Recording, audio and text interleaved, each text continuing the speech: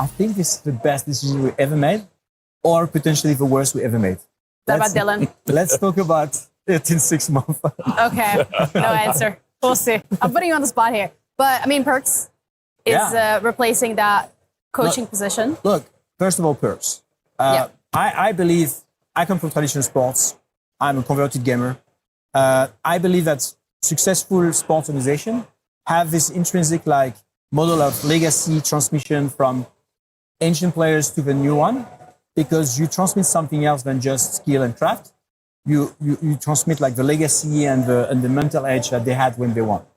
And so we had our player becoming world champion in Rainbow Six 2 years ago called Fabian, and then become the coach. And as a coach, we won the championship again. Everyone is playing, you're not yet. EWC Play is your all-in-one platform to compete in fantasy, pick'em, and quests for a grand total of $300,000 in prize pool. Build your dream fantasy team in 5 different games and track your score with live results tables.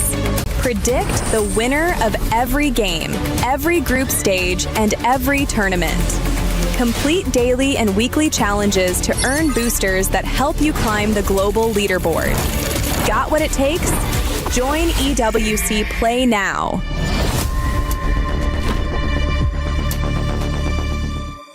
I need to learn from these guys over here because they are absolutely What's nuts. the secret? Actually, the secret is to let the fans do what they want to do. Yes. To be very transparent, we don't control them. They have their own association where they organize themselves. We just try to create the connections between the organizer and the fans. We are very happy to be at the EWC because everything is made for the fans here. Yeah. And they are very, very happy. And then when we play, they are just themselves, you know? Nut.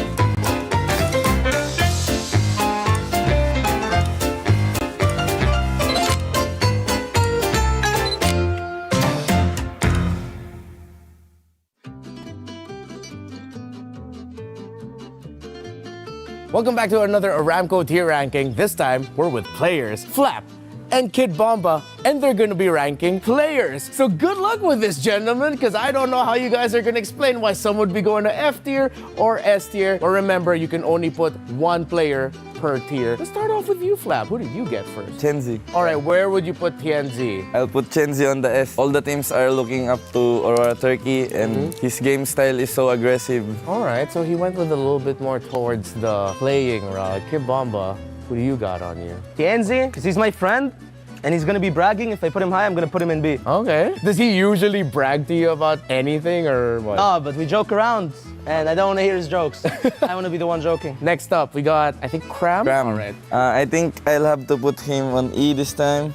He's strong, but we don't get the chance to face them.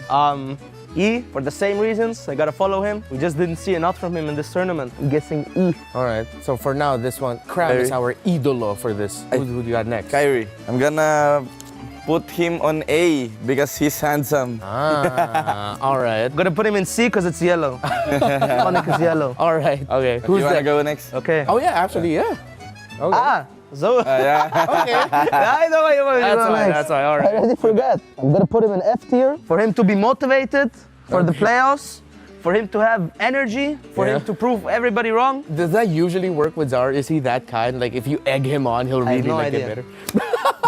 You're just taking a trying shot out at the right win. now. Yeah, I'm gonna put him on F2. I need to be motivated. All right. Who do we got next? Niall. I already know where I'm putting that. Putting Niall in B. Yeah, got S and A. because their fans is calling them Bs. That's good. That's it. That's a good reason. Yeah. It's their logo, B. I'm gonna put Niall in S because he's my super best friend.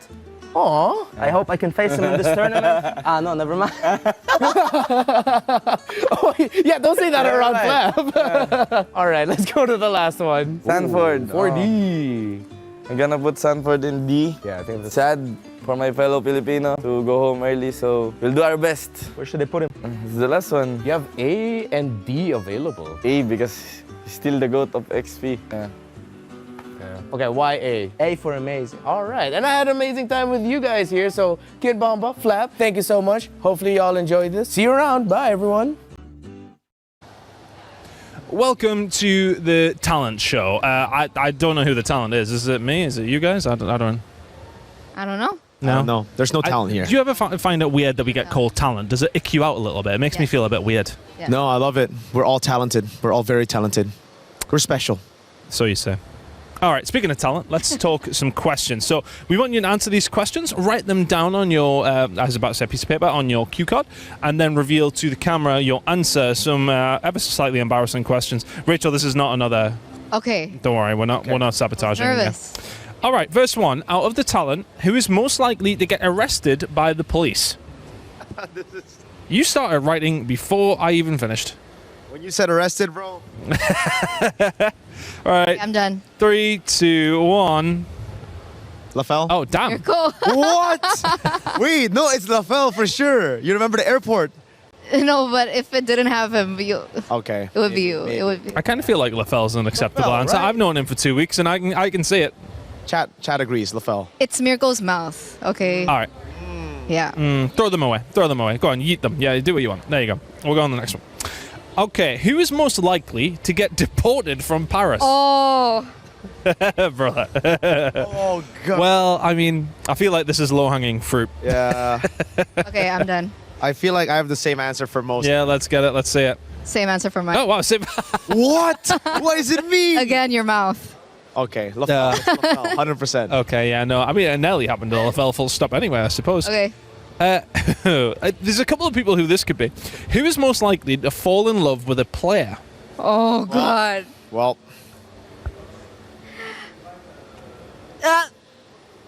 Oh, she's not even here to defend herself. Hold on. Does that say me? Okay. No, that didn't. Okay. All right, 3, 2, 1. Let's see. So we went Brigida Oh. and yourself. Yes, okay. oh, but I mean, like, Yeah, well, I that's mean- yeah, that's yeah. Well, you got eyes on anyone, Turner? or- No, whoa, no, multiple, not just one. that is true. I'm kidding. Okay. Who's most likely to fall in love with a fellow caster? You might as well have just kept that same one, Turner. Where is it? No. I mean, based on the track record, brother. No. Based on the track record. No. Yeah, let's see it. Let's see it. Let's see it. No. I choose Renmar. I mean, someone is. I mean, yeah. Who does track Renmar? record. Who does Renmar love? Oh, is this? He loves me. Renmar loves me. Renmar loves Mirko. Renmar loves me. Okay, we'll keep it at that. Who's most likely to get ready? Take the longest to get ready for a broadcast. Oh, the talent pool here, right? Yes. Okay. Now, the fact that both of you didn't take very long, Oh. there we go. chemistry. I can kind of see that. Right? I can kind of see that. And she's not being late yet, though. We're not late. No. We just wake up earlier. No, she's not being late. We did have somebody be very late yesterday, but We did. kind of remotely the same. Who's most likely to fall asleep during a game? Who's a sleepy boy? He's not here, but I gotta write his name, bro. Do it. It's my boy. I'll choose from this talent pool. Oh, that's actually pretty good. All right, Gideon and Arash. He's not here, but hey, shout out to Rashi. Is he a snoozy boy? He's a snoozy boy. Okay. Gideon as well. Who is most likely to get blacklisted from a broadcast? Well, be careful how you answer, Dude. because you never know. Yeah, I misspelled his name. I'm seeing Mirko. Yeah, I mean, that's just without question. 100%. You know what? Without He'll question. never be blacklisted, though. No, I honestly What's our think that favorite? he's that crazy that it's kind of just like It's his branding. he's untouchable. That's It's his brand. He's yeah, untouchable. he's his fine. identity. All right, who's most likely to survive in a zombie apocalypse? Hey. Ooh. Pause. Okay. Okay, let's see it. Again. Naisu, yeah, I mean, I wouldn't want to take a punch off Naisu. I'm just going to Exactly, put it I out think there. I that's feel right. like he'd kill me. He's a runner. He's athletic. He runs Good. like that? Yeah. I feel as if like a slightly bigger guy running is quite difficult. So if he runs like that, It's yeah, the endurance, bro. fair. Okay, fair. Who's most likely to spend the most during an international event? Us. Spend the most. This is the easiest one. I know the answer to this. Oh, really? Okay. For real? Okay, let's see it. Ah. Yeah.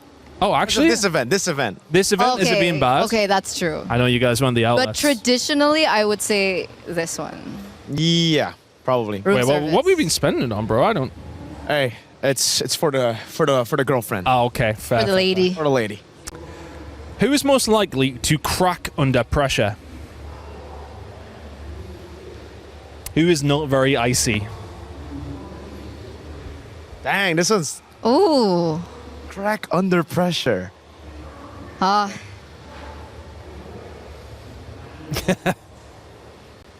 Three, two, one. Oh, damn. No, Oh. no, Eterna, Oh. you're fine. You're fine. I think I cry more than Brigida. You cry? Oh, cry, Oh, crack, but crack crack. under pressure. Yeah, but like to crack under pressure, I cry. Dude, when you I should have seen crack, her reaction when like Oh, the I but- love you things and adults. Okay, came out. okay. That's also a valid answer. Okay. That's a very valid answer. And final one. Who is most likely to win MVP in a game? So who's the best player in the talent group? I can't believe I'm doing this. Damn. So Must be disgusting. very nice to each other on this last one. So disgusting. I'm disgusted. Is he nasty? The boy's nasty at it. Nasty. Pretty good at video games. All right, man. Well, thank you very much, guys. There were some expected and some unexpected answers. We might drag some other people onto the talent show. Thank you. Throw them away. Be dramatic. Go on. Yeet.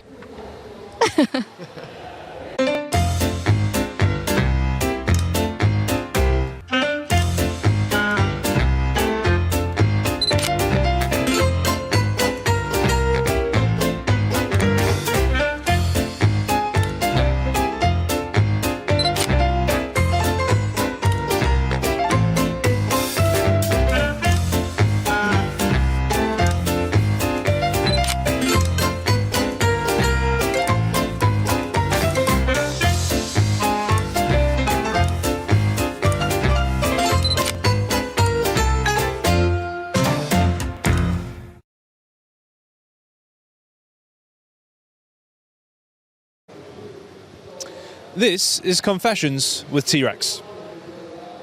Hello. How are you? I was hoping... I was told that would get a bite. I was actually a little bit more... Rex. Yes, I know. Do you think that was me being ignorant? A little bit. You know what? I get it a lot. I get it a lot. That would have been absolutely fair. Okay, so this is your confessions, but we are actually starting off nice. How's your daughter Harper? I've been told to ask. She's good. She's Yeah? very good. Yes, she's good. I FaceTimed her at the Eiffel Tower the other Oh, day. nice. That's cute. That's cute. I know. My wife's been over, and she was like, "Baby, what's about?" Anyway, that's probably inappropriate. Never mind. We'll move on. We'll talk about that another day. We'll maybe talk about that later in this interview. So people are saying that you're the grandfather of the NA scene, and the NA teams are kind of like your grandchildren. Have they disappointed you so far? Why grit? I couldn't just be dad. I couldn't be just Grandchildren, apparently. I'm sorry. I grandchildren. get the young thing a lot. It's tough. Yeah. Yes. What do you think about You the could say I'm the performances? daddy of the NA scene, Yeah. Well, that sounds a little bit better. but I'll take granddaddy. I am a little disappointed in my grandchildren for sure.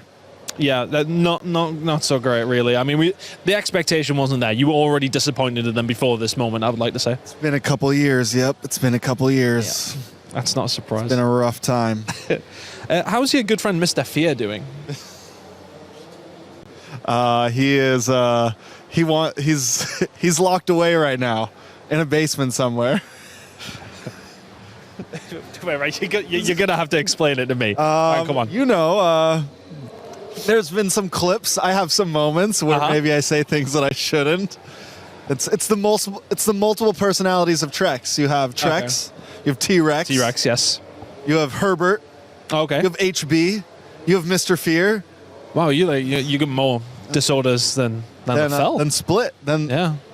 you know. Yeah, okay. Fear. And we said some things. We love the Philippines. Filipinos love me. That's just the way it is. Speaking of, what was your plan in Paris aside from work? Any particular districts that you wanted to visit? I was told. Le Marie? Something? Le Marie? No, somebody said you want to go to the Latin district.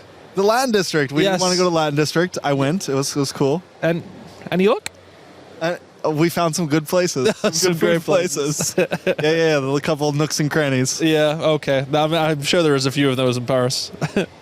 What was in the duffel bag that you lost? A lot. A lot. A lot. Every pair of pants I own. Oh, man. Every pair of pants I own. A camera. And it's like lost. All my hygiene. That's why my beard is so big right now. It looks Do you have clippers? Could I borrow some clippers? You can, yeah. I can? Yeah, you actually can. We got a barber here on site as well.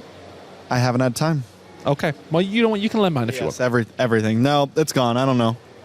If you had to choose one genre for the rest of your life, would you choose rap and punk rock? Or rap or punk rock, I would say. You got good questions. Good questions, sir. If I had to pick one, Yeah. it's been a sad boy summer, so we're going for punk rock. Okay. I think. What's your favorite punk rock band? And how long have you listened to punk rock? Because I'm kind of on this level as well with you. Sorry, I know the game's on right now. The past summer, it was the 20th anniversary for Panic's first album. Oh. So I've been on a big Panic of the Disco. Fever You Can't Sweat Out. Yeah. Been hitting that. Big kinda been Day my go-to Remember the guy? Or? A little bit. A little bit of everything. Was on a Weezer kick last year for nice. a while, kind of throwback to Weezer.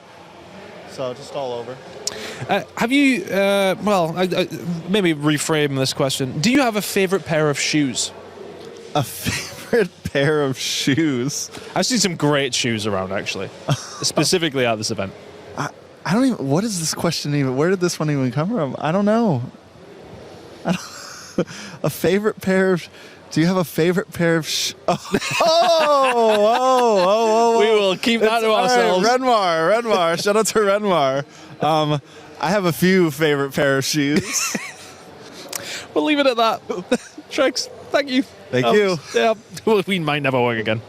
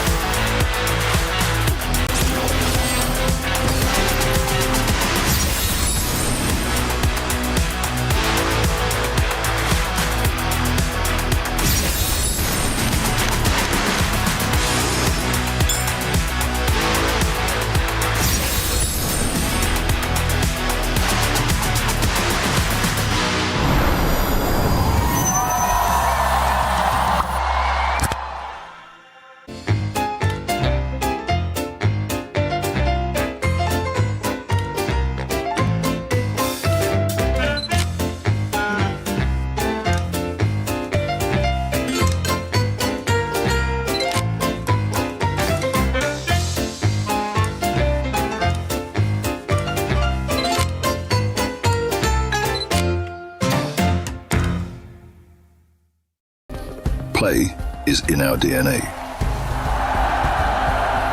Whenever we let it out, it becomes our superpower. Now imagine an entire city being built to supercharge it. Kadir City, powered by Play.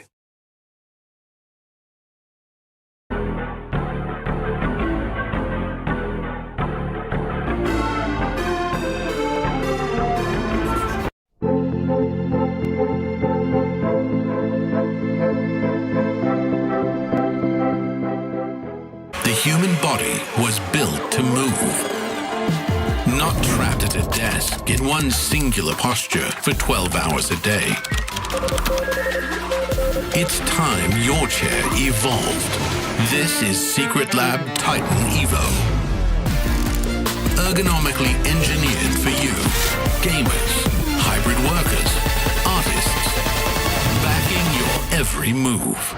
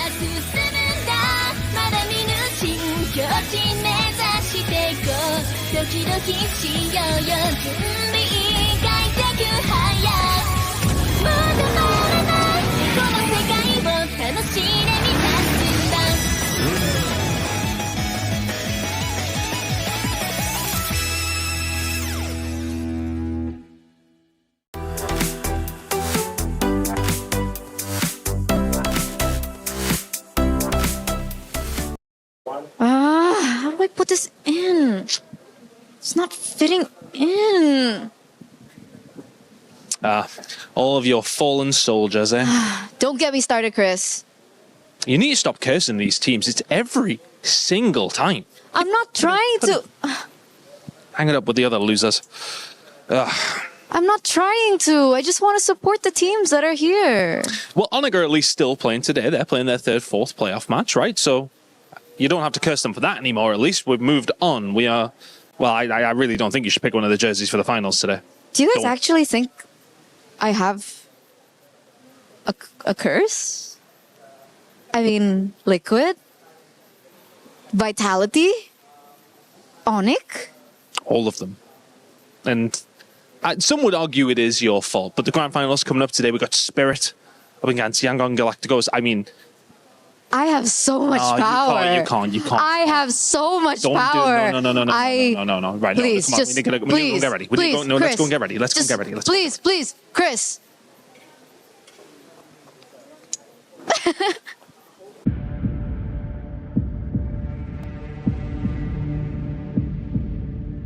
Day 3 was nothing short of spectacular. The day opened with a clash between Yangon Galacticos against Team Falcons Philippines. The Burmese powerhouse defeated their long-standing rivals and completed their redemption story by returning to the grand finals. The Burmese best the Philippines. Yangon Galacticos are the first team in the grand finals. For the first time since 2019, there are no Filipino teams in the grand finals of MSC. MLBB Esports, behold your first team to dethrone the M5 World Champions, to deny the Philippines a grand finals berth. The pride of Myanmar, Yangon Galacticos. In the second match between Onic and Team Spirit, history was made once again as the Dragons of the North reigned over the Sky Kings and claimed the last spot in the grand finals, making them the first EECA team to reach the grand finals in the history of MSC. Big Sean, that was thrown back again. It's gonna be Kai, taken out by Tower and Eco. There you have it. Sverige, niet sile, Drakona. gentlemen, give your congratulations to Team Spirit as they qualify for the Grand Finals. But the journey is not over yet.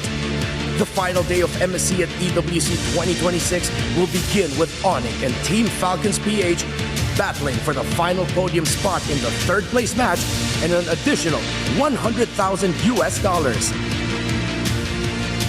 Then after 50 matches and 13 grueling days, we have reached the end of it all. The Grand Finals. Yangon Galacticos versus Team Spirit. The culmination of skill, strategy, and resilience will be brought to the table. But only one team will lift the trophy. Only one team will claim the grand prize of $1 million US.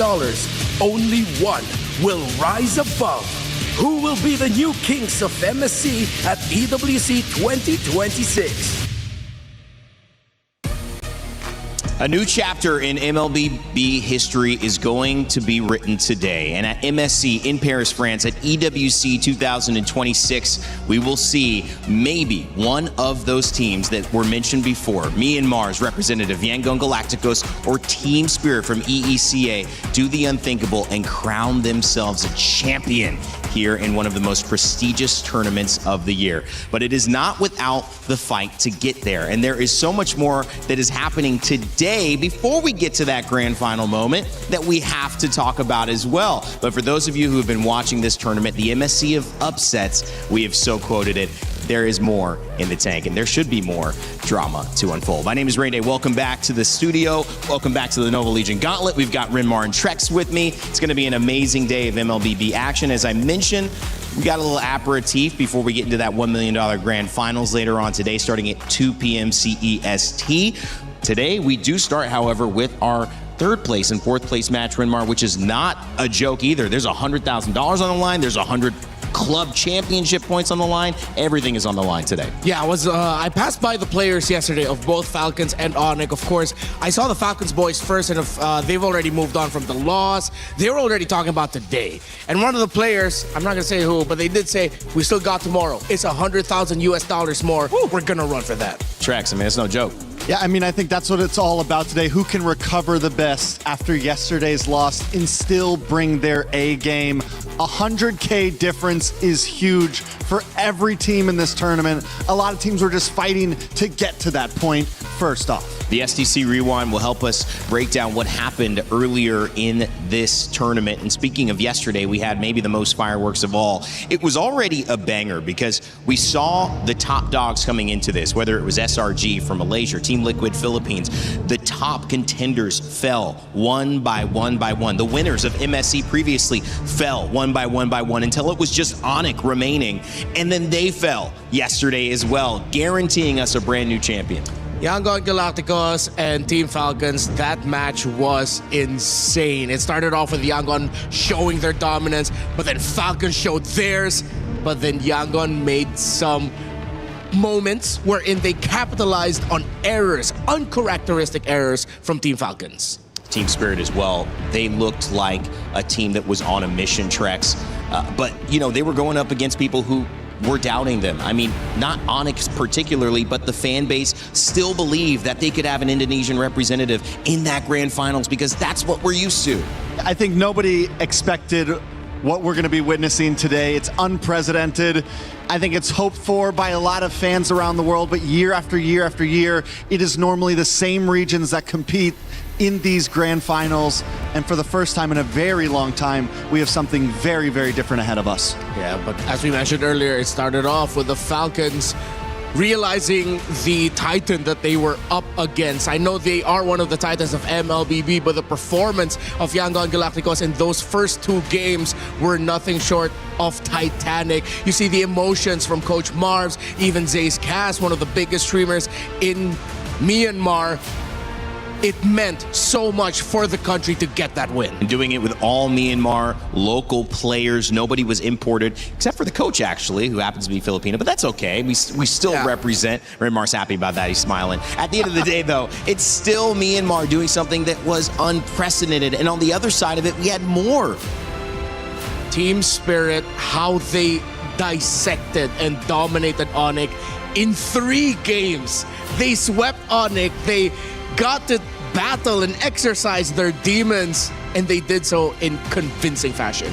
More than convincing fashion. The fact that it was a 3-0 is still blowing my mind. I remember after game number 2, I'm like, this could happen.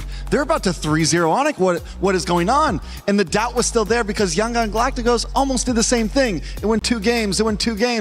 I'm thinking Onyx is going to make a comeback and we're going to go the distance. But no, Team Spirit puts a stop to them quickly. Yeah, and that was really important because you could tell that if you gave them a little bit of room, it might have just been a best of 5 that went all the way. Of course, our club championship Aramco rankings will give us another story that's underlying all the action happening today, which is that we are fighting for tens of millions of dollars behind the scenes with the club championship rankings. Remember, this is all tying every game at EWC together, all of the 40-plus titles that are here, all of the 6-7 weeks.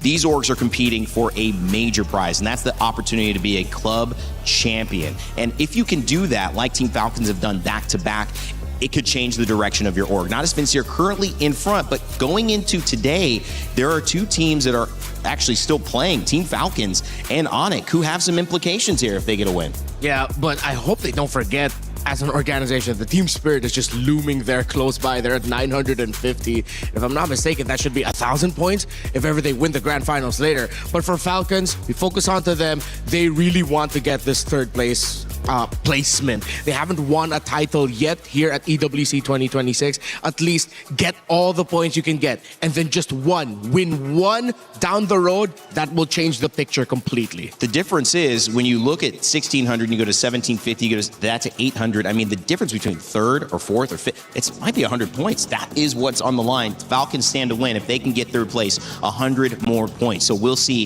what happens. Chris has an update on the overall club championship for us as well. Well, thank you guys. You've let me outside here in Paris. It is a lovely day, as it has been for the past 4 weeks. But club championship-wise, let's talk about it. Our main story this week really has been about Falcons and Vitality. At the start of the week, Falcons were faltering, but they have started to catch themselves up with a good result. And Vitality's poor one has really allowed them to close that gap. It was, of course, around like 1,000 at one stage, but it's been cut down by 300 points by Falcons. And if they win in their 3rd, 4th place game today, it will be cut down again. Another 200 points is on offer. So a massive, massive moment for the side of Falcons. It could be cut down, 500 points on offer for them today if they can finish in 3rd, which could be huge in the club championship. Plenty of other games that Falcons are involved in as well. There's a little bit going on in Street Fighter. They've got a good opportunity to win it in Warzone. They could be first by the end of the week. Let's see how it does close out. We'll be updating you throughout the rest of the day. That is your small club championship update.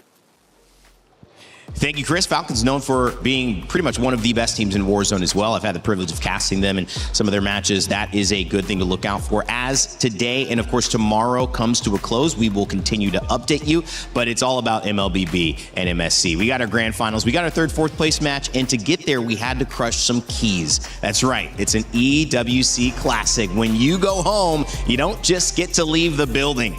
You got to get your key crushed, guys. And he was excited for that one. You could tell so much emotions on his face as he's crushing it too. Like he's into it. He looked like he was like pressing hard. He was enjoying it. Yeah, he was like, how hard can I crush this, please? Yeah. It was pretty poetic, though. It was the Filipino head coach of Young Gun Galacticos to crush the key of the last hope of the Philippines for the championship at MSC. And of course, Kid Bomba, I'm pretty sure that felt great for him. Oh, yeah. Onyx has been a boogeyman for him in international, so he got that. Certainly has. Here's a look at our knockout bracket. We had a week of group stages to lead to this moment, which then gave us our quarterfinal matchups. We saw Team Spirit and Onyx move out early, 3-2, defeating Aurora Gaming, who many thought were the best team coming into this knockout stage. Onyx took them down. We expected a big play from them versus Team Spirit, but no, it was a 3-0. And Mom Bomba, Sis Bomba have been features in our crowd every single event. Kid Bomba playing out of his mind. Yengon Galacticos on the other side came in undefeated. They would take their first 2 losses against Team Falcons, and then they would go in and take them down to ultimately send Falcons and Onyx into our 3rd place match, which we will see today to start off our action, and then we will finish with our grand final starting at 2 p.m. CEST, Team Spirit versus Yangon Galacticos. It's the battle for third. It's the M5 Grand Finals rematch for the battle for third in MSC. It feels like we're heading into a new chapter, an end of an era. I'm not saying it's the end of the PH era. My Filipinos, don't come after me. Did you just say it's the end of the PH? No. Clip Don't say that. Don't clip that. He said don't it. clip that. No, It's not me. That wasn't me. It That's was not what I him. said. No. What didn't you say? I just mean like it's the end of an era in the sense that it's the same regions we keep seeing in the grand finals. We see the same regions dominate. Damage is done. Yeah. I got no more recovery. I think the biggest point is neither of these two teams are part of a MPL essentially. Yeah. It's not a professional league that they're coming from. It's more of it's still a pro league in a sense, but there's a big difference between the MPL regions and the regions outside of that. And the fact that both teams, it's not just one that snuck in, got a good win. It's not just one team that's going up against Philippines or Indonesia or Malaysia. It's both teams facing off in an unprecedented match. Like, it is honestly still mind-boggling to think about. Yeah, the good news is that it don't matter because they took down MPL, MAL, MOL, whatever you want to call it. They took it down. So they are here. They are in the grand finals, and they're going to be playing for $1 million. When you take a look at who you think might get the win, not only us have a say up here, not only the players, but you as well. You have the chance to earn your share of $300. That's right. $1,000 of prizes. So get your pick'ems in. Let us know who you think is going to take this grand finals M5 rematch or later on as well in our grand final for MSC here. And also, I cannot leave without saying one more time, it's Rhino Day, baby! Let's go! Make sure to grab your emotes and check this out. This is the celebration that keeps on giving, so go be a part of it. In-game, it's Rhino Day. Get those emotes, flash them to your competitors. I hope Rhino Day never ends. I hope it just keeps going. I don't think it will. I actually don't think it will. All the way until the end of the year, next year. Rain Day just has to keep on posting videos about it. Happy Rhino Day. I'm changing mine. You know what? If Rhino Day continues for long enough, I'm going to change my name to Rhino Day. It's not too far. Somebody probably will let me do it. Clip that. Clip that. Clip that. Okay, guys, the main story of today, pride on the line for this third, fourth place match. This is what many would think a grand final should look like in MLBB. Heck, this is what many have seen a grand final look like in MLBB. A M5 rematch. The Philippines, Indonesia, Onyx, and of course, Team Falcons PH. Renmar, so much on the line. Yes, $100,000. Yes, the club championship points, but it's also pride. Yeah, it's definitely the key word for this matchup. Onyx has not been able to get a big, iconic win against this roster. Of course, it was few back then. Now it's Haji. There's a new element to them in having Keller and of course Lutpi, who has been fantastic for the team. But if you're looking at pride, I think it'll hurt the pride of Onyx more if they lose today. While for Falcons, I mean, there's a sense of pride there too, but I'm pretty sure I'm looking at them right now. They're thinking we need the points for the bosses and we need that money. I mean, there's a lot going on, Trex. We'll dive into these two teams in a moment, but to introduce Team Falcons PH, you've seen them make a great run throughout this tournament. We've got Flap, Kyle, Haji, Ogwin, and Super Marco, and we caught up with with Kyle before the set. We are now with Kyle from Falcons PH. Kyle, how are you feeling coming into this match? Not quite good. Yeah. But it's okay. Everything okay? Everyone well rested for today's match? Yeah, everything well prepared right now, and we've reset yesterday of the losses. That's a very quick reset. Yeah. Are you used to doing this type of thing, or? Yep, it's very easy to us to quick reset, and yeah, let's focus on the match. Focus on the match. What's your mentality coming into this match? It's a third placer, it's a bronze match. Obviously, it's not the situation that you would have wanted, but are you still going to be super try hard for this match as well? Yeah, of course. It's a big money for us. This battle for third. It's really important to us. And it's kind of like a rematch to a certain grand finals. M5. Yeah. Are you expecting Onyx to, try to find their revenge today? Yeah, I think so, but we didn't give easily. Okay, they're not going to give it easily. So what happened actually? We didn't get to talk after your loss yesterday. What do you think that Yangon did better than you guys yesterday? I think What happened yesterday? We have a lot of mistake that take our losses, and for sure we need to bounce back to reset this coming matches. Yeah. So you mentioned about mistakes, Kyle. What mistakes are we talking about? Was it execution that was off? Communication that was off? I think it's the execution. Maybe we have thought we didn't play our game, that game 5, and our discipline is not off that game 5. So yeah, that's why we lost. Okay, so the discipline just wasn't there, and I'm sure you had a quick reset last night. And if we're talking about the meta, Kyle, what do you think about the meta? Do you like the meta?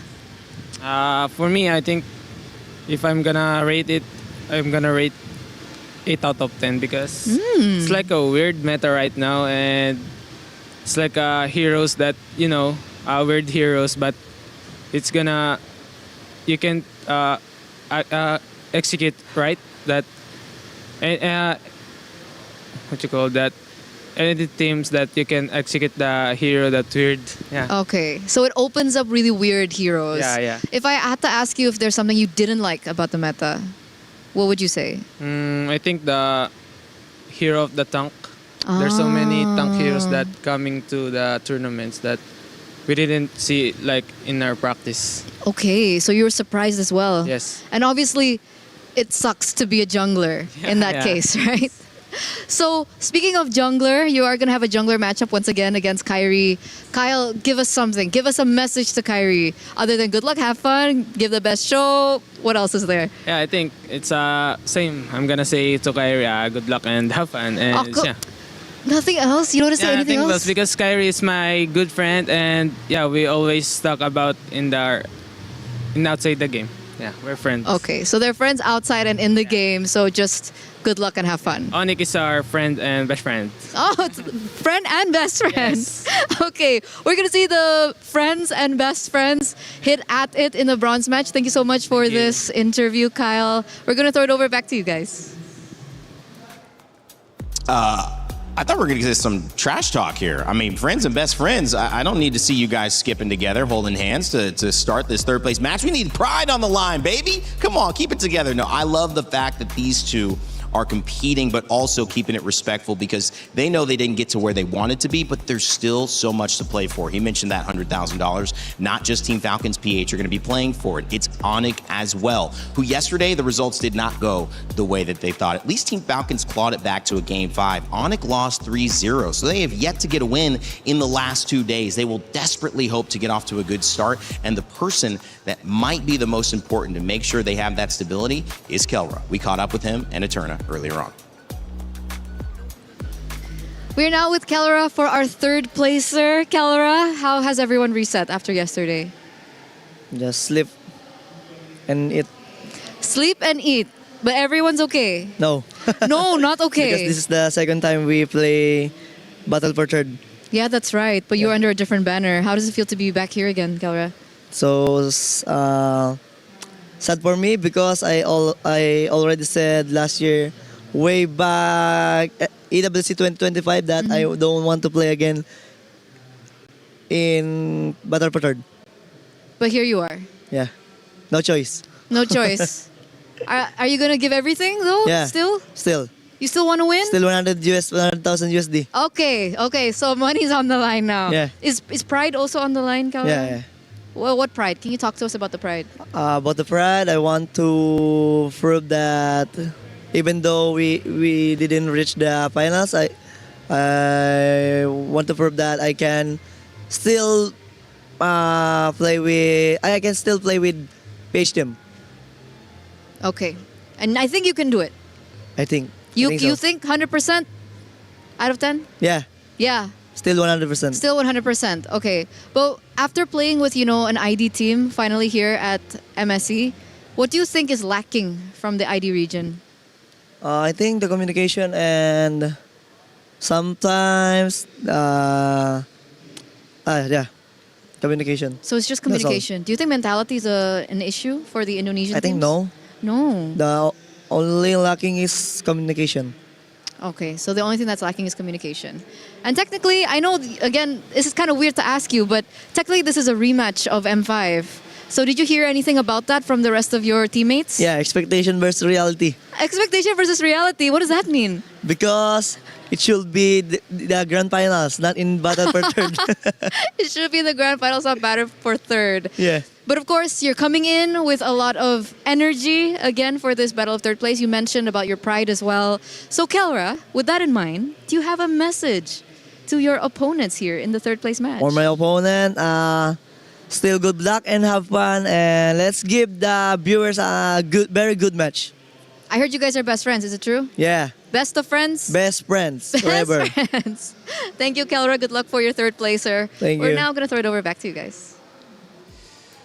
Does seem like there's a little bit of more relaxation, although Kelra has always given us those fun responses, and he continues to do so. Battle for third on the line here with Onic and Team Falcons PH, and I think, Renmar, this is a matchup that has a lot of implications. We said it before, but for a third-place match, there is so much to fight for still. Yeah, I hope as we progress into this match, you see the players getting more hyped up, forgetting that it's a battle for third, thinking that it's a grand finals. They bring out the best in each other. They truly do. And I think if we were talking about whether this match is just going to be a show or not, I think no matter what, we're going to have some great games here. Yeah. Whether it's for third, whether it's grand finals, these two teams are always going to bring us some entertainment. Yeah, I mean, I think getting to the knockout stages, having $100,000 guaranteed, but then in third and fourth place, having the ability to double that prize pool, that has got to be motivation. And one of the things I love about MLBB, and we have told stories behind the scenes, what these players have been able to do back in their home countries with this prize money, it's life-changing. Yeah, a bunch of them have their own small businesses, have set up homes for their families, have fulfilled long-held promises of mom, dad, I'm going to build a house for you, I'm going to get you a car, extra 100,000 G's for the team. That means the world. It's huge. I mean, it is, what is it? That's practically 2 MPL championships right there. For your team. Yeah. That's 2 home league championship wins in just one game. All the work they put in for a whole season essentially is cooked down to this one game right here.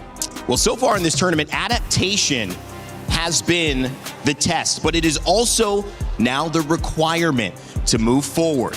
Team Onic and Team Falcons PH have not had the roads they expected. Expectation versus reality is the theme for this third place. But when it comes to the club championship, when it comes to an extra $100,000, there is so much on the line in this third place match.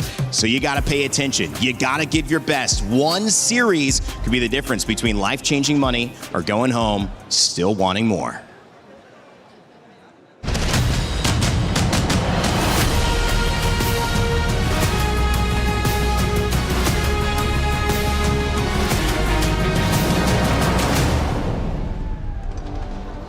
Good morning, my friends, MLB fans all around the world. MSC 2026 at the Esports World Cup is almost coming to a close. We have one matchup before we head into our grand final. As you've heard on our panel, this one is for the third and fourth place. But trust me, none of these two teams are going to be playing it easy. It's a big Indo-Philippines matchup. And Rose, we've seen this one 1,000,000+ times. Yes, you know what, Milosh, you are right. Because this is not just a ID-PH matchup. This is a rematch of the M5 Grand Finals. And if we remember correctly, that was the matchup where Falcons came out on top. That's some sort of bragging rights to play with, right? You want to continue on with that story, at least here in third place at MSC. And for Onic, they've been here before, even in MSC last year. They want to go beyond that. They want to at least hold on to that third place. Oh yeah, now the question is, who will actually get the bragging right of number 3 here at MSC at EWC? So without further ado, ladies and gentlemen, make some noise for Team Falcons Philippines!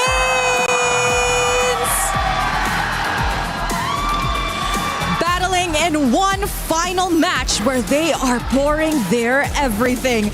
No longer for the trophy nor the championship, but for $250,000 $50,000 and all the bragging rights in the world of MLBB. As this is the M5 Grand Finals rematch. Can the Falcons glide their way through the Sky Kings once again? Oh, they're coming in hot and a lot of energy behind it. This is what we want to see here in our third place matchup. So please join me in welcoming their opponents. On it!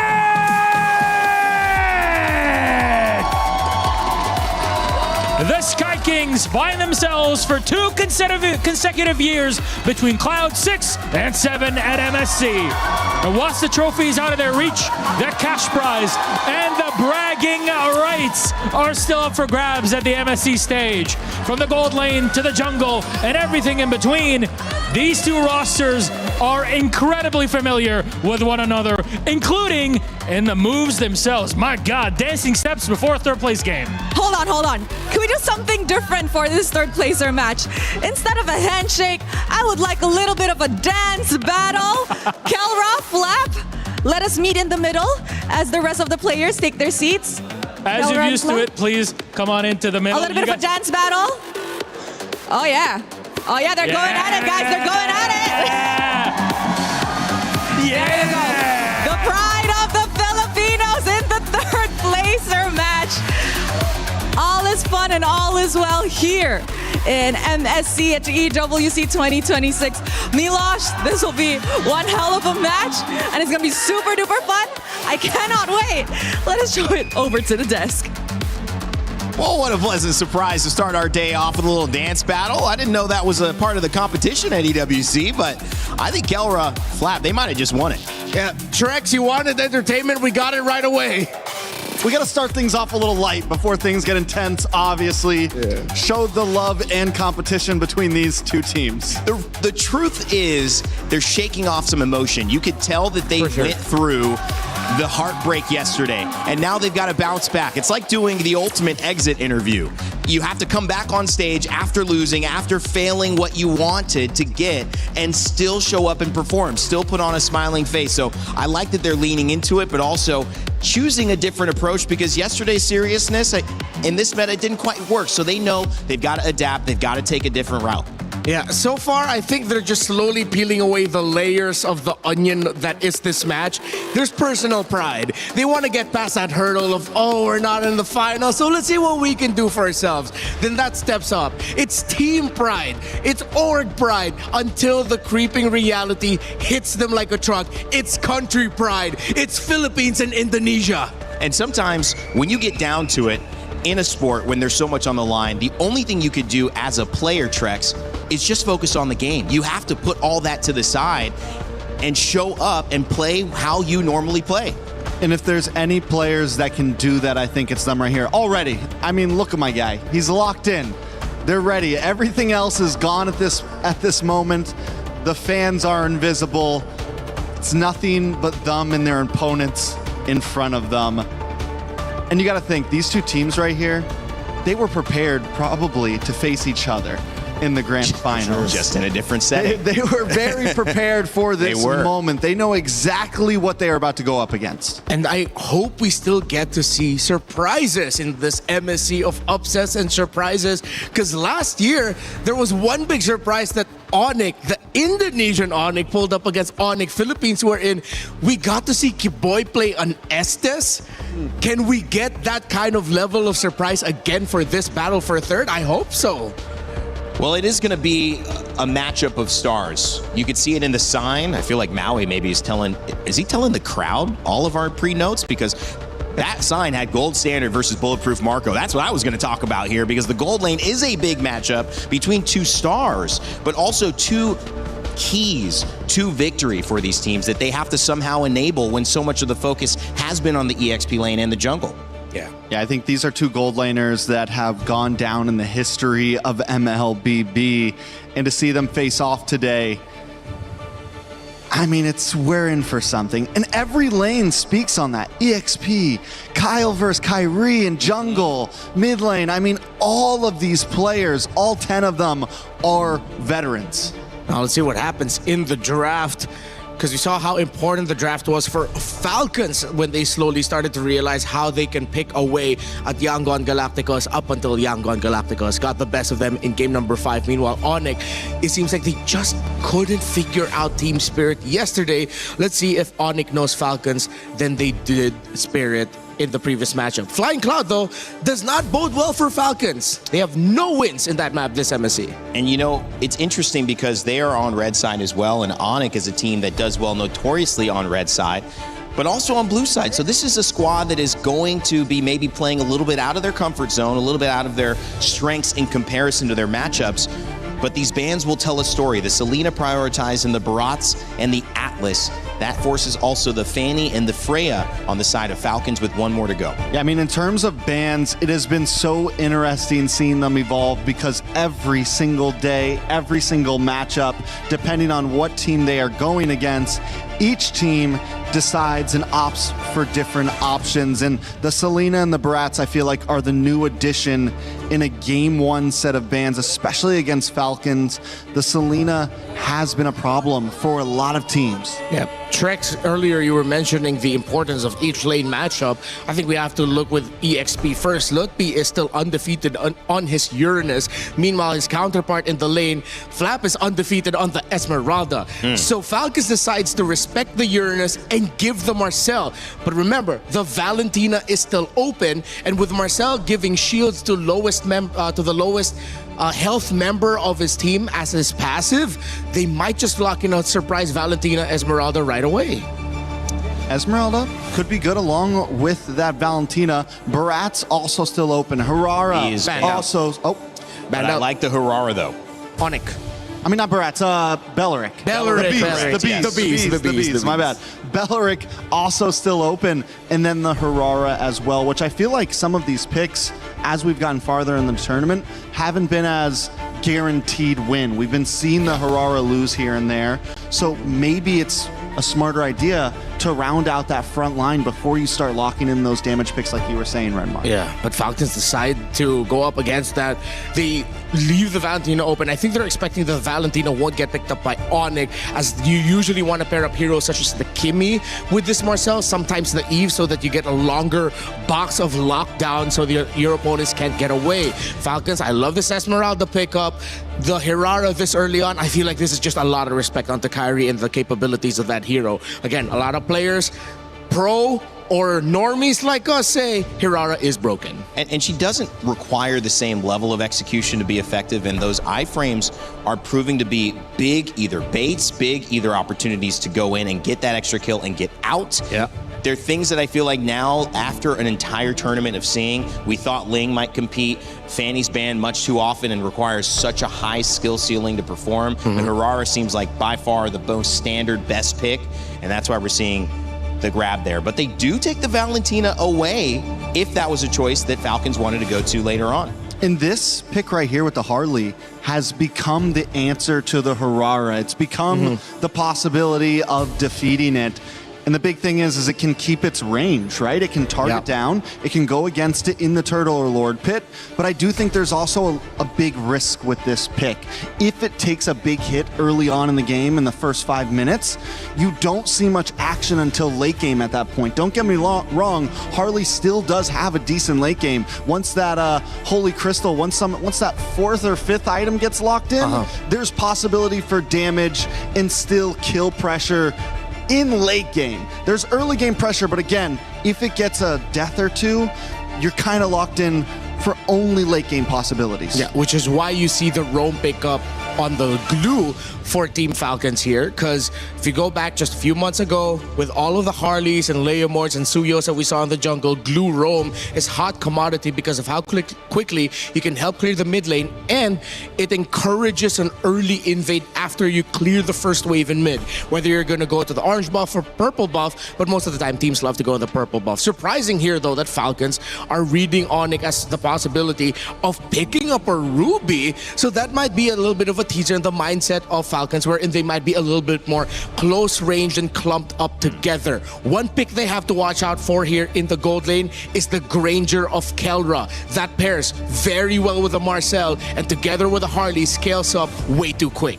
Well, I think I was first going to ask this question before we saw the ban come out. Claude, do you respect the ban? Because that's what Super Marco did yesterday to start turning the games around. He had that moment where they dove him, got the turtle, got the shield back up, and then turned it back into a 2-0 win, and that won them the game. The ban comes out immediately for Onyx. And what makes that so interesting is earlier on in this tournament, the Claude kind of fell off, and it just goes to show how much of a comfort pick this can be for some of the gold laners still in this tournament. Even a hero that a lot of other teams couldn't pull off, Super Marco is just a menace on. So very well done by Onyx, I think, calling that out. Eudora also goes down, which could have been a great stiff arm to this Harley. One of the few heroes who can quick stun it still. Falcons now, all bans off the table. They are on the gun for first pick and second phase. I think they save up their mid lane pick for later. They need to see the gold laner of Onyx get picked up first. I think just go ahead and pick up your mid... Oh, wait, not mid laner. Excuse me, gold laner. There you go. Clint is the pickup for Falcons. They need a little bit more range. So it makes sense why they ban out the Sora and the Ruby. You get the Glue and the Esmeralda together in the front line. Of course, Herrera always puts herself in the front line. That's just the nature of the assassin hero. And you need something in the back. Now, the mid lane pick of Falcons will either be something static with a strong box, such as an Eve, or some really great crowd control to help out the Clint, like the Lo Yi or the Vexana. We have been seeing Falcons enjoy picking up that Farza. Could be another one. Yes. Very something similar range. They've opted out of the two big, backline mages with the Yve or the Farza. They have opted for the Farza sometimes, the burst damage that it supplies. They could use Shred, though, with the Yve. I think because they already have so much burst on their side, could definitely be the option. The Granger gets locked in from the side of Onyx. We saw how well Kelra was able to play that before. Another hero that other teams aren't using, but Kelra is making it a monster. Yeah, again, perfect pairing with the Marcel, and I think this is time. You mentioned Farsa, that would be great. Lo Yi wouldn't be that bad either, but if you're looking at comforts, I think I'm gonna have to double down on what you said, Trex. The Farsa looks good here. Lo Yi, I was thinking it. The only risk is the Harley against it, but against with their lineup, the Jushin's still open. Jushin's still open. I thought they'd want to get more long-range burst and poke, but they're doubling down on crowd control in the center of the map. That's interesting. Crowd control has been key in this meta. It's been the thing that has been a menace to so many teams. This is a crowd-controlled meta at its core. Well, there was a lot of bans targeting the EXP lane, and we have a chance now to see Phoveus let through, and that'll be interesting. Can he do enough on the Onyx? We know how the Marcel has been dominant early, has lost a couple times late, but this is Onyx and Team Falcons PH, their last chance to make their final statement before M8. It all comes down to this, $100,000 on the line for this third place match, but more so than that, the pride of the Philippines and Indonesia, expectation versus reality. Let's kick off our finals day here for MSC and send it over to our casters, Daisu and Leo.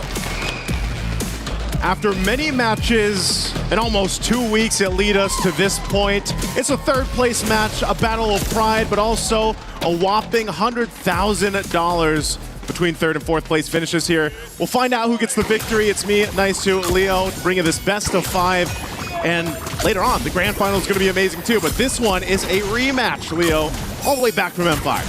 That was almost 3 years ago where they took it all the way to 7 games. Here tonight, they might be able to take it all the way to 5 games. We're expecting a slobber knocker between these former champions of their respective regions. Flap here gets caught out, flickering through. Haji with the flare looking for the choke down. Lifts up Keyboy and puts him down just as quickly. Kyle with the steal. Oh my lord, a minute in. Attempted Grand Theft Purple. Can Kyrie stop him? Oh, he does. He got it. All right, Kyrie secured it. Kyle's going to be able to get away here. It was interesting too in the draft because if I remember correctly, yesterday it was multiple times. Oh, hold on. All right, quicker burn. Keyboy should be, yeah, he's fine. He's on the Marcel. He's got enough mobility, but they went with this first pick, Marcel, who's kind of slipped through some of the drafts. He's been either banned out or teams have gone and picked him up.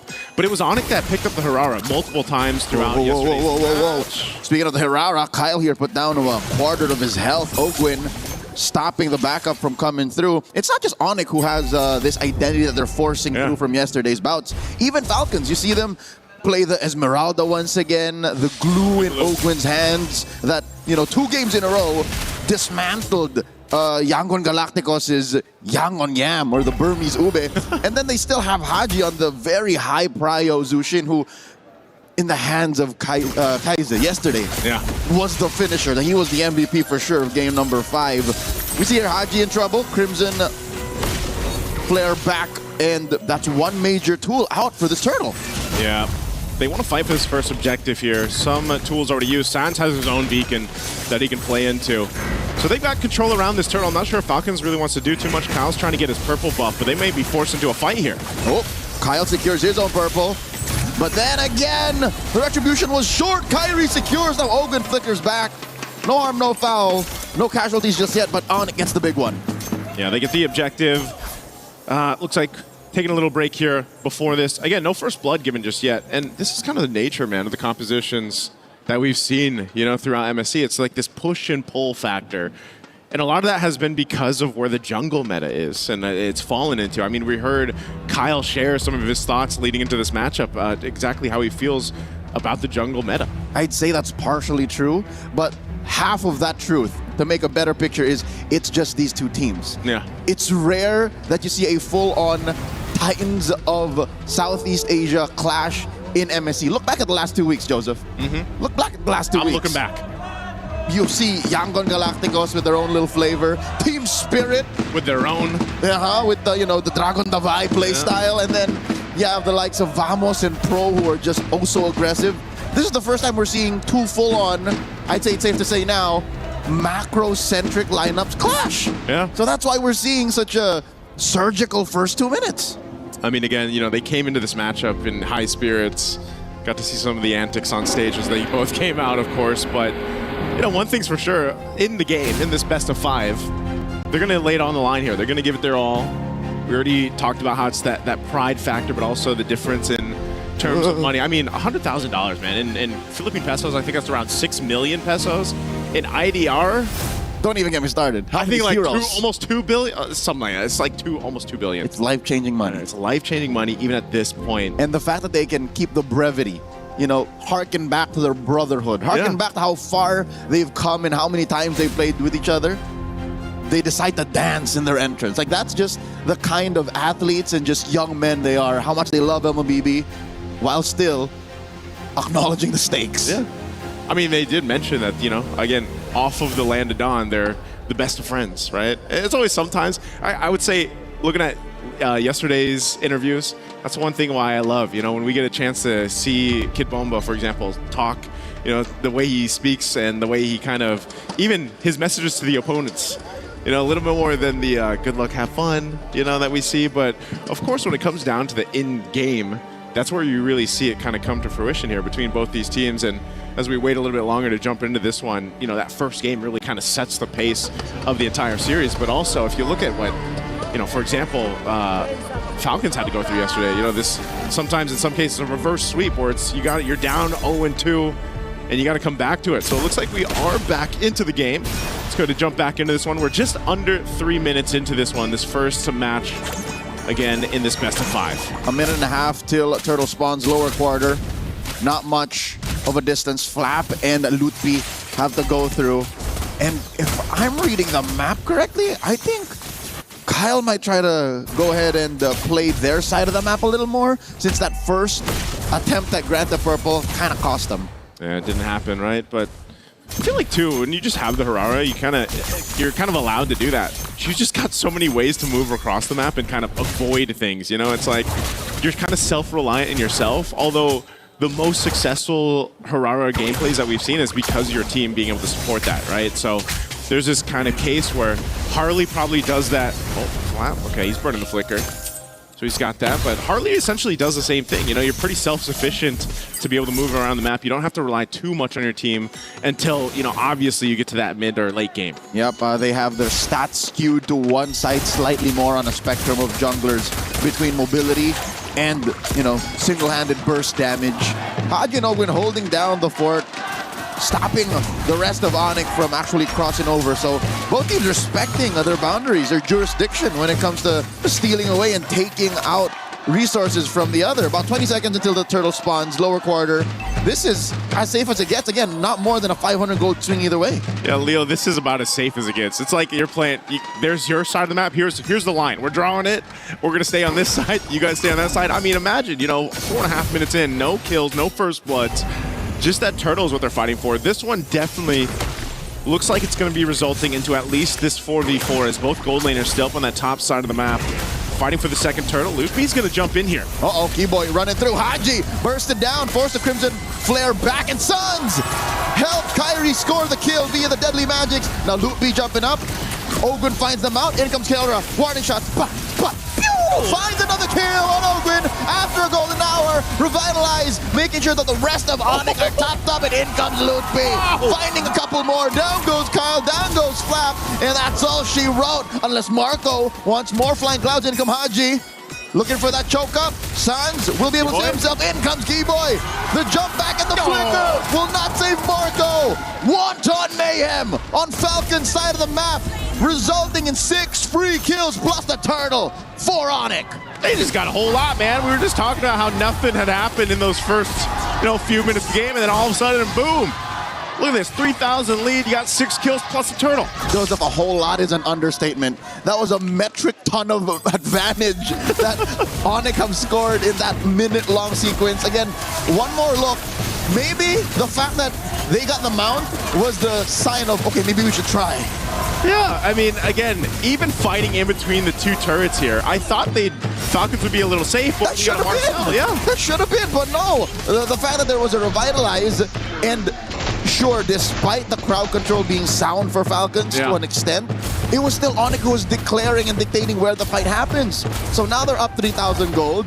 Kelra can move around where he wants, and all right, say what you will about the Hirara and the Esmeralda kind of going where they want to. Uh-oh. They find Kyle once more, and there's no way Kyle survives this. Loopy scores, and another mount. This should be a clear sign. The first time around it did not work out. Yeah. Falcons should back off. And I mean, even on this, golden hour used. Uh-oh. Ogwin just chopped down to a little stomp as they force Patrick Star to take a dirt nap. Loopy gets knocked up, but again, there's no damage between Flap and Haji here. Falcons once again lose 2 for free. I mean, what do you do? Oh, Kyrie, oh, he stops him. He does, but the damage is real. Kyrie finds another. But there is a trade-off. Down goes Suns in mid. Haji traded out for Keyboy. What is he rocking? These enhanced basic attacks on the Marcel are doing work. What is going on here for Falcons? I feel like across the map, it feels like Onyx is everywhere. And at this point, that's what they can do, man. Just continue to build this lead of 5,000 up ahead. The next turtle, last one, is coming up here. But look at this, Kyle. No breathing room. That's it. We've seen Hirara survive a deadly magics through a sequence of spell vamps and iframes, but not like that. Not in a moment of, I don't know, savage vulnerability, because that's what it feels like, Joseph. About 2 to 3 minutes worth of that gung-ho intent that they had against Yangon Galacticos last night. This feels like Onyx time, like in game 1. I mean, for sure. This is going to be the next turtle that they get 3 for 3 there. You saw the difference for gold in the gold lane, man. 2,000, I think it was, for Kelra. I'm wondering, too, if he already had the Sky Piercer. I'm not sure if we saw that. If we can take a look at the items here to see where the gold lane is falling in. Yeah, so he's got the Sky Piercer. I'm not sure exactly when he picked it up, though. Minimum 2 stacks. Minimum 2 stacks. Malefic Roar already. I mean, think about it, man. You got a Malefic Roar, Hunter Strike, and Sky Piercer already at that 8-minute mark. That's why, all they have to do is lay down Keyboy's golden hour. Here's some Rhapsody shots. There's the stacks. He got 4 stacks. There you go. I counted minimum, so I'm like, all right, apparently he built it before the whole shebang went down. Hey, man, if you could just line up Rhapsody shots and then guarantee them to hit after the golden hour is done, like, what else can you do, Looking for more. They burst down Flap, force him to back off. Flicker spent. Again, better flickerless than dead. They will lose this tier 2, though, before the 9-minute mark. So already I think that ship has flown. That boat has sailed. They can no longer play it clean and safe. Golden hour. Putting Owen right where they want him. Another stack for Dwayne. That's got to feel bad. And look, there's more. It's for Marco. Oh! The KK connection is online, baby. They're up almost 9,000 gold. Oh, Daniel, I hate to say it, man, but this might be one of the cases where Falcons just go next, you know? It just does not seem right. I don't know if it was the fact they're on Flying Clouds and they just haven't won a Flying Cloud map, but this might end. I mean, they have a wave coming through. Falcons can clear. And I'm glad to say, go next might not be the next thing in the to-do list. Because I think Falcons can still clean up, all right? Falcons can still kind of tighten up the belt and say we'll play cleaner. But it's going to take so much. It's going to have to involve Onyx saying maybe we stop. I'm worried, you know. Change the belt, change the cowboy hat, because right now, Super Marco, yeah, he's got to get a new horse. You know, because right now he just showed up to this rodeo without one, and that's unfortunate. He's 0-3. He's so far behind Kelra. And so what do? You know, this Lord is just going to easily go over to Onyx. They ballooned up the lead to 10,000 plus up to this point. They already took out the top base turret. Oh, look at this. The damage. Even underneath tier 3, they take 2 for free. Kelra is close to maxing out, man. He's one away. Building that BOD. They pop the Holy Shield. Oh, no, and even Marco! So close to the base! Gets taken down! That's not very yeehaw. Not at all, partner! Oh, man, it looks like it could end here. Leo, Flap, and Kyle still alive. They got a wave pushing in bot every single lane. Lord is just now spawning. Is Onyx looking to end? Kyle, of course, used the iframe early. Couple of dashes back. Loot P in the heat of it. Flap eats a face full of deadly magics. Down goes Ogwin. Next up is the base. Onyx one more. Kelra max out on stats. Gets another just for good measure. Onyx take game 1. Onyx will just pad the stats in game 1. That's exactly what they were doing there at the end. They knew they had it in the bag. A dominant win in this game 1 against Falcons, man. You know, and again, you look at just the way they played. It was executed well. Onyx made it happen. But as all of the armchair analysts and online pundits will say, I think Falcons knew what was up. Yeah. Halfway through that game, I think they knew that go next was the next measure. That's at one point, as much as you want to say, you know, they can come back from this, they can make a stand in the base, they can make this happen. There's some cases where that's just not going to happen. And this was one of them, at least for game 1. Again, hopefully we still have 4 games ahead of us, but you know, these highlights brought to us by STC, you're going to see this kind of, it started so slow. Imagine 5 minutes in, you really don't have any action until this fight. It was the first major sequence, 5 minutes. Yeah, and it was off this fight, off that turtle, and then in between the 2 turrets, and then it just did not stop from there.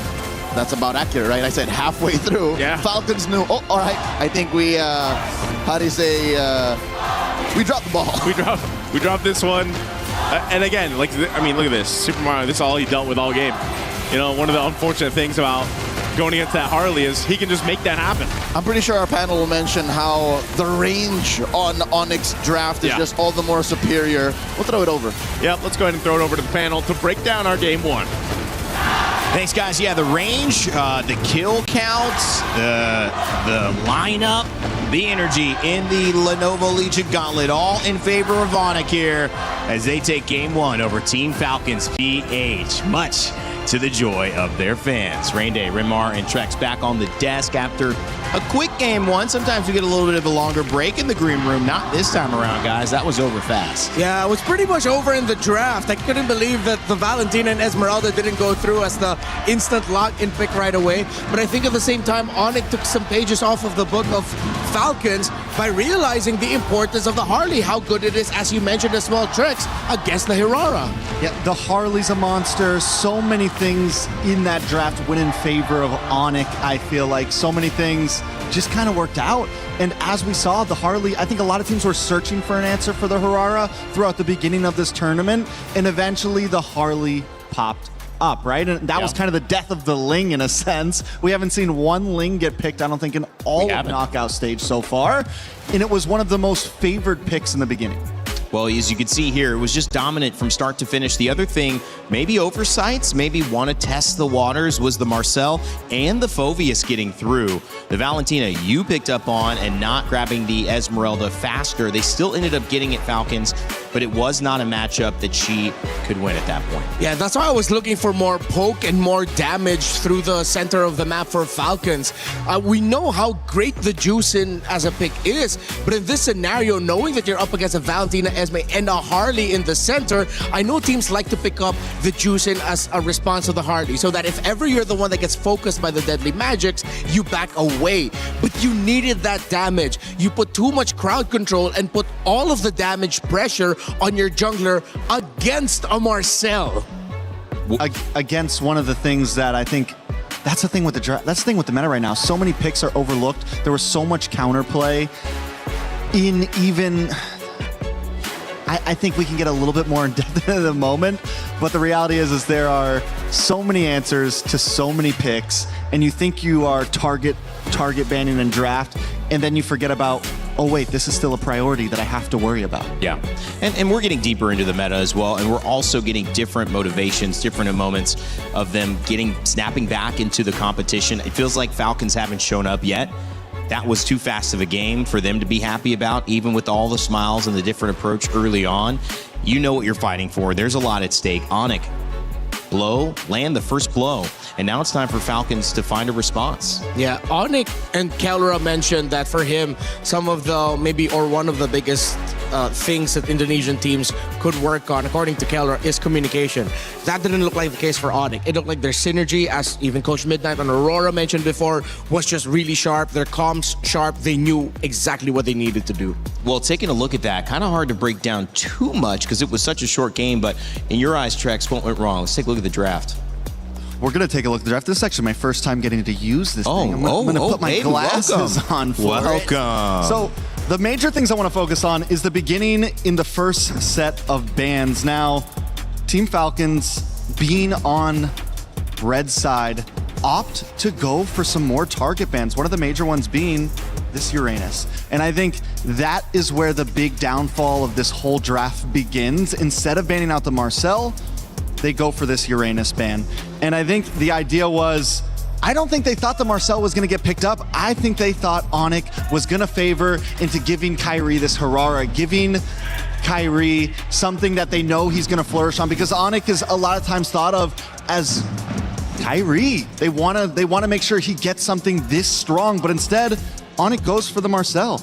And the big problem is Falcon kind of falls right into it. They pick all frontliners in their beginning phase, something that Marcel is going to just stun. And then another thing that ends up getting forgotten, one of the picks that is consistently banned throughout this whole knockout stage, throughout this whole tournament, was the Phobius. And that is the thing that is just kind of the cherry on top of this draft. I know we talked about the Harley, I know we talked about the Valentina, but the reality is the Marcel is what opened everything up.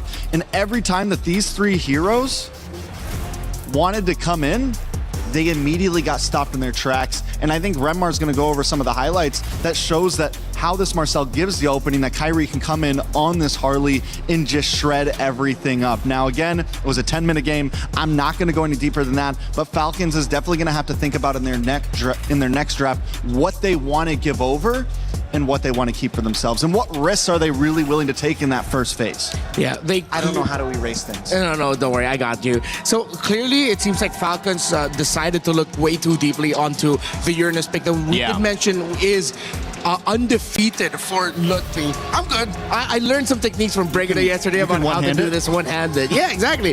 So this is the fight where I was wondering, why is Haji playing this position? You're up against a Harley that would want you to show yourself. I know you pick up this Juicin because, again, it's so much easier for the Juicin to just get away with the Crimson Beacon, but with the Harley so close by, and you know, based on the positioning of Onyx, that Harley is in the orange buff, he's going to be coming there.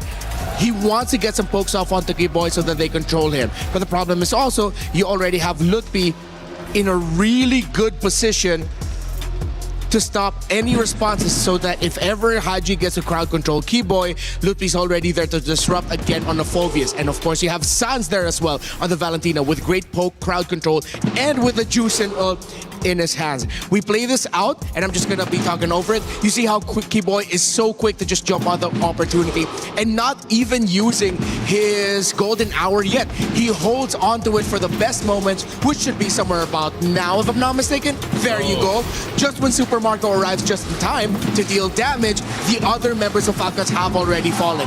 And this gets stretched out to its limit, where Marco would get busted and get caught out. I think you see Keyboy and Sans calling for Kelra to come closer here, knowing that there's a potential play. Marco and Haji decide to go forward. Keyboy yet again going in through the back. Didn't even, I think he just went ahead, raised his movement speed, got that extra bit of crowd control. That just doubles down on the great communication of Onyx. Falcons seemingly lost in the comms and lost in the sauce in the draft. Didn't know how to deal with this. Great breakdown, and again, we have to reiterate how fast this game moves. Sometimes in a tight match like this with two very competent players, people who have won championships on either side, who have been at the best of the best internationally for many years, you know, somebody beats you on a line drive. Like, it's just the way that it goes. When you have great teams, you're going to take a loss, but how well can you bounce back and give it back is going to be what we look for from Team Falcons, who definitely from both of your analysis, but also probably from just the common eye, can see that they maybe thought there would be more to that draft that they were trying to get deeper into, when the reality was you let go of the Phoveus, you let go of the Marcel. You didn't get an advantage almost anywhere in that draft, and it made the Harara, your key advantage, less impactful. Yeah, you also let go of the Valentina. Again, I keep scratching my head. Why prioritize the Hirara right away? I know she's a great pick, but you already found the answer to the Hirara and to those kinds of lineups into the Harley. If ever Onyx picked up the Marcel, then picked up the Hirara later, Falcons could have picked up the Harley at the next point of the draft. Yeah, I guess that's true. My thought is they realized the Harley was a prio pick, not only for the jungle from Onyx, but also the fact that felt like that would be good for their jungler. And I think that if they gave away the Marcel, they were looking at giving away the Hirara as well if they didn't take her. Yeah. I think that's probably in their mind. Might not have been the right call. Yeah. But you feel like they were just like, we can't give him Marcel and Hirara, and I feel like that's maybe where they were at. I feel like their draft was more focused on taking things away from Onyx than actually just drafting and trying to counterplay. They ban out the Uranus, they take the Esmeralda, they take the Hirara. It's more of, let's see if we can take away some of these power picks from Onyx, instead of exactly thinking too far ahead, because you're completely correct. They could have given up the Harara. They would have got the Harley, which probably would have done better against the Marcel because you're not getting up close and personal, which probably would have done better against the Harara because you're not getting up close and personal. It gives you more kite to pair well with your Jushin that you're possibly going to get. Just overall, the draft could have been approached differently. But one thing about Falcons that we have to remember is they lost 2 games in a row yesterday and were still able to come back and win 2. It's definitely not out for them. They have the ability to always recuperate themselves. Yeah. I mean, when you look at this conversation and you take a look at the head-to-head and the player spotlights, it's Kelra who also had a very good game, 9-0 on the Granger. Remember that Claude was banned on the side of Super Marco. And while we do focus a lot on jungle, EXP, we even focus on mid, one of the stable foundation points for both of these teams is who has a better game. Is it Kelra or is it Super Marco? And it felt like they leaned better in the draft on that one as well. Yeah, they ended up with a great combo for the Granger. If Harley's not going to get the kills and Granger's going to quickly get the stacks, we saw the Marcel, Valentina at the center. Again, if Falcons, you got to stick to the textbook. If you're willing to give up Marcel, pick up the Valentina. Ever since Marcel popped up in the meta, that's always been one of the things you want to pick up against it. That's why you see some teams on the blue side who want to get Marcel. They ban Valentina in the first phase because they want to be able to set up and manipulate the draft so that the other side is thinking, oh, do we ban Marcel? What are we going to do? I think this is just one of those cases where Falcons made it easy for Onyx in the draft, making it easier for them in the game. Interesting. Trex, your thought on this Valentina? Renmar's pretty focused on. I mean, it's one of the reasons why Valentina has consistently stayed in the meta, because every time some new crazy hero comes out with an insane ultimate, how do you counter it? Well, you just get the ultimate for your own team as well, right? It's something that even if Valentina gets a little nerfed in terms of damage, her utility, her package, her skill set will always be viable. I think I have a little theory as to why they didn't want to get the Harley up against the Marcel, because technically you could also use the golden hour on your own teammates if ever, let's say, Kyle TZ was on the Marcel. Excuse me, Kyle just now. If he was on the Harley, he gets the pop off the ultimate, and just when the Deadly Magics pops, that's when you bring down the golden hour. But then in that case, you're going to be using the golden hour in a defensive way, which is good Better for than Falcons. offense. Yeah, better than offense, where Kiboy was just on the offense all the time with that golden hour. Yeah, that's interesting. That's a really interesting thought. All of these are great to hear the opinions on, and obviously the players, they've got their thoughts. I know you do in the chat as well, and if you're streaming, you're definitely already sharing your thoughts with your community. But if you haven't streamed and you thought about it, say, I have something to add to this conversation, not just at MSC, but in all of EWC, join our creator program. You have a chance to earn some cool prizes. You also have a chance to go live and share your thoughts. Get involved in the conversation. We're here for 7 weeks in Paris. We'd love to hear what you think. Scan that QR code and join us. Man, I don't think Falcons expected that to happen in that fast. I think that's why we saw Flap laughing there at the end. It's like, oh yeah. Even Leo was pointing at it. I was like, yeah, at some point they probably just said, let's just go to the next one, guys. If it's a natural oversight that looks so obvious to us, I have a feeling they were just in the moment, caught off guard, and now they have thought, okay, we can't let that happen again. The interesting thing, though, to see, and we don't know where they'll be, red side or blue side, we mentioned how good Onic is on red side, almost a 50% win rate, when that is much lower on average for most of the teams who deal with getting that second 2 picks and that final last pick. They thrive there, and they make it an even match. Will they switch over to that side? Will we see Falcons fall for another trap in that 5th pick? Or will we see it going back and Falcons realize, you know what, we can do this on red. We understand what they did. We won't make that mistake again. I mean, Falcons in past has opted for red side. They're one of the few teams that enjoys it, and I think in a meta like this where there's just so many power picks, the swing back of the 2 in the first phase can be dealt with very, very well, especially in the hands of Falcon and their coaches. So I think, it's just to recalibrate, regroup, think about whatever side they choose, they have opportunity. It's definitely not over yet. I think that's the most important thing that we all need to keep in our minds. If Falcons decide to go on the red side again and they still keep the same bans, then I think their mindset is really just Luthi on the Uranus is something that they'd rather not deal with. They've seen the 5 games where he went undefeated with it and realized that there's something with how Onic plays the Uranus that even their Esmeralda might not be enough to just deal with that pick. But I don't think they should lean too hard into that. We've seen them go up against teams with some fantastic Uranus players and beat them with the Esmeralda. Well, I mean, is it better, right? I mean, they said no Uranus, but like, okay, Phoveus, and then you have a Marcel and a Golden Hour to deal with. I mean, let the Uranus through if that's what you're facing. Notably, no Belleric as well in response to slow things down and try to set up some counter initiation if they do try to get aggressive. But again, I think you've got to get the Giants off the table. And I'm sure the bands will look different here, Renmar. Yeah, Trex did mention it really felt like Falcons just kept wanting to deny things from Onic, but in that desire to deny what Onic wanted, they ended up giving everything Onic wanted, which is a fast game where you cannot stop them. So there's the choice, though. Falcons opt for blue side. They take first pick, which immediately forces something different. And even the way they're banning already changes up. We still do see the Barats from blue side. Last time it was Onic, but this time Falcon decides to take out the Melissa. Oh, could we be searching for a possible Fanny here? Something of that nature? Yeah, maybe. Definitely something divey, looking for the Harar again as a possibility. Onic have taken out the Freya and the Selena, similar to their last set. Yeah, I think that's definitely the play here for Falcons. You don't see this Melissa banned out often on the blue side unless you're trying to trap your opponent into getting some specific bans so that the Fanny is open up for you. But they decide to ban out the Marcel instead. Yeah, meaning there's still an Atlas on the table. There's still a Fanny on the table. There's still a lot of things that Onic is forced to choose from here. Yeah, and at the same time, if ever Falcons decide to rush pick the Fanny and not give it to Kyrie, fair. But be ready for Kiboy to show up with something like maybe the Badang that's going to be a pick. The Cho's still going to be an option. You mentioned the Atlas as well. There's a lot of picks that if ever Fanny gets rushed, the composition might not be enough to set up for it. Oh, Onic says, let's play the game. Let's roll the dice. We are going to leave it all open. We take out the Valentina. So Fanny open, Atlas open. Harara still open. Lots of opportunity. In some ways, it's saying take the Atlas. take the Atlas. You know we can't get the Valentina. You're going to have the Fatal Links. But we've sometimes seen teams that dive into the Atlas without the Atlas Barats, without the Atlas Cho, without something else to be that kind of lockdown alongside to burn Purifies, to burn Ultimates, to burn Flickers. And I like it. I think Falcons have a good response there and said, no, that's okay. We'll grab Fanny.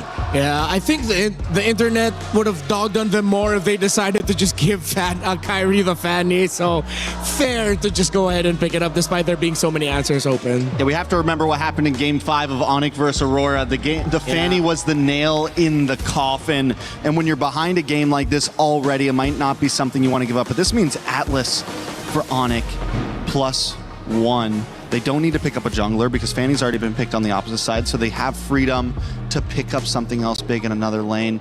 Do they go into EXP lane? Alice? Uranus Esmeralda still available, so is Zushin, so is Phoveus. A lot of characters that we've seen banned, and it's the Harara back in it. Interesting, but I think just trying not to show their cards too early. I wonder if there's just going to be a Belleric Atlas trade here, so we get the Belleric for Team Falcons. Will make things disruptive. I think Belleric Esmeralda would be okay. You don't pick up the Uranus. You don't pick up something like Hilda to hard focus an assassin because the Esmeralda is still open, and that if ever the Hilda gets picked up, Esmeralda will be an easy pickup for Onyx. I think Esmeralda plus mid laner. Oh, Claude, yeah, you're right. Claude and Esmeralda wouldn't be bad for Falcons. Yeah, it denies it, saves a ban. Oh, Claude Belleric, excuse me, yeah. So they decide, do we pick up the gold laner or do we pick up the Esme? Honestly, with how deep the EXP lane pool, the EXP lane goes right now, they go for the Jushin instead. You get a little bit of crowd control. You get some possibility to kite, so definitely not a bad idea. This is a hero that is never so stable and sitting in the same spot that it can kite back from the Atlas. Yeah. It also can pick up the Purify and still be very, very valuable. At least now Falcons know that they don't need to worry about that Harley. I think either... You can make a case for any of the picks that show up here, whether it's going to be the Claude, and then Onyx will later just ban out the Brody. If you pick up a Sans pick, then Falcons will ban out the Claude and maybe even ban out the Harith at some point. Should be worthy. So they leave everything open again. They don't fall into the trap. They pick up the Uranus. They're probably going to ban out the Esmeralda. That forces Falcons to ban out things like the Brody, as we mentioned, and the Moskov as well. But if you ban both of them, then you're going to have to worry about a mid lane pick being very free for Suns. Onyx decides to ban out the Deeroth because they're expecting Falcons to put that into the EXP lane as a response to the Uranus. You play-by-play in this draft right now? The way, did you see how they looked over at Flap and Flap smiles? Yeah, the moment the Dieroth gets banned, Kyrie looks up, Flap looks back and smiles. How do you guys feel about the Dieroth? Yeah, it's... banned out, obviously. It could definitely be a clutch pick. I don't think they needed to, right? But is it keeping something open? Is that why they're doing? What's the thought process behind that? It's a shredder, right? It's something that could be the possible counter to the Uranus. Yeah. And maybe whatever else Onyx has in store. Obviously, looking at the Uranus and the Esmeralda as two kind of yin and yang, two pieces of the same pie, and Sans already grab that for his team. Obviously still looking for that mid laner for Sans as well, who went crazy. Kind of something we've called him before, Crazy Sans. Finally had that big game. They banned out the Hanabi too. Okay, that's some really good respect by Onyx, not gonna lie. It's interesting. It's definitely respect, but this means that I think are they just having fun at this point? Are they just having fun? I hope not, man. I mean, I hope they are, but I also hope not. I feel like they got to understand the implications. I mean, this is for Falcons as an organization, the back-to-back-to-back. I'm sure that's not taken very lightly. With a quick game, you've got to get some edge. I'm almost wondering if this is is Onyx going to get a little crazy, go for double fighter here and like a Farza in the back or something? With the Dieroth ban, with the Hanabi ban, it's making me think that they could be going heavy front line here. Yeah, to be fair, Paquito is still open. Yeah. Paquito in the gold lane for Kelra. Give it a Sea Halberd at some point so you get some form of basic attack damage. That would be good. And then you pair it up with even more burst in the center. So as you mentioned, the Farsa pack.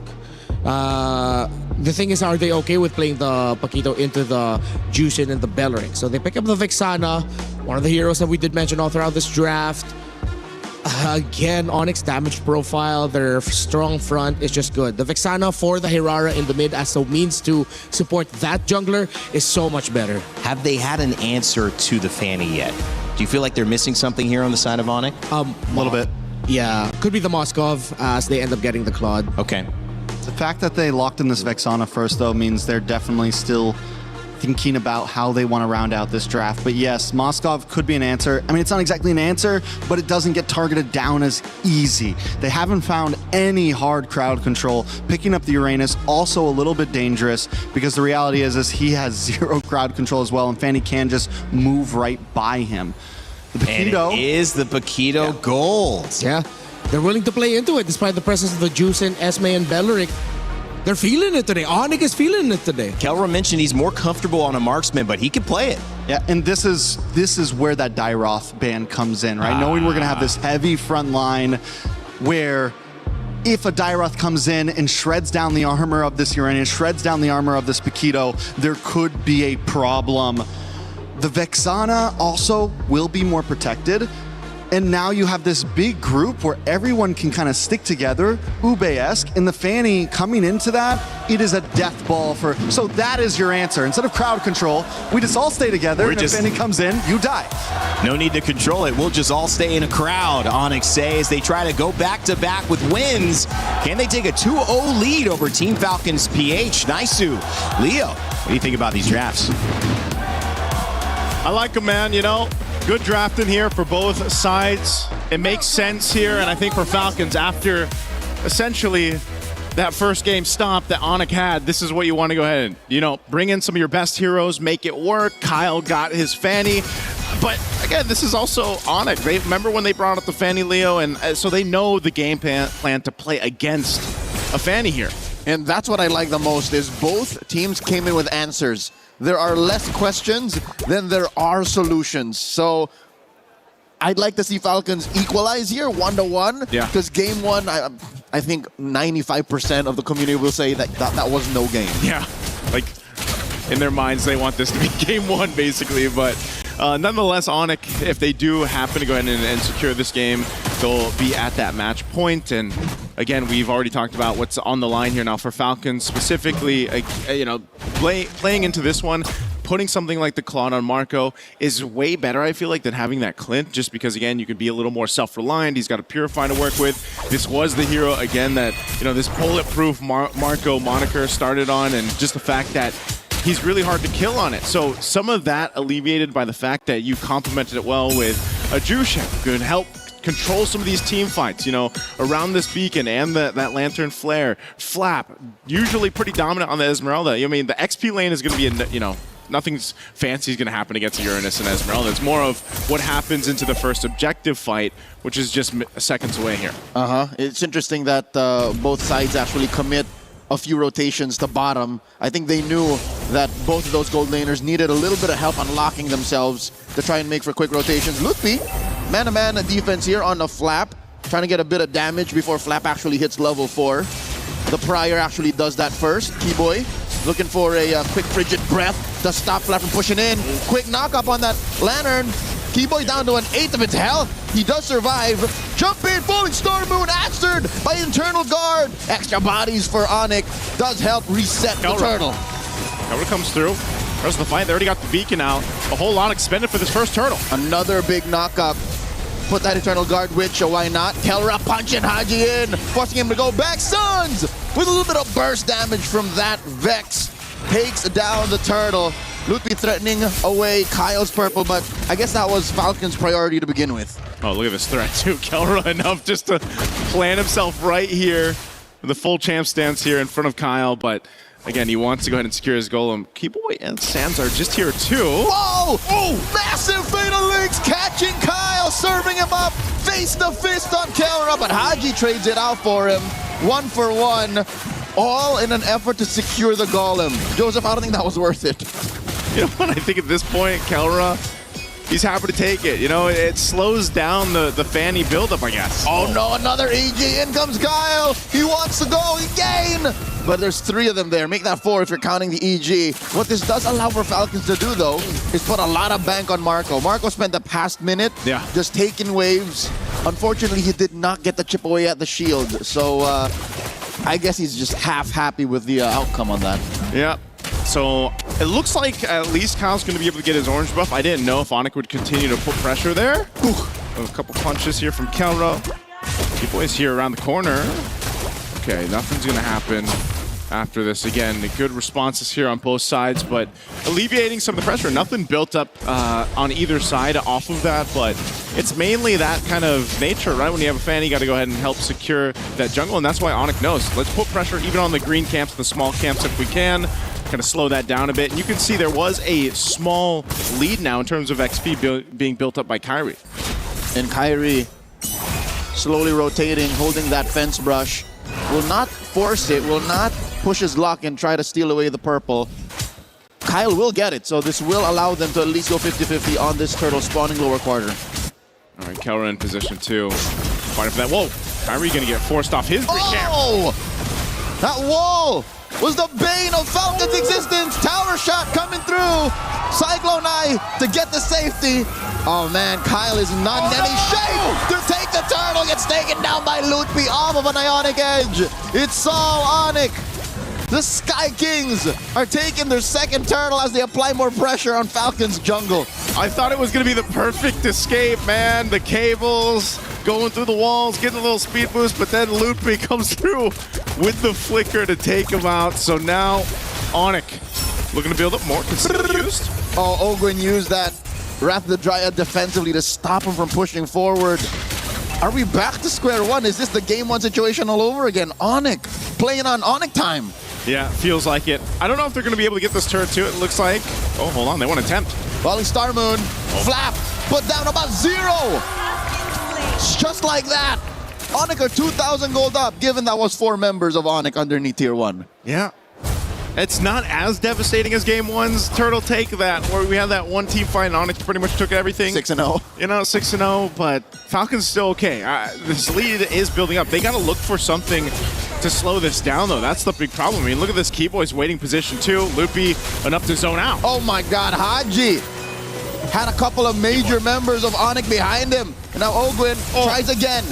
Comes in with a Wrath of the Dryad. Kyle does not have enough energy to start running roughshod in that small little avenue near the purple. This is tough because Onic are now up 3,000, push tier 1 in mid and bot, so the map is shrinking. The crazy thing about it is Onyx not really doing anything too fancy. It's just they're kind of putting pressure where they need to on the camps here of Kyle, but you know, because that's the thing. If you put enough pressure, you know that Falcons has to respond to allow Kyle to get this kind of farm, or even his purple buff, hell. And Onic can just continue to press down on the wound here. Uh-oh. Get a quick knockup, but answer with a fatal link. Super Marco couldn't make that blazing duel last more than 2 seconds.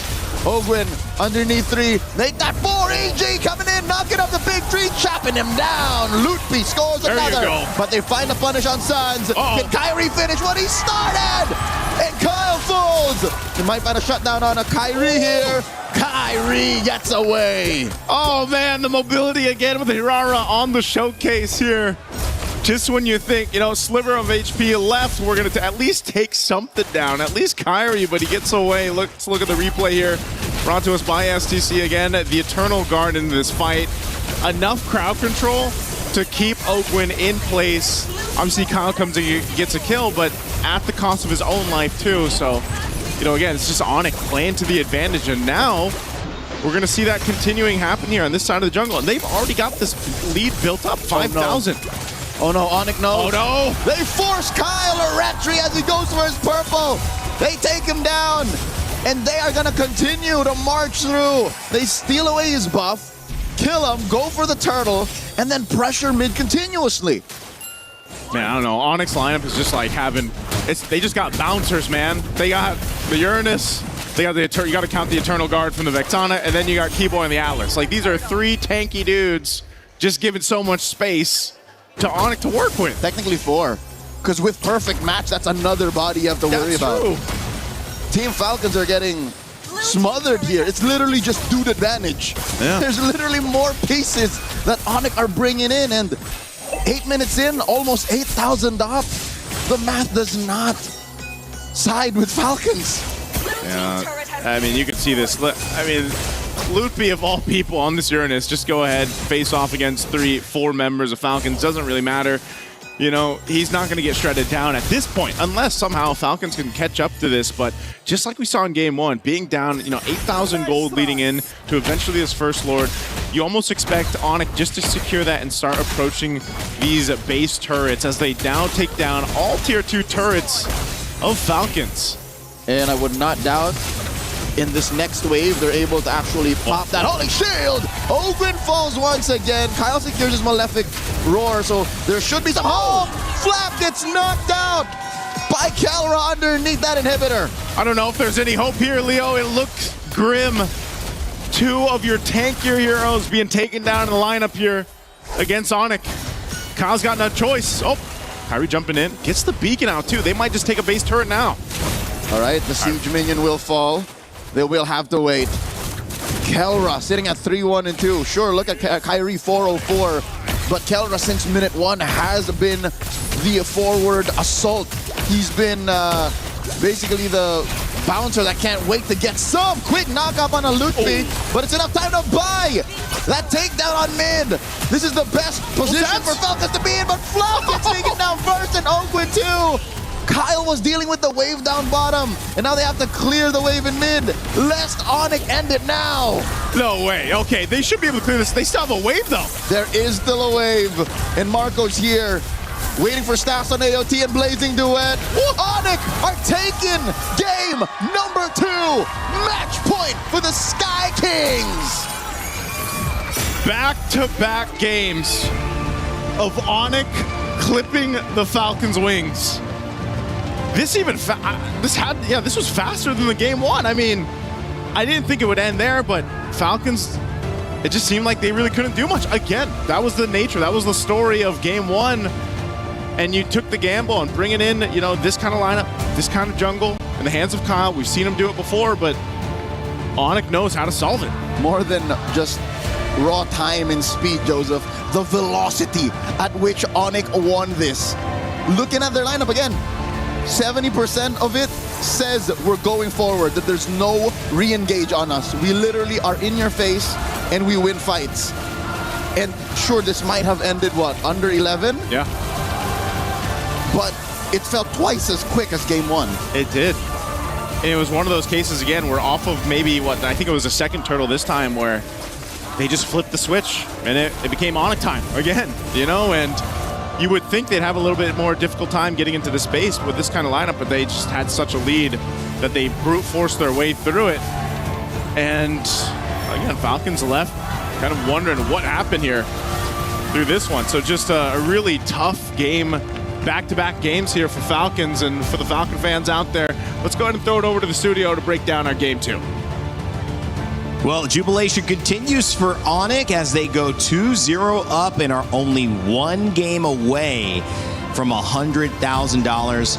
It has been less than an hour. It has actually been less than 25 minutes of game time to earn $100,000. In what many people couldn't even go get their Uber Eats or whatever delivered by then. That's a pretty good use of your time, right? Yeah, we've yapped longer on this panel than we've seen actual gameplay in this series. That's Onyx time, man. It feels like this is like years of frustration from Onyx against Team Falcons and their members. Years of frustration from Indonesian players against Filipino players, just going out all with a bang here. Yeah. Because even in the draft, it was good. They had answers for both. Yeah. You can just put it together as Onyx are simply better today. He said, we basically walked back to the Talon room and then ran back here. Yeah. That's about how you're right. It was a walk back and it was like a light jog over this way because that's how fast it was. I got to say that the word coming out of my mouth right now feels a little bit of disappointment to start, but that is also the sign of what could be a great comeback story, because I'm sure Filipino fans were watching that originally, and then Falcons started to turn it up against Yangon Galacticos. They brought it back 2 games. They got Super Marco on that Claude, which is yet to happen again and again, and they made made their moment. So guys, I'm not going to continue with the dismay, maybe the doubt that's occurred here. I'm actually going to talk about what if we can see this Team Falcons PH team bounce back yet again, because that's what I know everyone at home is hoping to see. Yeah, at the same time, all right, I might be the voice of the community here. I feel like a lot of people are thinking, do they really want to see that? After years of Filipino domination, and yes, this is a Filipino saying it. You might be right. I gotta be honest, there are probably a lot of members of the community right now watching this game and enjoying the hate watch. You might be right. Listen, you know me. Even I want to see this go to 5 series. Really, Mr. Fear? I feel like you want to see this end now. No. Even I, for the love of esports, want to see this go 5 games. I don't ever want to see a 3-0 sweep like this. 2 20-minute games. I mean, 2 games in essentially under 20 minutes at this point. I want to see this at least go 4 games, and I think Falcons can definitely do it. I know that they've had a rough 2 games so far, but we saw them do it yesterday. It was tough yesterday going up against Yangon for them, and they were able to bring it all the way to Game 5. And I still think a lot of it has to do with possibly draft, maybe a bit of execution, but they got to pull together. They got to play them. The disappointment is in not showing up. It's not showing your identity. It's not claiming a way that you want to approach the game and kind of being on the back foot, saying we didn't even get a chance to be us. That's what the disappointment would be. And if we take this maybe one step further, this is the last statement before M8. We talked about it coming into here. How do you want to leave? What do you want to put on the table and say, yeah, we didn't get where we wanted, but boom, take that, we will be back. That's what I know Team Falcons wants to do. Let's not even talk Club Championship at this point, because they are 3 games in a row away from being able to do that, and that's a tall task against any of these semifinalists, let alone Onyx, who are playing this well. Yeah, I wonder what else they have left in the tank. I feel like Yangon Galacticos brought them to their limit. Yeah. And Game 5 could have been anyone's game. I still clearly remember at the end of that draft, I did utter those words like, this is up to anyone. And we thought it was going to be Falcons. Then they committed those 2 errors.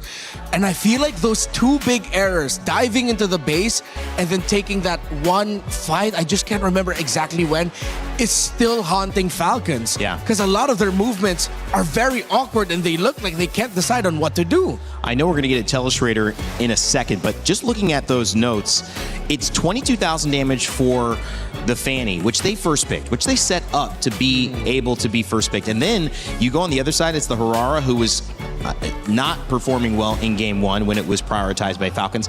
Now on the side of Onyx, it's got 37,000 damage. It's a 15,000 damage increase over the competition. And so that just shows that it might just be more than the draft guys. I do want to break this down, but there is something mentally going on. There's something execution-wise going on for sure. Yeah, it really looks like Falcons are second-guessing themselves a lot in terms of what to do. And in those moments where they're finally decisive, they overlook that one thing that could turn their dive around, that can turn their attempt around. Yeah. Well, let's jump into that telestration. I know, Rinmar, you prepared some clips. What do you have for Game 2? All right, so it's not just me here, Trex. If you want to jump in at any point, especially discussing the clips or the draft, let me know. But we first look, again, the priority of Falcon here is they want to make sure that they take the Fanny away from Kyrie. Good. All right. Everything set up really well. And as expected, the Atlas is going to come in through for Onyx because, well, you want to be able to invade that Fanny. And you don't want that Atlas to go to the side of Falcons, because if you do, then no matter what you put in the jungle, in the end it was the Hirara, Fanny's going to be well protected and diving against that is going to be fine. So one thing that you do up against a jungler that wants to have really good tempo and be the one to be aggressive is that you pack strong side lanes. Yes, so far in this tournament, Esmeralda versus Uranus has been somewhat maybe 65% leaning towards Esmeralda over the Uranus. But what Lutpi did in this series as this Uranus is fantastic because he just kept cutting the waves. He didn't take that duel. He said, looking at the map of Falcons, what am I? Gonna be at the risk of getting taken out by a Belleric and Juicin? That's not gonna happen. The Fanny's not gonna be able to take me down right away. So Lutpi kept cutting waves to control that so that Flap is always always late in helping out the Fanny. Then you go into the other side of the map, and then you get the Paquito in the gold lane for Onyx, which again adds more to the idea of strong side lanes, faster tempo, so that from the sides and even through the center, because you have an Atlas, the map of the Fanny will feel ridiculously small. The pick here that I feel like won it for Onyx and lost it for Falcons, funnily enough, are the picks in the mid lane. You get the Vexana for Onyx, which in the one clip I will show you, crazy that Sans is actually able to get a great Terrify off onto Kyle, and then the Juicin on the other side. The Juicin for control, great, yes. But then, similar to their draft previously, they were putting a lot of the pressure onto the damage simply through the jungle. When your roam mid trio is very jungler damage coded, strong side lanes beat that. We saw it in game 1, and we saw it in game 2 again. Before we go to the clips, is there something you want to add to this, Trix? No, I think you did everything perfectly. Oh, hey man, Me too. I'm gonna start blushing here, guys. Thank you. So the 2 clips, I'm not gonna take too long with this, but this one was one of the toughest decisions for Falcons, because after Kiboy showed his perfect match, that's usually your go sign to just go ahead and keep fighting. But they have a timer in the arrival of the Paquito through the river. We go out. They get Kiboy down low, force out the flicker, the targeting. Kyle, he's hoping there's just enough in the tank to take down Kiboy, but he won't be able to. Because right now at this point, Marco has made the call for the rest of the team that, hey, the Paquito's on the way. And when the Paquito joins in, the Falcons made the right call here, but it was a tough call to back off. Despite the really good Falling Star Moon, despite them forcing out the ultimate of the Vexana, once Kelra shows up, you really need to back. Despite Kiboy being very low, you just need to go back here. There's enough crowd control, enough damage from the Herrera as well to mess them up, and they just got pushed back. Again, because the Uranus, yes, doesn't have crowd control, but constantly being in the fight, a long stretched out fight up against a lineup that, again, assassin burst damage coded. Uranus is very happy for that, and eventually Falcons just had to give up that turtle. They needed that turtle 1 and some kills to add on to that to get some momentum going, but they couldn't. So they make their next big play, their next big attempt. Flap and Kyle find the opening through the golem and want to go for it, while Ogwen and Haji are still clearing up mid. And look where Lutfi is coming from, as we said earlier, cutting lanes. He's a little bit behind this time, but it's gonna be fine because they know that they can survive this, because Sans is gonna pull off something really freaking cool. Let me just zoom in right quick. Terrify. Mid-air, doesn't care. He made that look way too easy. That ruined the flow of the cabling for Kyle and the damage, forcing the Purify out from that Esmeralda easy. And Ogwen and Haji, who are taking their sweet time, clearing mid with a Belleric and the Juicin together. That's another reason why Onyx just felt so fast here. They cleared the mid lane much faster. Vexana, terrific at clearing up minion waves. Add a concussive blast on your Atlas for that, and then it leads to them just getting around the map faster, taking control, and Falcons not having any time whatsoever. It was really a pace issue for Falcons. It was an identity issue. We talked about it, maybe a draft issue as well. But more so, it might have been an expose, not just on how Falcons didn't get it done, but how good Onyx really are, and how yesterday's match versus Team Spirit exposed how great Blink has been playing. Because finally, Kiboy getting that moment to shine, you can see when he's on the right roamers, when he's on the right characters, he can make a world of difference. And last series, it was really Blink who went so deep into the roam pool. Kiboy didn't have as many options. Now he's on an Atlas. Okay, yeah, I'm gonna do what I need to do. That was a great showcase. So again, yes, we're looking Onyx, we're looking Falcons, but also the grand finalists took both these teams down. Maybe there's a nod to how good they have been playing that have not allowed us to see some of the strengths that these two teams have brought into it. Speaking of two teams, speaking of playing together, we have a new update from Acecraft and a new mode in co-op, and we fly together to check out. On the other side of that, we'll be in the draft for Game 3.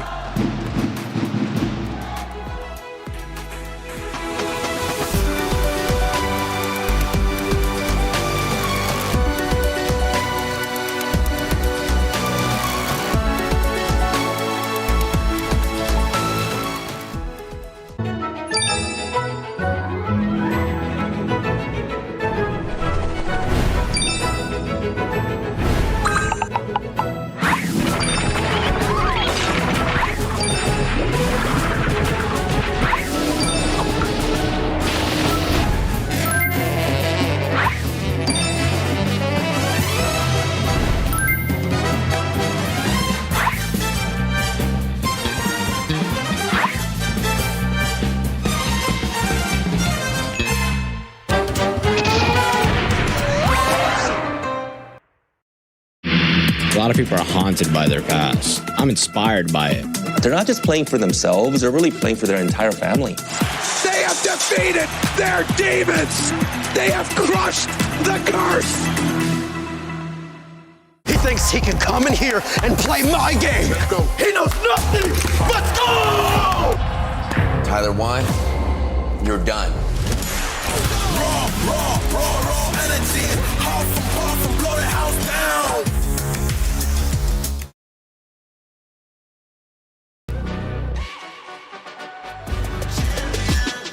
This ain't no regular thing. I came for the ring, you know what I mean. You see my name in the lights. Better get right, I'm champion.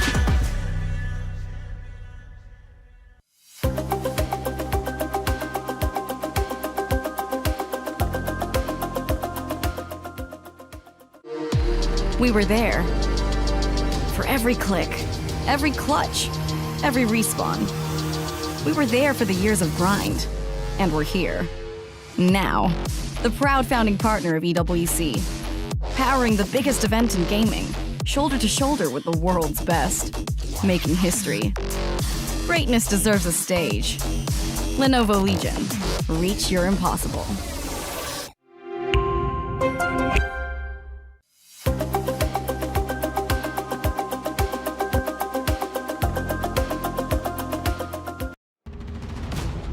Well, if you're here in the crowd, you're having a fun time. Our Snapchat filters catching members of the audience. And speaking of the audience, it's packed now. It's going to be even bigger when we get to our grand final matchup, which is set for 2 p.m.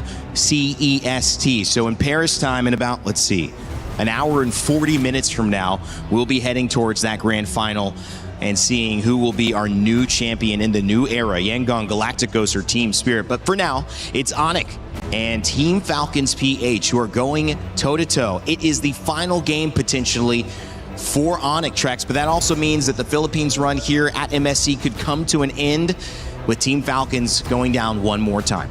So much on the line here for Team Falcons. If there was any team that I thought could come back from match point right here, would definitely be them, but there are a lot of things they have to answer. We focused on draft, we focused on in-game mistakes, and the whole plan just needs to be shifted at this point. For me, coming to this draft, I do really think Falcons needs to get back to the basics. So many target bans, so many things that just seem like they're trying too hard to big brain the situation. Just go back to banning Fanny, banning Phoveus, banning whatever else plus that, and keep the draft simple. I think they're also coming into this with the same mindset as maybe what helped them realize how they came back against Yangon Galacticos. They put a Juicin in the center of the map to help control the tempo. I understand that Yangon and Onyx are both teams that want to play aggressive and play fast, but Onyx are not Yangon and Yangon are not Onyx. So I think one way to start with is you deprioritize that Juicin, get something else for Haji, and get it in the second phase. Falcons have brought things back to some simplicity. The Atlas and the Fanny ban on blue side. Final ban coming in. You could still take out the Barats if you want. You could maybe even take out the Uranus here if you wanted. Keep it simple, and that forces the side of Onyx to take out the Marcel most likely, which I think is clean play right here. They go for the Valentina, which again forces Onyx to most likely ban out the Marcel here. Yeah, and then when they ban out the Marcel, most likely either a Belleric rush or they go for one of the Assassins open. And then on the other side, Onyx will get the Belleric. If they still let go of the Belleric, then Falcons should not bite into that bait and then just pick away a Keyboy signature hero like a Cho. I think I'd rather Falcons give the Belleric to Onyx because Keyboy doesn't look like he's not that comfortable with it because it's not a Keyboy hero. It doesn't feel like Keyboy. Right. Yeah, the Fanny has been pretty standard. The Atlas as well. But the focus on Rome early, I think, has been more beneficial to Keyboy and to Onyx than it has been to Falcons. And I do believe that maybe second phase is what's important. There's been a lot of EXP bans. We've seen the Uranus ban twice and then picked up. That's been high priority for this matchup. It hasn't really worked out well in the hands of Falcons.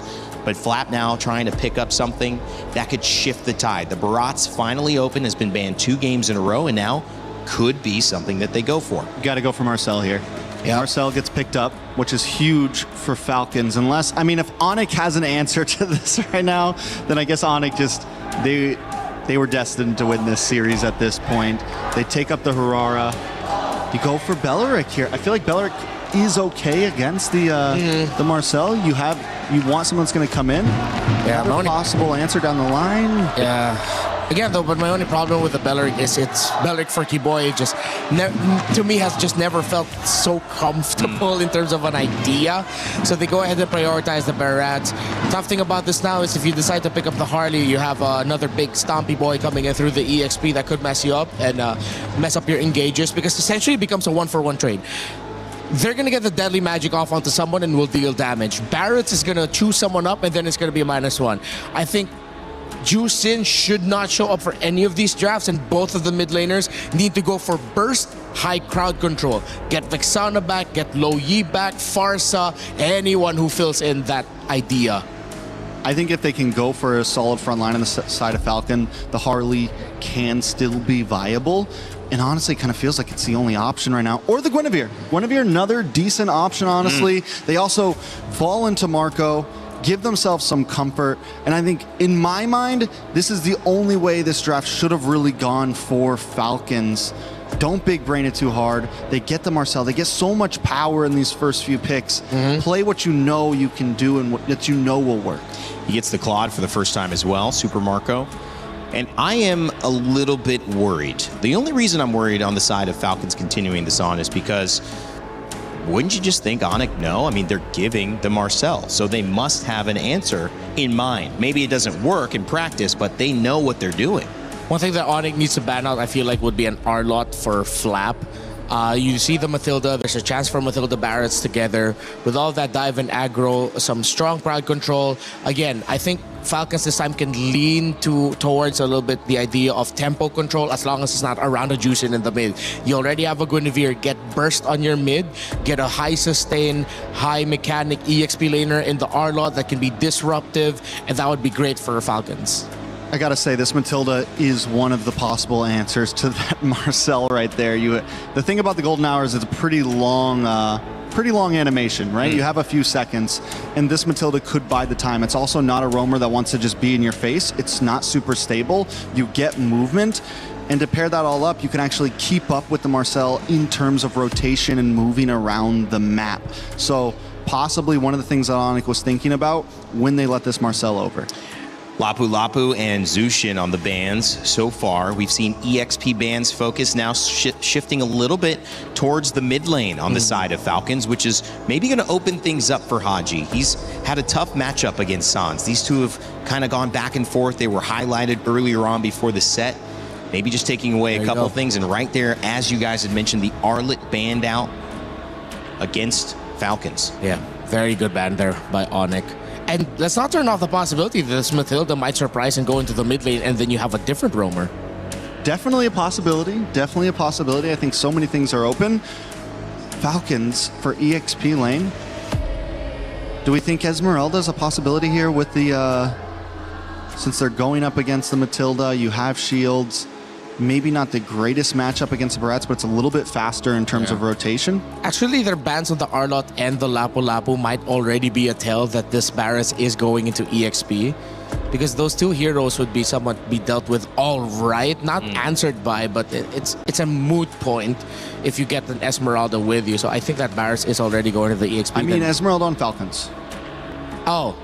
Be a decent pickup for them. Yeah. Is it enough to mix things up? Eudora feels like a forgotten thought, but should be top of mind with how well she has performed throughout this MSC. Picked up late after the bans from the mid lane have come through. Selena, Valentina, and Zushin. And now we see the Harith band.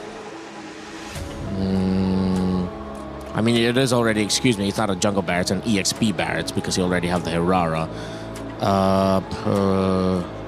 They ban out the Uranus. I don't know, man. What else can they put? Onyx really took out the two best ones. I think Phoveus is not going to have a good time with this lineup either. You don't put that Guinevere in the jungle, you just stick it into the EXP. They do need range.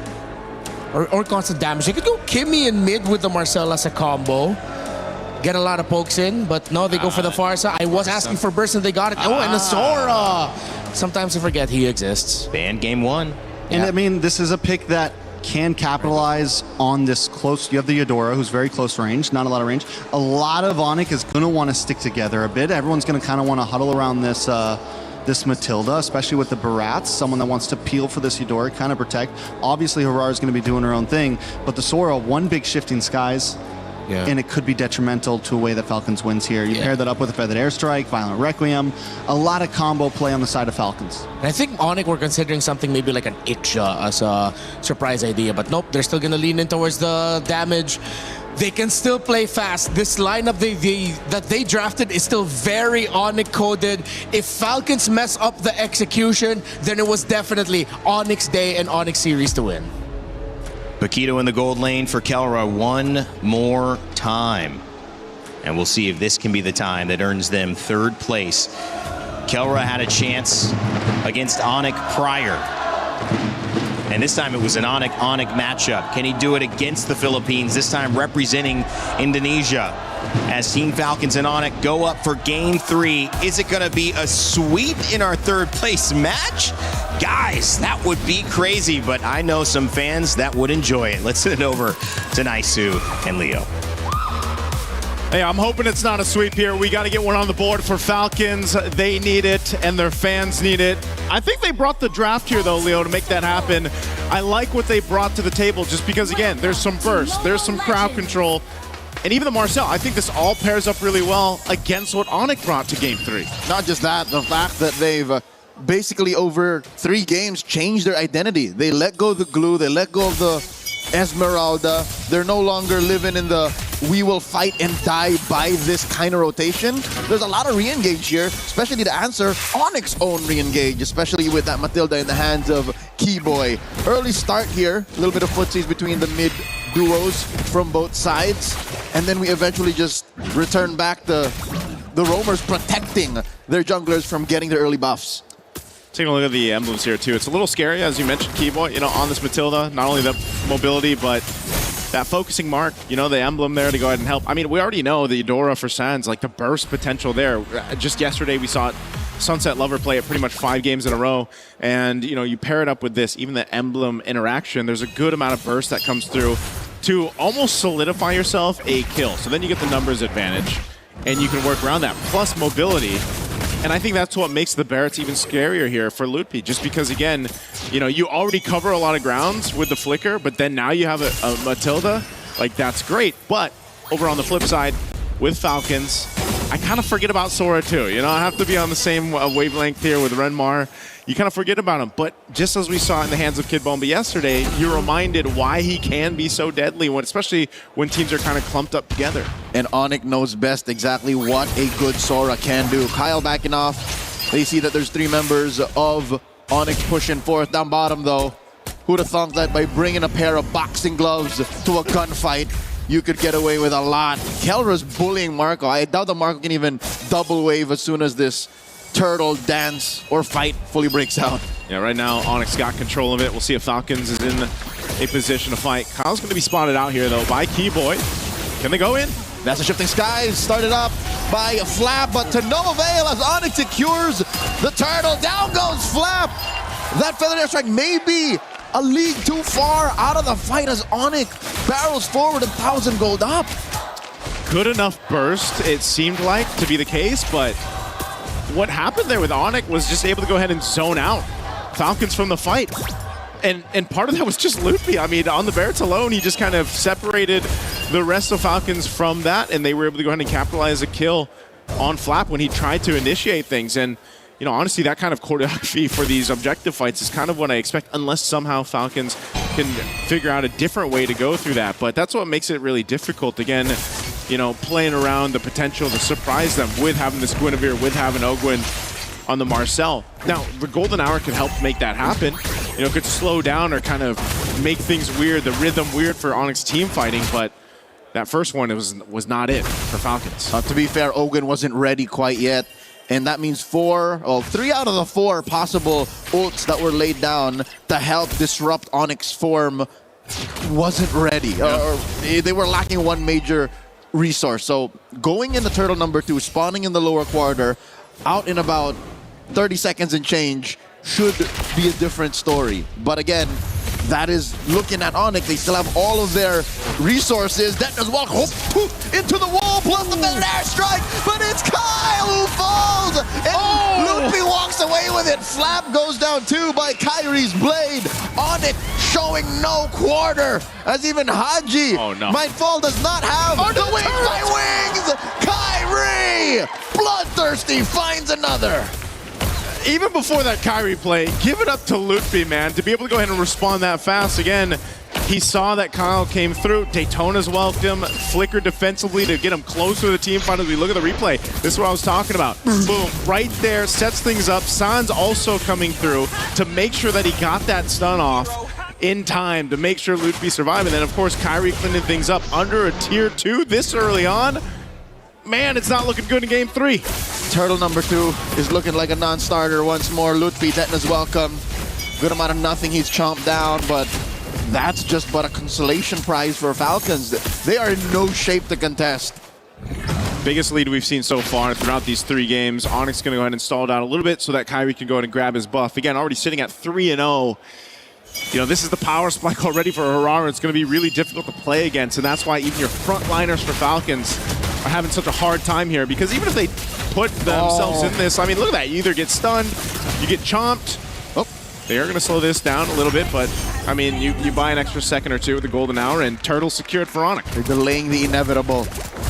Onyx knows that they were going to get the turtle anyways, but I don't know if they saw that Marco was going to work the opposite lane. So that's at least a turret on the board for Falcons. They'll help keep this lead down to a palpable 3K, but Kelra will make quick work of that turret on the other side as well. So I'd say it's still just the free turtle that Onyx are riding on that puts him up at about 4,000 gold. They find one! Oh! And Kaku saving himself. Keyboy with a circling eagle.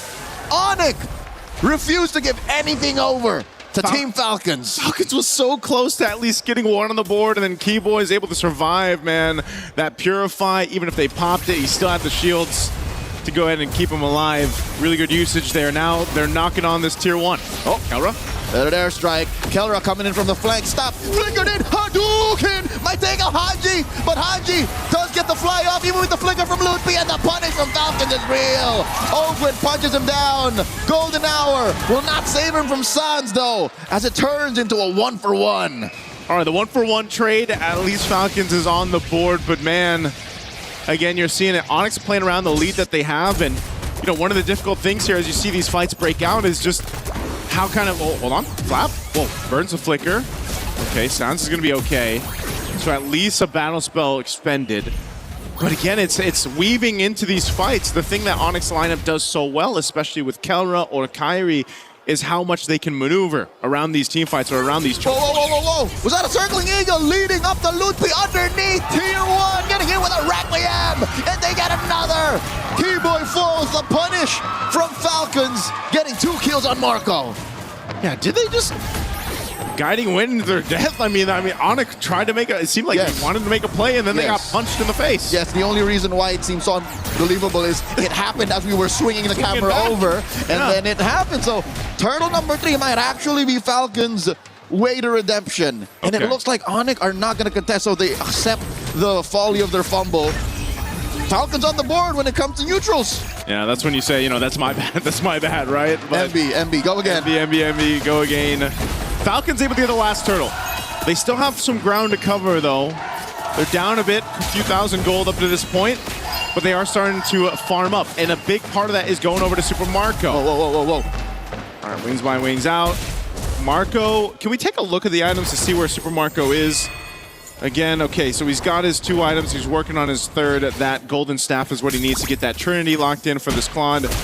So he's done a really good job, despite how things have kind of fallen apart for the early game for Falcons. You know, your gold laner for Falcons is really what you're leaning towards. Obviously, Haji, too, only having the glowing 1. You can already see when he drops down a feathered airstrike, it's got some damage. So Falcons is waiting. A little bit of a sting there.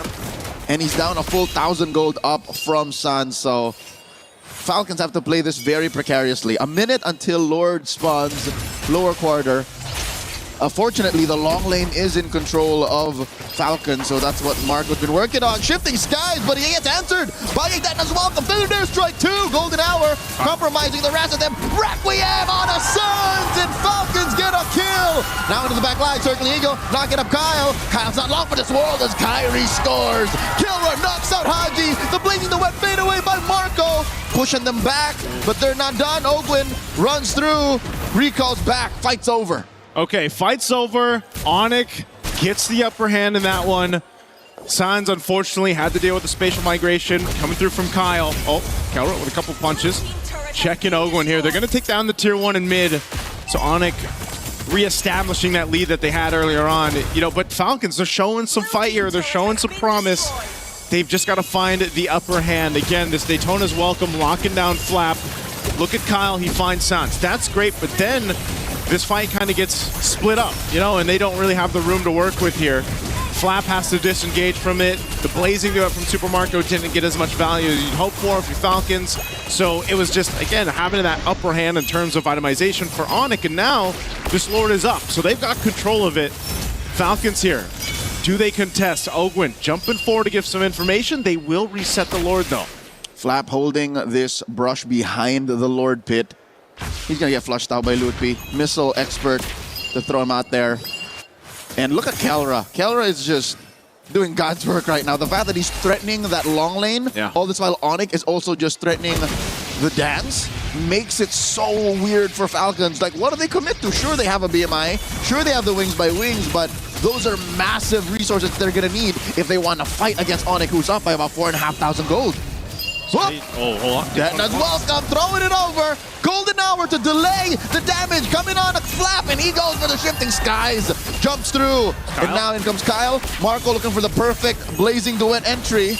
And there's some Wings by Wings. The damage on Kyle is real despite the Requiem. Feather Dare Strike at point blank range. Kyrie finds the double. Make it a triple. Marco with a defensive Blazing Duet. But he's the only survivor left, and Onyx wanna clean up house. Kyrie in the base. Can Marco do it? No! Kyrie finds him! The Savage in the groups gets another, and I think we're close to calling it. Oh, man. Ignore the Lord. They've got waves pushing in here. They'll take what they want. It's Hunger Games right now. Look at the replay here by SDC. Again, this was a fight that was not in favor of Falcons from start to finish. And the team fighting here by Onyx, again, just able to kind of dissect the fight.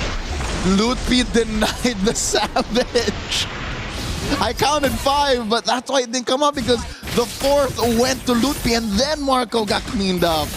Well, you know, you can still take the Maniac, right? I mean, and then the Savage from earlier in the tournament. But regardless, Falcons find themselves in an oh-so-familiar spot in this series. Onyx knocking down on their bases, waves coming in from all directions. Down being almost double digits. Again, this is an 8,000 gold lead. Eminent. Yeah, and they got a Lord coming up to that top side. Big item pickups here for Onyx too at this point. 12 minutes in. BOD for Kyrie.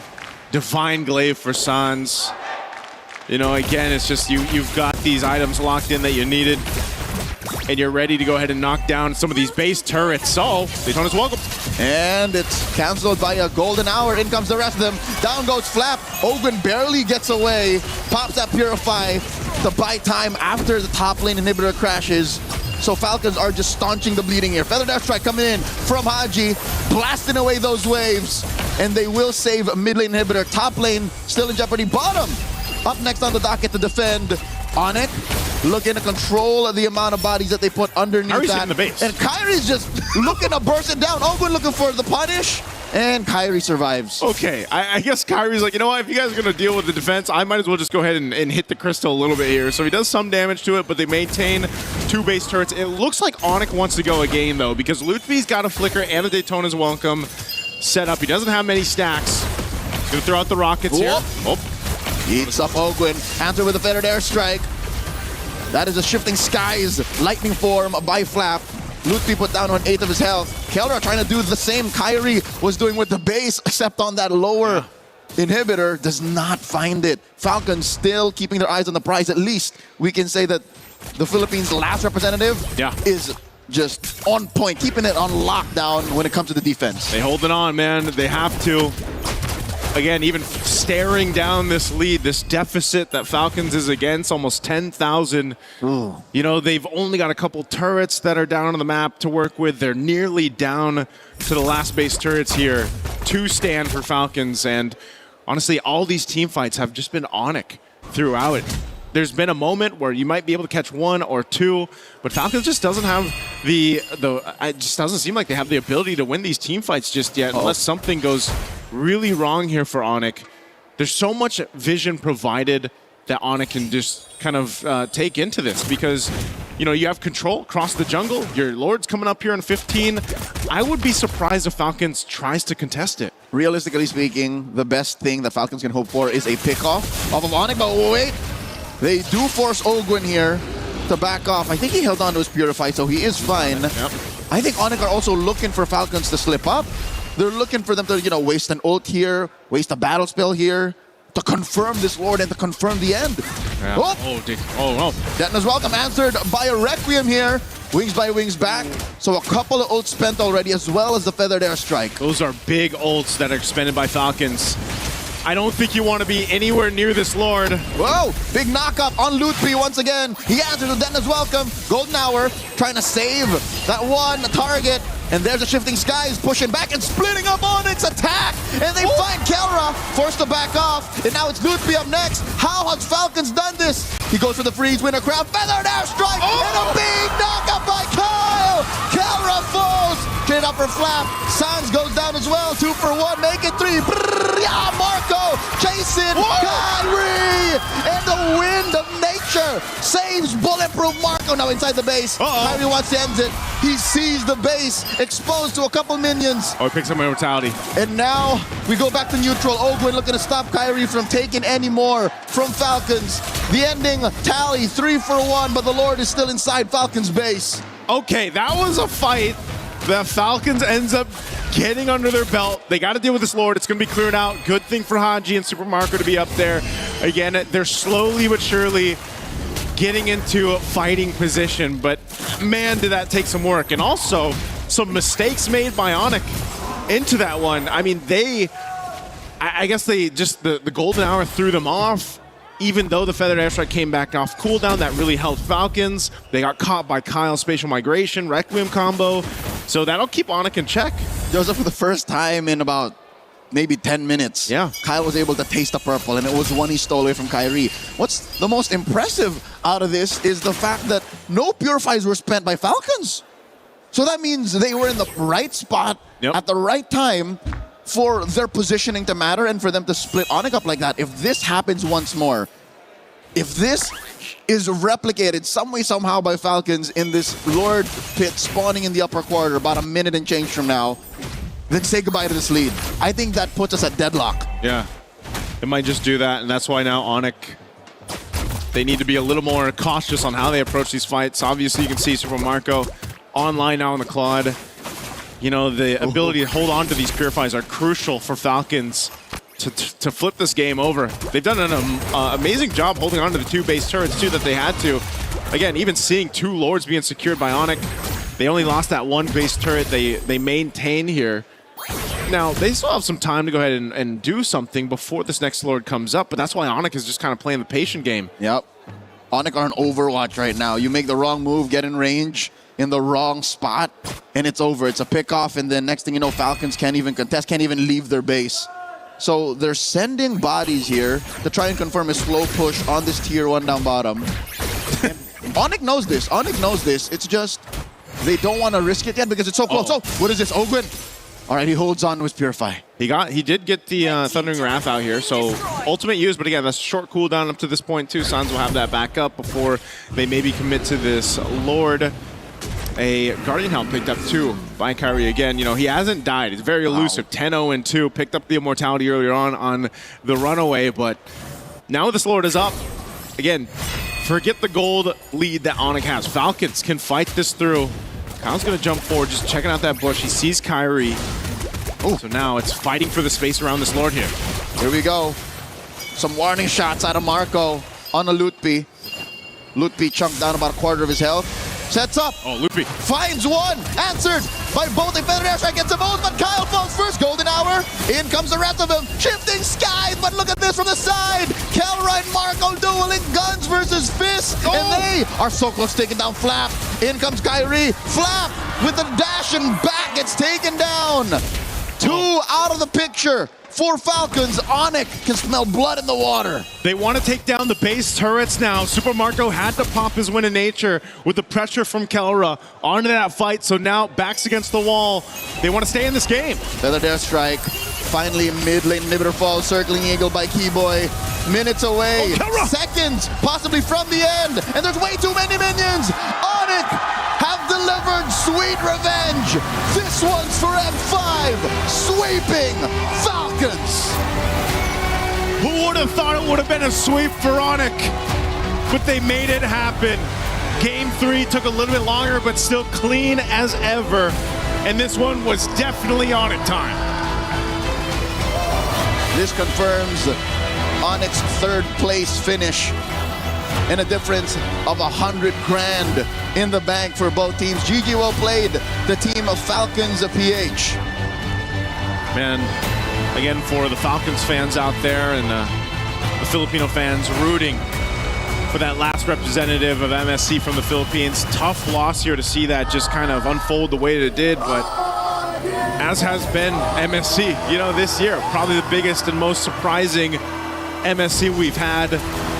And even this one, you know, this series, when a lot of people thought this would potentially be the grand final, well, you know, I don't know if Falcons was ready for this. Onyx definitely came in with a game plan.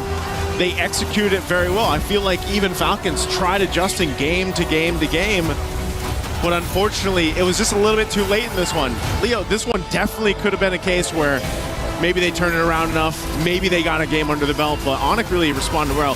Kelra was a big part of this. Again, getting that one in nature, putting that pressure on Super Marco, as Super Marco was the main point of contention for Falcons in these fights, but it's just too much to deal with, I guess, from Onyx. Onyx just had that much of a lead that they were able to use that space and time to be able to get into better positions to threaten Falcons' imminent comeback. If this game lasted maybe 5 minutes longer, then maybe we would be going into game number 4. But as it stands, Onyx are locked in and they want history to go a certain direction. Already we're entering an age of uncertainty and massive change in MLBB esports. What more? A flip on the script from the M5 World Championship. And I think, you know, as we saw this one unfold, history will rewrite itself later on. But right now, we're going to throw it over on stage with Rose and I believe Kelra for an interview. In this third placer match, Onyx comes out on top in a sort of rematch up against Team Falcons Philippines. And of course, right now on stage, we are with none other than the gold standard, Kelra. Hello, Kelra. How are you? I'm good. Okay, Kelra, let's talk about this. Last year in Riyadh, you were in the same exact position where you were in the third placer match. This is a back-to-back match. And after that match, you told me and you told a lot of people, I don't want to be in that situation anymore. What happened today? Why are you back here? Tagalog na? Go ahead. Ako sinabi ko na ayoko na maglaro ng third battle per third uli, and last year and ngayon sasabihin ko uli yun na ayoko na uli maglaro ng battle per third dito sa AWC, and papangako kong hindi na maulit tong nangyari sa amin ngayon. Kelra said that yes, last year he did tell me that he didn't want to play for the Battle of Third anymore. This year, although unfortunate, he had to play for the Battle of Third once again. But he said he is making a promise to everybody that this will be the last. And you know what? Maybe next year it's going to be in the Grand Finals, no? Maybe next year it's Grand Finals? Let's see. Okay. Now let's talk about this matchup because we know it's like a rematch for Onyx and Team Falcons Philippines, like a M5 rematch, right? M5 Grand Finals. How do you feel about beating a Filipino team here, you know, in MSC at the third placer match? Malungkot na masaya kasi yung ina-expect ng mga tao sa nung una sa yung magtatapat is kami ng Falcons sa Grand Finals nga lang. Kaso ito battle per third eh. And wala rin nag-expect na So, wala rin nag-expect talaga na makakapasok yung TS and YG and sobrang galing talaga nila. Wala kami masabi sa performance ng Yangon and TS. Magaling talaga sila. Now, Kelra actually said, no one expected this to happen. Of course, he feels mixed emotions. He's happy that he won. At the same time, he's a little bit sad that he had to beat his fellow Filipino brothers on the other side. And of course, they expected this matchup in the grand finals, and yet they are here battling it out for the third placer match. He did, however, say though that Yangon Galacticos and Team Spirit both deserve their grand final slot because they're just so good. They have nothing to say. Now, you mentioned both YG and Team Spirit, who in a few moments' time will be playing in their first ever grand finals. What does that say about the MLBB ecosystem as a whole? Siguro parang nag-ano yun na kumbaga hindi naman end of PICera, kumbaga lahat talaga ng team kailangan mo respetuhin and kailangan pag-aralan. Kelra said that not having the Philippines or, the big three region in the grand final does not mean it's the end of the Philippine era, but it's more towards the teams actually need to start respecting other regions more, those underdogs, because at the end of the day, they can actually give a surprise, and that's what's happening later on. So Kelra, what's next for you? GOF. That's it, GOF? Yeah. What are your expectations for your next tournament then?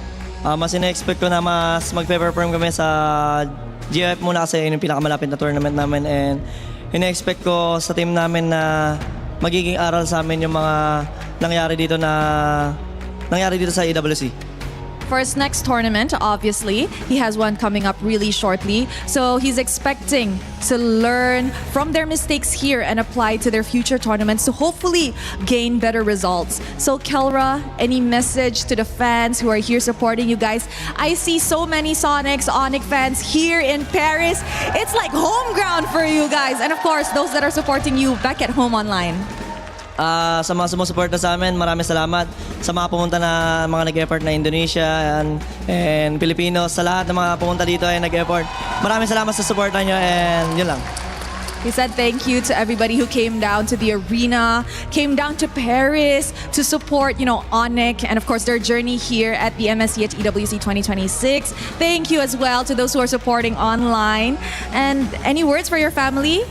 For my family, I really miss na ko na kayo. He misses them. Thank you so much, Kelra. I hope to see you on the next tournament once again. Ladies and gentlemen, once again, Onyx finishes at the third place here at MSC at EWC 2026, ending their journey. Thank you very much. With that, let us show it to the panel. The Sonic representation here in Paris. It's been electric, as it should. The yellow and black have filled our stands at the Lenovo Legion Gauntlets, and now they've fully got something to celebrate. $100,000 in the pocket for Kelra and his squad. The gold standard earn a little bit more money when it comes to standardized gold prices, that's for sure. Heading back to our panel, guys, it's a third place match that doesn't give us too much drama, doesn't give us too many storylines to, throw in, but it just makes it very clear. It was a day for Indonesia, it was a day for Kelra and Onyx, and I think this is a nice kind of close for Kelra, having faced that Onyx third place match as well, to switch sides from the Philippines and now do it for Indonesia. Yeah, it's long-term storytelling if you look at it. If you look at it in just a singular tournament, it makes no sense. But then if you look back at previous years, if you take it all the way back to 2023 in the M5 World Championship, and of course all the other times that Filipino teams have beat Indonesian teams, it's a great day for the Indonesian fans. It's a great day for Onyx fans. Great day for Kelra. Pretty sure Kyrie, Keyboy, and Son just went, finally. So this is what it feels like. So very happy for them. Very happy for them. It's definitely a new chapter, right? And I think in a way, the fact that it was for a third place match is a little bit poetic, and maybe them realizing that they weren't enemies all along. Maybe there was bigger fish to fry, bigger problems in this bracket that they both should have been focusing on. And now it's a new chapter, right? Maybe not a new era, but essentially for MLBB in general, we're seeing with all of these new teams coming up with two of the biggest faces in MLBB fighting out for third place, we have to start looking at the ecosystem a little bit differently. Yeah, and I think that's a great age-old story where you see two powerhouses, or maybe three in this case, looking at each other only, and then underneath it all, there becomes this kind of underdog, this dark horse that's building up strength, building up passionate communities behind them, and now also building up the ability to challenge them, unbeknownst to those who held the power for so long. And now that's where we will eventually be able to turn our attention with our grand final matchup. Yangon Galacticos and, of course, Team Spirit. It's EECA and Myanmar. But again, let's put a capstone on Falcons. Let's put a capstone on the Philippines. Renmar, I'll let you kind of speak on that. The journey, that's the official final game of a Filipino team. And from the shock of Team Liquid falling out to now this performance, what's your takeaway? I think my takeaway is now, even more so, I am more excited to get back home and cast MPL Philippines, because I know the teams who have seen the Titans rule for so long. Of course, Onyx is expected to be a contender now heading into that. I think all the teams back home, they are salivating at the opportunity and the realization that this meta game, how Moonton has now developed this game where it's not so clear-cut textbook. You have to have a lot of room creativity. Cheese picks, pocket picks, all the more welcome now that the biggest dogs back home now have to worry. Yeah. They have to worry. And if everything stays like this at this point, not even just MPLPH, but so many different leagues around the world, I feel like are going to be chaos at this point. Because it's true, even from that match there, we just saw the possibilities of no matter what you get, sometimes it can still lose. And even some of the best coaches in the world are still scrambling in draft, are still scrambling in game. It's this meta, this MSC has been one of the most dynamic and interesting ways. And I mean, even us as casters, we haven't really been able to guess drafts. We have been scrambling, trying to figure everything out. But part of that is that sometimes they're wrong. I mean, the players are sometimes wrong, and we're proving it here. Not that they haven't put the effort in, not that they aren't amazing and some of the best in the world, but they're trying something, and it's clear that there isn't a clear answer. I think this is the way that the world is going, though, as you can see it. You know, school is hopefully becoming more expansive. We're getting out of those. There is one right way to describe this or to say this. Out-of-the-box answers are being appreciated because we're getting exposed to so many different ideas, and I think that's just what's happening in MLBB as well. Yeah, for the longest time, the Philippine era has been highlighted by what we call checklists. Checklists of conditions that you need to take in the draft and in the game before you commit certain actions. The dynamism of this meta, as Trex pointed out, came from the fact that that checklist has been thrown out. Because now you have heroes such as the Hiraro and Paquito, who, by the way, it's kind of criminal that they both ended up for Onyx alongside that Barrett's, wherein you can now just have one or two to do whatever they want in the map, and that's your checklist. Because they gain so many things from that. Either they already take out one member of the opposing team, and with that gone, it's the Wild West. Do whatever you want as long as you're man marking properly. It's tough. It's tough to overanalyze, Trex. I want to, kind of lean into your thoughts as well. Coming in from a region in the Americas, we saw Entity 7 have a really nice run. They obviously were able to take down Team Liquid Philippines, but it's more to the story of these regions that we maybe don't expect or bring a unique perspective, having less of a spotlight and therefore less awareness of what they believe, how they draft, what they're doing at the global stage. Maybe we're just seeing some of those ideas. It's their time to shine right now. Yeah, I mean, it's definitely, Opportunity has shown that teams that are thinking outside of the box are winning games, right? Opportunity has shown that. Even Kelra in his interview there saying that it's time to start respecting other regions. It's time to start respecting the fact that MLBB globally has grown so much in a competitive esports sense that so many regions are ahead of the trend, and with an ever-evolving meta like this one, it is favoriting those regions that are constantly playing against, not your checklist players, not your checklist coaches. People are like, hey, well, let's try this, or let's try this, or let's break the box a little bit and get outside of the mold. And that's exactly why we have the grand finals we're going to have today, right? Well, I think it's interesting because we just saw, if you were paying attention to sports, another world record being broken for an under 4-minute mile. Earlier on in our lives, we thought that was not possible. Many people did not think you could break a 4-minute mile.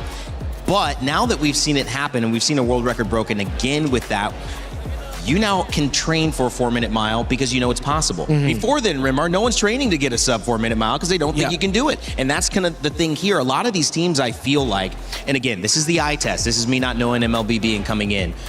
Didn't know that these types of ways of playing the game existed. And now they're like, you know, we need to go back to the drawing board. I can't just adapt in a day. Like, I need to rethink the way I'm thinking about MLBB. Yeah, I think there's always been a very clear distinction of how you play the game in the pro scene and how you play the game just for normal people like us. Now, even more so, you're seeing a little bit more of a closer reflection of somewhat RG style thoughts where it's like, yeah, I'm gonna go ahead and do this thing. Is it the most efficient looking move possible? No, but it's gonna get me something good, and that might translate better for the rest of my team. Yeah. The game slowed down and then now it's sped up again. We're back to what MLBB was like years ago. Faster, damage. Whoever gets the most kills simply wins the game. Be willing to give up objectives.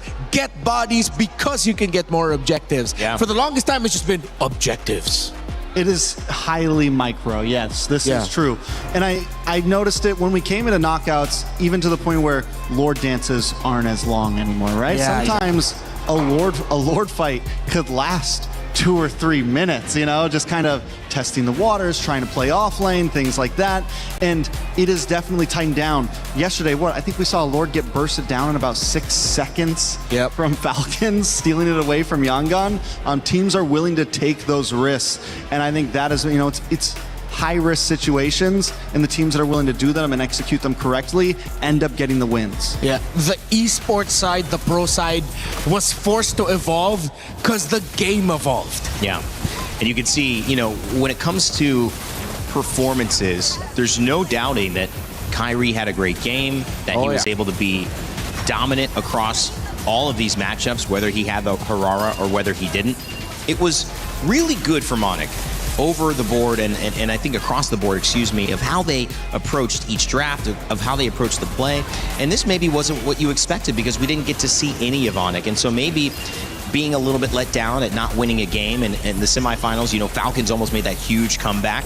Now Onic get a chance to say, listen, this is really our last statement. We do know what we're doing. We haven't figured it all out yet, but look at what we do when we're in a good position to win. We can make ourselves go toe-to-toe with the best of them. Yeah, I think Falcons, especially in that last game, really approached it in a sense that, yes, we might lose early game, but we normally have the capabilities to drag it out. And that has been the MO for a lot of Filipino teams. Even if they're unable to control early, playing for third turtle, first Lord has always been a major winning point for them. It's like, yeah, we can let them have a 2K gold lead.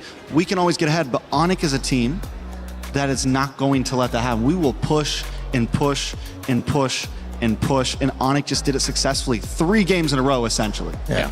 I just hope this doesn't start a precedence for future metas wherein we just get even more busted heroes.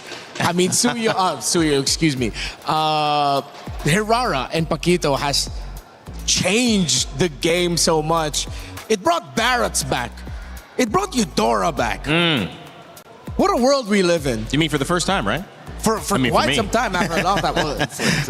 Yeah, I do love some Eudora, man. That's all I know. All I know is this meta, so it's kind of fun hearing their past, you know, kind of nostalgia for these moments. I was talking about a movie, Midnight in Paris, as well, and kind of the interesting thing is whatever present you're in, you think that the past is a little bit better. That's kind of the theme of that movie. So you guys wishing for something different as well, maybe, you know, I'm looking at just enjoying what we've got here. I know we had a chance to talk with Falcons. It's not quite an exit interview, although this is the end of their time playing at MSC. Their coach Moody was standing by with the turn-up. We are now backstage with Coach Moody from Falcons Philippines. Hello. Coach, what happened? I guess for this series, based on what happened yesterday, Onic was the better team today. Like, they did the reset better. Of course, it was tragic for us, but yeah, we'll surely bounce back. Okay, so it was maybe mentality going into the game? Yes. Because it was a 3-0, Coach. not what we expected as well. What did you think happened? Do you think was it from the drafts that were a little bit difficult, challenging? For sure. or- I mean, the drafts were pretty much also. We kind of messed up as well. So, Okay. In general, all of the team, I think. So including execution or Yeah, more execution so- and draft, yes. Okay, so 50-50. Yes. 50-50. Were the players okay? Like, what was the mentality coming into this match? We were trying to boost their morale, but somehow it's just not there, you know? Like the energy was different from yesterday. Understandably so. Yeah. Sorry. It's okay. I have nothing more to say. Okay. Well, the rematch, succeeded for Onyx. What do you think was different about Onyx this time? Just like what I said, I think they were more prepared and they did the reset better. And yeah, they were just a better team today. Just a better team, just in general, better Yeah. team. Is there nothing specific that you saw, as a coach, like you saw maybe a certain player's performance was better, or? It's hard to say because I feel like we were also playing bad, you know? Okay, Yeah. understandable. And of course, again, I think we talked about it a little bit yesterday, but what I really wanted to emphasize on was the fact that it seems like all the other regions are catching up. Yeah. No ID, no No- Malaysia, no Philippines. Philippines. What do you think this means about the ecosystem right now? I think it's better for the MLBB community in general, just because it's, like what they said, it's a different era right now. At the same time, I feel like this is an eye awakener for the Philippines and Indo and Malaysia, just to step back and look like where we at. But for sure, M8, it would be different. I'm excited for M8. So that's the next on the checklist, M8? For us, it's GOTF first. Okay, so you have GTF first and then M8. M8. And we can expect you guys just Hopefully. flip the script.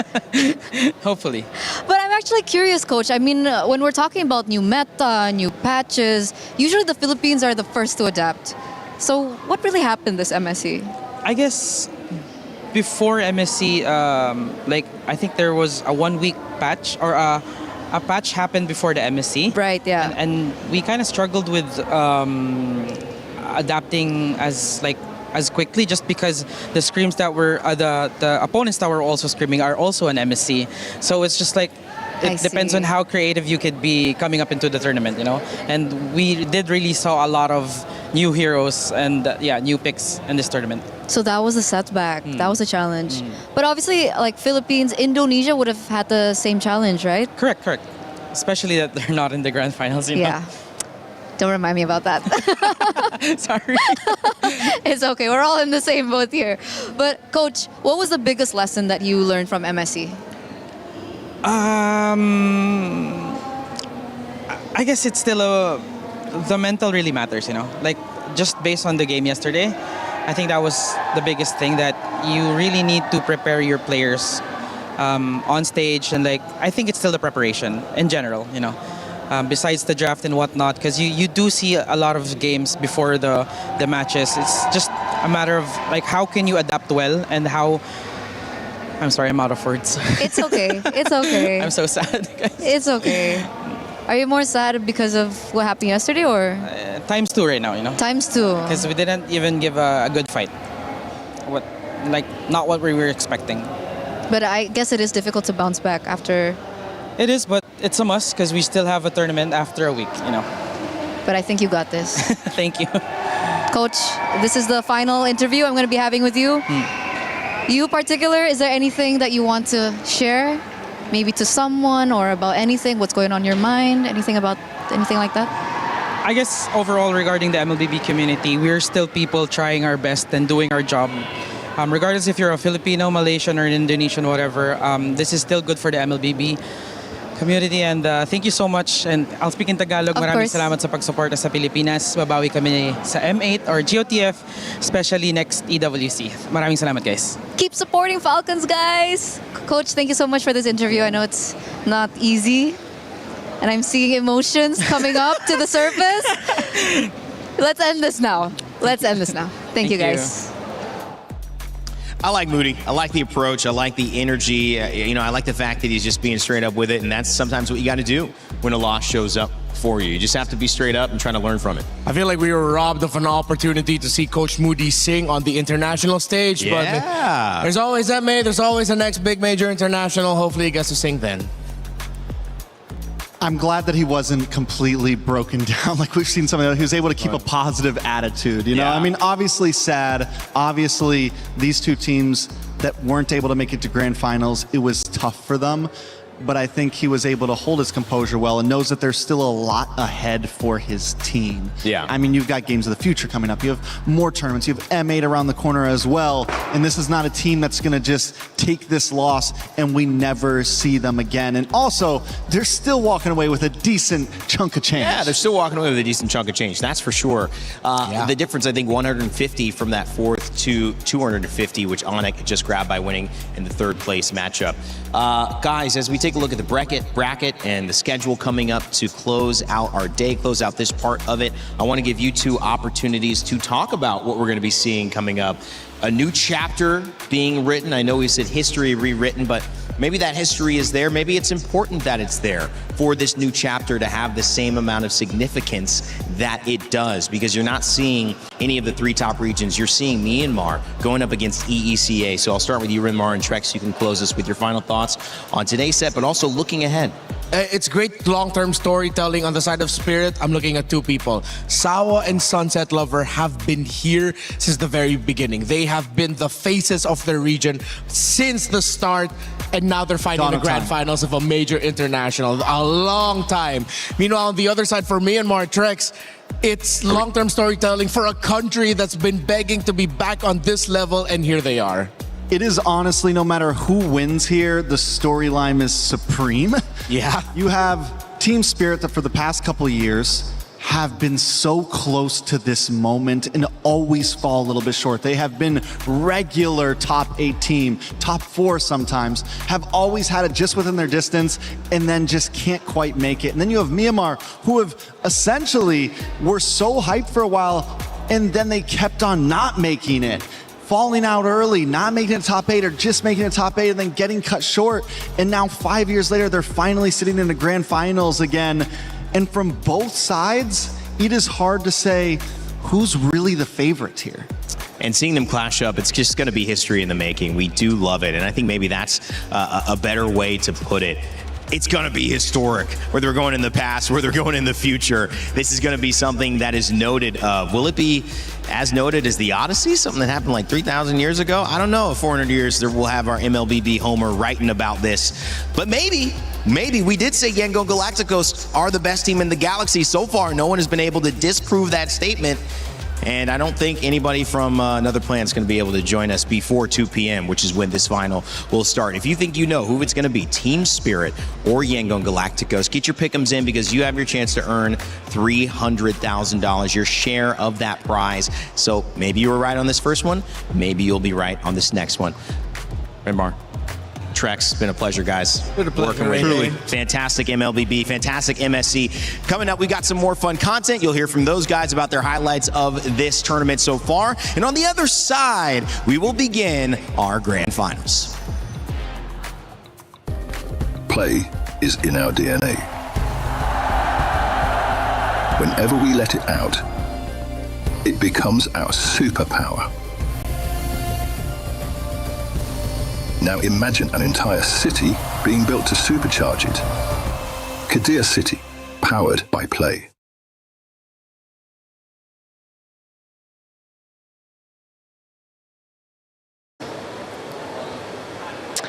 This is the talent show with Rachel, of course. Hello. Look, we've only been doing intros and stuff together, but we haven't actually had a chance to do this kind of thing.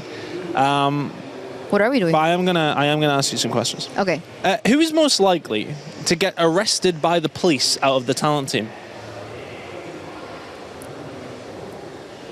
Mirko. Maybe be careful with this one. Mirko? Mirko. Okay. No reason why, right? No reason? We don't have to give a reason, right? Well, you can, I'd prefer if you give a reason. Actually, sorry, we're not doing this at all. What? Brother, you can't do this to me, brother. I can do what I want. Brother. What is this? Would you like to take a seat? I would love to take a seat. No, you know. Oh, am I moving? I'm being. Oh, okay, I you know would love what? to take a seat. Brother, whoa. Whoa. Okay, everyone calm down. What's Hey, how's the hot seat feel? I feel like we're surrounding her. I heard that you've been the mole lately. No? Yeah, it's been discovered, Eterna. I feel so betrayed right now.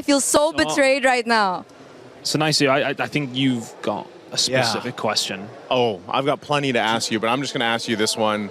You know, we have heard, Eterna, that you are a record-breaking international recording artist on Spotify.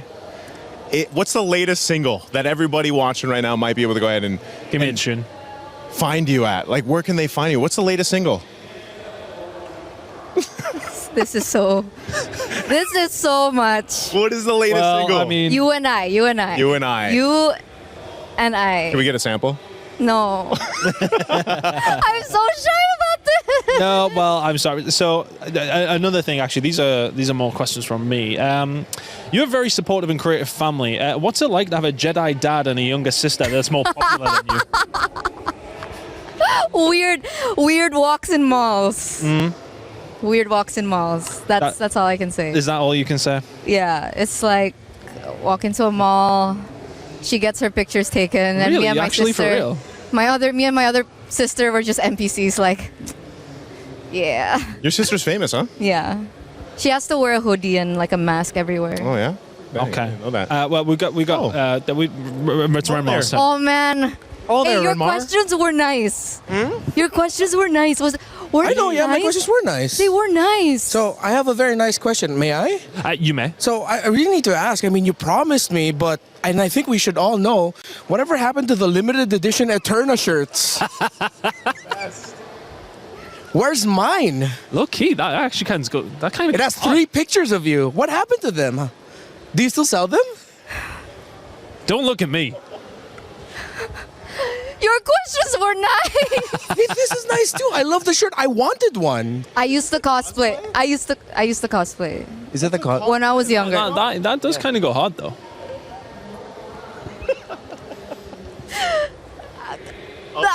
So yeah, update. What damn. happened to them? They're gone. They're gone? They're gone. How wide is the lens? That's what I want to know. We got the whole gang on here. Wait, why is he? I've got another question before we actually jump into things. What happened with Goni? What the? Gani. Goni. Hey. Look,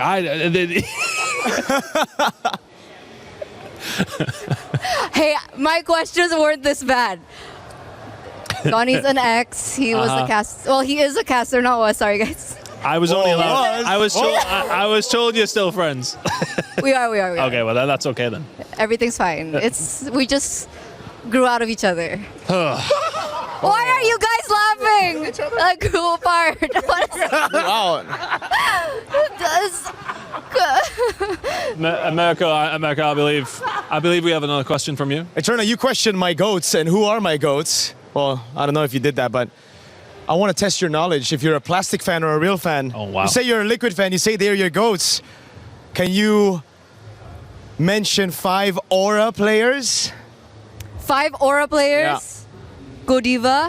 Hi. Fluffy. Wait. Wait. This is part of the game. I'm pressuring you. I know you don't deal well. We know that you don't deal well with pressure. Kabuki. That's 4. One more Aura player. Palevi, coach.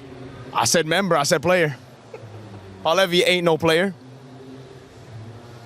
Who am I missing? They're mid laner. It's not Yehezkiel, right? No. Okay, I'll give it that. But Okay. I can't believe you forgot your favorite face hugger. Oh my god, my goat face hugger! I love him so much. All right. I love him. We'll end it with one more question that I have. That we know that you can find love online, but can you find love in online role-playing games?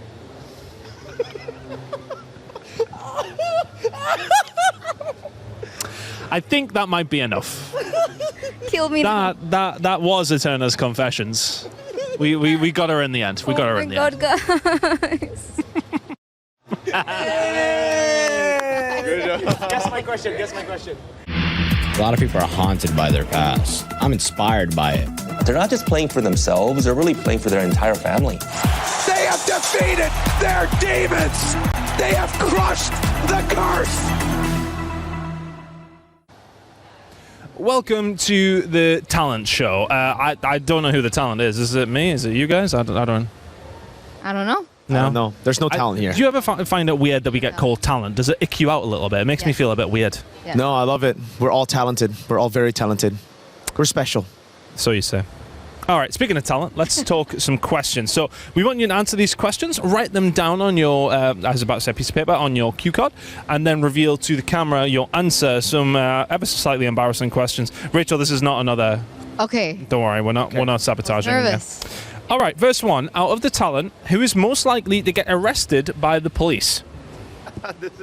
You started writing before I even finished. When you said arrested, bro. All right. I'm done. 3, 2, 1.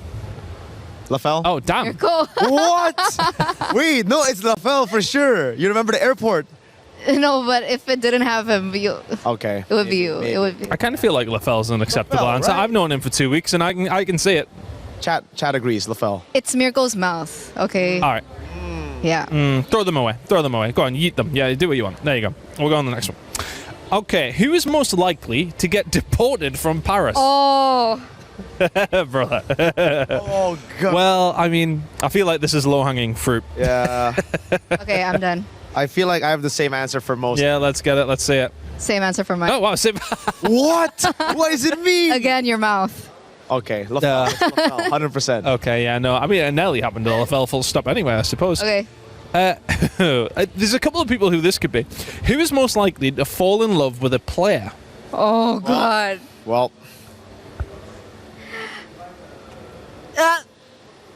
Oh, she's not even here to defend herself. Hold on. Does that say me? Okay. No, that didn't. Okay. All right, 3, 2, 1. Let's see. So we went Brigida Oh. and yourself. Yes, okay. Oh, but I mean, like. Yeah, well, I that's mean- yeah, that's yeah. Well, you got eyes on anyone, Turner? No, Whoa. no, Multiple, not just one. that is true. I'm kidding. Okay. Who's most likely to fall in love with a fellow caster? You might as well have just kept that same one, Turner. Where is it? No. I mean, based on the track record, brother. No. Based on the track record. No. Yeah, let's see it. Let's see it. No. I choose Renmar. I mean, someone is. Yeah. Who does track Renmar? record. Who does Renmar love? Oh, is this? He loves me. Renmar loves me. Renmar loves Mirko. Renmar loves me. Okay, we'll keep it at that. Who's most likely to get ready? Take the longest to get ready for a broadcast. Oh, the talent pool here, right? Yes. Okay. Now, the fact that both of you didn't take very long. Oh, there we go. chemistry. I can kind of see that. Right? I can kind of see that. And she's not being late yet, though. We're not late. No. We just wake up earlier. No, she's not being late. We did have somebody be very late yesterday, but We did. Kind of remotely the same. Who's most likely to fall asleep during a game? Who's a sleepy boy? He's not here, but I gotta write his name, bro. Do it. It's my boy. I'll choose from this talent pool. Oh, that's actually pretty good. All right, Gideon and Arashi. He's not here, but hey, shout out to Arashi. Is he a snoozy boy? He's a snoozy boy. Okay. Gideon as well. Who is most likely to get blacklisted from a broadcast? Well, be careful how you answer. Dude. Because you never know. Yeah. I misspelled his name. I'm seeing Mirko. Yeah, I mean, that's just without question. 100%. Without He'll question. never be blacklisted, though. No, I honestly What's think his that favorite? he's that crazy that it's kind of just like It's his branding. he's untouchable. That's true. It's his brand. He's He's untouchable. fine. identity. All right, who's most likely to survive in a zombie apocalypse? Hey. Ooh. Pause. Okay. Okay, let's see it. Again. Naisu, yeah, I mean, I wouldn't want to take a punch off Naisu. I'm just going to put Exactly, it I out think there. I that's feel like he'd kill me. He's a runner. He's athletic. He runs? Good. Like that? Yeah. I feel as if like a slightly bigger guy running is quite difficult. So if he runs like that, It's the endurance, bro. okay, fair.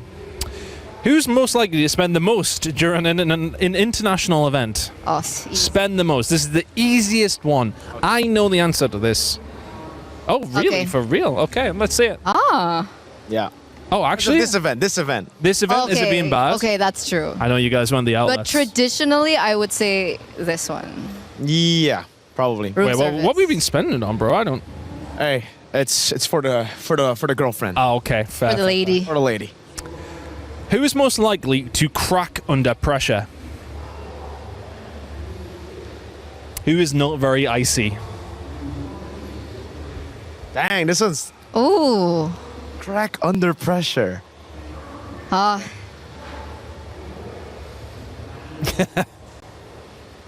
Three, two, one. Oh, damn. No, Oh. no, Eterna, Oh. you're fine. You're fine. I think I cry more than Brigida. You cry? Oh, cry, No, but crack. under Yeah, but like to crack under pressure, I cry. Dude, when you I should have seen crack, her I reaction when like Oh, the but- I love you things and adults. Okay, okay. That's also a valid answer. Okay. That's a very valid answer. And final one. Who is most likely to win MVP in a game? So who's the best player in the talent group? I can't believe I'm doing this. Damn. So We've been disgusting. very nice to each other on this last one. So disgusting. I'm disgusted. Is he nasty? The boy's nasty at it. Nasty. Pretty good at video games. All right, man.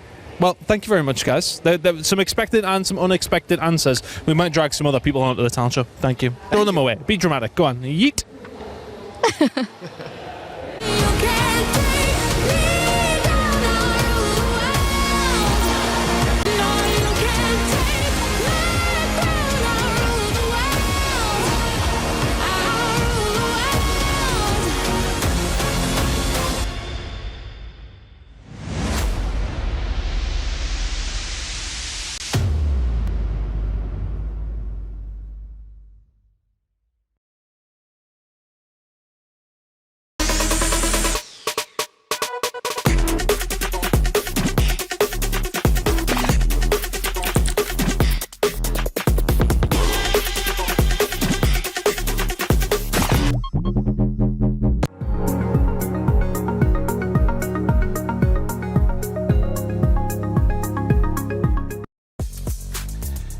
Well, we have a little bit of time to fill since Onyx just absolutely swept through Falcons, so I thought I'd have a bit of a chat with the boys. That one was a little surprising to me in a certain way, but looks like Falcons just didn't show up, did they, Remo? I mean, Yeah.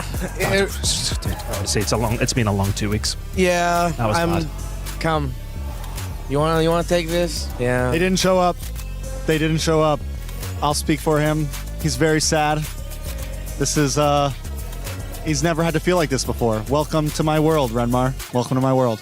In the world of everyone else, apparently. But you know what? It's again, I can't help but also feel happy for the Onyx boys because it's like a huge sigh of relief from them. Even Kyrie, the way he celebrated, I don't know what he said, but it felt like it was something along the lines of, "Oh, finally, I got to beat these dudes." And I think for them as well, there's sometimes you see these third, fourth games, and you're a little bit like, okay, well, it's it's a bit of a rubber match, if you like. But it was $100,000 difference, so that's a huge difference for these guys as well. I mean, if I'm coming from my point of view as well, club championship points, Falcons really needed those. To be honest with you, to see that happen is going to be a massive disappointment. I think I've kind of been saying along the lines, though, for Falcons overall, today will be extremely disappointing. But how would you say their tournament overall has kind of went? Would you have said that fourth was an acceptable position for them kind of coming into this? I know they would have said all the time they want to win it, of course, but would you said fourth is acceptable? I think globally fourth is not acceptable. From a unbiased, just outlook point of view, the way that they came into this tournament to how well they played in the top 8, I think coming into the top 8, a lot of us thought that they might not even win their first match. A lot of us thought that they might secure something lower than that. So the fact that they got where they got, definitely not a horrible finish for them. For the rest of the world, there's always going to be high hopes for any Filipino team, any Falcons organization at that as well. They're a dominant organization in the club championship. So yes, they fell short. But if you look at the whole picture, it's not as bad as maybe everyone thinks. I mean, let's be honest, it could have been as bad as Liquid, right? I mean, that. Ooh, yeah. I mean, not to. How to bring that up? You know, they already don't like me, so I might as well. But look, I think, when you look at expectations in that sense, though, they have got to be the team that everyone was looking at. That's got to be the biggest disappointment of the whole entire 2 weeks of the MSC. Yeah, and I'm pretty sure it was a massive wake-up call for the team and for the org and all of its players that, wait, we came from such a high of winning it in the Philippines. We get here as one of the team's favorite to win it, to get some very important points also for the club championship, for Liquid as an organization. By the way. Yeah, they are also struggling. So a lot of the big dogs who've been duking it out for the club championship for the past 2 years, now Vitality has a chance also to just sweep in through any other club that are ready for any surprises. It makes the story of MLBB, this MSC, actually made the story of club championship even crazier. I mean, it was massive for us, especially when Falcons beaten Vitality. That was one of the biggest games of the entirety of EWC over the last 4 weeks, as far as the club championship is concerned. Who would you say has been the biggest surprises, though, Trex? I mean, coming into today, I mean, a lot of people, is this the final they would have maybe expected to a certain degree? I'm not too sure, but what would your biggest surprise be? Throughout the whole tournament? Yeah. I think Aurora and Team Spirit are probably the two big surprises for me, both of them being able to break in.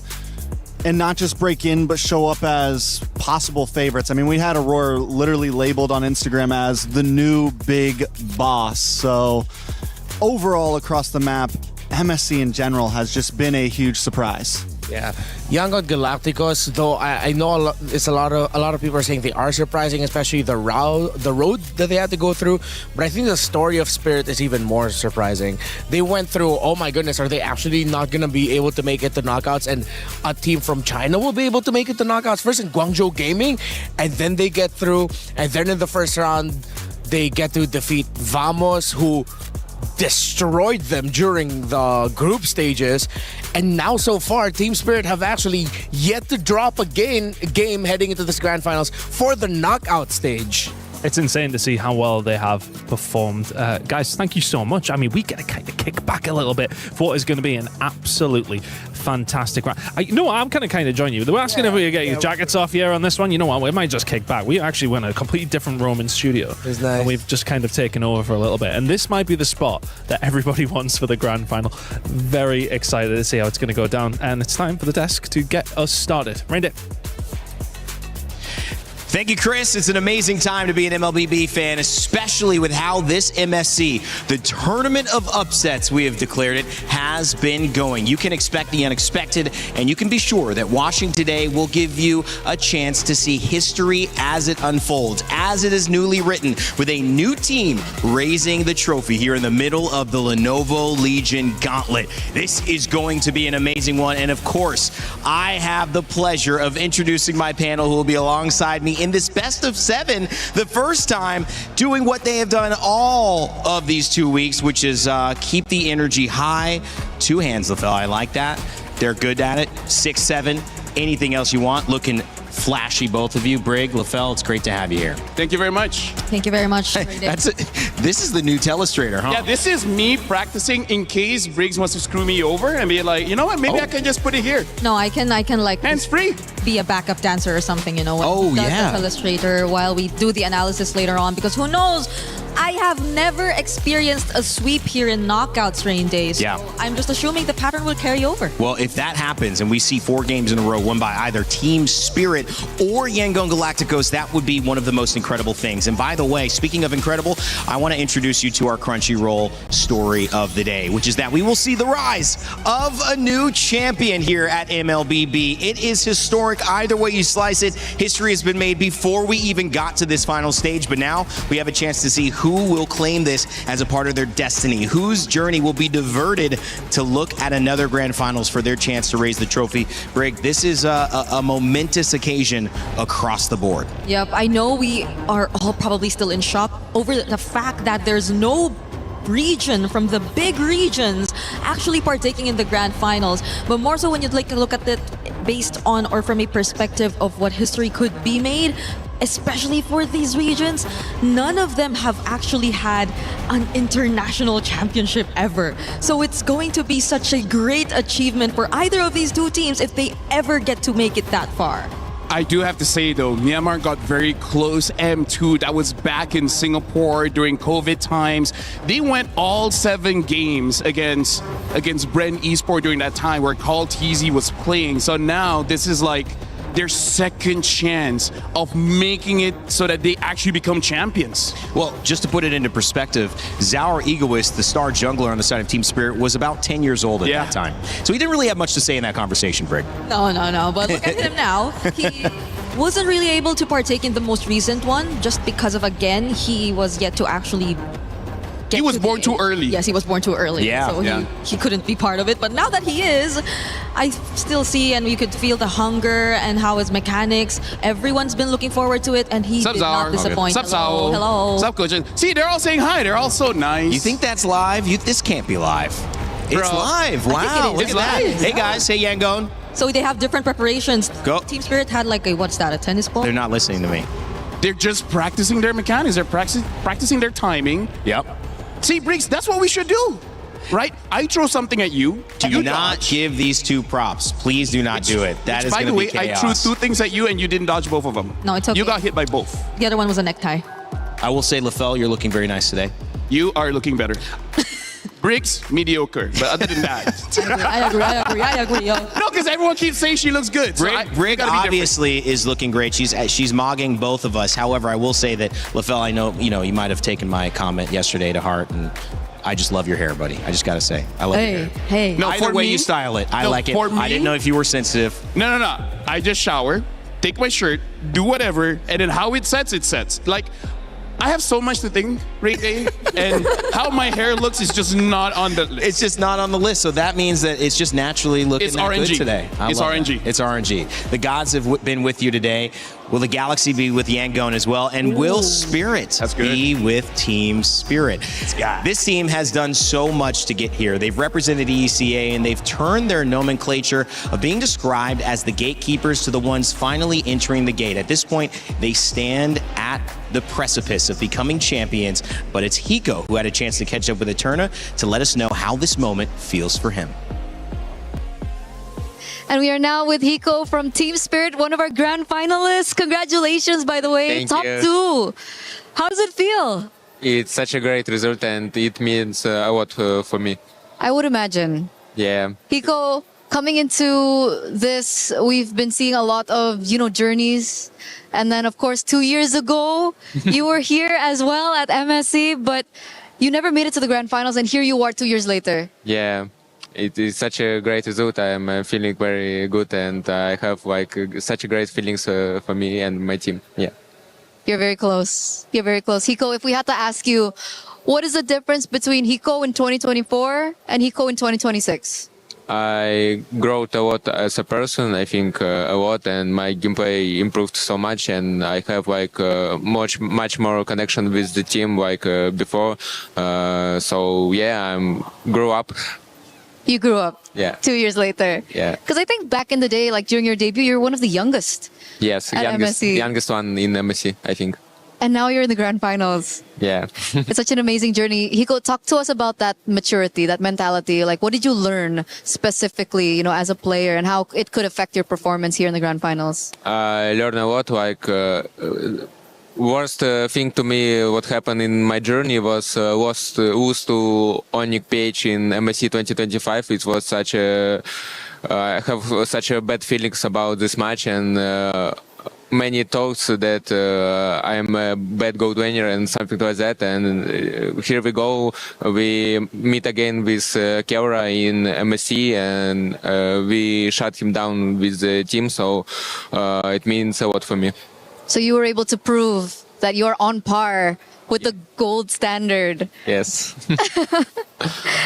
Hiko, how did you expect this?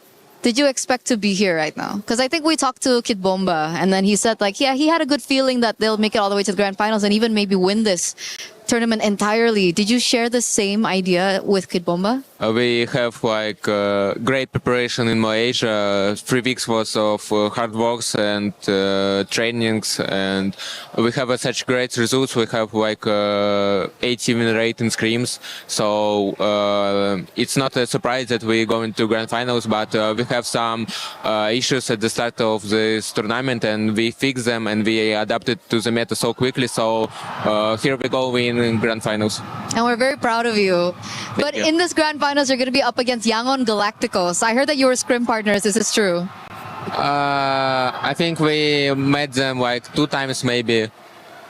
Do you think that that's going to be a good thing coming into the grand finals? Like, do you have a read on Yangon?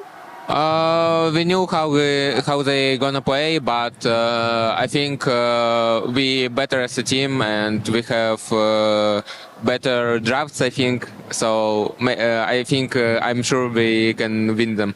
Okay, so there's a little bit of insight there, but you're still confident that you're going to win this. And you won against them before, right? M7. Yes. You were the ones to knock them out actually in the lower brackets. 3-0.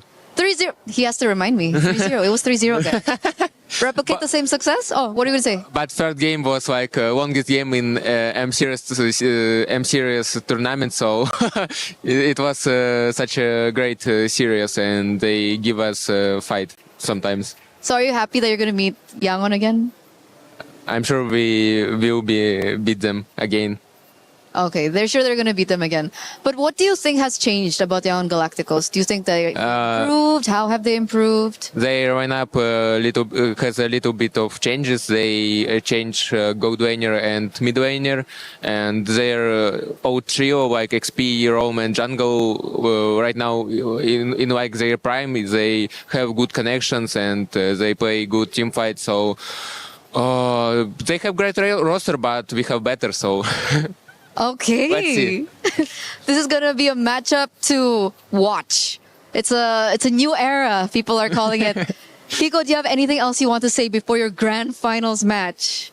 I'm just very grateful for my team. They support me so much in this journey, and all our fans also. I want to thank them because it was such a hard journey to get to grand finals in major tournaments, so I'm very thankful for my team and fans. So keep supporting us in grand final, and we'll see who better in this grand final.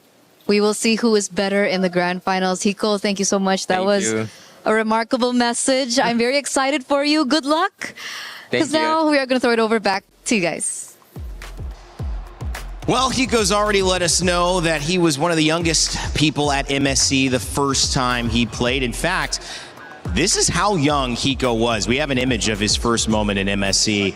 It was quite a spectacle. Our Egoist, I know, is sometimes who we talk about, but you see that right there? That was young Hiko winning 3-0. Kid Bumble couldn't believe it at that point in time, guys. Pretty amazing. I mean, like for me, even I didn't know. Yes. Let's face it. Because it's a baby. Asian babies, they all look the same. I'm sure you look like that when you were a baby.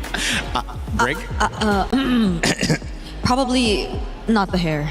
Not the hair. Okay, you didn't have as much hair as he. If I'm not mistaken, I look very different as a baby. I almost got disowned as a baby because they thought I was the wrong kid. Oh no. Okay. Yeah. Wow. We're getting to awkward conversation with my parents. Yeah. As well as the nurses and the doctors. But hey, I grew up normal. So you had that convo as a baby? Because you said the nurses were involved. Mom?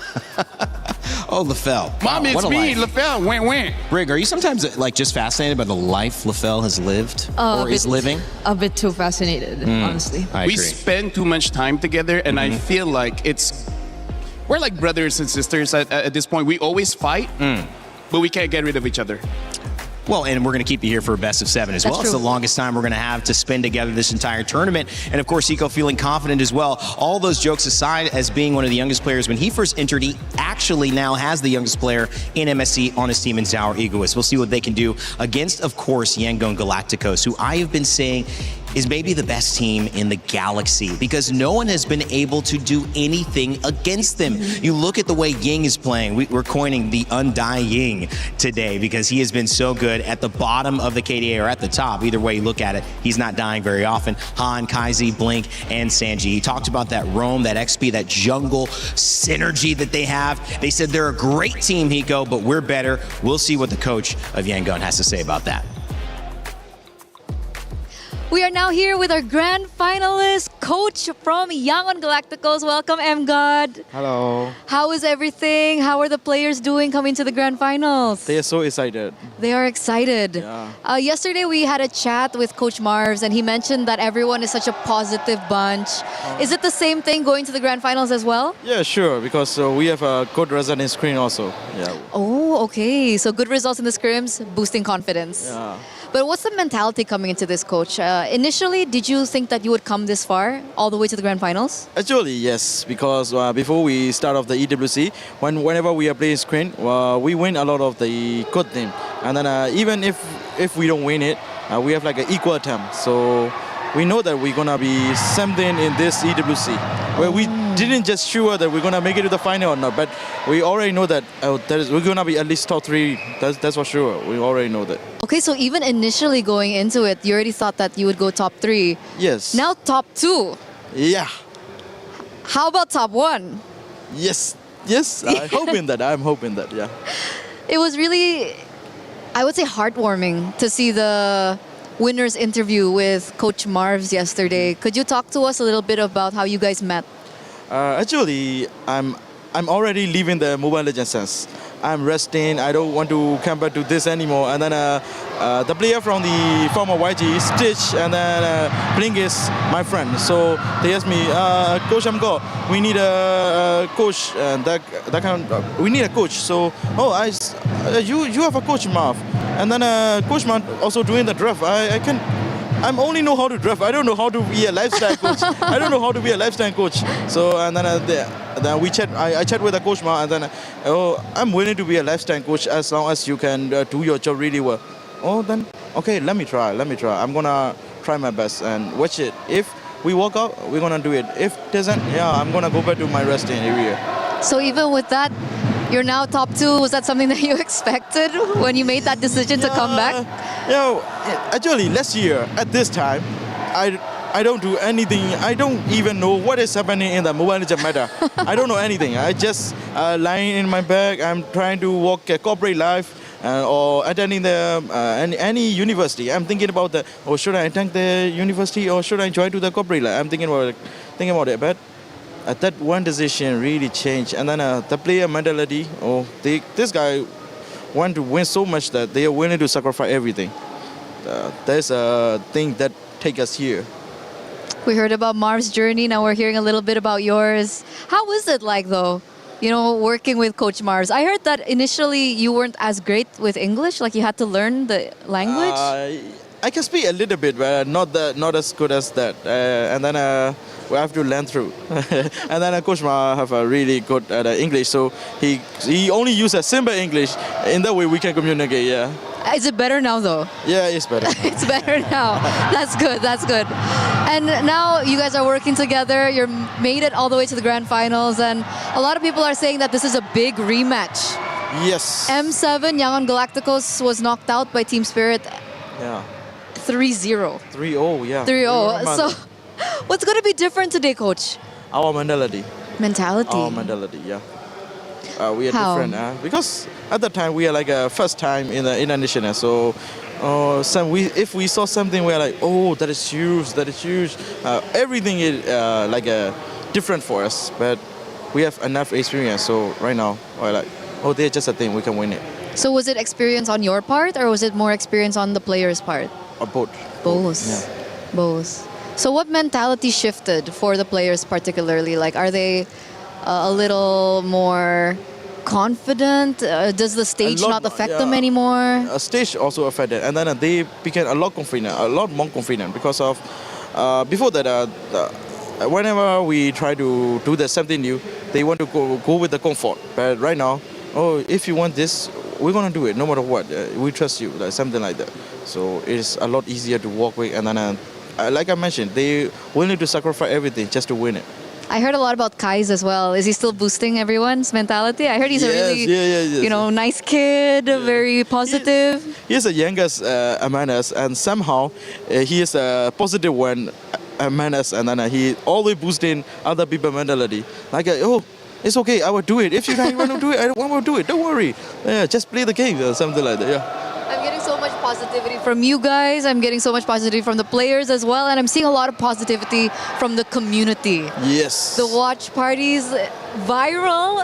I mean, I'm not sure about in other country. Like there will be like only 1 or 2 watch party, right?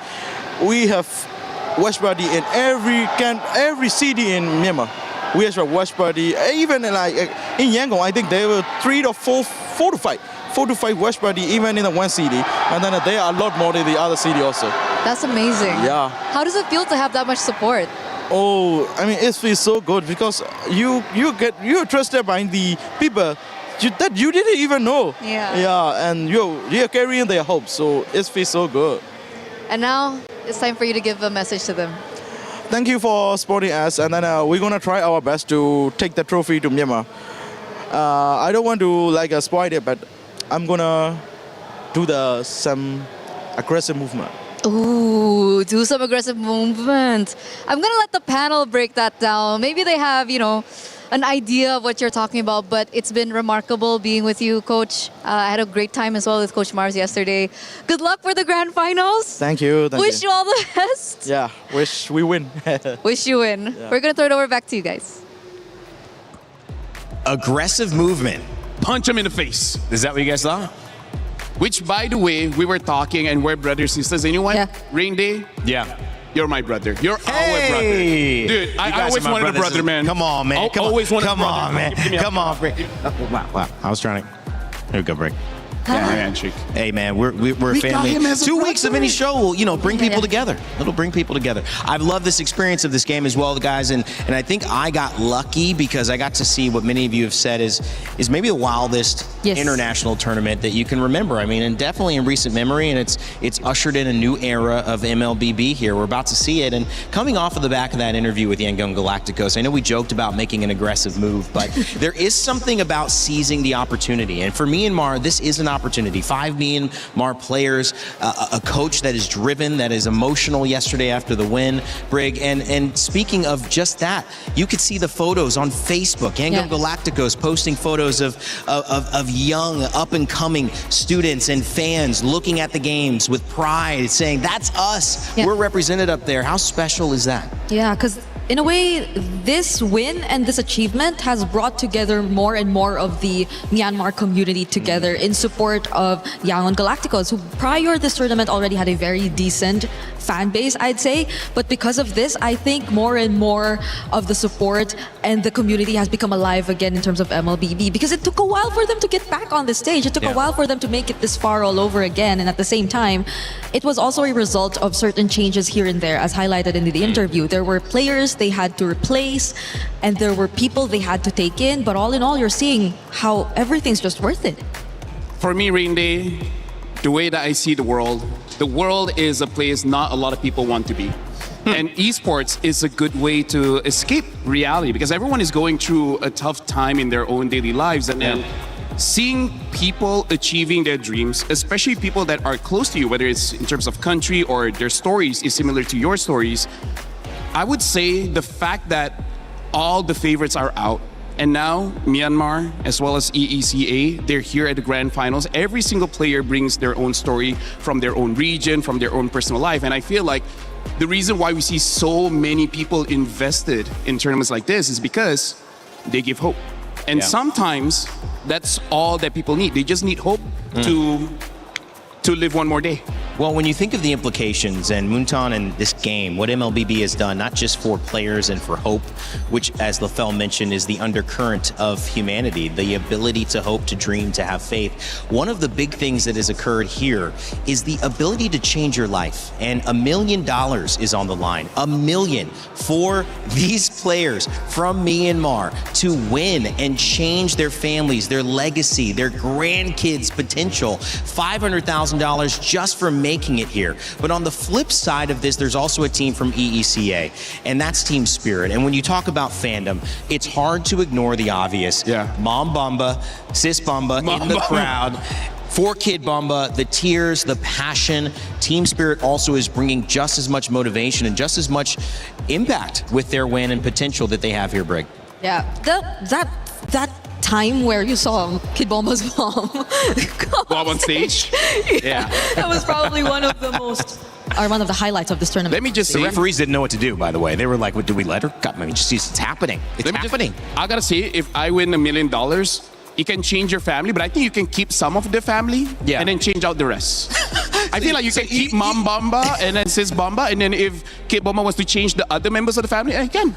I didn't mean change your family like that. Oh, not like, No. Oh, yeah. miscom. Yeah, change your family's circumstances, not swap. Do you want to change your family? Wow. No? See, this is, you know, you got to be careful when you give certain people money, what they'll do. LaFell already thinking about, if you're a family member of LaFell, let us know in chat. We're here to support you, okay? And please don't let this man get $1 million because you may be next. I feel like, can someone dig me out of this hole? Dude, it's just a misunderstanding. I thought people keep saying, "Oh, you would change your life, change your family." I'm like, this one is not that great. This one is a failure. We're just gonna. I mean, I don't know. If I can have Billie Eilish as my sister, that'd be great. I think we should keep it as life. You want to be my sister? You need Briggs already your sister. You need Billie Eilish too. I mean, Billie Eilish is pretty cool. I wouldn't mind having. What does the total social Instagram following of your sisters need to be combined? Because at this point, you're in the millions. At least 2. That's too much, man. Oh my. That's too much. Guys, this has been fun. At this point, I want to just give us some hype. Brig, Yangon versus Team Spirit. This is going to be fun. Yep. In a way, you kind of already see, and it was suggested too in that previous interview, that the last time these two went up against each other, there was already some sort of story brewing. And this is Yangon's chance to get back at Team Spirit and potentially make an even stronger statement by winning this championship. Dude, MSC has been one of the best internationals we've ever had. This grand finals better live up to the hype. Brig, all of your games have been going all the way. This one, if it goes all 7 games, at that point, I don't care who becomes the champion. Just show that you are worth it. Just show that you are the real champions that everyone has to respect. I'm going to have a good time. 7 weeks of the Esports World Cup here in Paris to determine champions across multiple titles and multitudes of special moments. But just 7 games now will decide the fate of these two regions, Myanmar and, of course, EECA. Team Spirit and Yangon Galacticos will usher in a new era of MLBB.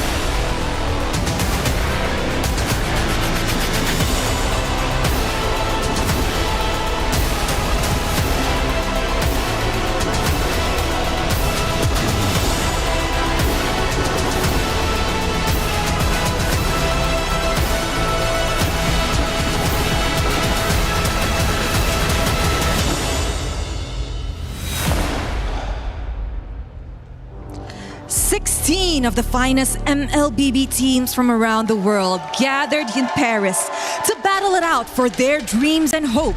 But now, only 2 remain. 9 days of grueling competition.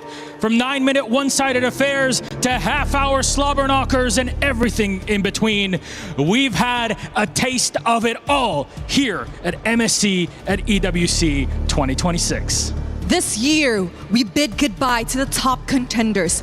We witnessed the rise of the underdogs. And for the very first time in the history of MLBB, we head into the grand finals without any of the big three. It just shows you that even 10 years into the long lifetime of our beautiful game, the esports scene keeps reinventing and reinvigorating itself. That just means you get an even longer life to witness greatness like today. You know what, Milosh? This grand finals is one for the books. It is history in the making.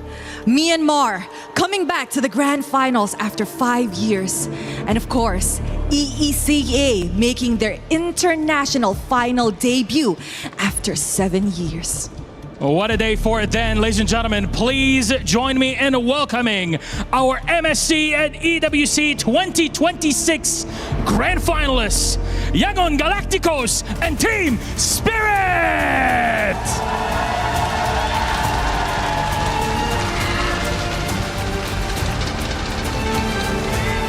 After 5 years, a new Burmese representatives return to the grand finals in attempt to write a legacy of their own. 7 years of blood, sweat, and tears. The effort pays off. The hard work shows results. And Team Spirit are the first ever ECA team to make an international final. The past two MSC champions headed into the grand finals with a 100% match win rate.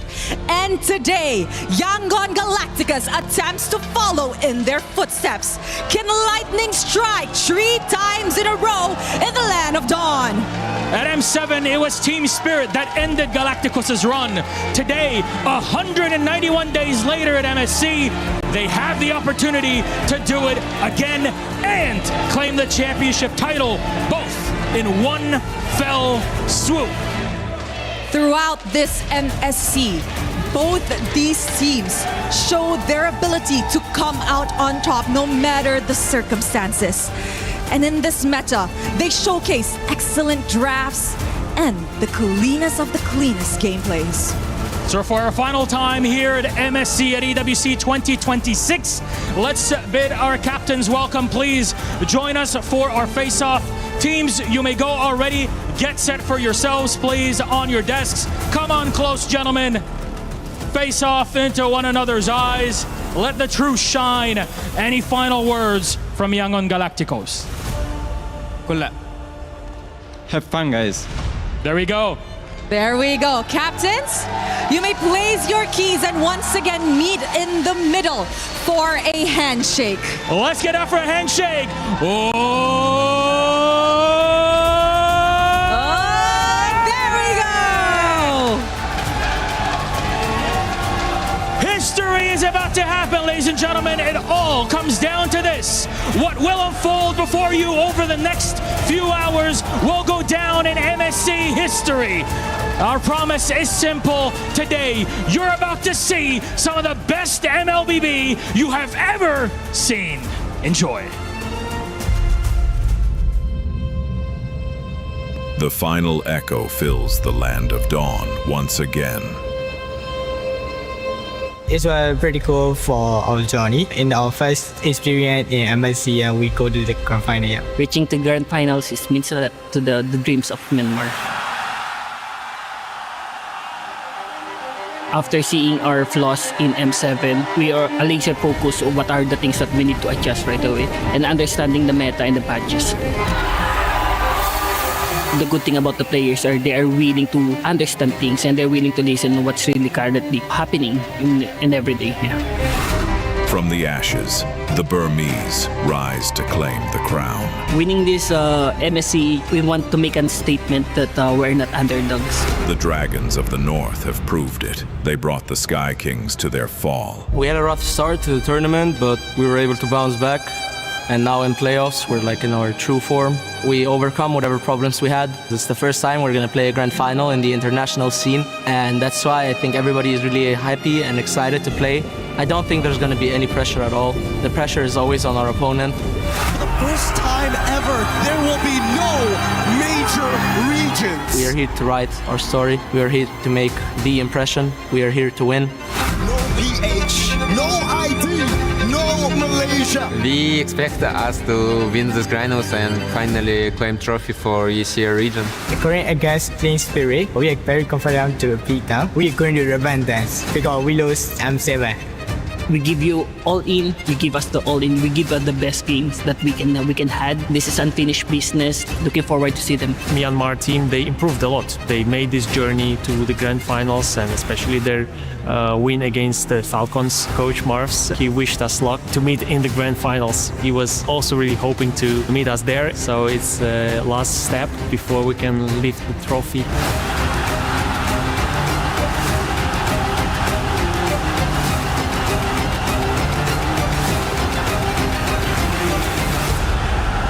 Esports can change life if you grind harder in each day. Don't let anyone destroy your dreams.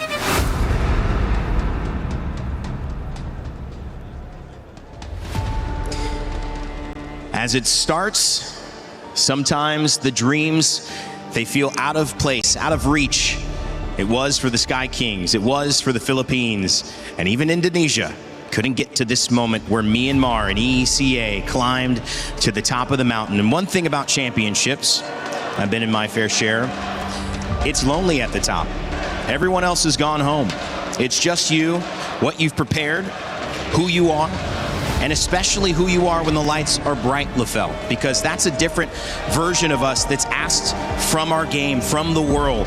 When things matter most, and you can't shrug off defeat, when you have given it all and you've gotten here, how do you show up? Without doubts, without reservation. Yep. That's what these teams are set to answer in these 7-game series. To answer that, we got to look at the fans, man, because again, both Yangon Galacticos as well as Team Spirit, they're far away from their homes, and yet people made this sacrifice. People came here.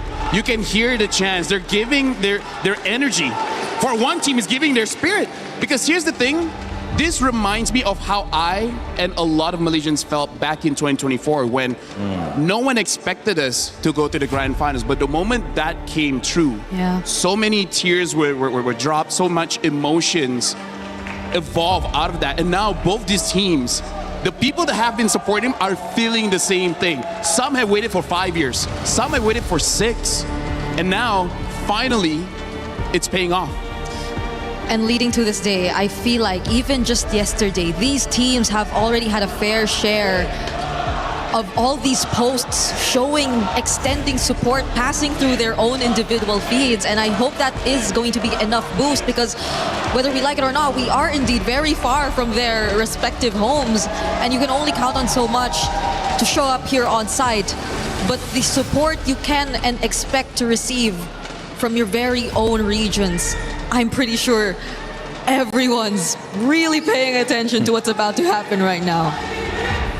It tells a bigger story, and maybe that story is still just a glimpse of what can happen here. The ripple effects of $1 million passing between the 6 or 7 people on either side of the stage with the coach and these 5 young men facing off. It will have implications for their grandchildren. It will have implication for their grandparents. It will have implications for life. And as we do that and we set the stage, we have to focus down now into the micro, the draft, how these two teams who are so good and have played different ways now come in and try to work that strategy to get the edge here in the draft. Well, right now we've got to talk about Yangon here. They're batting out the Valentina, very early ban, showcases that their first pick might be something that Valentina can, I would say, counter, something like an Atlas, as well as I like this Harley ban, because so far, Team Spirit, when they do get that Harley, it enables them to play this double fighters.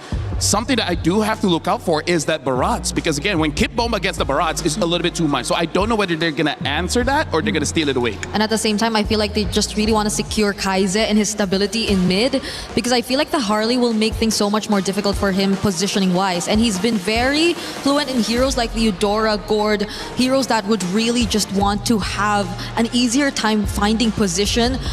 Apart from that, it's maybe the juice in, but considering the amount of heroes that are actually open, I agree. But they actually take out the Atlas alongside the Valentina, so there could be a different game plan here for Yangon in first pick. I think they are opening up the draft just a little bit here. Either they're going to take away the Belleric, making it so that they have the only S-tier roamer there. But I like that you shout out the Zushin, because the Zushin might actually work out, considering that Team Spirit, they might still go for 4 melee heroes and just 1 range hero. So that's a good shout, Brig. Now the Zushin gets banned out. Team Spirit was able to read out the draft. Yeah, so at this point, the Marcel is going to be left open for Yangon, which I feel is going to be real great if Spirit want to focus on their team fight prowess. As the Pokito is actually still open for Hiko to pick up here in this part. We've seen Blink have, I mean, just one of the best performances on Roam that I can remember in my only 2 weeks of watching MLBB. But I do think that this Marcel is a different approach. We saw the depth of his ability to go to different stages and really force the Roam bans and make the other Roam on the other side uncomfortable. Now he's just taking the best one. And I feel like because there's a chance that Team Spirit is going to have 4 melee heroes, it does make it so that Marcel can actually get maximum value. There's a good chance, even if he doesn't catch all of them with the golden hour, even the Platinum Snapshot is just going to be good for that small stun. But now the Barats as well as the Hirara. Team Spirit is already starting off very strong in their ban. Yeah, I don't know if part of them is just really complacent that Yangon is likely not going to pull off a Pokito Gold anyway, because I don't think Sanji has ever gotten his hands on a fighter gold lane. So the possibility of them still getting that is very high, and you see it right now. Claude is going to be locked in by Yangon, so the Pokito possibility is again still available for Spirit if they want to lock in their side lanes right now. Some very good composition in the Uranus and Marcel. You've got Lockdown, you've got Comfort for Sanji, Blink's on a top tier hero, but you got to look at this Pokito, Hirara, and the Barats.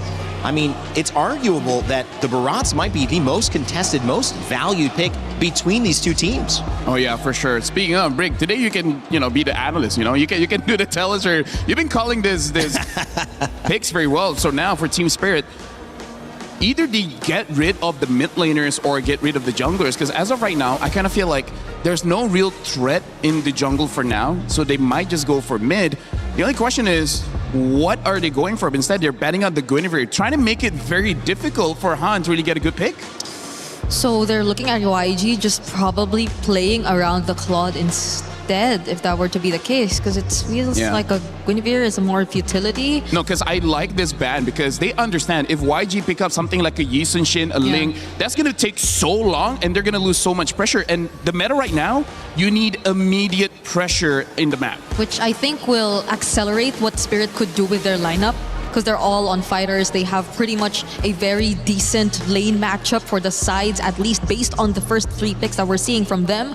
So if they just really want to limit the options for Yangon to at least spread out and create the space for Sanji here, I think it really works. I do have to say, if Team Spirit just wants to go much faster, they can even go for something like a Selena. Oh yeah. The bad thing about that is that their wave clear isn't going to be great unless they pick up a gold laner that can, basically clear faster.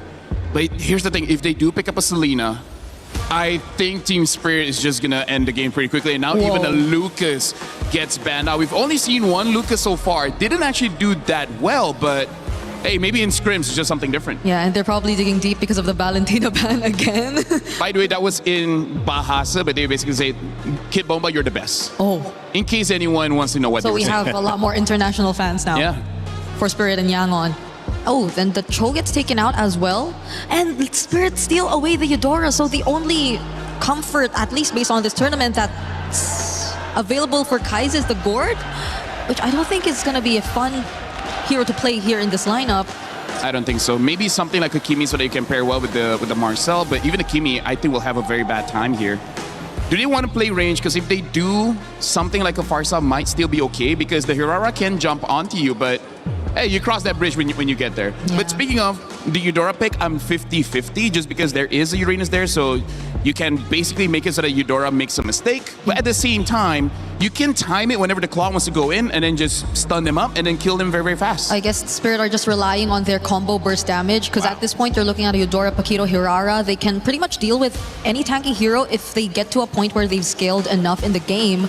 But they do indeed lock in the Gord alongside a Suyo. Yangon, it's always a Suyo last pick that you feel is kind of just them being forced to pick it up, but if they make it work this time, that's a great start for Yangon. Well, here's the thing. As the draft progresses, we remember in the interview with Eterna where he could basically say that we have better drafts. And for now, I kind of got to agree with it. How do they get Barats, Paquito, Hirara in the first 3 picks, and then pick number 4, they still get the Eudora? Like, this is an insane draft to get for this current meta. This is like what Onyx got in the last game. In the last game against series. Falcons, yeah. And even we were like, wait, how did Onyx get that? That was no way another team is going to get that. But hey, c'est la vie, here we are. And the last pick is going to be Jin. Whoa. So talk about trying to accelerate the game. Okay. This is kind of like almost no range. Eudora has range, but it's mid-range. I'm liking Spirit's draft. This is the kind of draft that says like, you know what, Grand Finals, we're going all in. Yeah. I love it, guys. This is a big one. Marcel giving up. You see the Claude early pick, the Suyo, the Gord for Kaize. Something that just feels familiar for YG. And if it ain't broke, don't fix it. And of course, Team Spirit say, we'll give you those. We got what we want. We're bombastic over here. Kid Bomba trying to lead them into a Game 1 win. But Undying might have something to say about that in the EXP lane. It's your grand finals here at MSC, a best of 7. And it's time to send it over to our casters, Mirko and Gideon, to get us started. Thanks so much, Rain Day. Today, we bear witness to history in Mobile Legends. For the first time ever, 2 regions, not from a major, have made it all the way to the grand finals here at EWC for the Mid-Season Cup 2026. And by God, this is some life-changing moments. The money that's on the line, the series of full BO7. It's a Cinderella story for both sides. YG finding a way to make it back to that top 2 after seems to be forever. Sunset Lover and Team Spirit, though, with Saul. The journey started all the way at M1. So, hey, we have that first blood rate comparison. We know that Spirit love to get it going quicker. But Yangon, they're actually still the ones that actually are the more active teams when it comes to just brawling. TS want to keep it hot and heavy as naturally as they do because of the way that they play the game. Not to mention, they're running the double fighters. So far, Hiko's had an outstanding win rate here as his secondary fighter Gold. But I think this game really just boils down to how does Yangon Galacticos wombo combo with each other. We've seen many times where Gord, even within the early stages of the game, if the combo ain't clean, you're not going to be able to find anything. And that's going to be an early flicker coming out from Sawo's side. No punish here for Yangon, but that's a big resource down. Absolutely, man. We got to also take into account the fact that Marcel has been left open, picked up by YG. And we saw in the 3rd place match earlier how big this Marcel could play into the game. Was able to stop a lot of these slow-ranged opponents. Back in that match, Onyx versus Falcons, it really stopped the Hirara as well. So YG are utilizing that, really just using Blink as a way to actually zone people away, trying to take that XP crab. It's going to be Han who actually secures it. Ying caught in the CC lockdown, has to purify out. Yep, you can see a lot of respect coming out from both of these teams. But really coming back at it, we're seeing the TS now taking a lot of the space here, forcing Yangon back just before the turtle. They want to make sure they get that first position really, really quick. And Kai's understands that, hey, I need level 4. Without it, this ain't going to work. So they're going to back off, make sure that there's no damage on their side economically, and make sure that they clean these lanes back up. Because the next thing they have to worry about is Sawo hitting level 4. YG have studied Team Spirit's game. Spirit just yesterday against Onyx in that crazy upset victory. They were able to take control of the game so early on through pickoffs, through finding tempo on the map, and YG, they don't want to fall for the same trap. They know, all right, we have a Suyo, we have also the Gord and the Claw. They can play it late. Ying, no Purifying Bomba. Puts out an attempt there with the Desert is welcome, can't find it, but again, it's just YG trying to survive in lane, especially here up top. Oh, wait, hold on. Okay. They summoned it really, really early on. Luckily, at the very least, while this is happening, look on that top side. Blink is already in position and trying to alleviate some pressure onto Sanji, who's being denied his level 4. I mean, these are the small incremental leads that they're looking for, right? And that's what TS wants to do with the double fighter comp. Build these small leads and then eventually cause it to get that big cash out at the very end, usually coming down to the third turtle, closer to the very first Lord, and really taking the reins from that point onwards. Sunset also had a fantastic performance just yesterday on the Eudora, on all the mages actually. Flickering out of some crucial sets away from Onyx. YG, this is one of the first times we actually don't see a big setting to on Blink, right? Mainly because of the Marcel. So it's also going to be a big question mark because the only other time we've seen Blink on this Marcel was all the way in the group stage. It's been a while. It's true. If we're looking at it, you know, in boxing terms, I think the best way to describe it is it's Southpaw versus Orthodox, right? And Yangon, they understand where they need to play defensively, make sure that they don't set up potential dives to their gold laners. But in the meantime, because of their defense, now the dive. Purifier with the Blazing Duet actually gets away with the BMI as well. Now it's the Golden Hour plays down. I'm going to go for the Blade Surge and the Soul 7, but it's misplaced because the Golden Hour Blink taken low, is taken out. Straight up by Sunset Lover. Zaur's able to get the targetable dive frames, and he gets away in time as look at Sawo. No punish there. What could have been a really great combo, a good one-for-one trade, ended up falling into the hands of a profitable win for TS. They're doing it again! Shortcut in the crash course. Kaiser has to flicker out, and it's Team Spirit again with the early relentless pursuit on YG's jungle. And that's the beautiful part about this composition, right? They're using that shortcut not as a means to just engage, but also control tempo. And now Ying is in a lot of trouble. He still has his Purify, but that's not no consecration. Consecration baited early, even through the Purify. Sour picks up a kill. Now goes straight into the neutral objective. That's going to be free for Team Spirit. Look, in the meantime, he's already trying to proxy this wave, and Sanji, he's well aware of this, right? Again, defensive against aggression, and Yangon understand that they have to play very, very defensively for the first couple of minutes of this game. Arguably now, with the 2-kill lead and the 2.3k deficit, that probably bought them an extra 4 more minutes on TS's side. So we're expecting probably around the 10th to 11th minute when Yangon get into position, unless we do see a huge turnover fight. Now turret conversion down below. Bomba, man. Just like yesterday, Gideon, he's conditioning YG to see these misses, to see these whiffs, and then all of a sudden he's going to pull off a crazy dead center flicker. That's the beautiful part of it, right? Get the early conditioning down, because technically there's nothing to fight for on the map as they're trying to get Sanji out of this lane, but they can't seem to do so, especially with Hiko. He's playing this really, really well. He's pressuring life totals, he's maintaining control. Bait! Doesn't connect. Yeah. Good reaction on Sanji. Could have had his Purify out taken. Spirit definitely want to play around that now, and Sanji's going to recall. That means Hiko will again be able to find a tempo up top as now they look for a cut on mid. Kaiser has the flicker back up in 3. Spirit will play it slow, and look at Bomba, They're playing so well, and now they want to collapse down on this mid-tier 1. If they don't get it, they might be able to contest for this purple buff, but I don't think they have it. As we look towards bottom side, even Zaur making sure that Sanji feels the pressure. Oh! Shortcut's going to be dropped down. Bomba. Okay. Goes for the chop. Purify out. Golden Hour catches 3.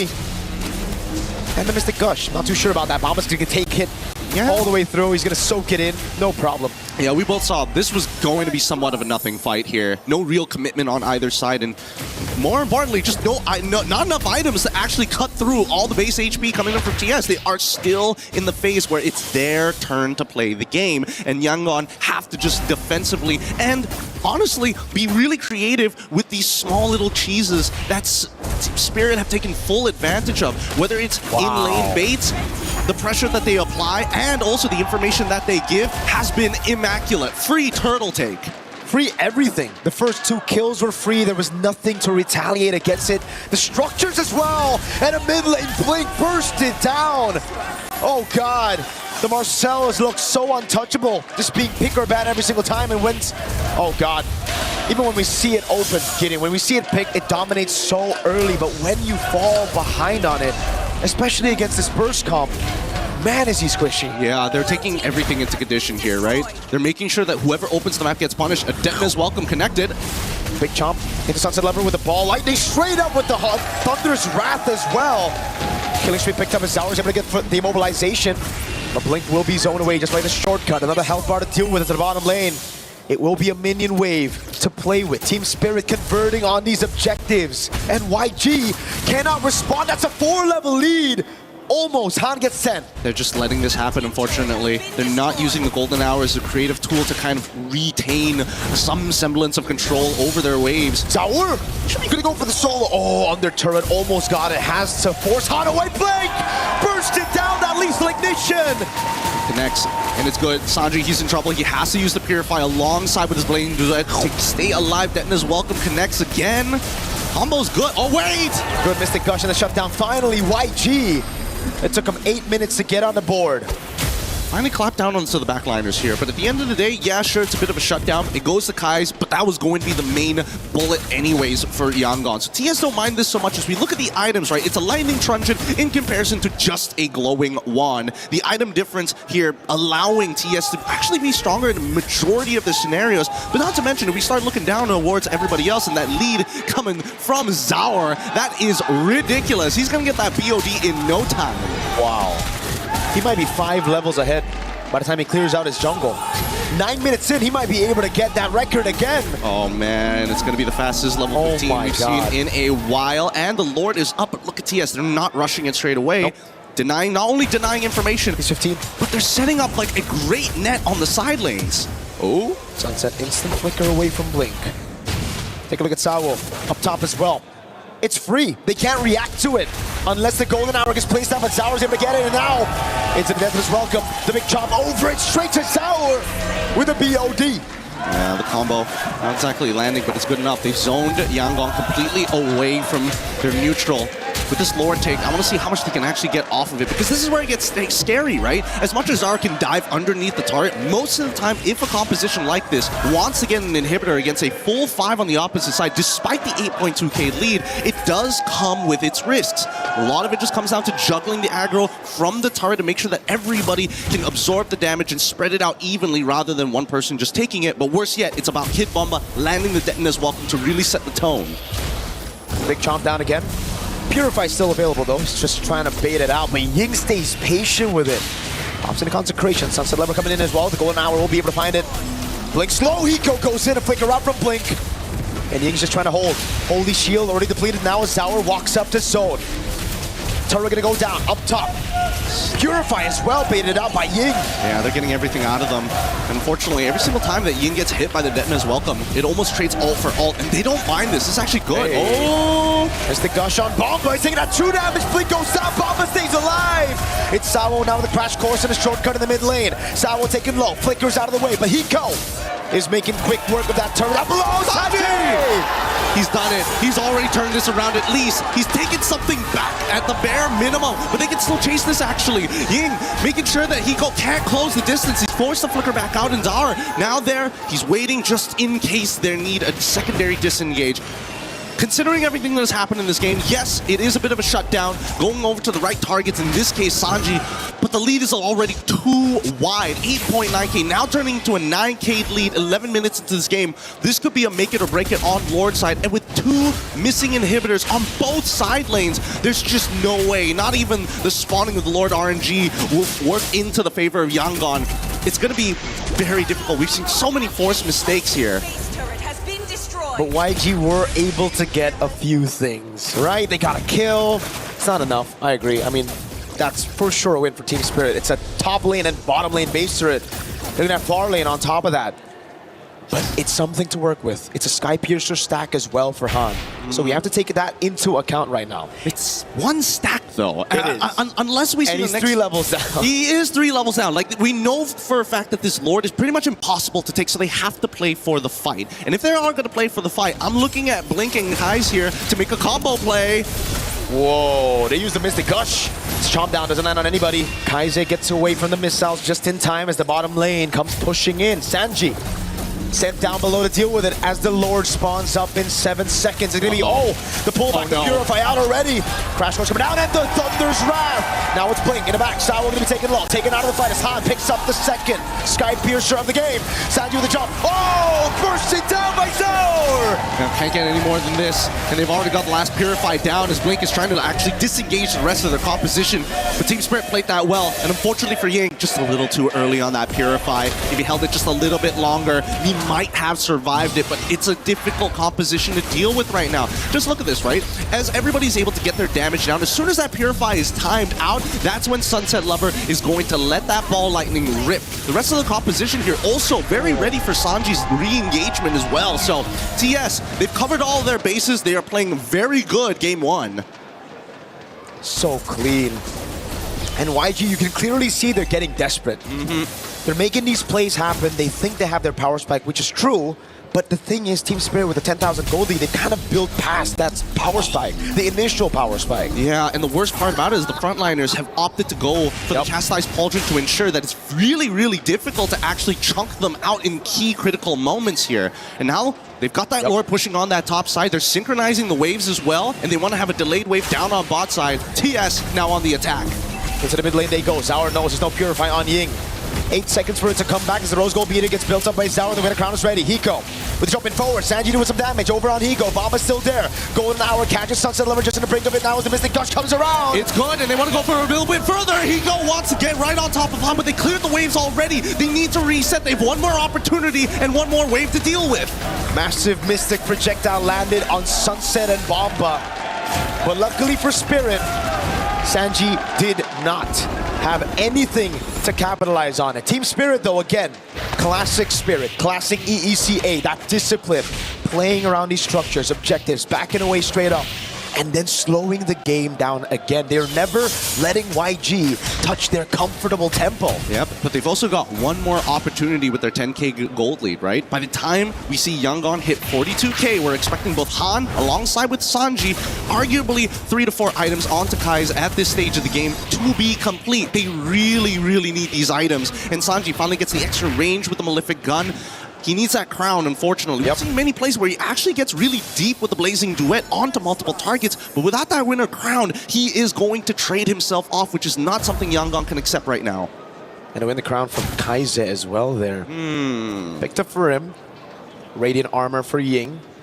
So a little bit more defense, but you could clearly see that big diff in gold between the XP laners. Bomba is just a big chunky boy. He's thick. He is thick. And he's also taking the winner crown as well, just in case a scenario like that happens again, right? They got to be careful because at the end of the day, it's still going to be up to Kai's to land that Mystic Projectile. If it hits on multiple targets, that's great. But the setup really just comes down to Blink. Han, at this stage of the game, has to be the finisher, and Ying needs to start peeling. But we see every single time the sequence is the same. TS will start to target Ying first, get his ult out.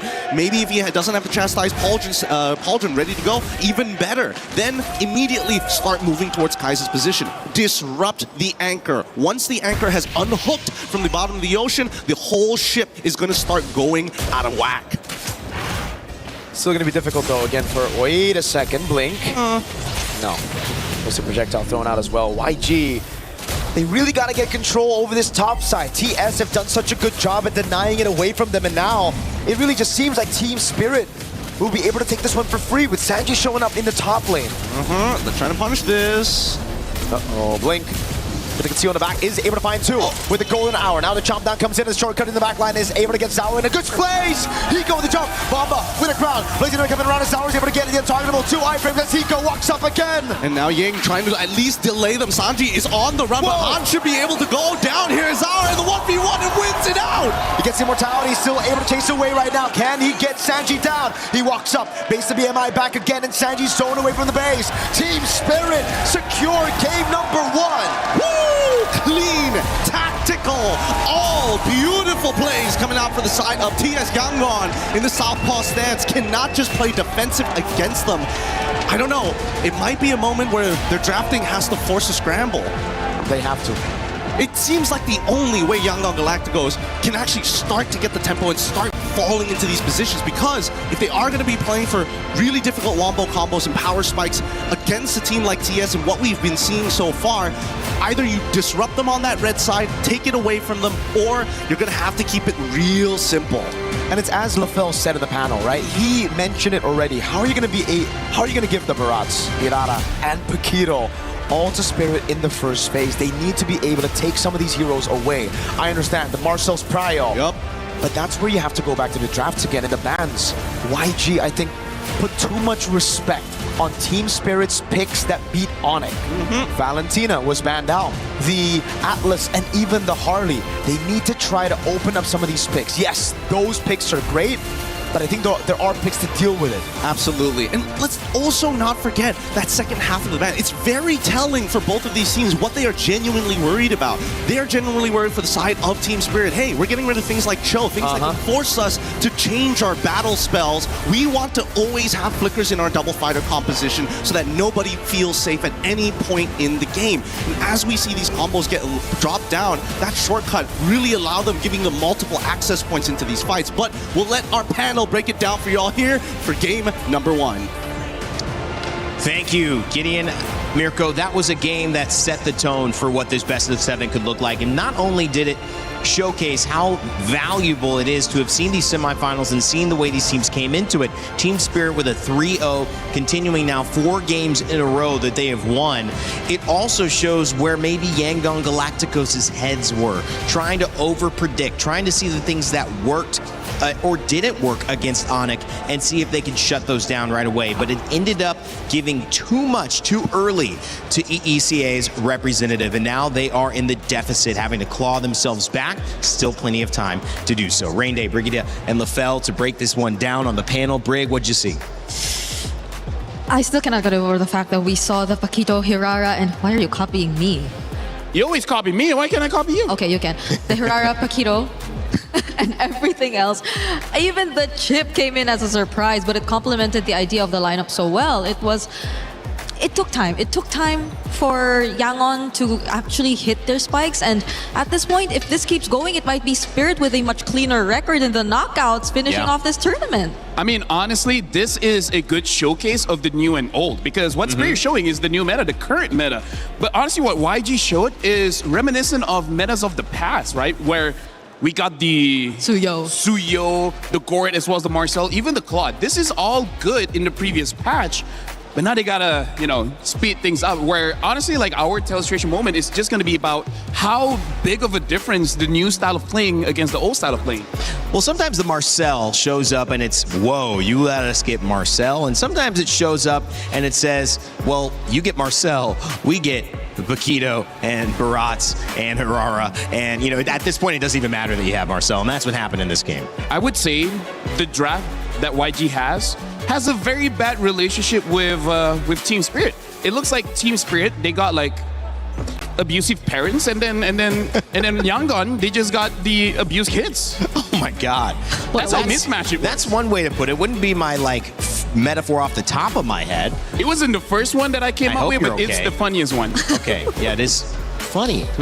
Again, not the first word I used to Okay, describe that. It wouldn't be I off think the you gotta top change of my head. your description for it. It's the one that grabs people's attention. Okay. I wouldn't mention grabbing off that as well, because that feels like you can get into the same. This is just the story of my life, everything I say. Damn. Okay, so guys, you have a lot to break down. Game 1 gave us a lot of answers on the side of Team Spirit. They're the real deal. Zauer, Egoist, Kid Bomba, you mentioned Sunset Lover and Sawo, of course, Hiko, trying to make a statement here. LaFell, what was the statement you saw that was made by Team Spirit in Game 1? Now, hold it. You could do it if you want. Yeah. Bawaski. All right, thank you very much. It's nice that you understand Malay now. So we got to look at the draft, because there's a whole lot wrong here. And let me explain as well, first things first, what I mean by having bad relationships with each other. Because we're going to start with one of the more important picks here, which is the Suyo. The Suyo being the jungler is definitely one of those picks where it's going to move the map. It's going to move the tempo, right? Now, one of the problems is Suyo has been adjusted before, where he had armor as well as magic resist when he is in his immortal form, but they removed the magic resist. Now, the problem is we got one of the best mage bursters here, which is the Eudora. It makes it so that if he goes in, he dies. That's why we don't see him really do much. And it's honestly the same with the Claude. The Claude goes up against the Eudora. Also, he goes in, gets stunned, and then the damage is just going to be too much, and then he's gone. And that's not over yet. We got to talk about the Marcel. I play the Marcel. Here's the thing. He gets stronger when the Thunder Belt stacks actually gets to stack up. But before that, he don't want to deal with burst. He don't want to deal with anyone that can stop him. Now let's look at how many people can do that. So Eudora could do that. Probably just Paquito one. could do that. Barats could do that. So there's three members that can deal with the Marcel. One of the reasons why they don't really mind letting the Marcel go. So right now, it does seem that Team Spirit, they just get all of the answers before some of the problems even existed, right? Because Suyo came out late. And then, well, the Marcel's first, but again, they were able to answer that. So let's see how it translates in game. And in this current meta, it's all about map pressure. Let's look at what happens when there's no map pressure here.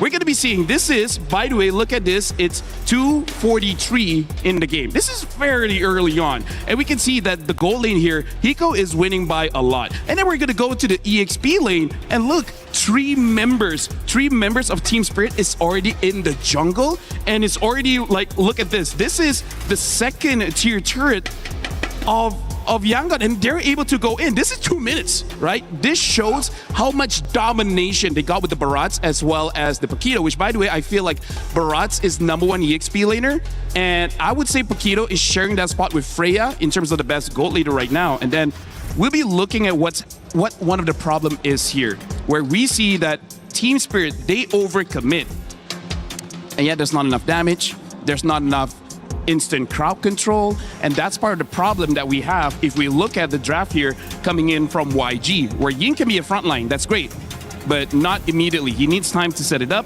Kaize can kind of stun, but only if he hits his skill shot. And then Blink kind of stun, but here's the thing.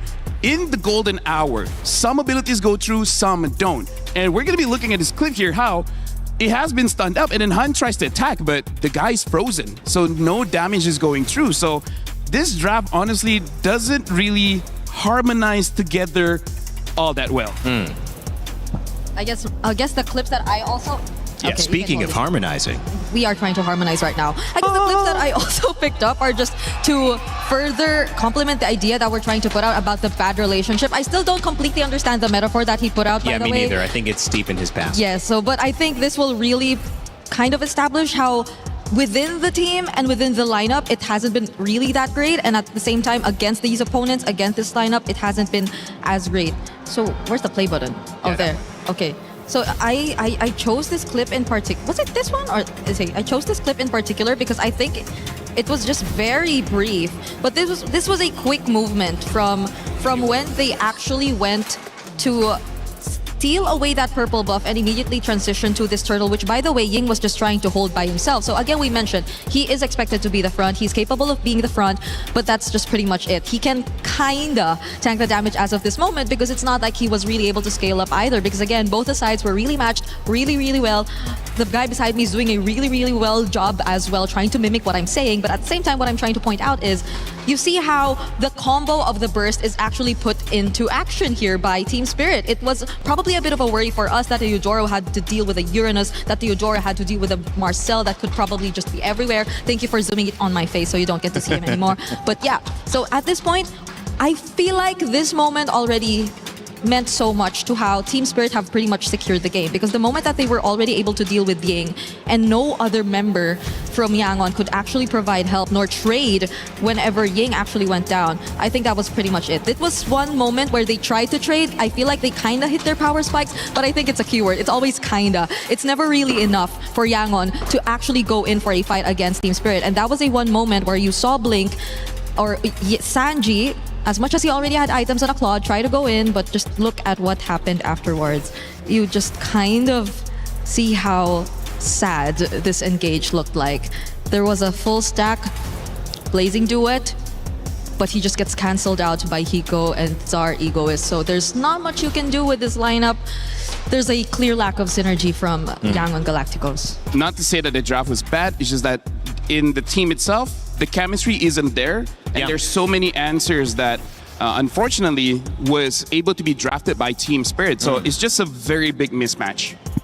That was a great breakdown. I also, you know, when you look at something go wrong that way, but but Team Spirit has a few moments. I think you see the quality of both of these teams shine a lot. And when you see the caliber that we're looking at, these teams deserve to be here. They've played and played again. They've been knocked out. They've won. They've had bounce back wins and victories. And I think you look at what is valued. And there's maybe 4 picks that seem to be kind of driving a lot of this. And it is the Barats. It also is making sure the Atlas isn't available. So someone's using a ban on that half the time because you don't want both. And then, of course, you're going into the Paquito. And that is becoming a bit of an issue. And the Harara, which is the primary priority jungler before you start getting weird. And I'm not saying it's too weird, but, you know, you bring out the Suyos, the YSSs, the things that aren't really meta. So my question is, do you leave more open knowing that, hey, let's just hit each other with everything? Like, you're going to get that, I'm going to get this and this, because it felt like they lost that trade. If they're on blue side, do they leave more open? Do they not ban the Valentina? Or do they try to just focus the bans on the Roam and see how deep we can go? Because I think they won that Roam battle with Blink. I think he can go as deep as possible. Because I think even Yangon don't want to use the Valentina anymore. Like, based on their game yesterday, so they just probably took it out. Well, it does kind of tell you something about how they want to draft.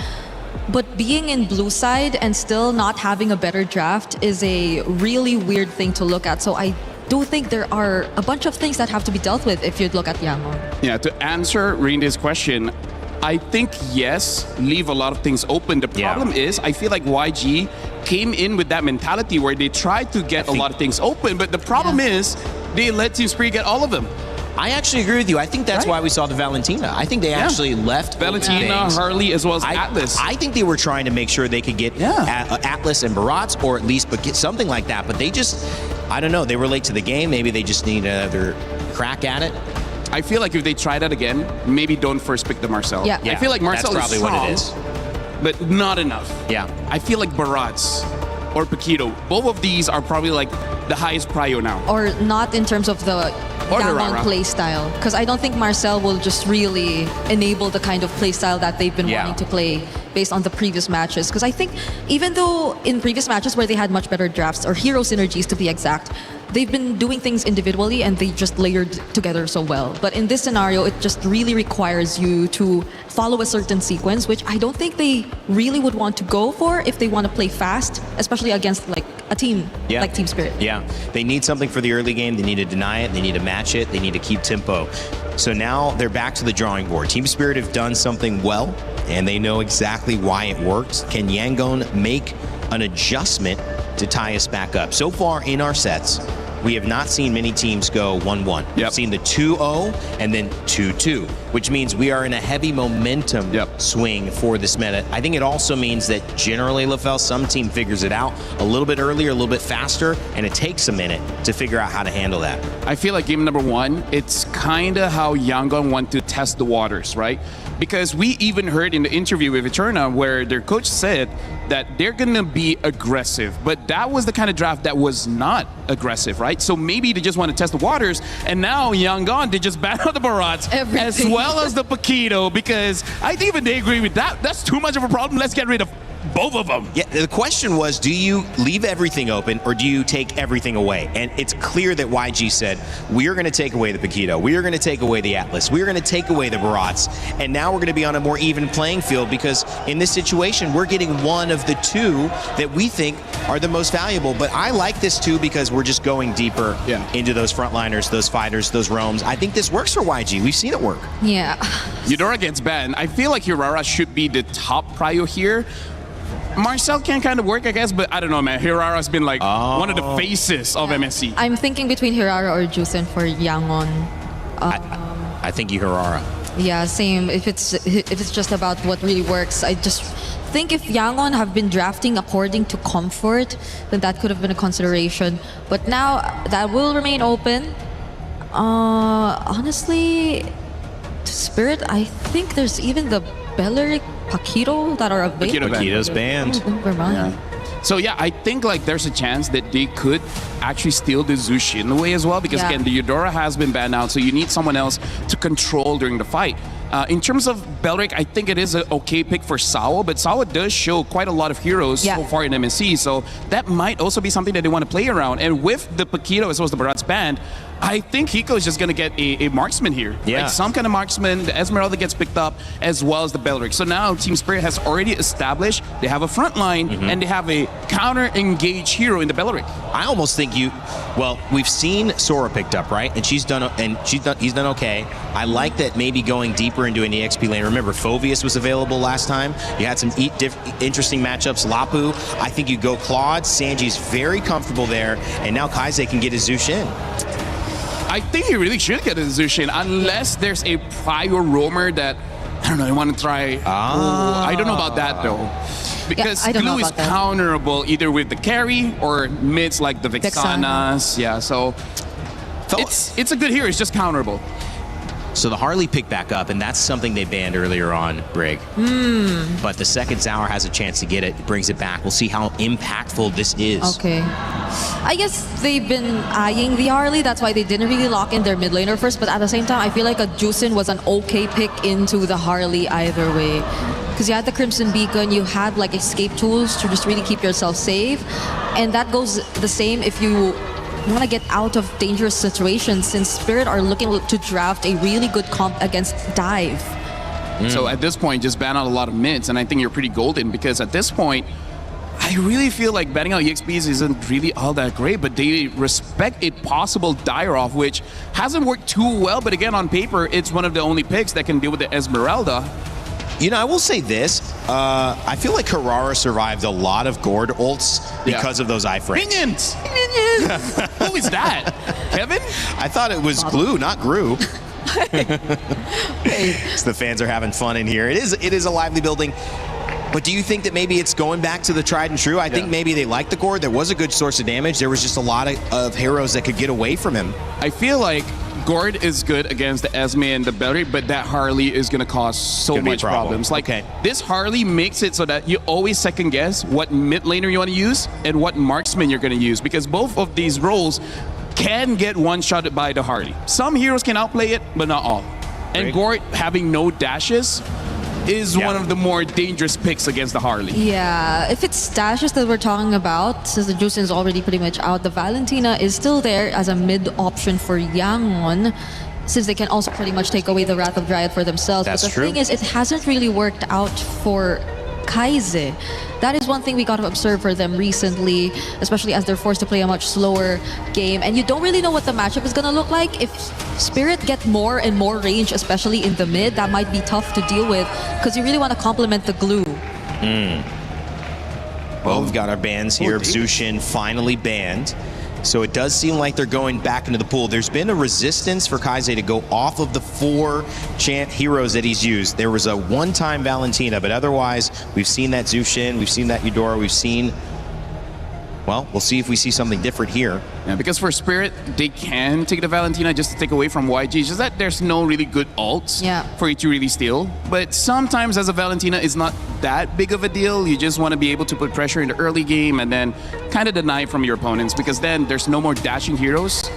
Kinda Lilia, but I think Lilia is worse because her HP is so small. Wow. She will die anyways to the deadly magic. And I like how they're not necessarily reacting to the Glue pick. Like, this could have been a Vexana anyway, but just so they could be faster Steal around away the map, that Valentina. steal it away. They just lock it in instead of YG getting their hands on it. So that poses a question to YG instead. How do they match this, knowing that it's going to be a Belric Valentina in mid? You have a Glue. A Lilia could have been an option, but I feel like it could just burst it really fast. Like, it's going to be good for a while until the Harley gets like a genius one, and now an Arlet gets picked up, as well as the Selena here. I'm liking the adjustment that YG is picking up, but now a Clint. A good matchup in the gold lane possibly can burst down multiple members of YG as long as Team Spirit gives in a good early game. What do you guys feel about these drafts? I think it's more equal compared to game number 1. Yeah, I'm liking how proactive Yangon are this time. They have a lot of setups. It's not like they're going to wait for Spirit to start it every single time. Claude back in the marksman position for Sanji against now a Clint, and it's going to be Ying on that R-lock, which we saw so effective, and the Selena finally let through, and there's my daughter, Aria, my baby. She made it here. All right, having a lot of fun. Let's send it over game 2 and get us started here in our grand finals. So sorry, Rain Day. I don't know if your daughter needs to watch this next game here because it's going to be an absolute bloodbath. It might be above the age limit for this one because we are expecting an absolute brawl. Huge contestation for both roaming supports here. Glue is an amazing pick into this lineup, but the big issue is, are you going to be able to build the right items at the right time? There's a lot of magic damage on the side of TS for this early game, and eventually that Clint is going to be a bigger problem. Absolutely. It's also about how do you cut through, right? Against this composition, you need to win in the early game, and that's why the Selena pick is going to end up being massive if utilized properly. Can they utilize it, though? That's the question. The Esmeralda almost holds a complete monopoly up top when it comes to tempo.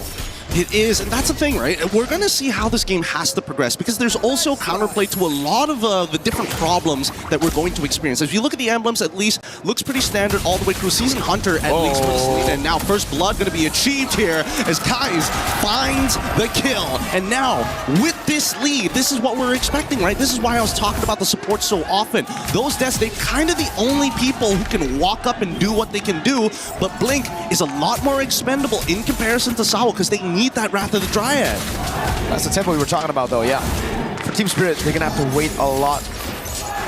I think compared to game number 1 especially, you're going to really have to wait for that Wrath of the Dryad, like you mentioned, Gideon. And for YG, it's all about fighting level 1 to 3, finding those slam passes. And with the Hirara, the Glue, and even the Arlet here, you're going to have so many resets. That's why Zaur wants to take Ying out of the equation. This is how they get back into that turtle fight after Sawo got picked off. Yep, it looks like they're not going to be able to contest the very first turtle here. It's going to be level 3 to level, well, actually, pretty close to 4 for Kid Bomba. He should be able to hit it first no matter what. And they're going to use that pressure to start zoning out the rest of the Yangon members to allow TS to hit 4 on time. However, Sunset Lover, not there yet. Do they need to walk up to get the EXP? No, they're going to rush this. It's such a good decision for them. Now, retreat battle is still going to be Zaur. Han was close to it, but it's such a good decision at the end of the day right now because they know there's no big ultimates to take anyway. So why do we need Sunset Lover on 4? We're just going to get tempo in mid, take that main win condition away from YG, and get that turtle. It's abusing the timers. Ying was not level 4 at the right time. Han wants the contest, but unfortunately, even Kai's hitting level 4 doesn't make the difference in these moments. They need Blink to be level 4. They also need to make sure that everybody is ready to fight at the right time. So now with the off-tempo play, they steal it away. Great decision coming in from TS, but where is the rest of the conversion, right? As we go back to the neutral states, you can see that even Kid Bomba is still making Ying's life very difficult, despite Han purposefully showing himself. He's dominating the lane right now, dude. And they're able to... Whoa, that's so wild. There are no other ults to take. To be fair, it's either that or the final slash, right? Yeah. You're not going to take the Blazing Duet. Well, honestly, we don't know. Yeah, maybe later in the game when you're desperate and you need to be able to kind of peel away from Sanji already on top of you, then maybe. But even so, at least with the battle spell, Sanji understands that he's got the Purify to work with. I just don't know how this lane is going to go for him. He's playing the lane well, right? But Hiko's got this freeze on him for this point, at this point of time. And until Hiko gets his first item, that's when he really starts to dominate the matchup. Now, one thing I will say about Team Spirit and how they're able to actually just gain control of the map when nothing is happening is I think they're the best team at playing the neutral game. When there's nothing happening on the map, they are so good at maximizing all these small little trades on the map. Like even here, Bomba is getting a trade over on Kaize, giving Sunset Lover more pressure in the lane and stopping Kaize from putting those trap downs, you know? It's just such a small win, but it builds up, and that's why Team Spirit now, even though they're down a kill, are the ones up in tempo, in map pressure, and everything. Exactly. Here, because by the time the turtle actually spawns, Kid Bomba in about roughly 6 or so seconds after the spawn, he's going to get his ult back, so they understand how these timers work. And you can see that Ying, as soon as Bomba shows up, he's like, oh man, I gotta try and forcefully clear this wave. We trade ults again. We're going to come back down to the turtle, and I think it's going to be that constant dance. I want to see what TS's decision is here, because now they can't sneak away this neutral objective, but I think they want to extend their lead. Oh, Bomba, he's got the proxy. And Sunset, that's the reason he stole that Abyss form. Man, Sunset with the Flicker out from the stun as well.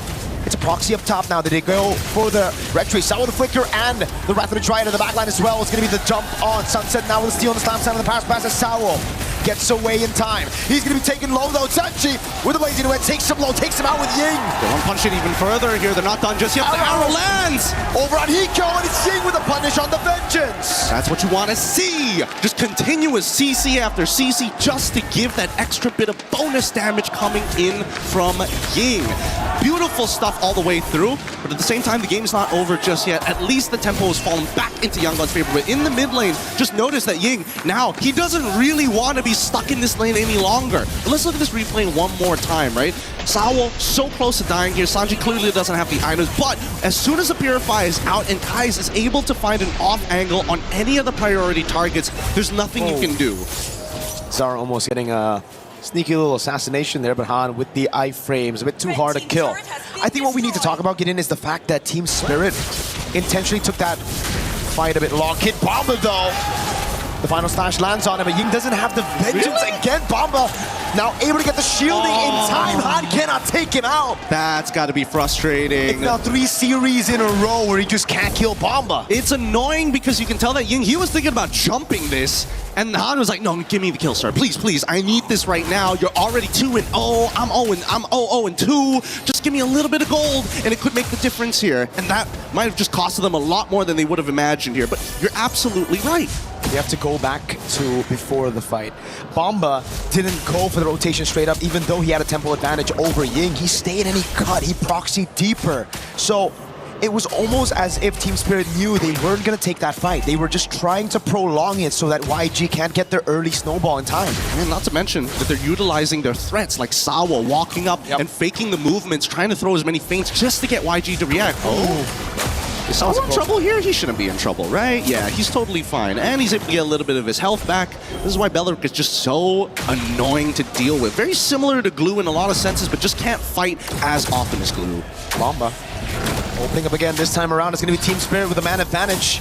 Grouping up, but they have to split up. Remember, Blink can find an AoE. Now Blink with a mount down. It's going to be Ying caught in the deadly magic. The volley started with it, right through the drive, lands on everybody! Hey, the combo is good, and now they're using their Clint to cut through the rest of them as Kid Bomba, making sure that Sanji can't even walk up to auto anybody else. I am your bullet sponge. Don't look at anywhere else, please! Ying is isolated. He's chasing all alone. Wait, that's not Ying, that's Blink! Now the blazing duet coming through, and it's actually all planned, calculated by Blink, capitalized on by Sanji. Bomba's going to be able to look for that compensation, though, as now they go for the turtle. 2-1 in turtles, in neutral objectives, but TS stay busy. It's Sour up top of the turret. Man, this is a tough matchup. I was wondering whether Hiko on this Clint was a good option. They wanted to win the lane, which technically they sort of got, but they still can't deal with Blink. If Blink gets on top of Hiko, it's kind of over for his life. Even if he does actually have the flicker, he's got to time it perfectly. For the rest of the team, at least for TS, it's about peeling, and even so, they don't have the correct answers, right? I don't think Kid Bomba or Zara Egoist or Sunset Lover wants to be the one getting pulled away, but that's the thing, right? Yangon, they're trying to keep it tricky. Blink getting on top of Sawo initially, pretty good idea, but unfortunately, where do you pull him to? Blink with a walk up again, stun over. Sawo gets caught by the arrow, the final slash lands on Bomba. He's trying to capitalize now with a fast pass, brings him all the way back to Han, and he gets the Sky Piercer stack. Better target priority. That's exactly what we want to see from the Yangon Galacticos here. You don't want to pull Sawo into your team, but Kid Bomba, you know what? Without Purify, let's do it. How the heck is the lead? So little. 1,000 at this point, right? Like we would expect at least 1,000. Another arrow in mid. Kaiser with the flicker out. Blink was looking for that slam. Finds it on Sawo. Again, chained together with the Abyssal Arrow. Sawo hasn't moved in a good 5 seconds. The Living Ward, the Living Sentinel, the Living Tree is still holding strong. But Sanji also now realizing he can't waste any more time. As much as we've commended TS for actually not only dragging out games, but they are so good at being efficient with their time. Yangon are starting to pick up steam at this stage of the game. Curse Helm already complete from Glue. Berserker's Fury finally on top of the endless battle. I'm not sure if the Rapid Boost is going to keep Hiko alive, but man, this mid-tier 1, you can see that both sides, they really want to crack it open. And Spirit are trying to play on the other side of the map every time, reacting to YG really well. Sanji using the BMI, the deadly magic does land in the end. Now as Han's going to be isolated from the rest of the team. Sawo able to get the taunt down on Blink as Bomba goes in, but it's going to be the final slash landing on Sunset Lover. Caught by Ying, taken out by Han. The Abyssal Arrow goes wide as Han goes in again. is able to escape, and YG will utilize this man advantage to rotate straight into the neutral objective. Oh, the red herring here. Ying showing that final slash to Kid Bomba as if, yeah, I'm looking for you. No, I'm going to go for somebody else. And they've got 10 seconds worth of tempo here. Sawo, he can try and delay with the Wrath of the Dryads, but this is First Lord. This is really important for either side. Sawo has a position, goes in with the poker trick onto Blink. Oh, arrow lands again, baits out the Purify from Bomba as Blink gets the pass. Now, that's a Swift Trinity completed by Sanji. Very quick at 10 minutes. Honestly, not a bad idea for Bomba to actually absorb the arrow early on, predestined to fight, knowing that Sunset Lover is coming back up and he has that Purify, because you can see that Yangon, they want to react to this. And these deadly magics from Zaur, man, he's using it more as a poke tool than to finish people off, right? He's just coming in, space escape into a deadly magic. Doesn't even matter if he lands the poker trick or not. Yeah, no, it's so true, because again, they don't have the sustainability. Uh-oh. This is a crazy Lord Dance Blink. Able to jump on Sawo. He's able to sustain back up. Bomba no Purify for another 48 seconds. He's holding on this position. And Zaur's too far. On with the red tree, securing the neutral objective. The Sunset Lover Sawo goes with the Wrath of the Dryad, but he's going to be all alone. And now it's the rest of the team who's going to take him out. Oh man, the Minesweepers just wasn't enough. Oh, the final slash! Lands on Sunset. It's Han on a killing spree.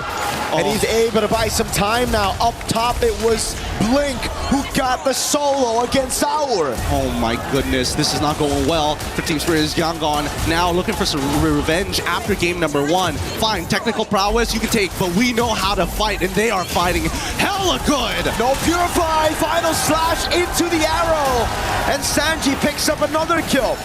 Double Holy Shielding down. What a statement here from Yangon that they are not going to lose confidence just because they dropped a singular game because they weren't able to fight. Now, because denied of that fight, they're getting extra messy. They're going to reach further than what TS expected. Can they actually get this? No, they don't have the minions.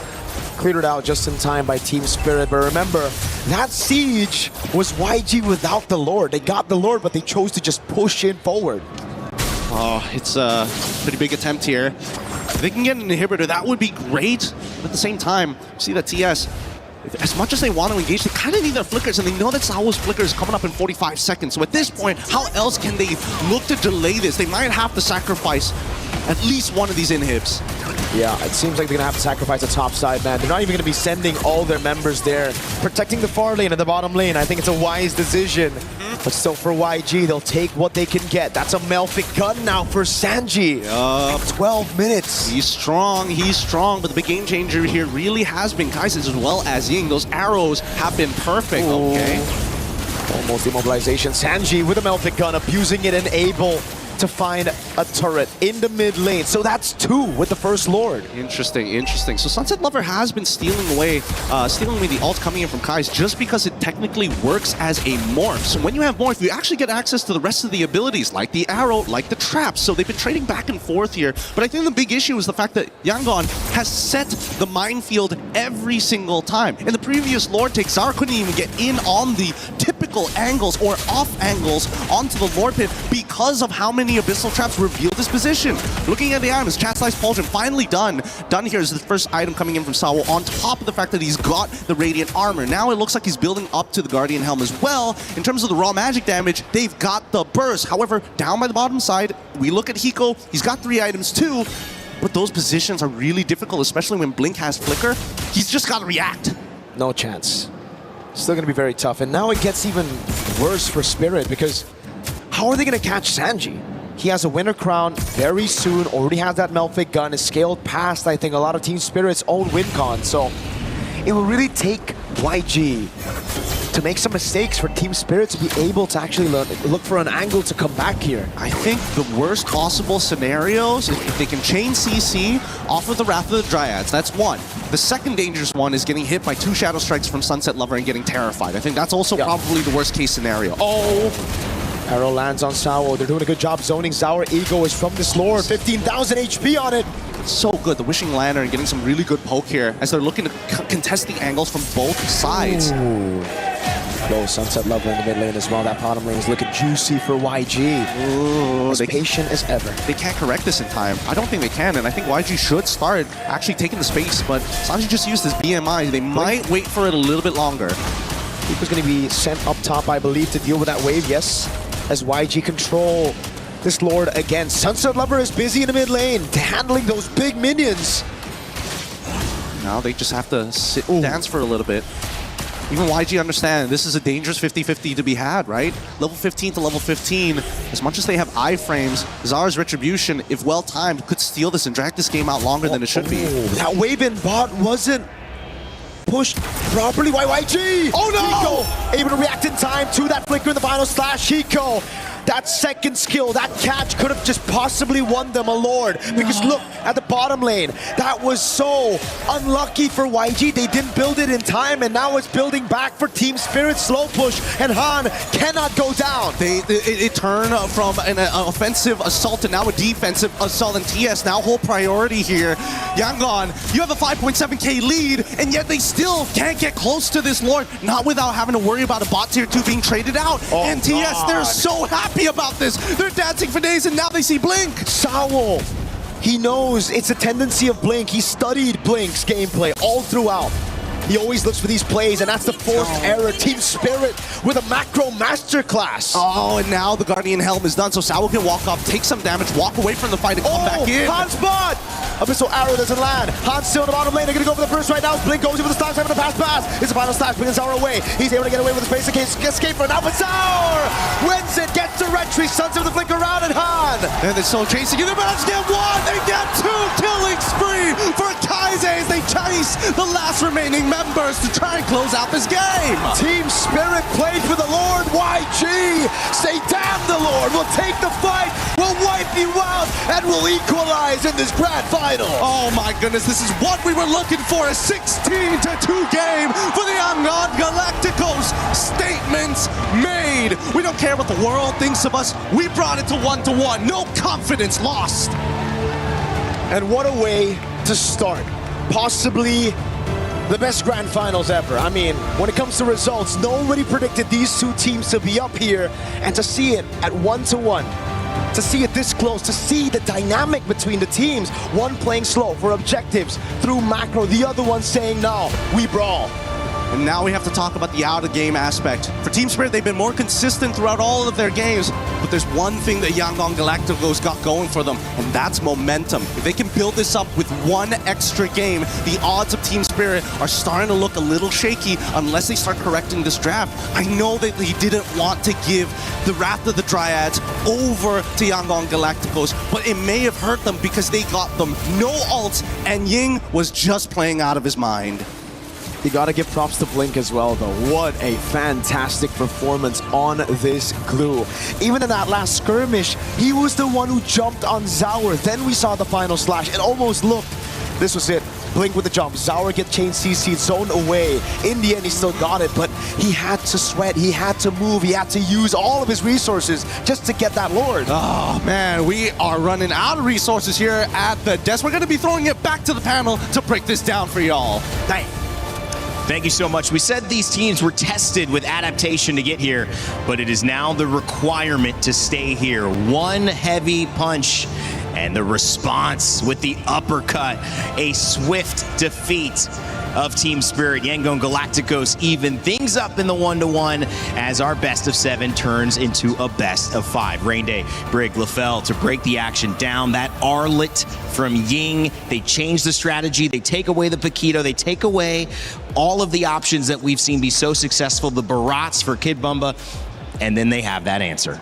Yeah, and I still can't believe Han was just last seen in the bottom lane a couple seconds ago. That's why Spirit were just going for the Lord, but then you suddenly see him also being part of that fight which really mattered to them, and it's so surprising to see Yangon bouncing back like that, because that game 1 loss felt like it wasn't a loss you could just easily recover from. I mean, that's one of the strengths of Hirara. Once she gets about 2 or 3 items, she's almost max CDR, and that makes it so that her skill cooldown is incredibly short. The fact that she doesn't have any mana makes it so that she can just spam all of the dashes, making it so that even though she is taking care of the long lane, she can still participate in the upcoming fight. And again, this is what we wanted from Yangon when they said they're going to be aggressive. Yeah. This is the aggression that we want to see. It started out with Harara as the conversation against Ling. Ling has dropped out, but Harara, I mentioned the iframes. I thought that Gord, and when you look at Kaise, could have gotten several kills, wasn't able to do it, but that might have just been the hero. And taking this hero now into the hands of Han,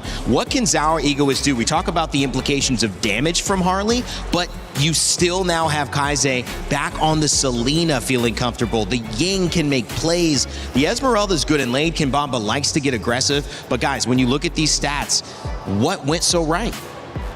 Honestly, when we look at his stats, the one that you have to look at is actually Kaise. The damage dealt is 51,000. I think a lot of it, hey minions! I think a lot of it is coming in from the traps, but the important thing is that aggression starts with a lot of damage, and that happened when they do have the Selena. The Selena, I would say even level 1, already deals quite a lot. Yeah, I was honestly considering it even as one of the potential pickups for Cryos? Spirit earlier when they were just left for second phase mid lane options, but they still went for the Valentina. I think in a way gave them some of the playmaking capabilities, but I don't think they were really able to put it into use. Like we saw how Sunset Lover occasionally got to steal away the final slash and such, but it was always just them using it when they were already forced to use it more defensively, more during a messy team fight, because Yangon were very efficient in just already isolating who they want to go for first and allocating who needs to go in first. It can be Ying, it can be Blink, and Blink too. On this glue. You were questioning the glue. We thought, like, is this enough? But it was. I mean, like, we questioned it because he could get countered, but he didn't, right? No bad heroes for glue was picked up, and Blink, man, like, that guy is amazing. Yeah, he's playing great. LaFell, you got another Telestrator for us? Let's check out what you have to say. So I'm going to be pretty quick for this one, but I feel like most of the MLBB community will agree with me on this one, where a lot of attention is in the jungle, being like the primary mover of the map, main damage dealer and everything, but throughout this MSC Rain Day, I personally feel like the biggest conversation is the front line, right? Yeah, absolutely. And even in American football, the line has to be strong enough to either protect the pocket or create space for a good running play. And that's what we see here in MLBB, where in game number 1, we saw both Kid Bomba as well as Hiko really helping out whenever they do get these two heroes, right? The Paquito as well as the Barras. They're amazing playmakers, space creators as well. And with both of them out, it makes the game fair. And I think this is the first good step that Yangon really took. But then we saw Ying on this Arlet as well as Blink on this Glue. I really feel like for all of the games in this best of 7, who has the better playmaking frontliner, the potential of winning is much higher. So we're going to be looking that in the draft later on. And in terms of the clips here, I would say this just shows when you have a very strong frontliner, you're able to actually space everyone out for the opponents, making it so that it's easier for your team to really contest the Lord. Because as we see here, what we're going to be seeing is really just the positions of all the members of Team Spirit. They're spread out. They want to make sure that they don't get caught, especially by Ying using the Arlet here. But in terms of that, you can see that what Team Spirit thought was going to happen was they're going to delay the Lord because they're trying to pick a fight, but that's not what happened. The moment they know that the Harley is nowhere close, they just contested for the Lord, burst it down, and they're able to do that. And then afterwards, we start seeing whenever the team fight starts happening, a lot happen coming in from Ying as well as the Glue. Because look at this. Ying able to jump in using the minions to dash with the Vengeance and then catching Sunset Lover. We even see the mark is there so that Ying has another Vengeance going in. And this is why in the draft now, who's the EXP? Who's the roam? Is it a fighter gold lane? If it is, what is going to be that fighter gold lane? Because who can create the opportunities will win the game. I think that's what it's been about, right, Brig? I mean, who can create more opportunities? This game, it was more on Ying than it was Kid Bomba. Yeah, he had to live up to the Ying name here. Well, why? We thought it was good. No, it's bad and good at the same time. It is good. I love it. I think it's good. I just was glad to hear you say it too. Yeah, because at this point, or at least in this game, yes, he did get taken down once, but it's not like that's what really mattered. It's his presence who feels like he's someone you just could not consider for pickoffs at all, because he had a very high mobility hero. Again, it was the Arlot with a Vengeance, and he was the guy that they really had to be wary of whenever they sensed that a team fight was actually gonna break out, because you could maybe look at Blink, but he's more there to just mess things up. He already presents himself there once the team fight has broken out, but Ying has been the pace dictator, at least for this game. And I just like the draft in general. I think the response was to deal with the problems, and obviously Paquito early, but when you don't have the Paquito, you allow Sanji to be that much more effective and comfortable on the Claude that he wants to actually play. Guys, there's a lot that's occurred here. We're going to take a quick one, and in the meantime, check out Mobile Legends Adventure. On the flip side, we'll have Game 3.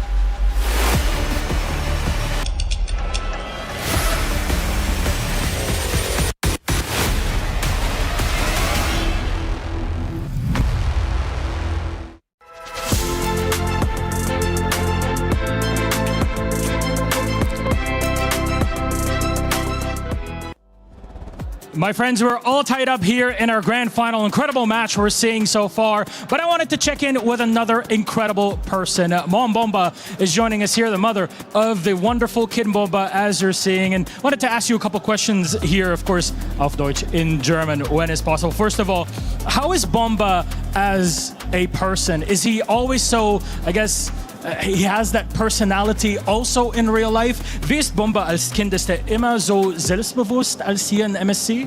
Ja, der war selbstbewusst und ein fröhlicher Junge. Yeah, this is how he is. He is very confident and he's a very happy young man. And that's exactly what we're seeing here out of him on the screen as well. Our second question, the entire community so far has been reacting so positively, which is wonderful to see, especially given your support for Bomba as his mother. Do you have anything for kind of words of comfort for maybe parents out there that want to help their sons, their kids that want to become professional players? Die ganze Community reagiert so positiv auf deine Unterstützung für Kid Bomba als seine Mutter. Haben Sie eine Botschaft für andere Eltern, dass sie auch deren Kinder in E-Sports antreten wollen? Ja, natürlich. Die sollen ihre Kinder einfach ihre Träume ermöglichen, freilassen. Of course, it's very simple, really. Let your kids really play out their dreams and help them, support them to actually make that happen. Mama Bomba, danke schön. Danke auch. Thank you very much. Let's check in what's happening with our next game. Well, Mom Bomba, I love the way that flows. Mom Bomba. Mom Bomba. Feels like we're speaking another language. Milos on his 7th language or something at this point. I don't know. The man speaks Arabic, French, English, German. What can't he do? Speak Lafel? Speak Lafelian? Minion language. That's what I said, Minionese. Yeah, Minionese. Only a few people. How does that sound? I promise by the next tournament, I'll figure out the language. Yes. Okay, all right. I'll hold you to it. Yes. What did you want to say? No, I was just so happy to see that. I mean, like, where else can we go with this conversation? Really? Probably nowhere. I'm hoping you guys drop it. The only thing I could think of was probably Mom Bomba already has a fans club by now too. Yeah, probably. Because I also saw a signage already. I think so, and you've seen Team Spirit gather around the heart and soul of it. You might have seen maybe the analysis, the technical part with the team, but when it comes to the heart, it certainly feels like it is Mom Bomba in the stands and everyone who is around her talking to her, rooting her on, supporting her through. You should have seen the emotion versus Onyx yesterday. That was powerful. And part of the reason is that there's $1 million on the line. The winner of this, she could see her son suddenly enter the Millionaires Club, which is a beautiful thing. At about what, 21 years old? Yeah. Amazing. Support your child and their dreams. That's what she said, right? Yes, you're right. I'm trying to hear back what you say. Yeah, I think you're correct. Yeah, it's support your child, live out their dreams. Yes. Yes. There you go. Right, there you go. right, Rain Day? Yeah, and you get to see, it's a special thing. You get to see family being next to you when you're doing something important. I think that's just such a beautiful thing to see and witness. And obviously, Team Spirit, they go back to the drawing board. They have the emotions, they have the ups, they have the downs of Game 2. Now it's Game 3, guys. They're bouncing back. Speaking of, I think the support of, doesn't matter, families, friends, or whatever, in terms of going for your dream is very important, because here's the thing.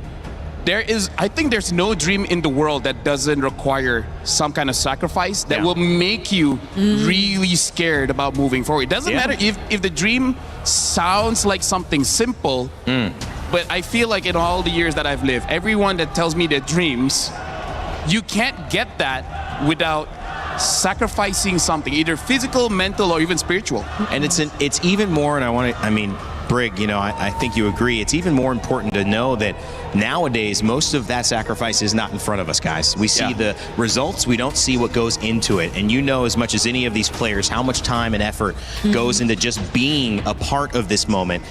And then there's still the job's not done. That is in the back of their mind. We still have to win. It is a best of 5 now, 1-1, as our draft continues. And Zushin, Atlas, Fanny Band this time around for Team Spirit. It's Paquito, Barats again, and Freya for Yangon Galacticos, who are on red side and respond with the Ying and the Eudora. First pick, Harara, stolen away, and is going to go back in the hands of Zauer Egoist. Yeah, but I think Yagar are still very happy with this, considering that they've stuck with the pattern of taking out the Paquito and securing one of their power picks, their comfort picks for Sanji. I think they're in a good spot, at least for now, in the base of the draft. One other thing that I like as well is they took away that Eudora, so that just in case they want to use that Suyo, then they can. It's not immediately punished. Sure, the Selena is there, also have a lot of burst damage, but the thing is, it's not as easy as Eudora. And I like this too. I think, again, as we see this third pick, Brig, do you enjoy the approach of maybe saving Rome till Red 3, or even saving Rome until the second phase? If it's teams like YG and Spirit, yes, because we see even Carmilla's, even Chips being played on the map. But this is a really good response, I feel, from YG. They're sticking with the glue, and it, I think, is just so much better in this composition where you have to body block so much. And I feel like YG has this calculated risk where they don't mind picking up the glue because, yes, it is one of their comforts, but also they just know Spirit's draft pattern to know that this is not going to get immediately punished. Sure, maybe in this best of 7, eventually Hiko will pick up something like the carry and able to deal with both the Claude as well as the glue. The problem is, again, Eudora is having a range advantage up against that carry, so that's just something that you always have to think about. Carry is such a good hero, but it's not without its risk. Yeah, and I think you don't see two of the most important heroes to look at when you actually want to lock in your gold laner, which are probably the jungle and the EXP lane, because these are the two heroes who could probably just be assigned to go after Hiko. And considering that we have so much less in terms of fighter options in the gold lane, then there might be so much more consideration put into that. Because I feel like even looking at what's left in terms of that, I don't think you see an assassin, or you could just predict an assassin to come through immediately for YG just to lock in a Ruby, which is more commonly a response towards that kind of jungler. So sticking with the marksman is still something that's probably going to come out from Team Spirit, but they took out one of the least wanted ones against their lineup, which is the Melissa. Golden EXP being looked for on the side of Team Spirit. And when you come to YG, still looking for that EXP as well, and they're going to find their jungle pick. The Arlott taken away, so again, a ban towards the EXP. The Phobius also, but that still leaves a couple of things open. You still have the Uranus and the Esmeralda that can go toe-to-toe in the EXP lane. Both teams, are they content with that? Yeah, I feel like YG was challenging Team Spirit because they're betting out the Phovias, which we haven't seen ban quite a lot, especially like you say, the Uranus is still up, the Esme is still up, so they're kind of like saying like, are you going to respect the Arlet? And looks like they have. So right now, YG, I don't mind them picking up something like the Uranus or as the Esmeralda, just because I feel like with the glue as well as Eudora, it should be enough crowd control. Yeah, and there's still a possibility of maybe them picking up the Nolan later on, which I feel would, if ever they're looking at either that. I feel like last is fine because Suyo, Nolan, I still prefer Nolan, but yeah, so that could be an option if they really just took out the Phobias, and maybe we're looking at that. Oh, but they're the ones who get the Ruby. Yeah, this is Ying. So he can pretty much just pull it off however he wants, but Spirit, okay. They now fully know that this is gonna be Ruby XP and Claude Gold. So do they still wanna go all in on dive? I feel like YG is also considering whether they need a Harley for this one or they need a Nolan. Oh yeah. Or is it gonna be a game where they can scale up? Honestly, with the Selena, I don't think that you can really scale up something with the Yi Shin. Right. Especially Ruby as well. I feel like this need at least one magic resist item and then she should be good. Well, now she might need more because the Hive has been picked up by Team Spirit and now the Lapu Lapu as well. So Lapu and Ruby, I would say it's a pretty good matchup because both kind of want to fight around minions. And when there's minions around, they're just going to lifesteal just way too much. Team Spirit have already shown their cards. Guinevere banned on the side of YG, still picking for the jungle. Harara taken away. The Ling has not been played since what feels like a few weeks ago. And so the Nolan it is. You guys called it. And you like it a little bit better, you said, LaFell. Yeah, just because the Nolan can match the speed of Harara, but we'll see. If this Selena does have the Veteran Hunter, then maybe Harara will just be that bit faster, but I feel like YG has a comp that can slow them down enough that it just neutralizes whatever advantage that the Selena can have around the jungle. Yeah, and they can pretty much move fast enough to get away from danger.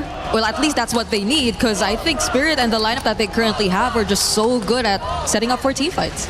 Well, it was an early game win for Team Spirit. YG, like we have not seen in this tournament, respond right away to even the score. A best of 7 turned to a best of 5. Who's going to take the lead to start it off? Gideon and Mirko? Well, that's a really difficult question right now. I'm leaning a little bit into Yanga only because they're a momentum-based team. You know, every single time they get that win, they just seem to be sharper. They seem to build up so much steam as they get right into this game.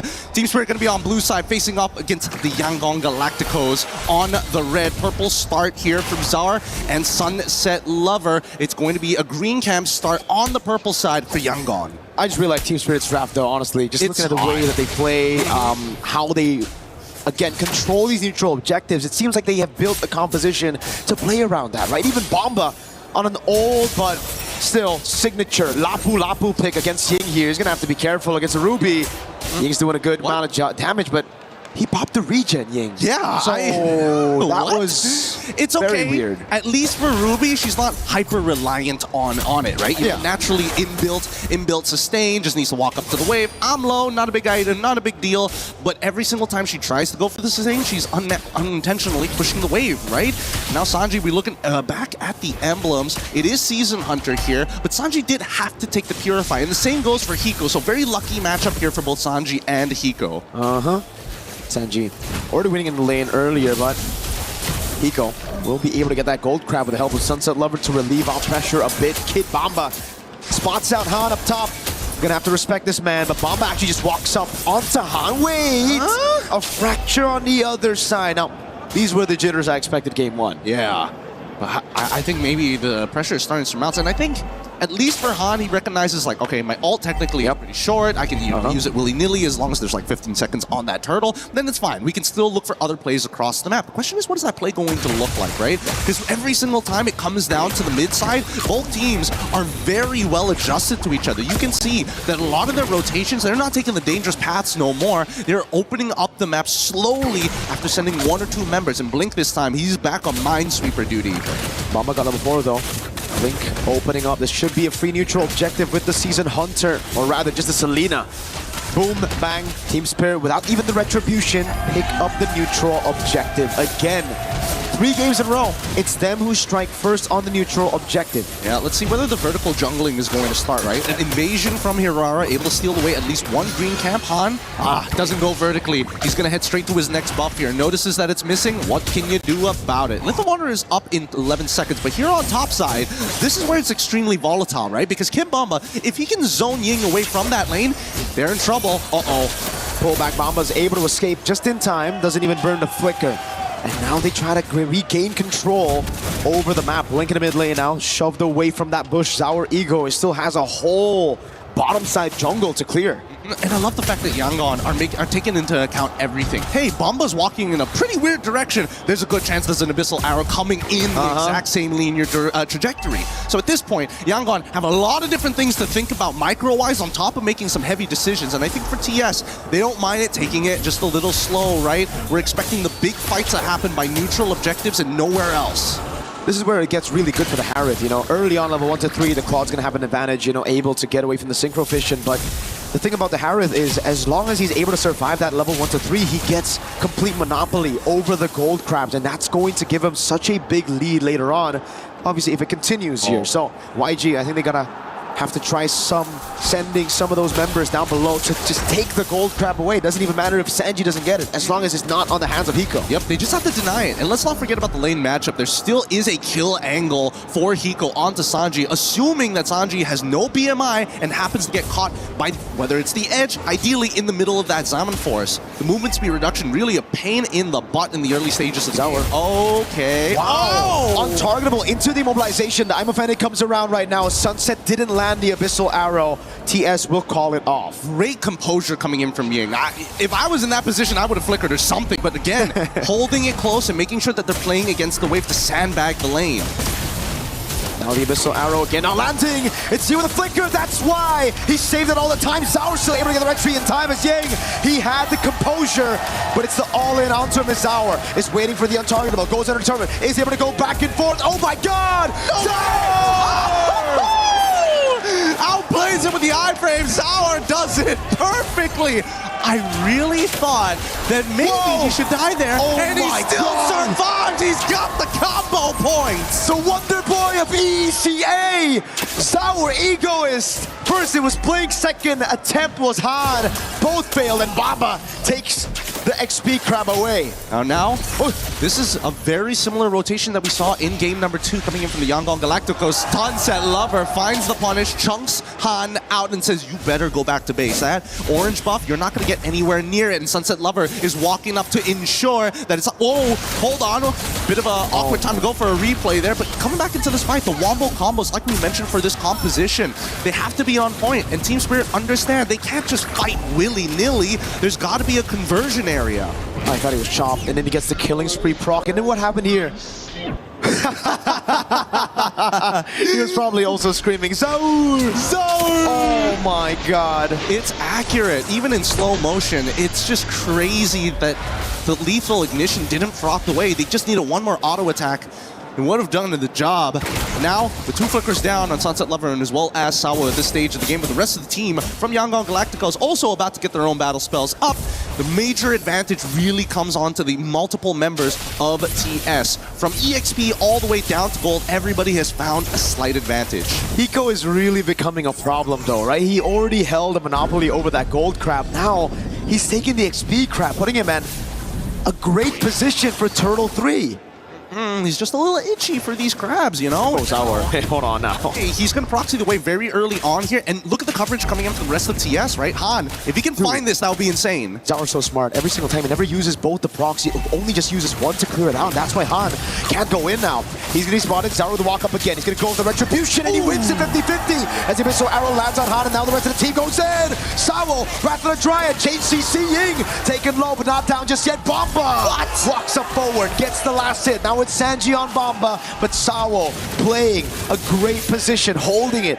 Amazing mechanics, really amazing mechanics. Can they get a little bit more here? Because now, this is the position that Yangon always find themselves. Mid-tier 1 threatened, and Han has to give up his life for it too. Double immobilization from Zaur. Han cannot be walking like that. Sunset with the capitalization, and now Kaize it's going to be so difficult for him to find burst. Bomba's just taking it like a champ. Yup, and now from this point onwards, we're expecting TS to just skyrocket. Their stonks are getting bigger and bigger. The gold lead and deficit here for Yangon spreads very thin. Abyssal Rally connects here, but look at Sauer. He wants to go in, and I'm pretty sure Sauer's telling him, relax.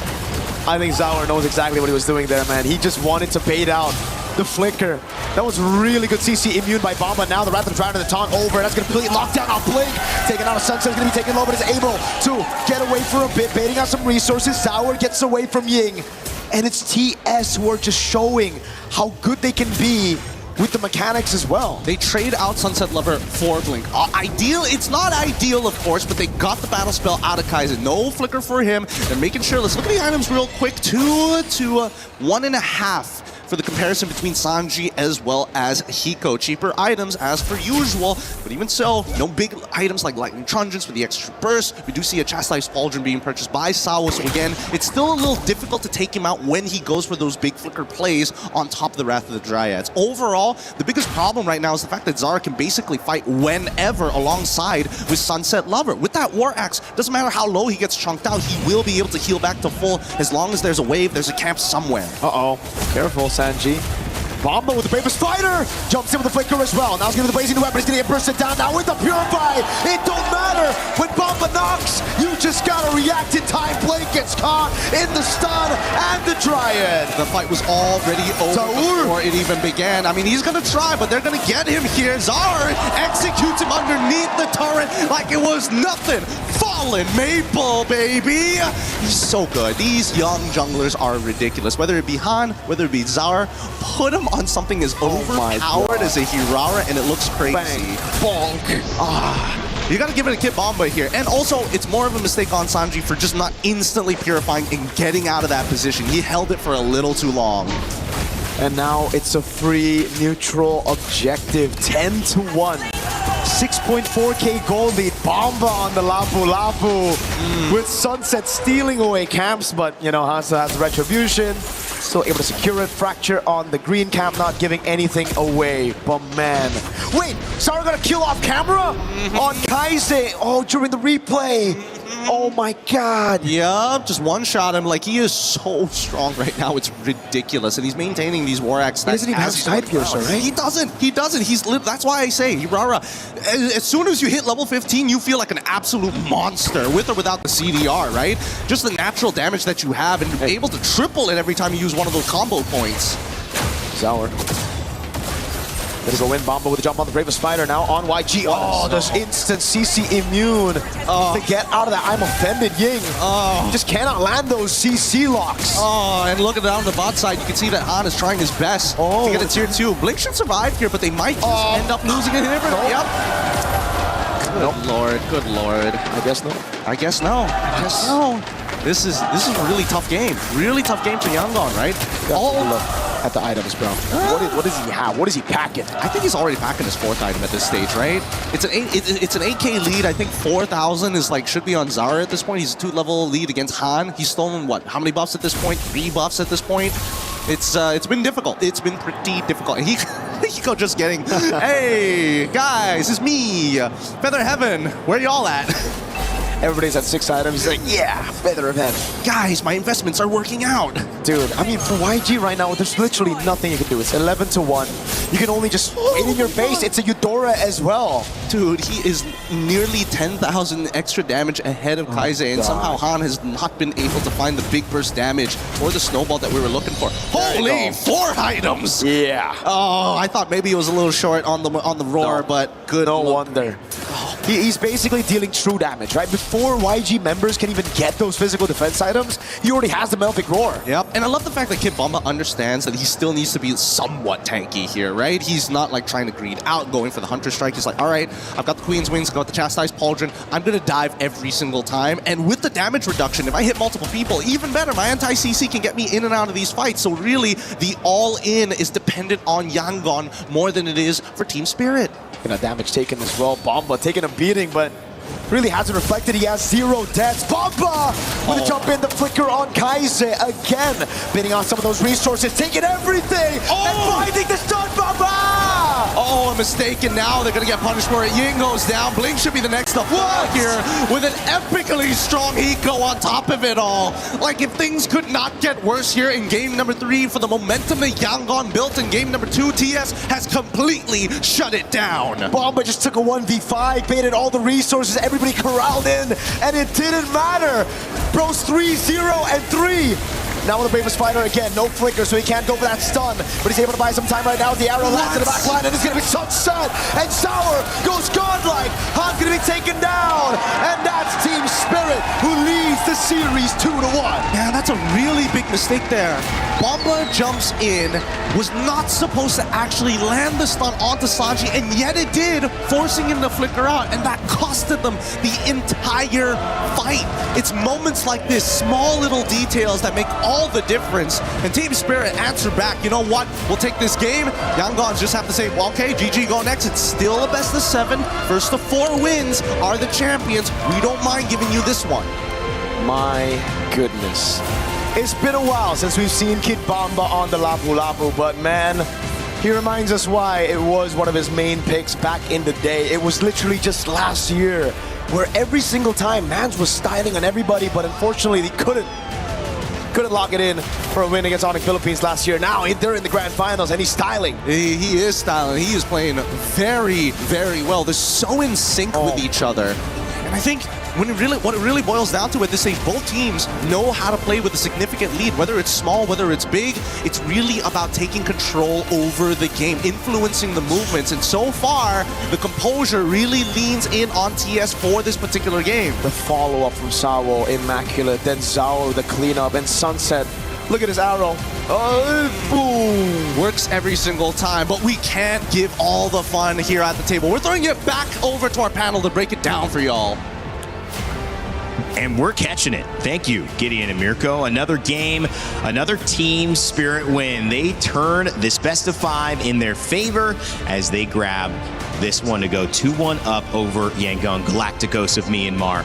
What a journey we have had to get to this moment. For those just tuning in, seeing the action, this has been anything but easy for both of these teams. 2 regions that have not been represented in the grand finals of MLBB, and some would say most of the relevant history of this esport. But at this point, either one of them will rewrite their story and create a new chapter in the history books of this tournament here at MSC in Paris, France. And I cannot wait to break it all down. My name's Randy. I'm joined again by Brig and LaFell. We are your panel. We are your friends. They are brother and sister, they said. You're brother and too. I'm now a brother as well. We're all brothers and sisters. We're siblings. And that was a Team Spirit victory. I don't know. What is it about Kid Bomba when he gets going, about Zaur when he gets Harara, that is unstoppable? Oh, I think they both individually had highlights there. I think their clips are going to go out on social media just later. The escapes we saw from Zar, Egoist on the Hirara, and the entries from Kid Bomba. The entries, by the way, which did not cost them as much. And that's just a statement right there to show how dominant Team Spirit have already established themselves in this game. Because as much as you don't want to admit it, what our casters said earlier, it's sad that it's true. Yangon could not do anything in this game. The proof is Han only did 11,000 damage. And let's put that into perspective, right? His roamer, the glue, did 15,000, right? So that kind of shows if you're position 5. That's a problem. The one that's supposed to have no farm does more damage than you, which is supposed to be the one moving the map around. Then yes, we can definitely see how that becomes a problem. In fact, I would say Mirko put it very nicely to say that the draft coming in from Team Spirit has amazing presence around those neutral objectives, the turtle as well as the Lord. But we don't even get to the point of the Lord being relevant. It's all about those turtle fights, which will show the zone control they have later on. You know, you wouldn't have thought that Nolan would do so poorly. This is a really good hero pick. I think as a 5, you're flexing it. You know you're getting something a little bit deeper in the pool, but it's worked. And we've seen it work as a selection. You said the Suyo could come out, but this was what they went with. It was a disappointment. But is it less about how good Nolan is or isn't, but more about how valuable Harara is in this matchup of junglers? I think it's because what Nolan wanted to do is essentially the same as what Spirit has been doing. It's just that Hirara had more help in terms of being able to pull off those in and out plays rather than the Nolan could. Because I think, especially looking at the glue, you want to stay in the fights longer. You want things to get really messy just so you could land your grabs on your targets and so you could pull in the ones that you want. But Team Spirit have done a great job at just going in when they feel like trying to start a fight, but they can choose to commit or to not commit either way. So it's like they've been always playing and setting up fights on their terms, which I think their lineup greatly specializes on. But for Yangon, you want to just keep the fight going so then Han could go and find the pickups that he wants. But he's not really given the opportunity to do so because, again, Spirit have just engaged whenever they like and they just don't fight when they don't feel like it. Classic opener from Team Spirit. They jump out to the lead. Yangon ties it. Spirit back out yet again, and it's a great showcase of how good they are. But LaFell, when it comes to why they're so good, what did you see in Game 3? Well, I think your question kind of already answers a lot, which is you asked, how does Kip Bomba, like the moment he gets going, everything looks good? And how he does that is that you can plan all you want, but if you get punched in the face, you forget about all of your plans, and that's kind of what Bomba did. So first, we got to talk about the change that happened in this draft, which is Team Spirit, they have two things, right? Number one, they have a lot of mobility, right? Where they can move around. And why this is so important is because the fact that they're going up against a glue, right? I ran out of space, but here's the thing. They made it so that this glue cannot really do much just because, let's count the amount of dashes they have. 1, 2, 3, 4, right? Yeah. These 4 members have a lot of dashes in their kit, making it so that even if the glue does catch onto them, they can outplay that. And that's the second thing, is that all of these heroes, except for the Belleric really, they have ways that they can individually influence the map just by, I would say, the latent, the potent aspect that the heroes have. They have a very high skill ceiling, making it so that it's kind of hard to really predict what's going to happen. But we're going to be looking at this clip here, and we're going to be looking at more of the zone control that Team Spirit really has with this draft. And again, we talk about how having that first punch is going to be very important. We will be seeing how, honestly, they try, right? YG really tried, because we're going to be zooming in. We're going to see Blink, even using the flicker, try to get on top of Hiko as well as Sunset Lover, which are positioned just right here. But the problem is, again, they have a lot of dashes, making it very difficult for the glue to really do much. So when he does go in, able to dodge out, and all the while we see Kip Bomba here trying to zone them away. Speaking of, we're going to look at all the zone control that they have. Sao is controlling this flank here. Kip Bomba is controlling this side here, as well as Sunset Lover is just here in case he controls the arrow. So how does that look like? Well, the visual control Sao has is here, Kip Bomba is here, and then Sunset is here, but it can really go out to anywhere because the arrow has a very long range. And it ended up making it so that Zara Egoist was able to secure the turtle, but then the follow-up here, a very quick turnaround, how they were all spread out, and yet they clumped up together so fast because of two things, mobility as well as just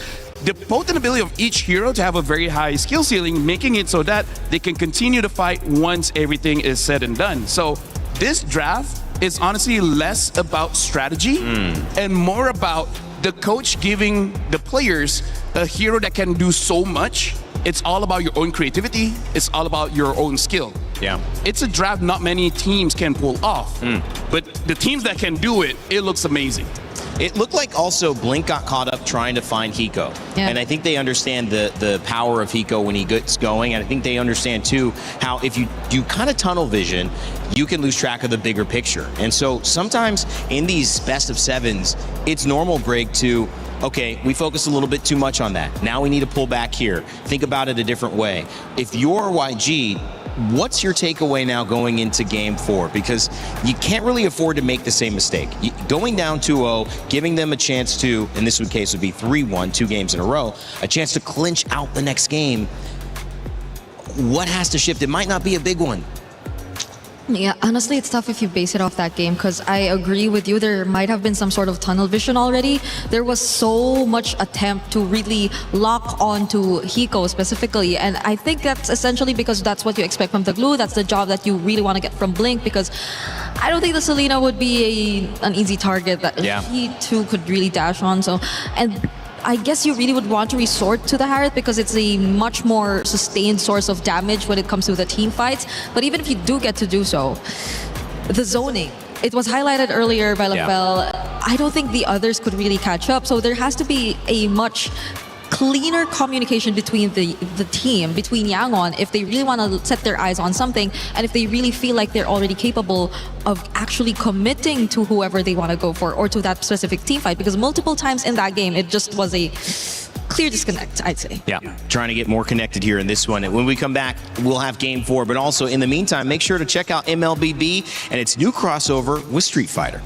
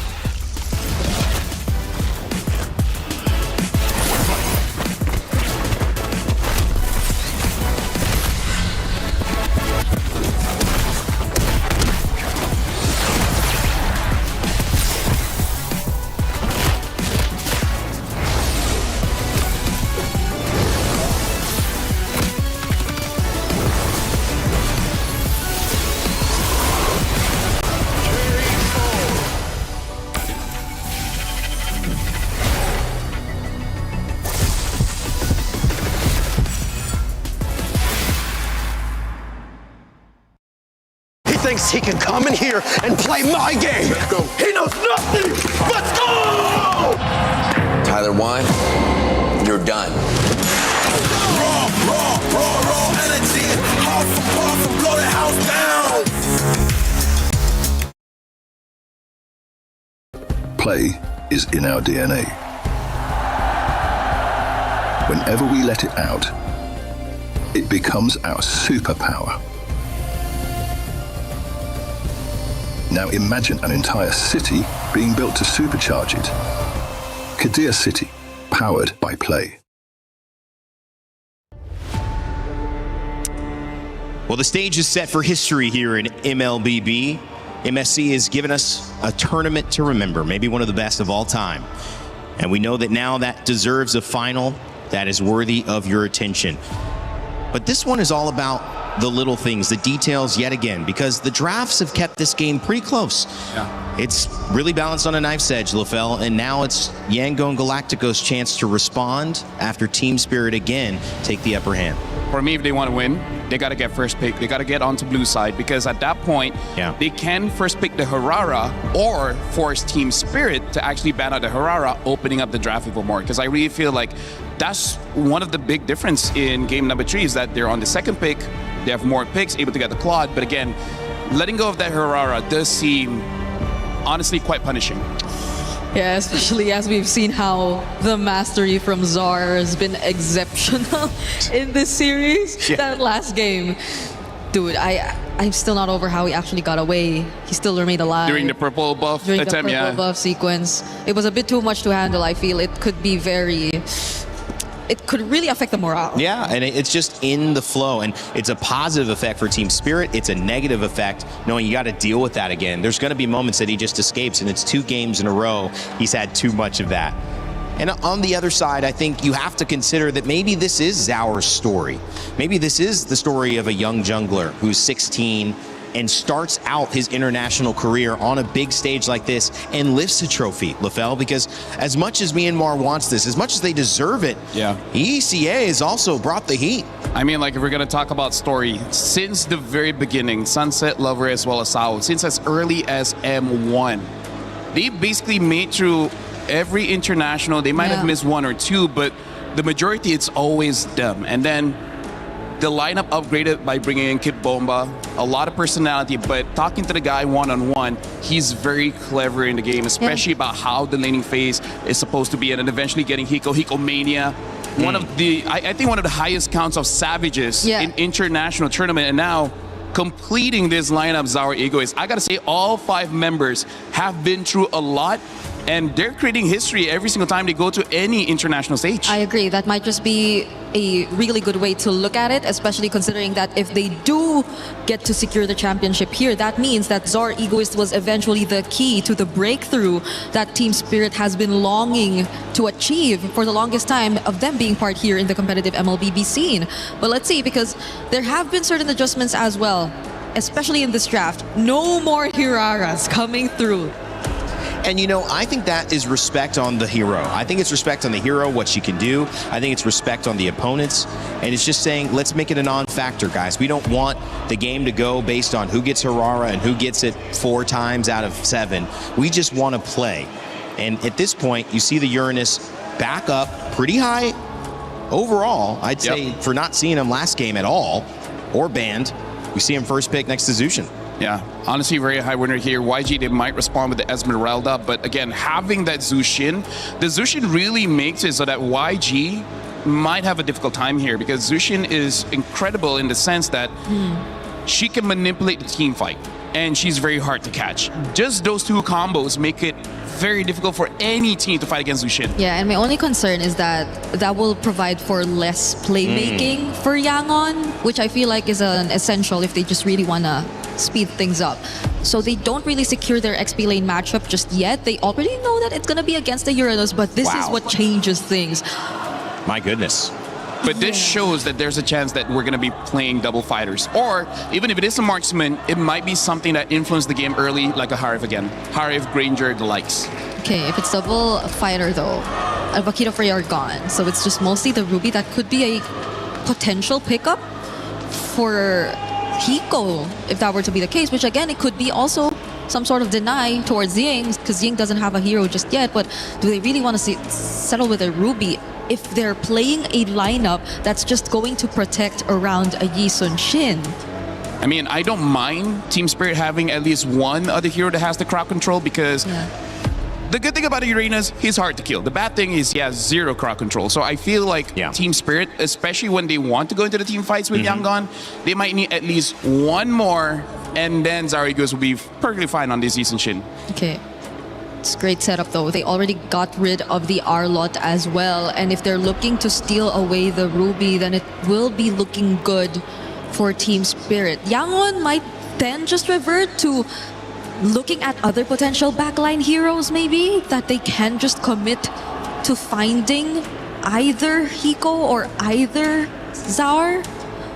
But in this scenario, you kind of just don't really pour in much into hero synergy again, because this is looking like a really good team fight comp if you want to play around the barrier. Spirit, if they get something like a Minotaur, it does help out with the sustain as well as the crowd control. Betting on the Harv is good here, because again, I feel like Harv would be the #1 choice for Team Spirit, so that yes, they have 2 scalers, but Harv is still usable even without 3 items.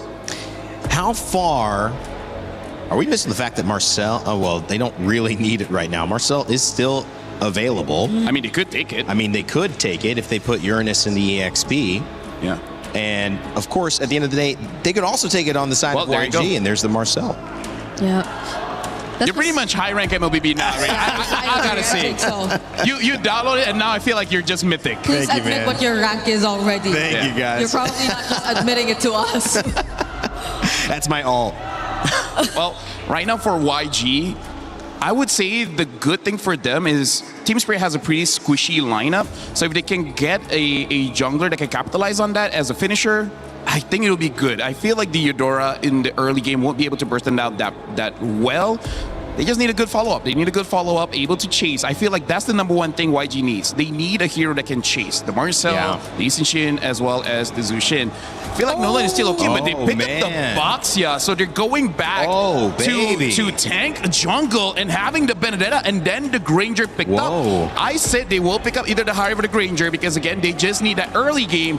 But if scaling becomes a thing, the Claude as well as the Benedetta can deal with this Granger. I mean, Claude already has a good lane against the Granger, so I'm liking YG's draft despite not liking tank jungle. You did say chase, right?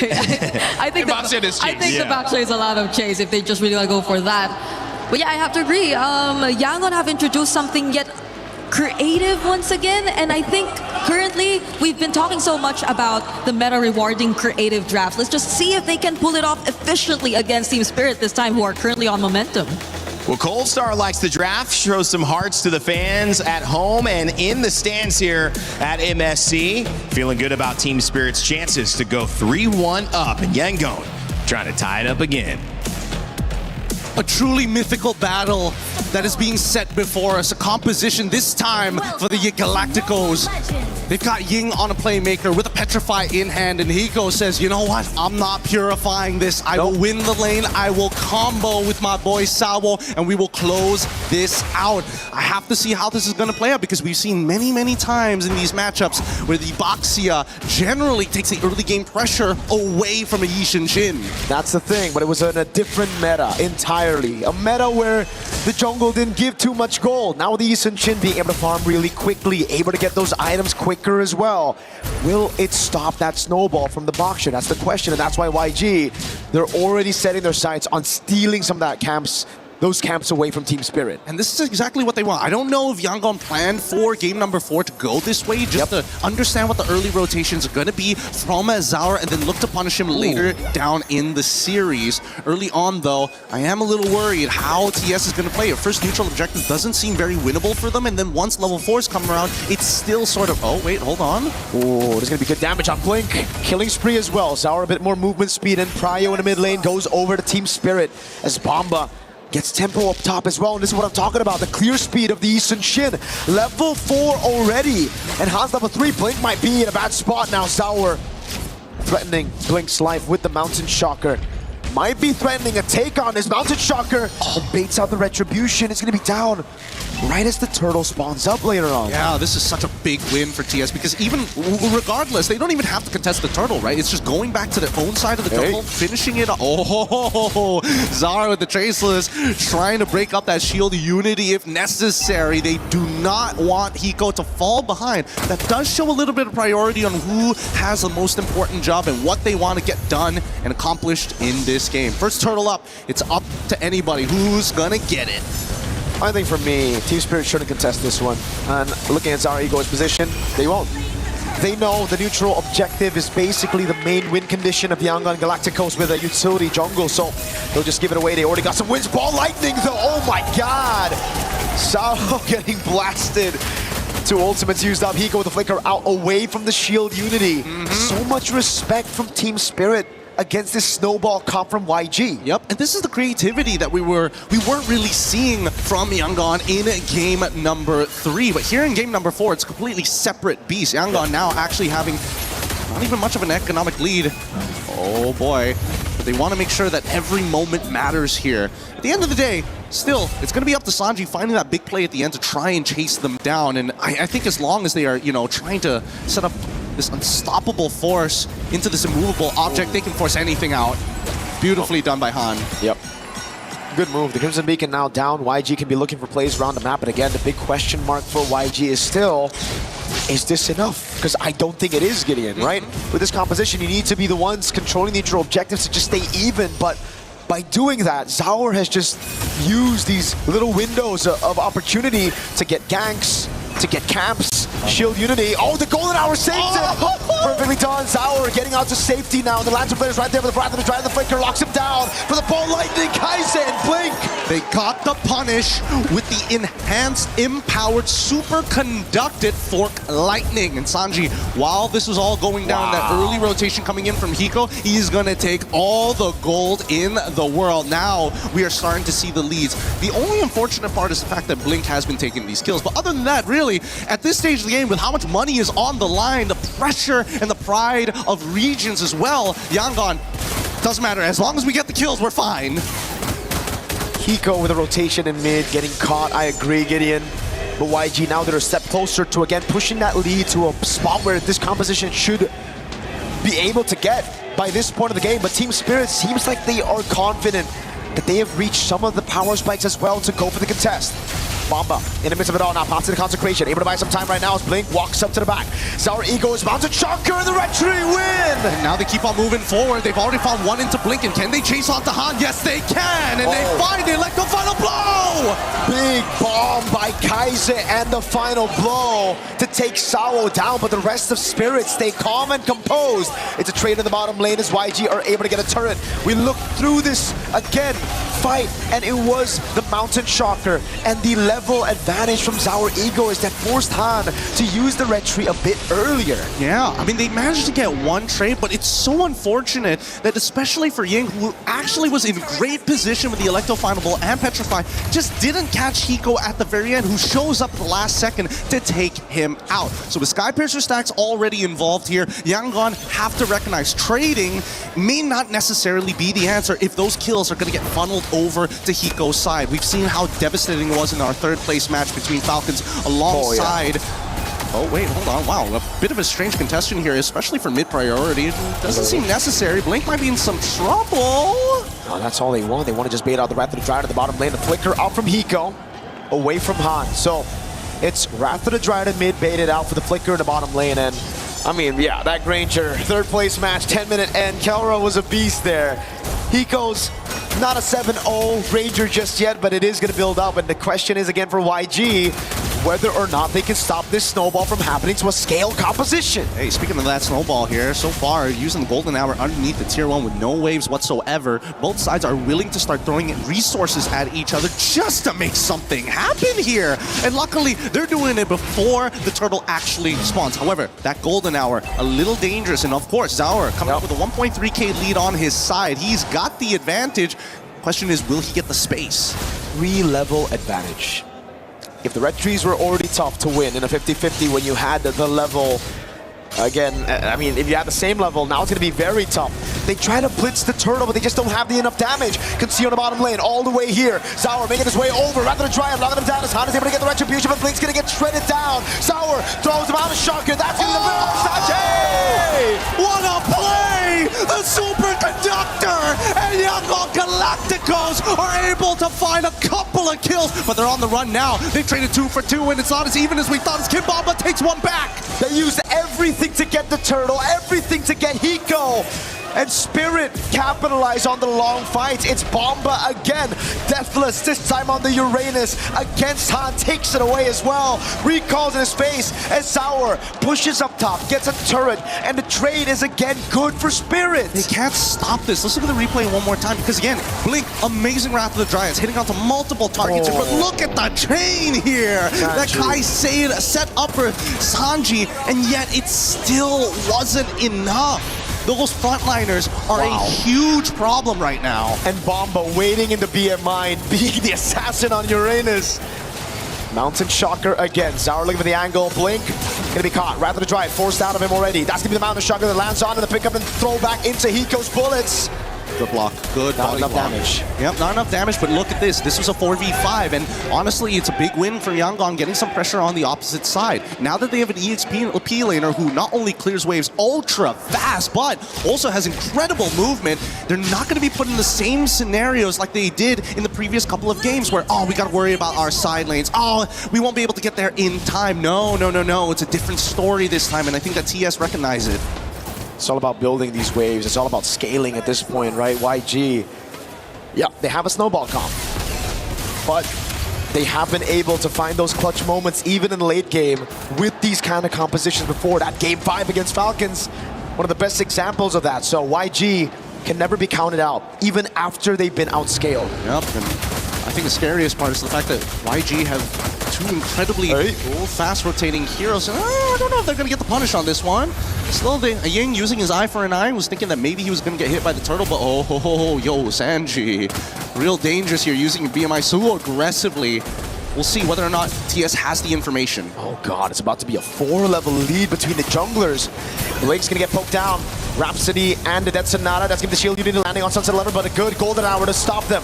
A shot from Zaur, killing spree as well. Zaur looking for the opening right now, goes in, but Han's gonna win the red tree battle. Rather than try it on the blazing away, coming from Sanjay! And he's looking for as many cleanups as he can. Hiko flickers 4, gets 1, gets 2, triple, and a maniac instantaneously! Out of nowhere, Hiko finds the shots and now it's just Han. Team Spirit played such a good game. It was Han with the retry. YG, that looked like they had the AoE, but Team Spirit are now the ones knocking on YG's door. Holy cow, holy cow. Hiko, something unlocked in him. He just suddenly became Neo from the Matrix all of a sudden. What the heck happened? Because this was an incredible play, right? They just first zoned them out. Blazing Duet comes on through, and Hiko said, you know what? Doesn't matter. You're standing too close to each other. As soon as I land it, you are gone. Bomba's feeling it. Team Spirit are feeling it. It's something in the air. Hiko's popping off. Sunset, Samo, Zaur, Bomba, everyone. You know, before the cast, before we even got to the draft, we got to see Mama Bomba walk by. And there was one thing that she said that is really stuck. Today is the day. They really feel it. They put so much heart into it. 54 stacks already built up onto Hiko. How can he not feel like he is him right now as they basically unlock the architecture of Yangon? They're looking for a T2 at this stage, and they're going to double confirm with the help of the Turtle Bow. They've got the vision, but at the same time they know Ying is nowhere close. And now it's YG. They got to dig deep. Yangon Galacticos again find themselves far behind, and unlike in game number 2 where they were able to equalize with their own lead, they went for this composition, the early one. They got 2 out of 3 neutral objectives, but they just couldn't capitalize on those team fights. It's been very, very difficult, but at least the Guardian Helm is purchased by Han. So again, he can walk up forward as long as he doesn't get picked up and thrown backwards into a chain CC combination from TS. He will be able to retain his position with the rest of the team during these Lord dances. And I think that's the scary part right now. Both sides understand that not... Oh, hold on.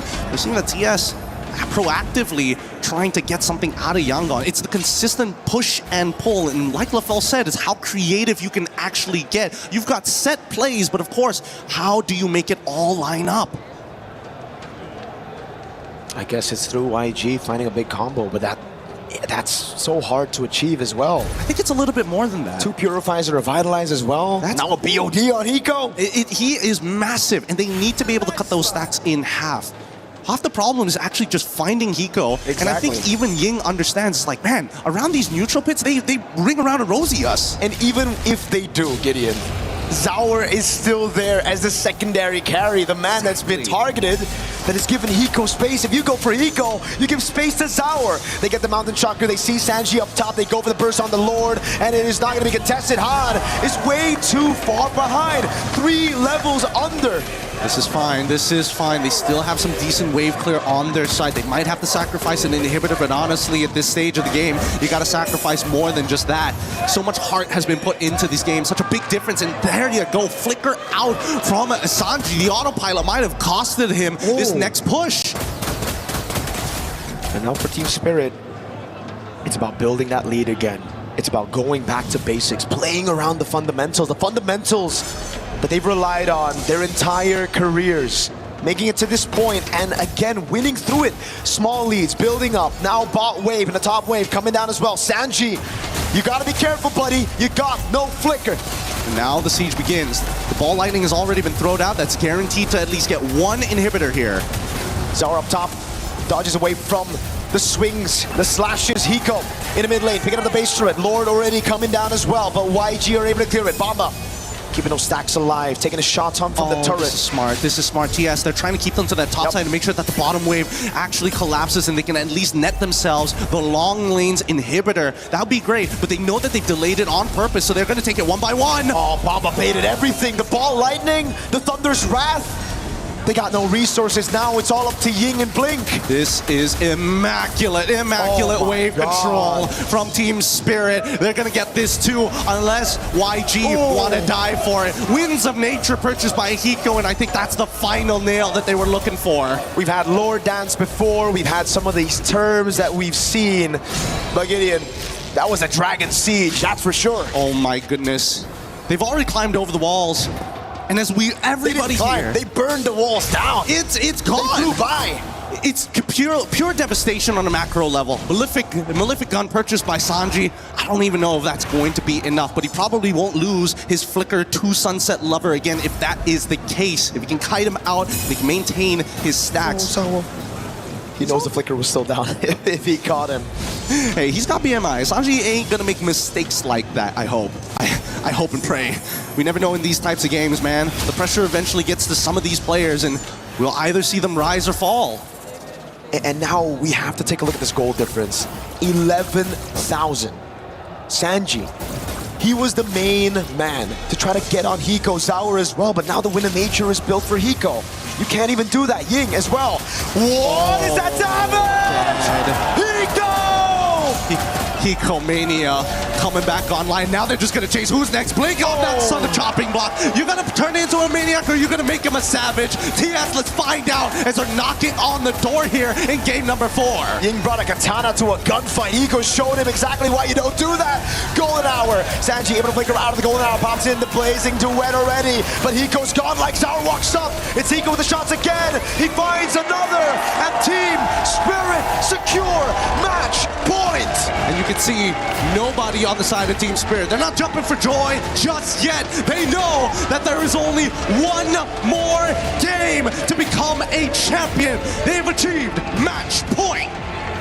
To quote Sunset Lover after securing grand finals, job's not done.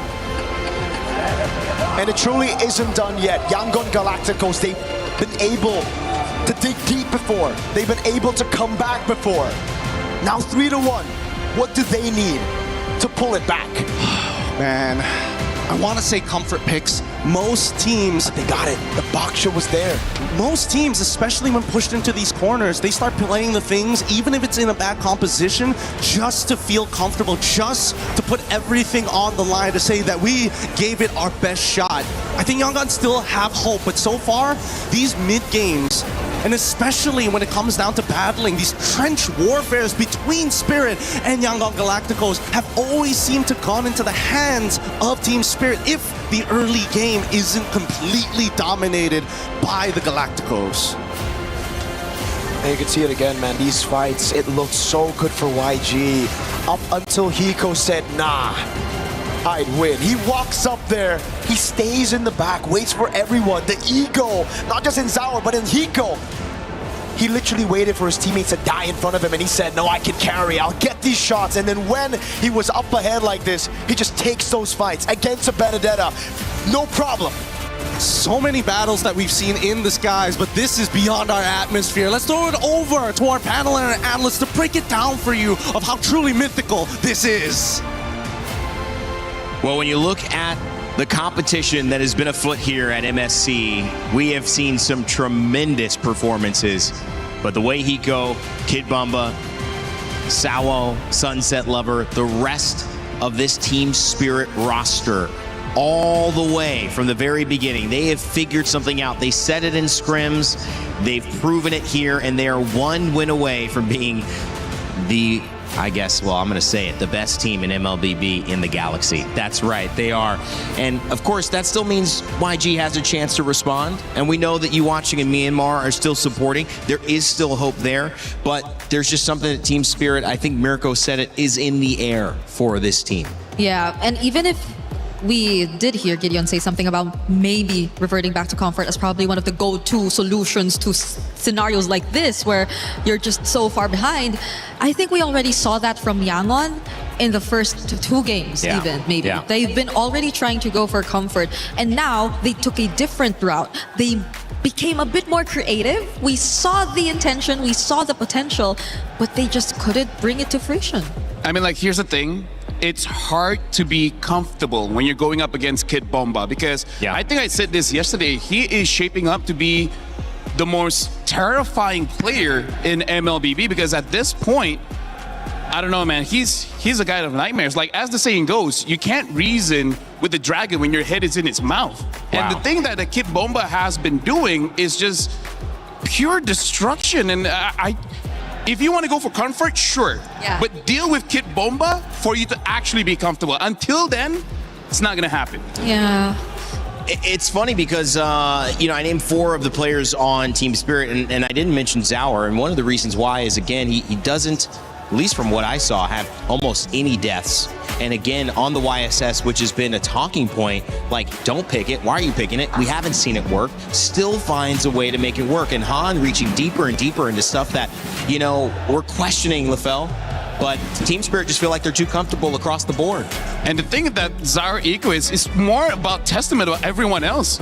Everyone does so much that he's like, anything for me? Hello? Eco just goes in, gets maniacs, gets a double, gets a triple, and he's like, sure. As long as we win, I guess. Yeah, Hiko Mania is back. Yeah. He came back in this game, especially. We didn't see a Savage. He was close to getting one. I think a couple times we saw a Maniac from him as well, but the way that he managed this even on a Granger too. So that's something, right? Yeah. That's something for Spirit, because they went in this game with a lineup with 2 heroes that you're just not so used to seeing anymore, especially in the current meta, but they find ways to make it work.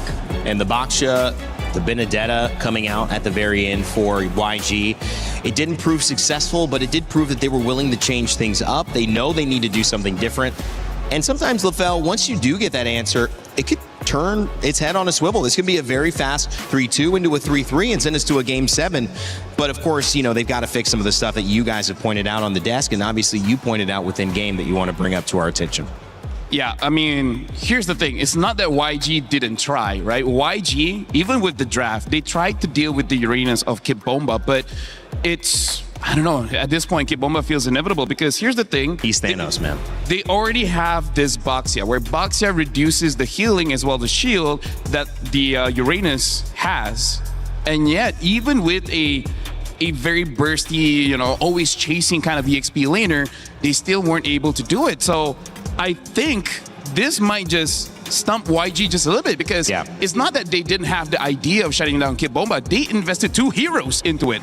Yeah. And yet it's still not enough because as we're going to be looking at the clips here, again, like one thing that I do have to say that is consistent with all of Team Spirit's wins is the fact that about resources, right? Like abilities, ults, and all those kind of things. One other resource is HP.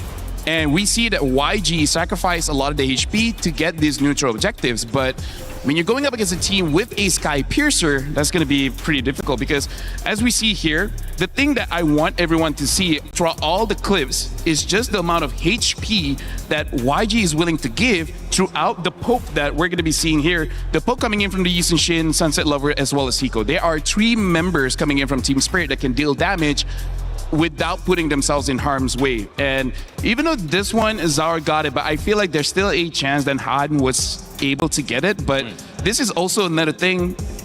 This is not okay, Rain Day, which is after getting a neutral objective, go for the fight. Yeah. A lot of teams do this, usually get punished. Yeah. Team Spirit at this point is an anomaly about getting an objective and then continuing the fight. But again, look at the amount of HP that they have. Yeah, look at that. It's only Kid Bomba that is low, but hey, he's healing up every second.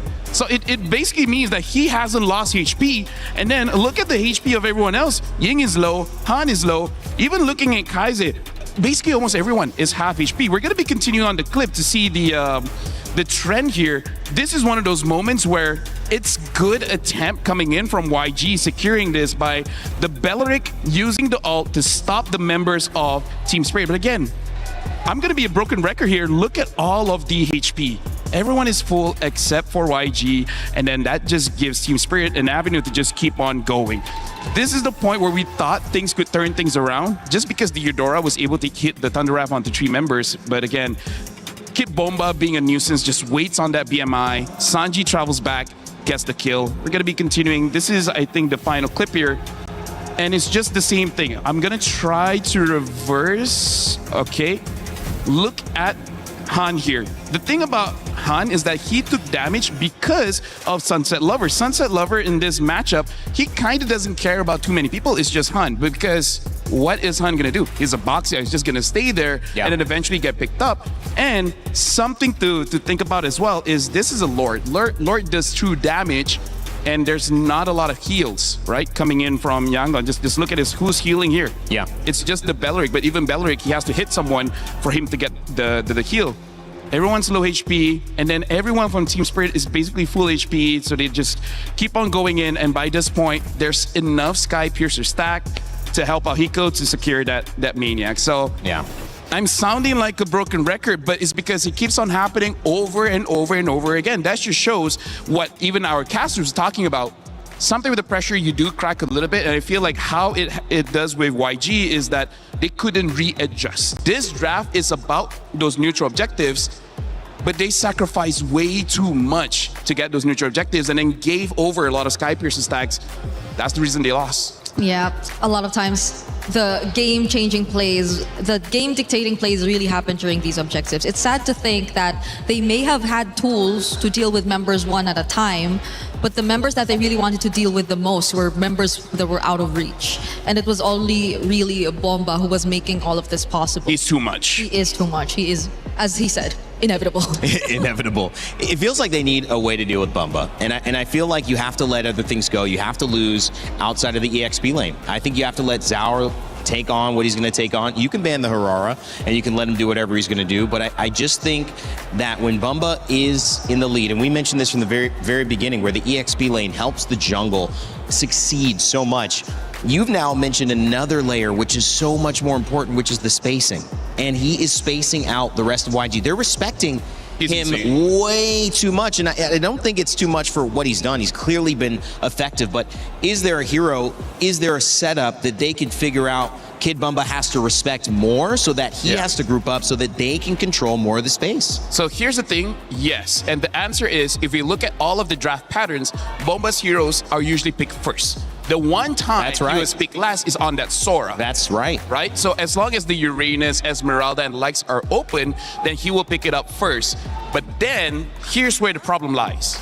I feel like even with a counter matchup, Bomba can outplay He can still do it. That's the problem. I mean, like, the idea is there, the theory is there. Execution, way different topic. Yeah. It's a good point. They may just be out of picks, out of options. I mean, YG are staring a loss, straight down. And I don't know, Greg. I think how you lose is important. This isn't it yet, but they've got to give something else, a different taste, a different look. Yeah. Do you feel like if they're going to go all in on solving one problem, it has to be Bumba? Does it have to be Zaur? Does it have to be Hiko? Sunset? Who is the one problem, if you had to choose one, they would need to solve? It's tough because I think they tried to do a lot at once. It's taking out the Barretts already from Bomba. It's taking out the Paquito already from Hiko. It's taking out whatever they can, especially if they're on, let's say... Second pick, they have to take out a Freya. Yeah, so I think they've tried to deal with the most difficult ones, but more and more problems just keep coming out. But do you then need to go away from taking Claude early and need to prioritize something in the desperation for, okay, we need a better mid laner. If we don't, it's going to get banned out. Like, they're getting Zushins, Eudoras. They're getting picks like that without really working hard for them. So maybe they just need to say, let's let the Claude go. Sanji, you're going to have to pick up a little bit of the slack here. And we're going to force them to say, hey, you want to pick up Bombas? You're going to lose big time in mid. Brigitte as well as Rain Day, this kind of shows the strength that Team Spirit has, where if there are more bans, it will hurt YG more than Team Spirit. Because here's the thing, imagine if YG bans out 5 EXP laners. Bomba still has something up his sleeve, like the Lapu isn't contested. And yet look at how strong he is on that one. We cannot say the same thing with YG for now because, like you said, it's always the Claude. Yeah. The worry is if they don't pick up the Claude, they pick up something else, it's not going to be as good. Because right now, this is the biggest strength that Team Spirit has shown. It really doesn't matter what you banned. Our book of heroes is just way more than you. I agree. Because I think some of the biggest threats to YG and their hero pool as well are even bigger when you look at it at Team Spirit and when they get their hands on it. So it's weird to say, but it's YG right now forced to ban out most of their comfort and their stronger picks. Yeah, it's true. So they're pushed to a spot where they have to bring out more, but then it's solved by Spirit. So I think that's a question for YG right now that they're in this position. Do they have even more? Because they tried. They They've been creative with the backshot Benedetta, but it did not work. But that goes to our other conversation. Is Team Spirit fans ready to erupt, getting excited? YG as well. But I think it just has to be, as you see a little back and forth there, it's just got to be, okay, we've taken a lot away. Yep. What can we open up then? Because if the answer isn't to take away, then the answer has to be either to execute better or to open things up.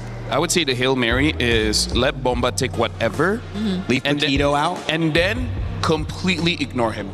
Meaning, okay, ban out the Barats, but try to ignore Bomba and try to basically get the other 4 members. But the reason why that can't happen is we see how Sunset Lover never gets caught.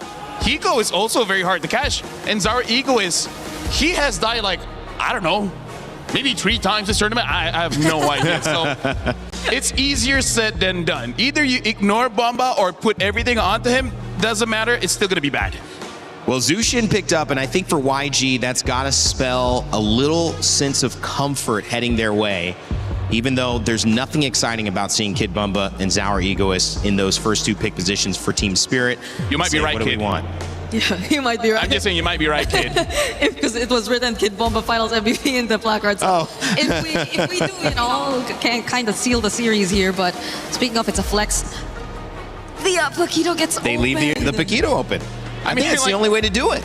Damn if you do, damn if you don't, right? No matter what you ban out, something is let through that you're like, come on, man. Come on. Why does it have to be like this? Yeah, which I feel like is, yes, still a flex, but maybe they might be a bit more cautious about this because the Juicin showing up would mean that YG might be a bit more okay to dealing the fighters in the lineup.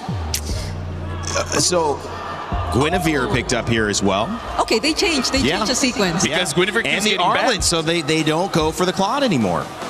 Good luck on finding a job. We're praying for you, buddy. A job is hard to get nowadays. Hey, maybe you can try being a player. Either ways, YG right now, in terms of going for comfort, I like this because this both ignores as well as prioritize Bomba, because this is a good team fight lineup. A lot of crowd control, a lot of continuous damage. It really does come down to what the roamer is going to be. Hopefully just provides us a little bit more damage. If not, it's okay. The Gwyn can build a concentrated energy and they should be fine with that. So I'm liking YG's opening. Yeah. Yeah. Because so far, I think they can use a lot of combos still with this lineup. I think the Guinevere Arlot already in itself is a combo. There's just so much more knock-up, honestly. I feel like they also have to be careful because, again, Bomba has a lot of heroes. His Alice is good against this Arlet. Not sure if it will get picked up, but stuff like Uranus, Hylos, Alice, all these kind of heroes are good against the Arlet. So, and even Yuzong, so... This is just one of the first times we have seen a clear shift away from Sanji's comfort back to Ying. And you're right in mentioning that this feels good. They're also taking away the Uranus and they're taking away the Lapu Lapu, which again focuses on that EXP lane. The blue band on the other side because they're still looking for a roam. Beleric and Atlas gone. Yeah. And so where does that leave us? So the Atlas is still open. Wait, who else Atlas is looking gone, for a job? He's a cameraman now. Oh my gosh. Hey, that's good for you, man. EWC is a good event for you to work on. There you go. Shout out to this guy. I was doing a good job though, because if he was terrible, then hey, work for 2 hours, get fired. Yeah. Oh. A Fovi. Again, there's so many counters towards the Arlet, so yeah. But hey, at least they have a Zushin. The Zushin can fight against the Phoveus, same as the Gwyn, so it's not all doom and gloom just yet. There's nothing else you could have taken away though at this point. They've banned EXP lane and Kid Bumba specials as much as they could without letting an Atlas through. So it's like I feel like YG's saying this is all we can do. Now the problem is they know it's going to be a Paquito Gold. Yeah. So what do they pick up that don't lose immediately? They pick up the Brody as well as the Badang here. This is basically going all in team fight. One of the worries is that only the Gwyn can handle the long lane, but hey, if you win all the team fights and the game by 11, it's good anyways. How's the spacing on this? Does this solve that problem of the zone that we've been seeing Team Spirit create with Kid Bumba? I still feel like it's going to favor Spirit more. That's a Phoveus and a Paquito who can independently just find and create the openings, and they Finish off with a Selena. Okay.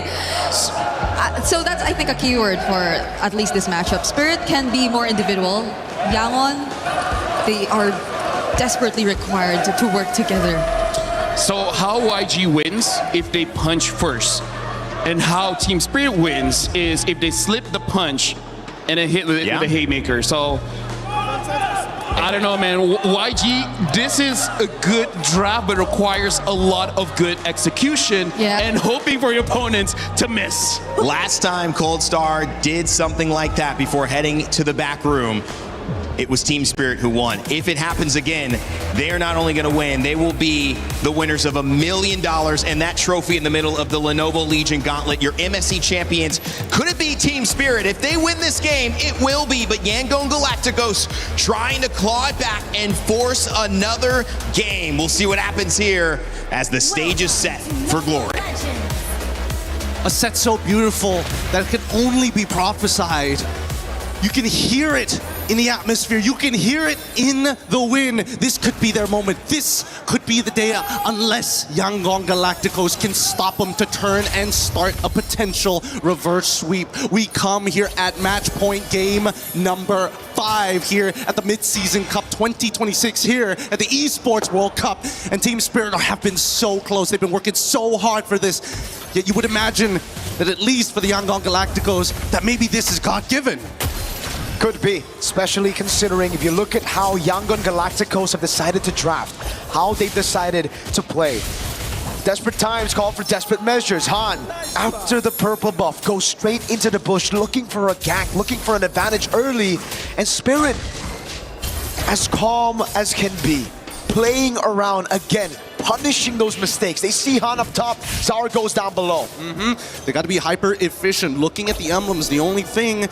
Oh man, extra sustainability for Han. Not going for Season Hunter this time, wants to actually play for these fights. And if they just win the fights, the neutral objectives will naturally come as well. It's the same choice of emblems from yesterday against Falcons PH for Yangon Galacticos as Han. It's back to just setting up for the rest of the team, being, okay, maybe less farm than Zar Ego is, but at this point, I think he needs to just accept that. Zar has gapped them in terms of farm in the last 4 games. Even when they were winning, it was Team Spirit who still were able to even it out with for Zauer. And this is in consideration of everything that has happened in this game, right? They're reading into the behavioral patterns that TS have kind of put before them. In Yangon, you could see a lot of preliminary early motions, right? Get that quick push on that top side, come down to mid lane. Oh! Uh-oh. Stun lands, gonna get a lot of damage. Now the Valor Requiem as well. They play for the strong side. Sanji is him. That's first blood over to YG. Now, as long as they delay this turtle for as long as they possibly can, that's gonna be more and more gold falling into the hands of Sanji. Good Abyssal Arrow here onto Kaze, but so far, TS, they don't want to punish this just yet. They got bigger fish to fry. Another arrow into the deadly magic. And the poker trick, but Blink gets away in time, gets into the bush. And Han will still be able to farm up. Now the question is, how do they stop Zauer from snowballing through farm? Well, it's about making sure that people are there to body block the right targets. Kid Bomba might be in some trouble here. Valor Requiem into the final slash earlier. YG showing signs of life. They're fighting back. They got hit on the chin a couple of times. A little dazed, a little wobbly, but it doesn't mean it's over. Blink able to get at least a champion stance out of Hiko. Now Golden Hours have been dropped down. A lot of the motions that we see on the map for the side of TS is poking and prodding, right? And forcing out ults coming out from every single lane. And is this combo, the Arlet and the Guinevere, that has gotten them so many wins in Myanmar as well in their MSL. For Team Spirit though, it's again just playing through the meta. It's them just building these leads, and for YG, it's about ganking Bomba again and again. That's a second one, back to back. Tell me that isn't just picture perfect. Picture perfect-esque even. Just plenty of vengeance, and now looking for that punish once more, forcing Hiko to flicker back out. It's one of our memories as well being thrown just to make sure that he stays and losing out as much health as possible. This is a really dangerous game because Yangon, their entire composition, a majority of their early game damage is going to come down from Sanji, but of course the vengeance coming in from Ying, everybody can enable him. So YG got the lead early. They didn't get the neutral objective, but it's A-okay because they were able to pick up 3 kills. All of them on the hands of the targets you want to see in the early game. It's on Ying, it's on Han, it's on Sanji. Now the turtle spawns, and YG side of the map. In the Brody side, Sawo able to escape. The arrow lands on Ying, but now it's all a race to get to this turtle. Yep, they're trying to use the extra bonus movement speed to take first position. Blink back on the Minesweeper job. Got to get rid and clear these traps as much as possible to deny information from their opponents. But Sawo, he's going for more here, right? Focusing not only on that mid wave, but disrupting that backline for now as they get into the neutral fight. Zara gets away. Now, instant final slash into the Requiem, but the Golden Hour catches him. And about Requiem's going to be baited. Fist crack him in as Han is able to get the Requiem, but Bomba's stuck. They got to get rid of him, and now they finally do. Han takes him out, and they even get one more in Hiko. They get a third. It's guaranteed. The snowball has begun for the Yangon Galacticos. 2.6K already, right at the 4-minute mark. And that's the explosion that we were waiting for Yangon Galacticos. Even in the previous game, how can they push it forward? How can they push the lead even further through a fight around the neutral objective? Team Spirit had played it so clean in the last few games, but here it was YG with their comfort, AOEing, not giving Team Spirit a chance to react. This is a huge build of confidence for Yangon at the very least, right? Even Ying flickering final slashing just to make sure that he can cover not only Bomba, but just in case somebody was behind him in that bush, he covers those angles instantly. And that's something that right now, TS, hey, early game's kind of done here. Finding these individual targets has been a lot harder because Yangon, they've decided to tactically split up their squad. 2s and 2s. Get your pairings on either side, play around Sanji, and he is going to be the ballista that breaks down the turrets. That's the siege, that's the catapult, that's the ballista, that's everything. The whole siege unit is that Brody. But you have to usher him through. He's a very vulnerable target. Bomba, though, on the Phobius here, not having a good game. Now going to get pinned down again. Sawo has the Golden Hour, is able to find two. Now the rest of the team comes corralling on Sanji.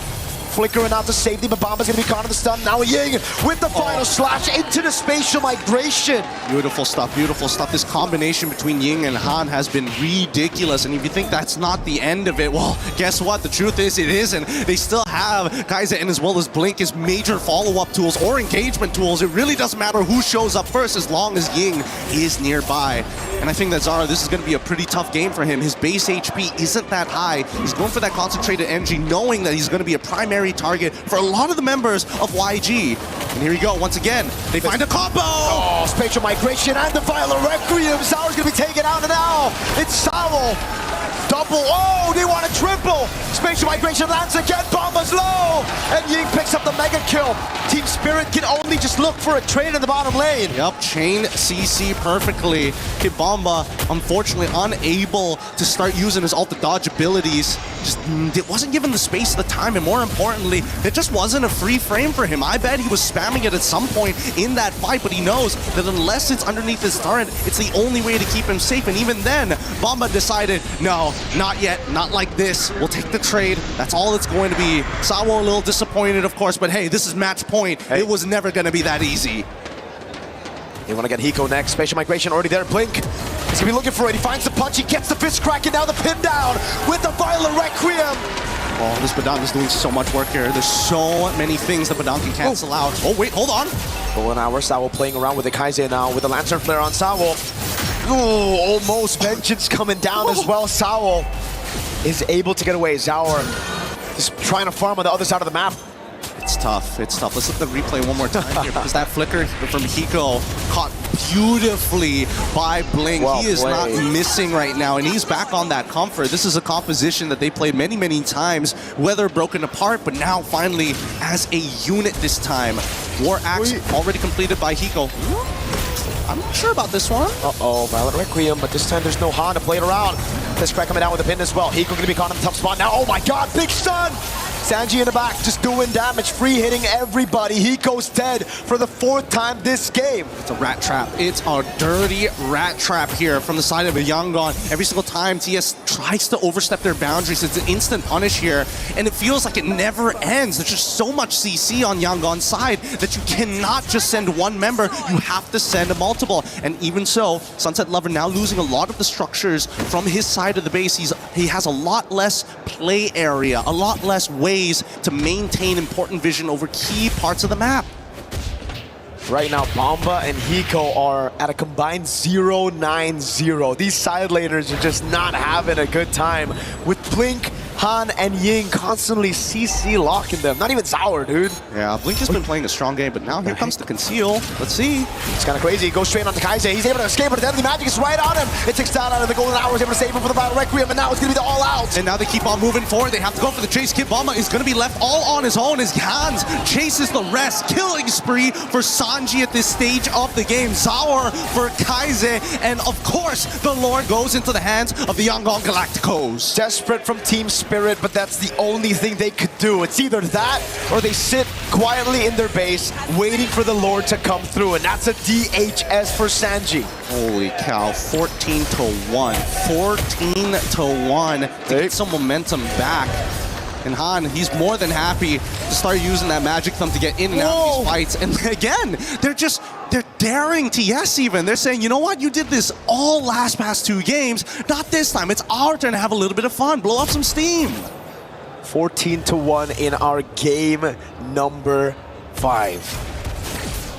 This was possibly it for TS, but YG, they're showing how tenacious they could be. They're showing how good they can be in these series and that mental fortitude that they have in a best of 7.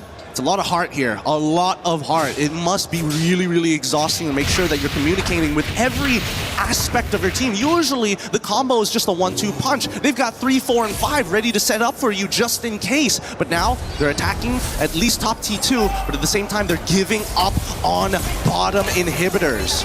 This is the only thing Team Spirit can do. Again, just reacting to the plays and looking at the trade. Zauer goes in, Blink with a whiff on it. Fist crack already there. The golden hour saving Bomba. Is that going to be the missile arrow to the back line? And Sanji's able to flick around to safety. Is now he goes on Hiko. They're still going to go forward. Hiko ends up trading, and now they're on the chase. Bomba again with the dark wave on Sanji, but he's going to get taken down by Ying. That's again at the back line. Sanji looking for the free hits on Sao. Last shot as he gets pinned down, and Blink picks up a double, and Sunset Lover is going to be caught on their turret. Han, right there. Again, the arrow does not land, and Zauer is able to keep the minions from coming into the base. How many more seconds till they have left? Not enough time! And there you have it, a convincing game for the Yangon Galacticos, turning it 3-2. It ain't over.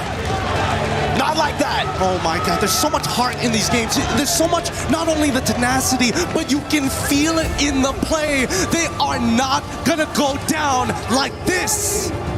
It's the grand finals of MSC, the most unpredictable MSC EWC ever. Of course we're going to a Game 6. Now the question is, are we going to a Game 7? We pray for a Game 7. TS fans, they want to end it right here, right now, but God, these games are too good to let go. However, the snowballs have been significant. This game ended 17-2, so we're talking about built-up confidence and disrespect for the side of TS. It has been crushed here, so they need a clean game if they want a championship. And again, it's YG going back to their comfort, not just trying to play the meta game. They brought out the Baksha, it didn't work out. They doubled down. They said, all right, Han, put him on the Guinevere, put him on a team fighter, put him on an enabler for Ying, for Kaise, for Sanji, for Blink on the Badang with a fantastic performance. We have to eventually decide on an MVP, but my God, Blink played a beautiful game. My God. Predicted flickers, Ying catching people so many goddamn times. There's no better way to describe it. He has played so well on his comfort. I don't know if he's going to get it again. And I also don't think Ying is going to get that Arlet anymore. I don't know though, because if you want to take away the Arlet, you gotta let go of some of these meta picks, and Ying is a monster. He's an apex predator, you could say, on those picks. He's an absolute beast, but we're gonna see whether the panel agrees with this panel. Break it down. Okay, that means we might be going to another Game 6, or could we get a Game 7? Hey, honestly, after how many years? You missed this opportunity right here. I cannot believe you two missed the opportunity for a Game 6 or 7. I failed as a hero. What is they haven't had. You know what? I put them on the spot, guys. I think I win. I failed. I think I finally cracked you guys. I am disappointed in you and myself. Pause. I am. But we got good games though. Yes, how many I years? am only not disappointed at the result of this series. How many years, Brig, that we have 4-0 on grand finals? Now it's 3-2. Well, it's been since Myanmar maybe in the grand finals, maybe 6 years ago. Was that 6 or 7? 6. Now they're doing it. But the camera's not on us. Camera. They went to my solo on that. They're trying to make you guys look bad. I know. They don't have to try. We can do it by ourselves. YG we can make ourselves look bad. It's okay. In an incredible game, and they prioritize Ying. And I think the biggest thing about Ying is it's the name we gave him, Undying. But it's more than that. It's the Arlet. It is, they don't have an answer for the Arlet. There was no answer on the other side yesterday in the semis for the Arlet. And the Guinevere as a result to follow up, Brig. I know you're pointing at that saying, yeah, that was a big deal. You would assume they had answers to the Arlet though, because they had Phoveus. Not Ying's Arlet. I mean, like, Phoveus does have a bad time against, let's see here, but Dung, Zushin, and in a way, Guinevere as well. Yeah, that's true. So at least for the laning, you would think that they did, but everything else, Ying was undying. He was free. Wait, speaking of, I remember one other time Kibomba used the Phoveus. Yeah. And it was this as well. I think it was against Vamos, where Vamos used Zushin and Hylos. Yeah, pretty good memory. I'm impressed with myself. Same. He has very impressive I memory. can't remember most people's names, but I can remember draft picks. It's true, it's true. He has impressive memory. That is a pretty good memory. Only actually. with MLBB. Only with MLBB. Okay, that's it. But you remembered it was Rhino Day, right? It's been Rhino How Day could you for forget? 3 weeks. How can Rhino Day be 3 weeks? Guys, this is actually interesting because I think the energy, and especially when you are at home watching and you're looking at this set, you see the 3-1, I think you start to slip into, well, it's looking like Team Spirit. And then bam, Yangon Galacticos answer back, but not just quickly and not just with this Arlet, but convincingly across the board with everyone. And it doesn't look like the same matchup anymore. And that's what we hope from a grand final, Brig. How were they able to, and I know, LaFell, you've got some clips as well, turn this around so convincingly? Have they solved something? I think they got back to what we said about the front lines being just as terrifying as they should be. Because terrifying. Oh! That See, works, that's right? Terrifying. Terrifying. Yeah. Which do you prefer, Undying or Terrifying? Terrifying Undying. I feel like we can interchange. If he doesn't die, Undying. And if terrifying if he's like aggro and gets a lot of kills. 5 kills or something. I like it, man. I think use both. Yeah, I will use both, but I agree. I guess a lot of it started with him, and these are, I think, a better combination of their comfort picks. Yeah. The Badang is a comfort pick, the Arlot is a comfort pick, the Jusin, and they pretty much completed what they lacked in the first game. Yeah. Or first 2 games, I'd say. And they let the Paquito go. I mean, that was the first game that they let the Paquito go after they got burned with it in game 1, and I think that worked. I mean, like most things in life, a lot of things can be solved with violence, you know? Oh, and man. that's what we saw from YG. I feel like they understood in the previous I don't drafts, agree. they don't have enough violence. Okay. So just get a little bit more. Right? Let's look at a Telestrator, right? Okay, let's go to Let's Telestrator, do please. that. Yeah. Let's I don't know where this is going, but let's go to Take my mind. Thank you very much. All right, so here's the thing that we got to talk about, right? Yeah. The fact that for how many? Like maybe 3 games where we see both the Gwyn as well as the Arlet being banned out, and the moment they get picked up, all of a sudden they look amazing. And speaking of why they look amazing is because of all the control that they have. They have 4 members here with a lot of control. The Badan creates a wall, making it so that you can't escape, and then Gwyn jumps in as well. Yeah. Like there's a lot of chain CCs that this is why I say that this is a very good team fight comp. And I think this is just the comfort of YG. They like to fight, so why stray away from it, right? We're going to be looking at some of the clips here. And then, in terms of the clips, it really is just about abandoning your brain. Yeah. Don't think about it. Just do it. Not sponsored by anyone, but just do it, right? We're going to see about how they just jump in, and then they just go in for the fight. You like that joke? Yeah, thank you very much. We're going to see that this Badang make it so that they can't run away. And then at that point, it's easy pickings for Han as well as Ying, right? I mean, like, Han did his job. His duty where... Wait, no, you know what? Never mind. What'd you say? He is able to go in and enable his team to do well. If they keep this up, this is how they deal with Team Spirit. Hey, Spirit, you like the fight? Well, we like it too.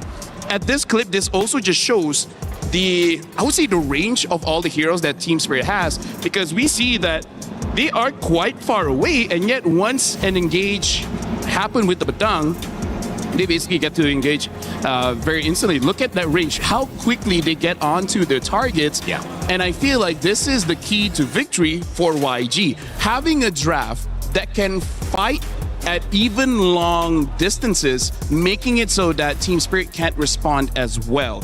So I really feel like with the draft that they have here, going back into this one, they were able to shut down Bomba just by having this, by having the Zushin as well as the Gwyn. Even though, yes, the Arlet does get taken down by the Phoveus, but honestly, as long as you have the Zushin, it's all good. So I feel like for YG, they just have to hope that the Arlet doesn't get banned out, because even you talk about this behind the scenes, like, other than Arlet, what else do they have? Yeah. That's the bluff I would want to call at this point. But it also requires team spirit, and I think Cold Star is very smart. He's shown that he's set his team up with a lot of good drafts. But an analytical mind would go and say, I think we focused on taking the Harara away all the time. We don't like to give it away. That's been their third ban almost all the time. Now, with the Paquito gone, you're still taking the Harara away, but to me that seems like you don't want Zauer to lose the matchup to Han. But if they recognize that if Ying gets ahead of Kid Bomba, this is maybe YG's series, I think they have to now focus some more of those picks onto making sure that the Arlet gets banned potentially in the first phase. I know it's a risk, but I think because YG won, they might have put the pressure on Team Spirit to respond. That's actually a really good point, because I think Yangon are not on the same page. They have a different mindset about this. They have a different approach. It's not like they're worried about Czar at all. It's not like they're very careful about what gets into his hands. It's more of how they can draft accordingly to their strengths, which I think they lacked in the first two games. But now they had much better relationships with each other in terms of picks. So their picks had much better synergy. More harmony. And that was maybe something that we saw became a struggle for Team Spirit this time, because they were maybe a bit too fixated on just winning matchups, getting the winning lanes. I agree. Yeah. In the sides, we saw that. You assume that they get that because it's a Paquito. It wins over more or less majority of the gold lanes, but the Brody was a bit different. And Kid Bomba on this Phoveus too somehow got to manage the Arlot. We would like to apologize to Kid Bomba and Mom Bomba and Sis Bomba. I feel like we cast a curse Bomba a little bit too much. We're gonna pull it back. We did. Hopefully it's just that game that we cursed him. Now it should be solid ground. But at the end of the day, it literally, maybe we're starting neutral now, okay? So everything is a clean slate from now on. YG got their licks back. Here's the question.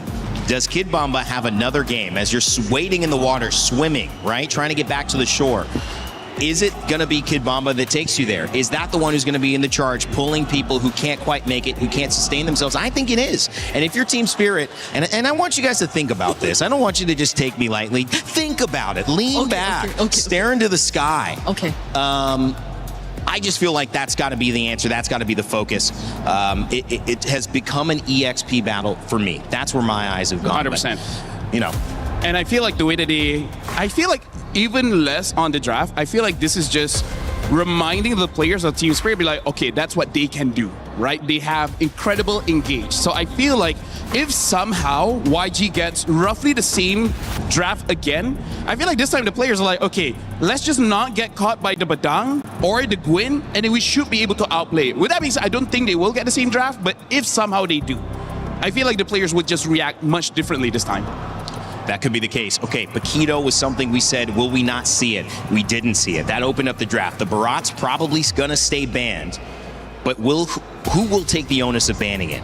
Because the Freya has been consistent, the Fanny has been consistent for red side. If we will see that again, it'll be the choice of Harara banned, or if we'll see a target ban on red side, which would open up this conversation again for the EXP lane to maybe get an advantage. Atlas has been banned every single game as well, Brick. Yeah, it's at least ever since the loss that YG went through for the first two games, we've never really seen the Barretts nor the Atlas even out there anymore, which I think kind of made it a bit more flexible for the Jusins and the like to come through. That's right. But in that scenario, I think the Jusin was a big problem for Team Spirit as well.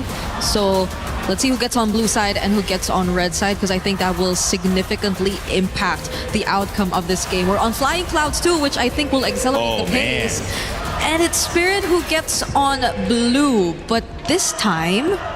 Holy moly. No Guinevere. And no Freya. Oh no, but they force Yangon to ban the Freya and the Barats and the Atlas.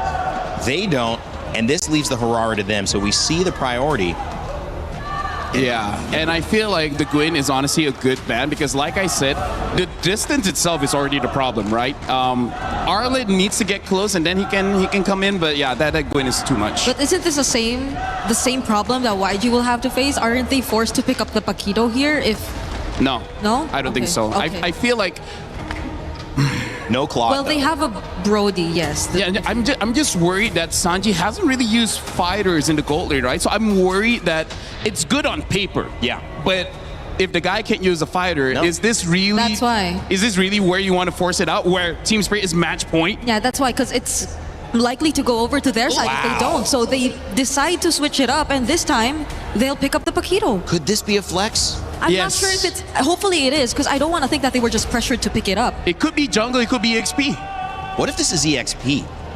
And this goes I think it's better. I think it's better EXP, but again, we got to look at the matchup, because not every matchup the Paquito can win. If Team Spirit picks up the Esmeralda, maybe they have to think about putting the Paquito somewhere else. But it's nice because they still keep their cards close to their chest. They say this could be that, so Team Spirit can't just pick blindly in EXP. They do have to respect that. What happens if we're going up against Paquito? Do we need a winning matchup for that specifically? Yeah, because I don't think Yangon has really ever utilized the Paquito in gold. Wow. In EXP, I don't think so too. So this is a new hero pick that they will be picking up. It's a clear attempt to adjust from Yangon's side. Honestly, that's why I feel like this might be jungle. Might. Just because they are a team that likes to win those neutral objectives, and Paquito is one of those that has quite good burst damage with the red tree, so maybe they can take it, which, by the way, Melissa has been banned quite a few times by YG, and this time Team Spirit picks it up. Let's talk about why this is important. Yeah. YG wants to dive, wants to win the fights. Yep. What are you going to do when she uses the go away? That's so I right. feel like this is the response that Team Spirit has. If you want to come in, try. We already have an answer for that. Go ahead. Which I feel is something they have to resolve through their mid lane. So I agree. The Eudora Gord options are still there, but since they prioritized gold and revealed that it is either jungle or Paquito XP, they might lose out on more options in the mid lane later on. They keep their EXP open though, and that you know, and again, Paquito can still flex. We know that we still have the Claude going in, so he's not going gold, but they are still focusing on trying to see if they can get Ying an advantage. And even though Esmeralda is out, and that's a great EXP lane, with the Eudora ban, it seems like they're also focusing on limiting the options that Sunset Lover can play. Which I thought is something they would rather pick. The other options, I would say there's three, because I feel like you need long range to do with this Melissa, right? You want to cast Murka? I mean, like, Arlet ban. You can try. The Farsa. The Farsa has enough damage. The problem is Melissa can get into range. So that's something that you got to consider. Eve also has the range, which kind of, you know, not so great going up against Esmeralda. No, yeah. And then the last one is Zetienne, where Zetienne is pretty okay, especially if they want a lot of team fight. The problem is she takes a while. And I don't think it's The either other one is Selena, but that one, yeah, both of them, I'm sure they have good Selena, so why not? Yeah. Because even the burst is going to be a problem, I feel, for the Zetian. Maybe in the early they can manage a bit, but... At level 12, it's okay, but getting to level 12 is the problem. It seems like YG's really focused on hard stuns or potential counter initiation. They want the Paquito to run free because they picked it, and it's got to do the work of a Harara, right? Because they traded that out, and they're saying we're going to work with the Paquito. So Minotaur Eudora can really stop or create good counter engage or initiation. The Dairoth picked up as well, guys. Yo. You know what? Shout out to the crowd. You guys are amazing. Holy. Some might even say amazing. Are we pushing? Well, the Dairoth gets picked up, so I was right. This is going to be a Paquito jungle. But again, Dairoth has its goods and bads. I would say in MSC we've seen quite a lot of the bad. Like, he can win the lane, but what's next? Yeah, I think it was Falcons PH2 who were the first ones to use it. Slap already using it. Not necessarily reflects a good standing as KDA-wise most of the time. It's just really to match and answer the Esmeralda, which I think, again, is a question we raised. How they answer Bomba. How can they kind of shut down Bomba? Yeah. But Spirit, they've locked in a Valentina and a Gatot Kacha. That's more and more ways for them to stop YG and all their fighters. I know, that is really rough, guys, to go against. We're looking at that final pick, and it's going to be in the mid lane. I feel like if they can get a hero with crowd control, they pick up the Rampa. Taking notes from Aurora, and we see the reaction coming in from Team Spirit. It looks like they didn't see this coming. And I like this pick because the Dyrov can shred armor. So it doesn't matter the armor that you have. The Claude and the Paquito will be able to do enough damage. This Rafa giving that sustain. Whoa. This is a very interesting draft, and I can see it working. Well, YG just bet $500,000 on it, because that's what's at stake here. $1 million goes to Team Spirit. Cold Star happy again with the draft. Yangon Galacticos trying to tie it up and send us to a Game 7. What a time here at MSC. I hope it continues as we send it over to Gideon and Mirko. I agree. Everybody needs to start praying at this point. Everybody is looking for their team to make it to the very end. Here at match point, the pressure is still on Yangon, and they basically have come up with a more interesting draft, a different sign, a different means to attack this potential championship point. We come down to game number 6, and my God, if this isn't a marathon, and almost immediately Sawo starts off with a pretty good taunt here at level 1, just to make sure that Yangon, they can't walk freely. They gotta. YG, their main win condition is playing through these fighters and just going all in with the healing, trying to out-sustain Team Spirit, so they gotta try to establish some lane dominance at the start of the game. Yeah, not to mention that we're also getting Pull Yourself Togethers from Sunset Lover as well. He wants to make super plays of his own, either stealing away some pretty good ults, but most likely going to be that Wrath of the Dryads. First invasion here, it's gonna be a little difficult. Han is on level 4, but still has plenty of damage, and Sawo zones him away. Ooh, Sawo with the Rectory able to pick it up. Han trying to deal a little bit more damage, but it only lands on Sawo, so that ends up just being a win straight up for Spirit. And maybe this could be the answer that they were looking for, right? Sanjin as well as Hiko, it's still going to be a little tough between the two at the bare minimum. Both going for Quantum Charger. Down by, oh, hold on, first blood achieved. Oh, maybe, oh, Blink gets out of there. Clutch flicker from Blink to get away, to evade from a possible first blood, to send Team Spirit into that spiral of Snowball.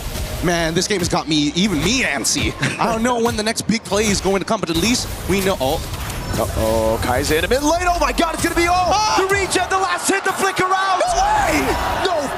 No way. How? He managed, he's got like no HP. He's literally at 1. You don't even see the green in his health bar anymore. As now they attack the bottom side, they got the Purify out of Kid Bomba. This upcoming turtle is going to be highly contestable, but Ying needs to dominate. He needs to show control over this lane and make sure that they have first position. Whoa, Sao or what? Face check in the bush against a Dyrod, gets insta-bursted down. Now it's Sao with Revitalize, able to get the taunt as well, but the rest of the team comes around, and Ying gets a double. The damage is good. Wrath of the Dryads is already out, but they have to back away from this. This is an unwinnable position for Team Spirit, and Yangon take the very first turtle of the game. Big taunt, Sunset Lover as well with the face check. Team Spirit getting a bit too impatient with these openings. Is it impatient or was it necessary? I don't know. It's a tough call here because now they're going once again attacking onto Kid Bomba's side, and I think it's just a little bit of disrespect coming in from Sawo. Wasn't really expecting to get knocked up out of his taunt by Han, but at the end of the day, it happens, but it's not the end of the world. The lead is still very minute. We haven't gotten to the dangerous 2K territory, but we're basically a quarter to halfway there. With 10 more seconds left on the clock before that orange buff alongside with the Lethal Wanderer. Let's see how TS is going to play, because again, at this stage, you might as well invade that top side, steal away one green camp, probably omit the next objective, and try to set up to get Sanji's Purify. Oh, they're trying to corral over Han. Taunt doesn't land. Now they're all in over. Knockout strike as well. Oh my God, Sao just so low. Ying gonna be able to pick up a killing spree as Sunset Lover steals away the Holy Baptism, but now he's gonna be caught by the taunt, and Ying gets a double. 4-0-1 to start game number 6. Darn, I really thought Sawo was going to be able to get out of there in time, especially since Ying wasn't able to apply the shred onto the correct target, and yet they still got him anyways. 45 seconds left on the clock before their next neutral objective spawns, and I think this is this might just be a Game 7 if it keeps going this way. We're already in that 2K dangerous territory, and there's no noticeable power spikes that we have to be aware of here because Yangon will hit it first every time. A 2,000 gold lead. Now this is getting very troublesome for Team Spirit. Yeah, and lead is on Ying on the Dairoth. This guy's gonna start bursting people down, and not to mention again the fact that he should actually just be the support this game. He should just be the support for Han to get those knockout strikes. Yeah, but that's the truth of it all. That's really the truth. I mean, he could technically be like a cleanup crew at the end because he has his flicker and the ult, but now that he's 4-0-1, you might as well take full control. Sao with the taunt just to escape. Han with the rotation, and now take a look at Ying. I think just one jump and a basic attack and send Sunset Lover back to base. Yep, it's too tough to contest for this neutral objective. Oh! No, there you go. Flicker after the Dryad from Blink. Kaise is the one who picks up the kill, and it's another death on Sunset Lover. Sour able to go for the iframes, but now he's going to be the all-in from Ying. He goes in for the damage. Sour low! Revitalize comes around with Bomba. And Sour gets out. And this is why it's dangerous, especially for a winning lane Dairoth. Once he has that lead, once he has that snowball on top of it all, and a Sky Piercer coming in from Hans, like, it is clear. Ying's whole job, shred, play as much damage as possible, and shred as many targets as you can from Team Spirit's side, and hopefully Han should clean up the rest.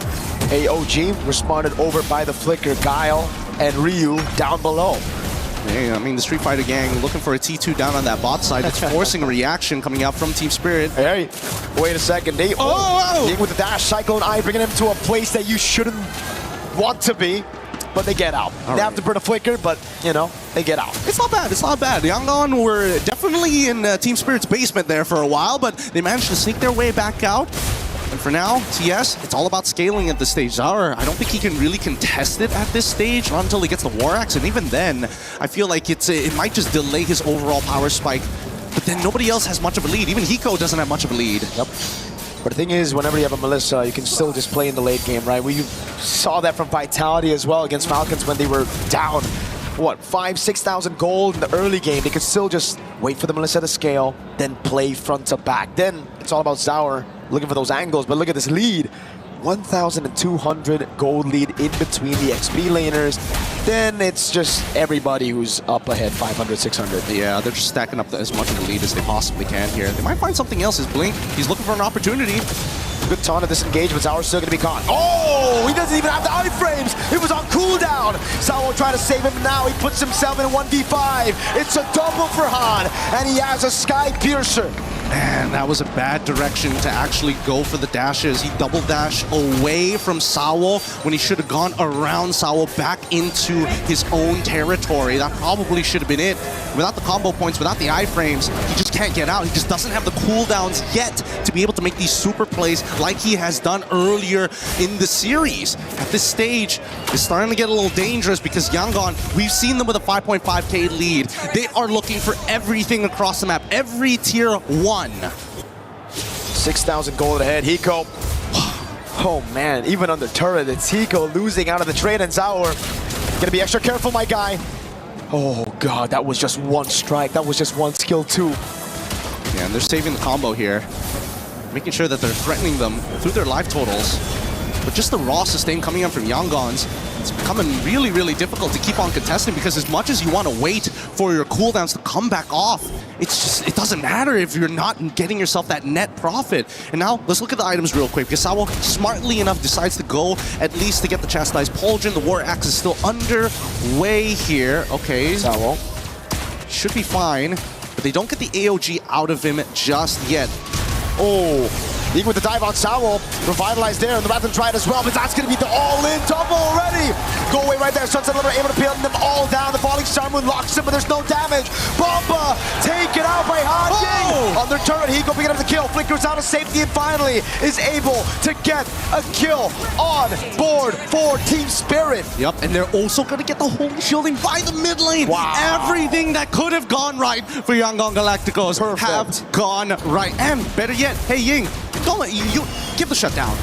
It's fine. It's completely okay. Great shred as it was applied on the multiple frontliners, and more importantly, Zar, he just doesn't have the cooldowns to keep iframing forever here. But the worst part about it is that when you think that the Wrath of Dryads is just done, all of a sudden, you start seeing Kaise just saying, you know what, slow down or completely stop. Halt right there.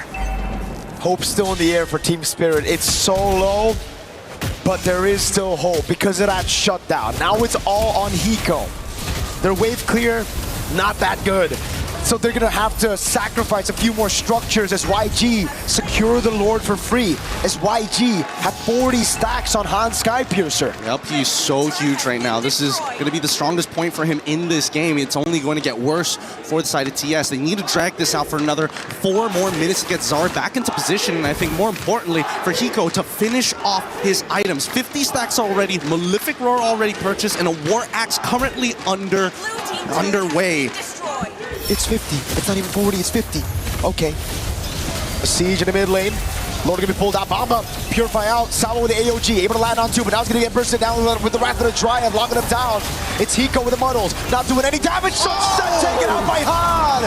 Go away already by Hiko. He's able to find some damage right now as he goes on to Han and falling Star Moon. He's able to lock him down, but it's not. Blazing duel from Sanjay! And they find it! Zara the next to fall, and Yanko Galacticos make it even faster! 11K ending, guess what? 10! That's all we need! Ladies and gentlemen, we're going to a Game 7! What an incredible series this has been. Fast, very, very quick. But statements have been thrown back and forth between both of these teams at the very pinnacle of Mobile Legends esports. God, what a showing. Of course, it had to be a best of 7 going all the way. Of course, MSC EWC 2026 continues to surprise, continues to shock everybody who's watching. And man, what a show. Sure, it's not the closest of games to get us to Game 7. It's been Stomp 1, then Yangon with a Stomp, then Spirit with a Stomp. It's just going back and forth, but now, finally, it's back-to-back for YG. Yup, finally they've evened up this score somehow. I thought maybe with the draft order, the TS was going to find something else, but Yangon still have some soul left in them. Team Spirit, they gotta pull it together here. They're getting a little nervous. They gotta even understand that the momentum is starting to build up for the Galacticos. I have no words. Could they have written a better story here today? We're gonna bask in just the thought of that as we throw it back over to our analysts and of course, Rain Day. Bang, bang.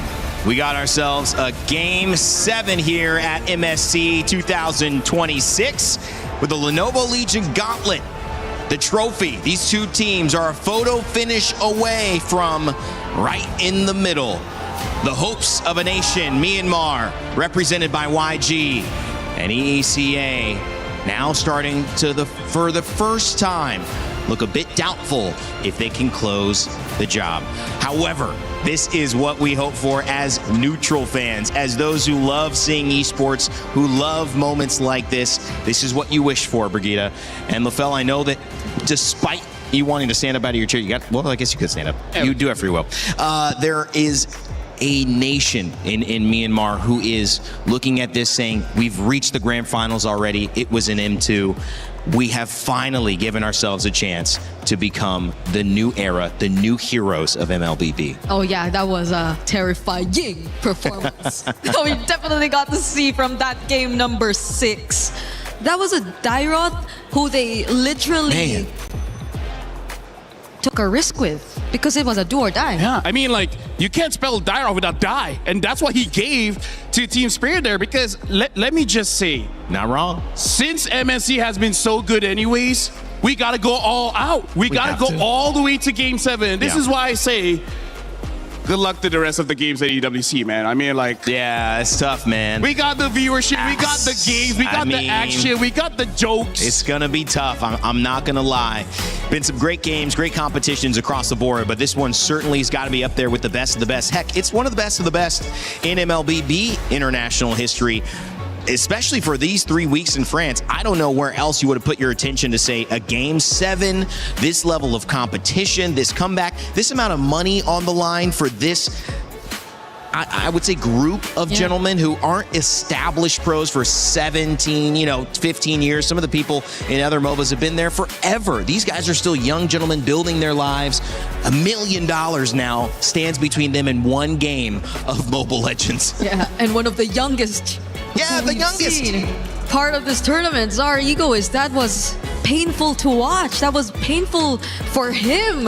It was a game where he could barely do anything, and you could see it even the post-game stats. He only got 2 orange buffs towards his side, and the rest were just all over to Yangon.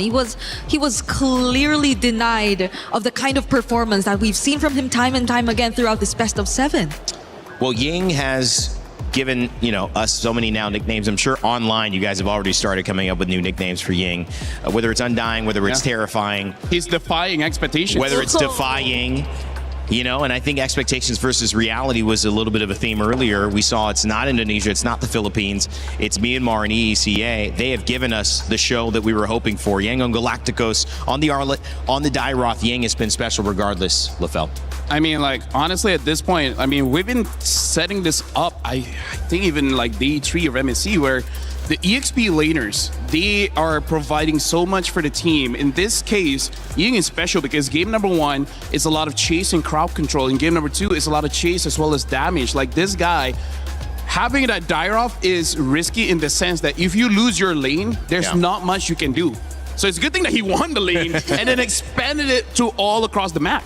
Yeah. You talk about taking that risk in Game 7. You talk about what was on the line, in Game 6. It leads us to a Game 7. But how did they do it? How was it so successful? Under 11 minutes that they won that game. Walk us through it, Lefel. Well, I'm going to let my partner do this one because... Did you say partner?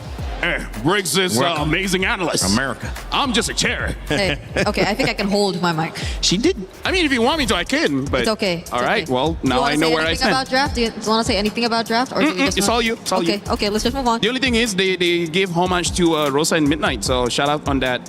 Okay, I'm gonna press that. Shout out on the Rafa pick. Yeah. Rafaela. But I think, at least in this game, you left us with a question of how they were able to accomplish this. Yes. 11-minute win. And it sucks to say, but I think it was mostly really off of a huge error that started this game from Team Spirit. Because you take a look at this clip that we're looking at right now. Mind you, this was right before Sunset Lover and Sao were actually rotating from mid. And they had full information that no one was there, that their matchup wasn't there, that probably Blink and Kaize were elsewhere, and they still decided to go for this rotation. If you take a look at where Zar Egoist was trying to move... You sure you don't want me to hold the mic? Where's the zoom in? Oh, here. Yeah. If you take a look at how Zar Ego... This is not working. She took it from you so well, too, and now she needs you. Okay, come on. Let's go. Let's split it back. So, if you take a look at how Zar Ego still decided to utilize that information, I think prior that, he already saw Han. And he probably went into that thinking that it was just Han. But it was clear that it wasn't just Han. So you see how the game or how the team fight actually turned. Eventually, it was a first blood over to Undying, and he didn't just get one kill off of that. He also got Sao, who just really wanted to help. And this was the beginning of a snowball. I feel like if you were the Rafaela at this point, you could just immediately switch your attention towards, let's just keep on building up Ying, because he's already taken a huge part of the early game, and that's where they've just decided to continue and proceed with the snowball. We have another clip here, which I think is just an emphasis on how Ying was just a huge problem here, and I will be giving it over to my partner for this one. I mean, you don't have to. Okay, thank you very much. So this is where we see the draft really shines because of that Rafaela. Rafaela is really a big piece here because the thing that we have to look at is the fact that Ying is fearless in this one, where he can engage into the fight because, again, looking at the positions coming in from the rest of Yangon Galacticos, is we really got to highlight how Sanji is basically untouched on this Claude, and all the while, look at Kaize. Kaize's positioning is he is in the middle of everyone, right? He is in optimal position to provide heal as well as slow down the enemy team. And this is why having that Rafaela in the mid really makes very fast games because it makes it so that it's hard for you to make a mistake. Yeah. Like you have to overextend so hard that you somehow die and give the advantage over to your opponent. So this is one of the strengths when you get I would say a very offensive draft, having two fighters. Doesn't matter if it's EXP Gold or Jungle, EXP, whatever. As long as you have the Rafaela there, you can keep on fighting, extend the lead, and end the game before 12. Which is very unfortunate. Honestly, we didn't really see Kaize being as efficient. Oh, you're pressing it. You're still pressing it. Because at least before that face check we got to see from Zar, you saw how aggressive Spirit were. They were just forcing flickers out of even the Rafaela from Kaize. They were constantly going for the invades. And I guess it was a bit too much aggression. Maybe. That led them to this spot. And I think that might have been something that Cold Star was mentioning. You saw the reaction when you see the Rafaela. He mentioned something very quickly, very intensely to his team. It might have just been, rah, go ahead, get a win. Yeah. But it could have also been, guys, we got to make sure this Rafaela does not get off to a good lead. We need to force pressure onto the Dairoth. We can't let this happen. And maybe that's why, because Zaur doesn't make those early mistakes like that very often. We got to look at the numbers here. 32,000 heal, that's actually quite a lot. And also just shows how much fighting that they had. I mean, like, about 14 of the fights is involved with Kaiza, 82% kill participation. But this is a support, and he dealt 23,000 damage. So it's not like he did nothing when it comes to chipping the HP of Team Spirit. But with that being said, this is match point, and now we got to look at Kit Bomba as well as Ying. Whoever wins the lane wins the game. And at this point, that's not surprising. I see what you did there. Did you see what surprise? You know, listen, I'm trying to add a little bit more, guys. You know, I love the way that this game has shifted. I love you. And I love you too. But it's been a little bit like quicksand for some teams. They've fallen into the pit, and then they couldn't get out. But sometimes the real way to actually get out of quicksand is to move very slowly, and it's to shift your weight. And so in my opinion, what happened was the weight was falling onto Sanji a lot. They were picking Claude early, and then they shifted the weight back onto Ying, and they said, Ying, do what you do best. Do what got you the nickname. Do what got us here. And now I feel like they're out. They're even. They're flat. But the problem is, how do you avoid falling in? Because Team Spirit have now seen it twice. Maybe they were the ones who represent the quicksand here. They've had power. They've given it away. They're wanting to set something up yet again. And a lot of the cards have been laid on the table. The Arlot's been banned. The Paquito's been left out. I'm setting this up because there is sometimes so much that's happened, Brig, that it's not about anything anymore. It's just about showing up for this one game. Get a lineup you feel comfortable with and outplay your opponents. Is that as simple as it is? I think it's game 7. It's a simple answer to what Yangon has been lacking in this previous series. Because even if you base it off their more earlier and first games and series and appearances here, it's always been Ying who's been the more creative player. He's been the person who can afford to really pull off these more unorthodox picks, and they've been making it work. They've been utilizing the Barretts, the Ruby even, and now the Dairoth. And I think that in turn, that shift allowed for Sanji to breathe a little bit more, to just play towards his comfort, to just do what he has to do in lane. But that will just hopefully not become too much pressure on Ying, because there's just so much that he has to do, especially in this crucial game 7. Well, gentlemen, and yes, Brigitte, you're also a gentleman. This is where coaches earn their paycheck. That's right. Because it's not just the draft, but also how do you calm your team down? We even had an interview where Goldstar's massaging where Eterna was talking to one of the coaches like, my job is to keep them mentally well. And let me just say, this is why I like my job, because Rain Day asks a lot of questions, but let's be real, none of that is my problem. It's a problem that the teams have to solve, and because of that, I don't give a crap. Right now, I'm just enjoying the game. Like, this is the moment after the draft. Let me tell you, I'm just gonna be a fan. I don't care what's happening. And that's the beauty, guys, because game 7, it's like we've all thrown punches. It is the 12th round. You know, the bell tolls, and you're just like, who is gonna take it? It is about grit, it's endurance, it's strength, but it's more than that. It's spirit, it's perseverance, it's opportunity, and sometimes it's destiny. We said there is a new era Yep. We said there would be a new chapter written. We already know that. But what is the difference in all the big moments? And you go back again, the Odyssey, a movie everyone's seeing nowadays. You see these big impact moments that change the course of civilization. And when you break it down to the course of esports, there are these one games, these one picks that go, whether it's going to be Myanmar, who are your new champions, or whether it's going to be EECA. Is it going to be Kid Bamba that goes into the crowd hugging his mom, or is it going to be Ying holding up that MVP trophy and undying, becoming the name that echoes around not only Paris, but across all of Myanmar for years to come? I do have to say, the thing that I like is that I feel like a new chapter has already been written, but like you said, winning this one, I don't see how the domino effect is going to happen. Like, this is such new territories. For sure, whether YG or Team Spirit wins, it will change MLBB. I just don't know how yet. Same. I don't know what's next. That's the thing. I don't know what's next, how the other regions will adjust, how they will adapt or pick up some of the learnings that we got from this tournament even. Because we've been so used to something different, but they're not doing something different. It's a Pakiro that again came in as one of the biggest surprise adjustments from YG. Wow. We probably are going to see it again in jungle, but it's pretty much the exact same draft. They're not changing as much. If they don't pick up Rafa is going to get banned, but they may have something else up their sleeve. And by the speed of how both teams have drafted, I feel like both teams have agreed as like, this is our best draft. We just made that one mistake where basically Zaur walked in blind into two people ganking him. They're just like, let's not do that anymore, and then we can win.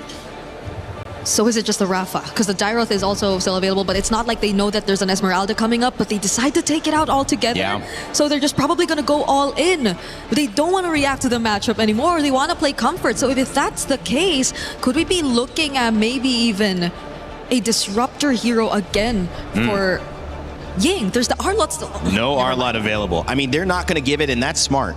But now the Uranus question comes up. Do you ban Uranus, or do you leave it open and you kind of predict that most likely, if it is open, it's something that Bamba would be comfortable grabbing? That gives you some more information on the side of YG, but it's a risky bet because of the Esmeralda ban. Yeah, because you don't get the matchup into the Uranus anymore, so you'll have to settle with something different. I mean, I think you can still Dairoth into the Uranus, but again, considering that the Rafa might get banned or not, because we don't know if Spirit are really looking to take it out. Okay, they just both take out the Esmeralda and Uranus, that's why. So it's really going to be an XP showdown, regardless of what the picks are going to look like. And I feel like this is their way of opening up the Pakito. It doesn't have to be in the jungle now. Now without the Uranus as well, the Esme makes it so that they can put it in the EXP if they so choose. That is a great point, because it was too clear that he might lose that matchup against Esmeralda last time. Now it's not. Dairoth ban, which they're respecting, which means I think they understand this Rafaela could come out, but if it does, I would bet the Cold Star and Team Spirit have an answer now. I mean, like, they can pick the Rafa now, and then after seeing the entire draft, they can make the decision. Where does this Pakito go? But instead, they pick up the Selena. So interesting adjustment here. Kaize, is it his first time? It's his first time on the Selena, right? I think they used it earlier, game 2. At least in the series, yeah. Maybe so game 2. There's so game 2 much. they used There's so much new things being introduced to us here by YG, drafting-wise. But these two break. I mean, Gatakacha didn't do enough. That was what was picked. How deep are we going into the Roam? How deep are we going into the XP? Those are the only two picks here. Are they going back to the Lapu? Because again, there's a lot. Phoveus too. I mean, I don't want to see the Phoveus again, considering that. I mean, like, they don't have a... Okay, so yeah, the Gato picked up as well as the Lapu. Okay. So this is just saying, like, dude, you're pretty good at this hero. Could you do it again? Yeah. So the question of where the Pakito is actually going to be will be answered here. Do they feel like they're still lacking in terms of front, or do they want to just double down on damage? Because I think there's a lot.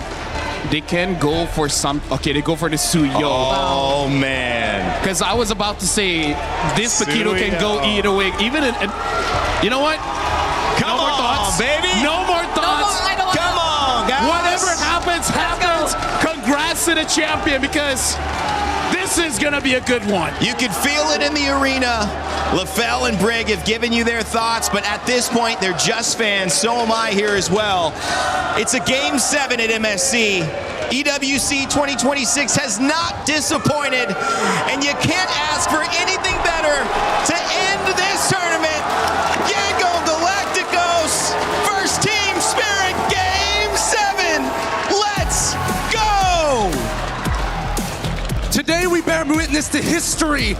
One match, one opportunity. Who is it going to be? Is it Team Spirit or is it gonna be the Yangon Galacticos as we go into our very final match?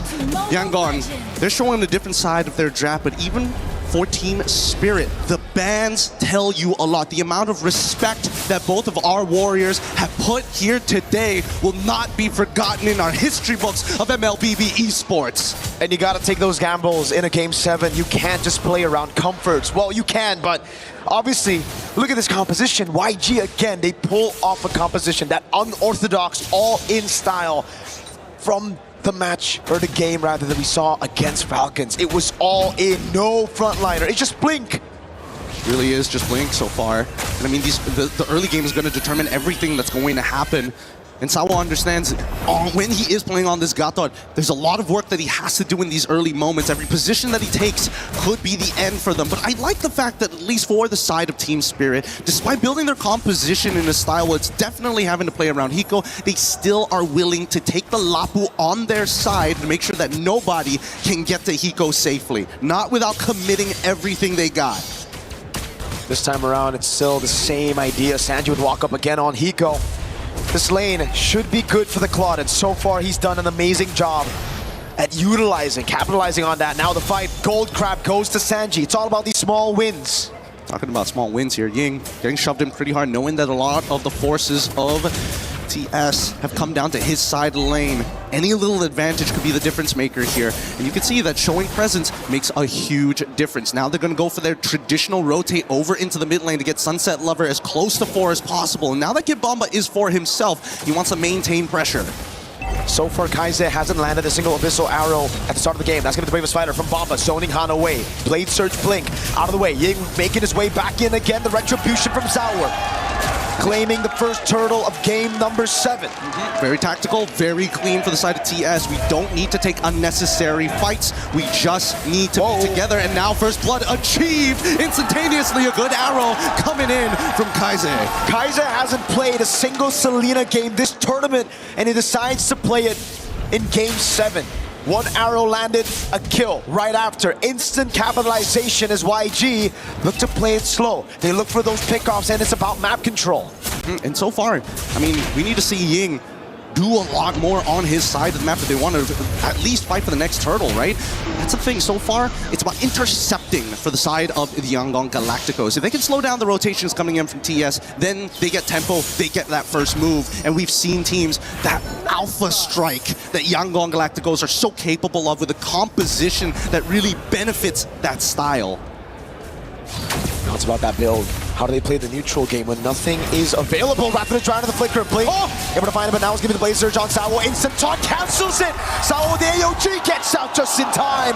Barely with a sliver of health. Nicely done. Very, very nicely done here. There was a moment, a frame, a singular frame that Sawo was able to buffer out the AOG. The chain CC was really, really good. And honestly, the execution from Yangon was there. Unfortunately, they just didn't have enough stats to close it out. Back to the EXP, nothing much is happening here. Both Ying and Kid Bomba are playing a very neutral game. Ying will get first push most of the time, but he's never going to be able to tax Bomba. There you go, this is the moment, man. Great cancels all around. Sunset Lover providing support, just not in range. But Sawo, he found the angle, he found that sliver, that window to go in. Zaur again, trying to go for the clear, or the secure rather, on the green camp. Up top, it's Sawo helping Hiko out in this lane.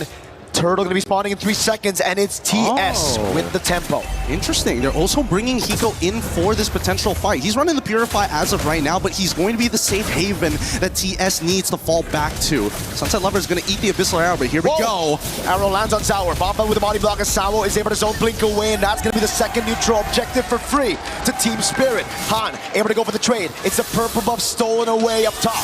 And now these are the small little advantages that we were talking about here, right? Both sides refuse to give the lead up over to the other side, and naturally TS trying to play as a singular unit while Yangon Galacticos are looking for chinks in the armor. Now with the vision that we are getting from Kai's, he is very aware of the rotations coming in from Zara Egoist. Oh, Ying. Blade Surge from Han providing support. Throws out the Queller, lands it on Bomba. A chunk of HP away. Now in the mid lane, it's going to be the Muddles to take Blink to half HP. Abyssal Arrow lands, but it's only onto Sawo. Now in the bottom lane, it's going to be the jungle. Oh, red tree win for Han with that second skill, Sky Piercer. Sky Piercer, rather interesting, but now as we see Sanji get out of the way here, and we're also seeing Hunter Strike being built by Ying as first item, not even opting to go Fury Hammer into War Axe. No, it just needs the instantaneous burst. We have to pull out the items. We have to see what items Bomba has gone for as well, because there's so much damage physical from YG. Bomba needs that Dreadnought armor or he's going to get popped. The motions on the map is already telling us something here, right? We're already seeing that Ying has moved over into the mid lane, but the rest of the team is trying to cover for a potential attack from the side of TS. They read it out very, very well. To clear out the Lethal Wanderer, to deny that vision. Unfortunately, oh, wait, hold on. This is a deep cut. This is a greedy cut. This might be too deep, actually. He dashes away, has the Bravest Fighter, is able to bait some resources, but it's going to be the Bravest Fighter on cooldown, though. And also the Retribution as well, right? Oh. So now 15 seconds left. Blink flickers too. TS with a small win. Set up by Bomba, another flicker. They graze the chin. They graze the chin, and now they have an opportunity. Sanji is out of there. This should be a no contest unless they get hit by an Abyssal Arrow and gets one shot, but Sunset's Lover is still holding on to the Wrath of the Dryads. It's still 50-50 here. Let's see it. He go to the Muddles. Wrath of the Dryad already baited. Sour walks up again, is able to go for the untargetable. Han gonna be taking a half HP as Bomba walks in with Bravest Fighter! And he picks up the kill. Now onto Kaise he goes. 3 turtles, all at TS. Oh! And they go even further underneath the turret. They take him out. Sunset Lover kills Sanji. Team Spirit have been on the back foot the last 2 games. Game 5, Game 6, it was a YG stop. Team Spirit in this game, through the neutral objectives they played, they waited, they built those small wins, and then it exploded on YG. You can feel the frustration, you can feel the history in their movements. They understand what this game means to not only them, but every sacrifice they've made up until this point. God-given or not, right now, that's all they've got to be. They just have to have some faith that every move is going to work out. Looking at the items finally, thank you Zipper. We already see no completed items actually for the side of Han. Bomba with a stun with the Bravest Fighter. That's going to be the taunt coming down as well, but that's going to be Sunset with a walk up, and that's going to be Bomba with a bit more damage. Hiko lands the Muddles, goes in and finds the kill on Blink. Get the trade. And on the opposite side, Ying tries his best, but no, Zara able to iframe out of there, still having that level lead. He can't go for this. No, it's dangerous. You know that he's going to instantly get there, and Zara, he's already on top of it. At this stage, TS, they're now starting to probe in enemy territory to see what's going to go happen. But, ooh, man, there's a lot of like weird moments in this game, especially from Yangon. It's sometimes it's like they forget, oh yeah, we can't really force without our battle spells. So I think Yangon, they just need to take a step back. It's about the timing of when they attack, not how hard they hit. Catching your opponents off guard. That's when the knockout happens, is the punches you don't see, and YG definitely didn't see that. Now, did he see this? Han walks up to aggressive 3 members of Spirit Corral. That's creativity there. Again, TS not only taking into account the habits that have been made and little details in this game, but now they're getting really personal with each other, really taking into the account which camp he wants to be on and how he likes to chain his abilities. Bomba. The Bravest Fighter again on Blink. Now the Muddle's coming down as well as the sun doesn't land, but that's the Abyssal Arrow set. Ooh, Sour, Retry. Close, very, very close. And even Ying was looking to get into position, but unfortunately could not find the angle at this point of time. Technicality from TS is immaculate here. And now they are really finding their motion with the next 2 item purchases, the Golden Staff and that Lightning Truncheon coming in from Sunset Lover. Kaise, he's got to be very, very careful jumping into these fights. The same can be said about Han. Ying has been a little out of it for a good amount of time, which is rather surprising. I would have imagined that he would be there in first position. Team Spirit with the lore, they have good siege as well.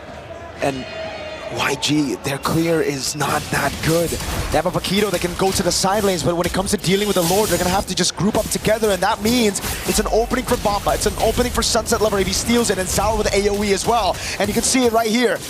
YG just got to respect it. Hiko in the bottom lane, sending Blink away. The missile arrow lands, going to the body block as the sun lands from Bomba, and that's Sunset Lover waiting for a moment. Bomba will blink around. Han now able to get it as Hiko puts the damage on them with the muddles. Honestly, not bad, but here comes the second wave, and Hiko's going to start doing it again. Sunset Lover just stole away the Wrath of the Dryads. He's got Flicker, and he's ready to go. Now with the damage, now with the go away, Sunset Lover with the Wrath of the Dryad, able to find him now. It's that with the missile arrow landing. With the kill, Hiko killing spree, throws it around. Ying up top, running away. It's Bomba with the bravest fighter. They're trying to drag these waves out. They're trying to distract them, but the whole time, Sanji, he's ready to go. Ying, he doesn't mind dying for this. He's ready to put his life on the line to buy Yangon Galacticos a couple more seconds. Hiko, mega kill, 4-0 and 2. Kaize finally able to get that arrow on a perfect target. It was Zaur, it was Sunset that got caught. No bounty, however, it's only on Hiko. Man, really high intensity game, man. I can feel it up into my chest. The atmosphere in here, that's so many of these dangerous moves. I can't believe they haven't lost confidence in a lot of these motions. Yangon say, you know what? We have terrible wave clear, but if we cut the wave and we start pulling it out, we just bought ourselves another ticket at another Lord fight. They haven't lost any of their inhibitors. They lost the shielding, unfortunately, but what can you do? Now it's... Oh! The orange secure by Kaize. Really coming online now in the 10th minute of the game. These arrows are going to start to hurt, and if Kaize can find yet another one on a big target, it could send YG back to level playing field. Bomba taking very low. Sanji already right there, but the BMI sends him back. He needs to play it safe. Yeah, I think he needs to reset or at least find a wave to actually, heal himself back up to where he needs to be. 15 seconds left on the neutral objective before that Lord spawns. We need to see Hiko lose out on his Purify if Yangon stands any chance. Wait, hold on. Kid Bomba already trying to engage. Blink, he's in trouble! The models in the back, Sawa able to get the taunt. Sanji's right there, and that's going to be Han. Bomba! And they catch him! Double kill for Zaur Egoist! This Lord should be free! And the question is, TS, you taking the discipline route, or are you going for the throw? Because they're looking to open up the inhibitor first. It's the Dragon Siege. Once again, Hiko with the muddle, zoning them away. Han and Blink both down. Ying in the bottom lane. Again, they are going to play it safe. Zaur was already on the Lord. They just cracked the base open. They recall and they reset. And that's an elbow right to the temple there. Yangon Galacticos now have to worry about a constantly pushing mid-wave during these neutral objectives. And worse yet, with a 7.1k lead, is it inevitable, or can there be the tempo breaker that they've been praying for? YG have to defend. It's another siege. They have to find a creative way to the back. That's the only way, but then there's a Wind of Nature. Then there's a go away. Then there's Sawa, who's constantly behind. How do they do this? One arrow could make the difference here. They need to find it somewhere, somehow. Kaize is looking for an angle, but TS, they are spreading very wide to ensure that there's no way that that's possible. Now with the Abyssal Traps as well, trying to slow down that wave. It doesn't actually connect on the wave, and now here they go! Muddle's already placed. Lord going to be dealt with now with the wave in the bottom lane, and the top lane is going to come crashing down. That's a base sword up top. Hiko with a dash away from the Abyssal Arrow. Now, one final wave in the bottom lane, but Ying is caught all alone. Sawa with the chase with the AOG. And Ying, he's able to delay this wave, and that's perfect because look at that top side. Instantly, we're seeing Han is able to do something else. He trades his life for something greater than himself, but it's not over just yet. That wave is still healthy. They still have the siege, and they even absorb the Abyssal Arrows. It didn't connect.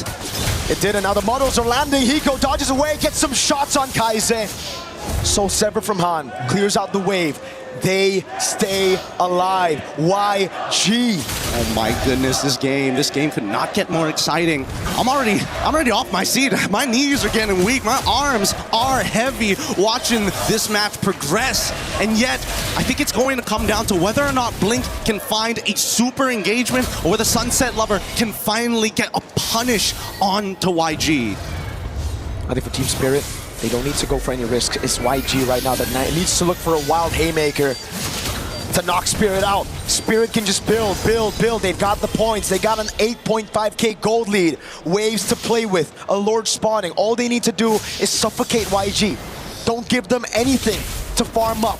The wave up top and the mid lane, it's a guaranteed. Slow pushing anyways, but the bottom wave, keep it right there. The jungle, take it all, snatch it all away from YG. Yep, they don't. YG unfortunately can't just sit there and take it. They're already in the guard of TS, but they cannot give under their throat. They can't give their backs up as well. They're willing to sacrifice an arm and a leg, but if that's the necessary cost to win the fight, then so be it.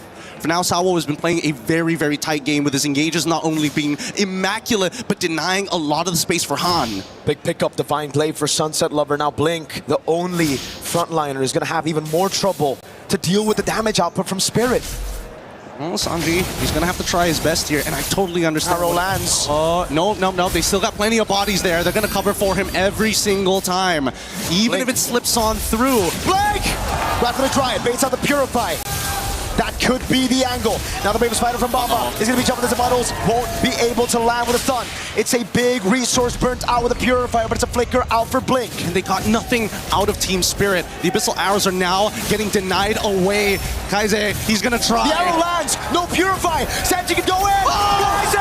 Go away, coming out from Hiko as he bumps into Muddles, but that's to the back line. Sunset Lover finds Han. And now they want to go for a little bit more. He pushes him out. Kaize, again, he tries his absolute best. They got what they were looking for, but the Lord and 0 kills for the side of Yangon Galacticos. TS, this could be it. They've been waiting for this for too long.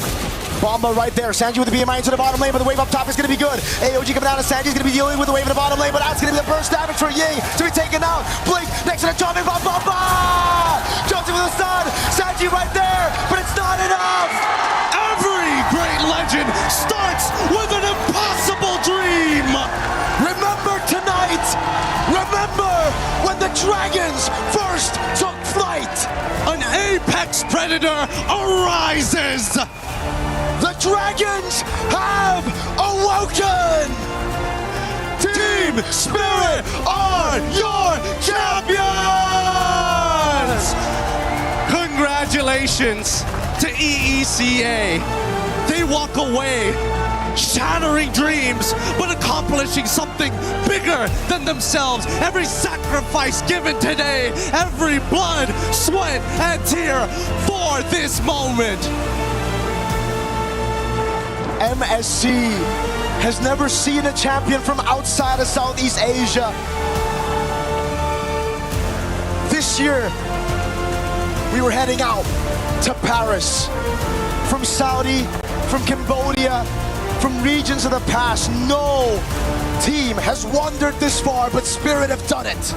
That being said, congratulations to Team Spirit. We're throwing it over the roads for that championship moment.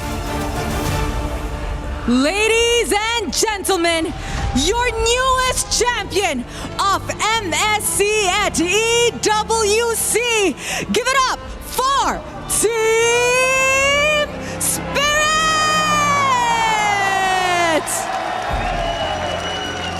Boys, congratulations. What a journey you guys have been through.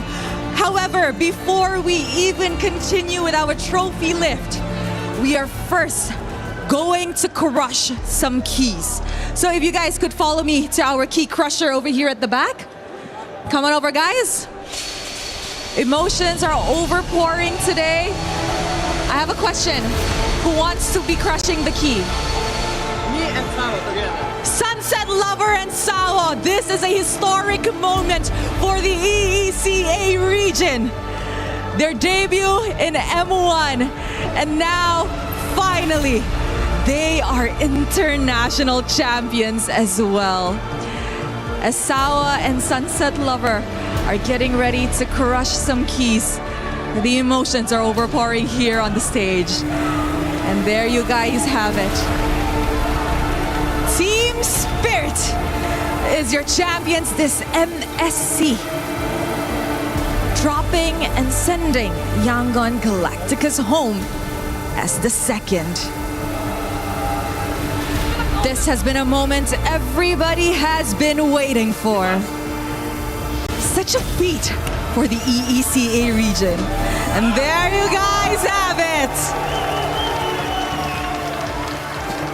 All right, guys, if we can now head on over to the front. It is time to claim what is yours. Make your way over to your trophy. Ladies and gentlemen, this is Team Spirit. You may raise your trophy in 3, 2, 1.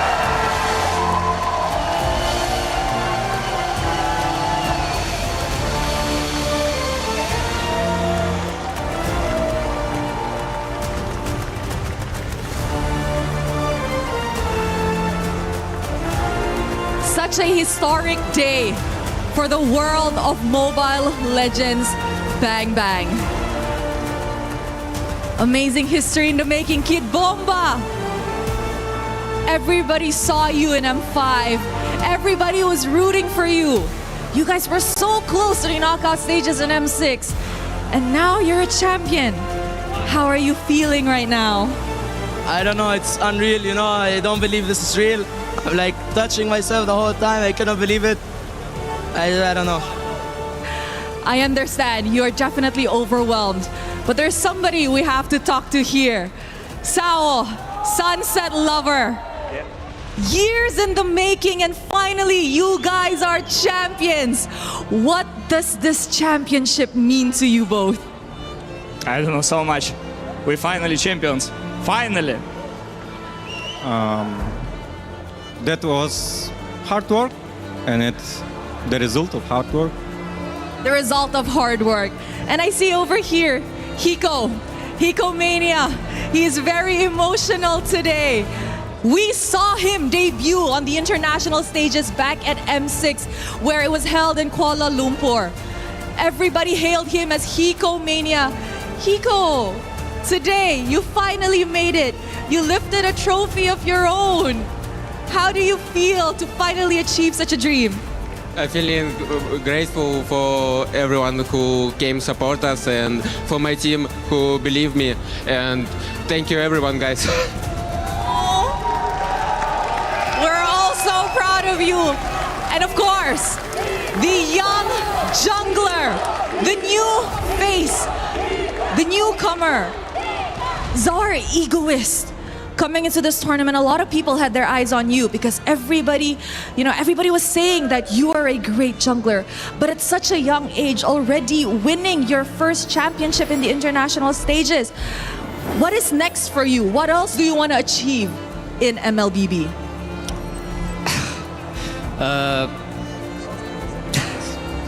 It's very hard to say.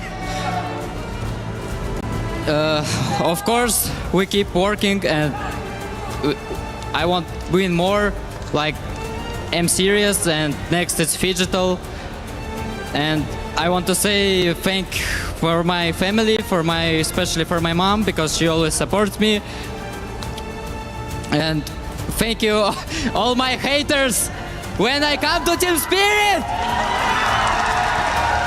He gave a special shout out. But now it is time to see the players who stood out amongst the rest. Milosh, come on over. Thank you, Rose. Congratulations again to Team Spirit, my friends. There is one trophy to add to all of this, and it is our Sony MVP. So please give it up. Our Sony MVP is Kid Bomba! Congratulations. It's pretty heavy if you ask me. Bomba, massive congratulations on the win, on the MVP as well. What does it mean to you to win this today as MVP, as Team Spirit, as EECA representative, and in front of your family here in Paris? I don't think I did more than them, you know, if ever they did more than me. So I'm just grateful for this award. I don't know how I can win it when I play 0-7 on Phobias, but thank you. Thank you very much, and congratulations to our Sony MVP, Kid Bomba. And now another moment of it. Gentlemen, please, Team Spirit, go for it once again. Yes, yes, you may. It's all yours. Please give it up for your MLBB, MSC, and EWC 2026 champions, Team Spirit! Over the years, they were tested, they were challenged, but they refused to break. And today, the Dragons of the North breaks free from the bottomless pit and emerges to claim what they have earned. It is Team Spirit! The Dragons of the North reign supreme in the world of MLBB as a new region in EECA and a new org in Team Spirit claim the top spot at EWC 2026. A new champion, a new chapter being written, and it was the steadfast spirit of Sunset and Sawo. Since 2019, they have looked for this moment, and without avail, they have suffered and found eventually, finally, the answer.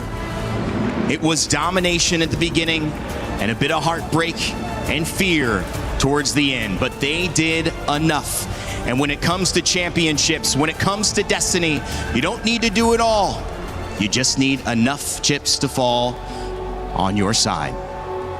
And Team Spirit, whether it's the spirit or the gods, maybe it's a little bit of both, have found their way back to where they belong.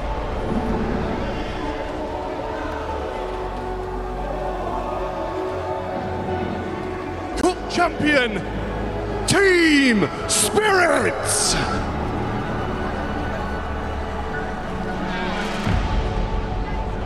Please welcome to the totem your Esports World Cup 2026 Mobile Legends Bang Bang Mid-Season Cup Champions, Team Spirits!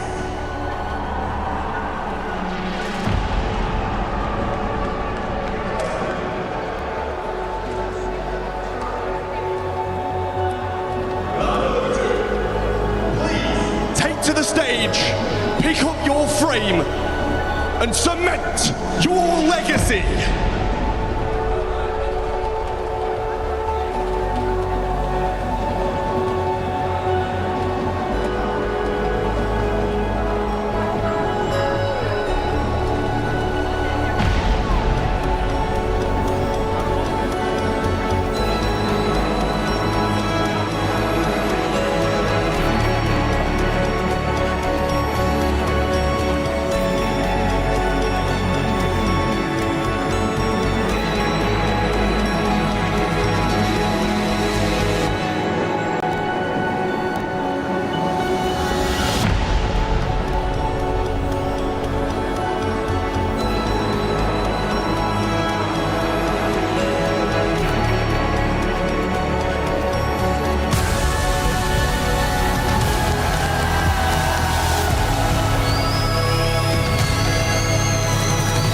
Something special about finally slaying your dragon. But it was the dragon this time who had the last laugh. EECA and Team Spirit finally on top, Rick.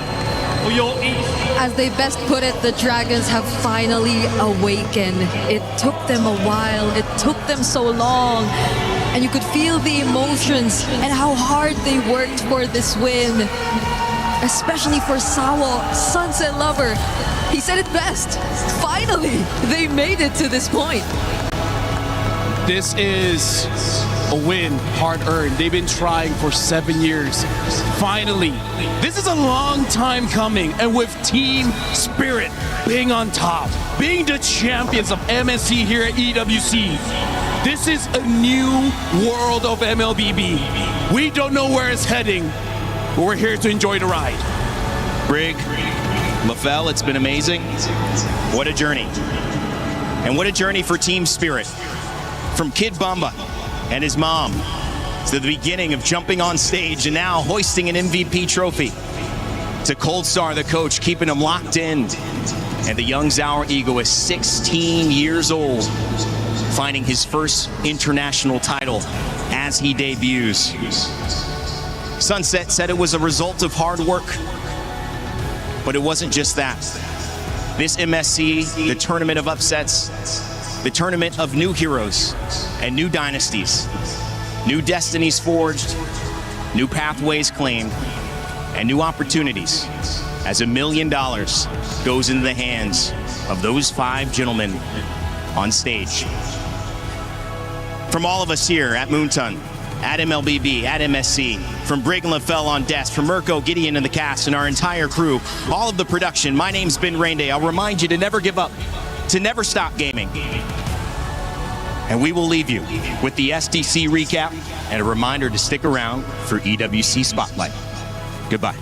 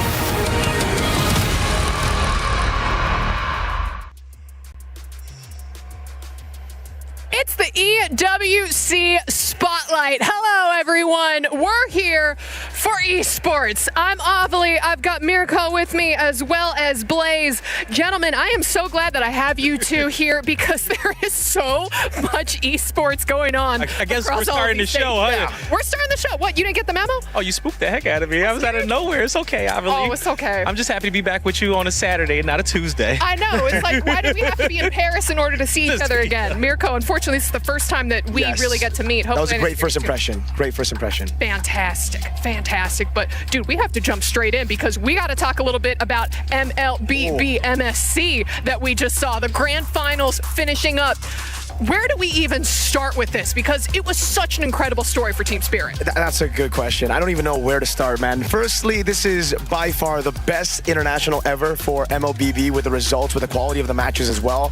I think we got to go all the way back if we want to talk about it, man. The journey of all these teams. But firstly, just the upsets that we got to see. I think a little bit of a spark already at the start of the tournament where we got a little bit of a tidbit, foreshadowing of how crazy it would be with TL, the defending champions, the team that everybody thought were going to go back-to-back, losing, getting eliminated by E7, a team that many think are probably the worst team coming into the tournament. So that set up the entire storyline all the way in the grand finals. Yangon, Galacticos, they made it. It's been 6 years since they made it to an international major final.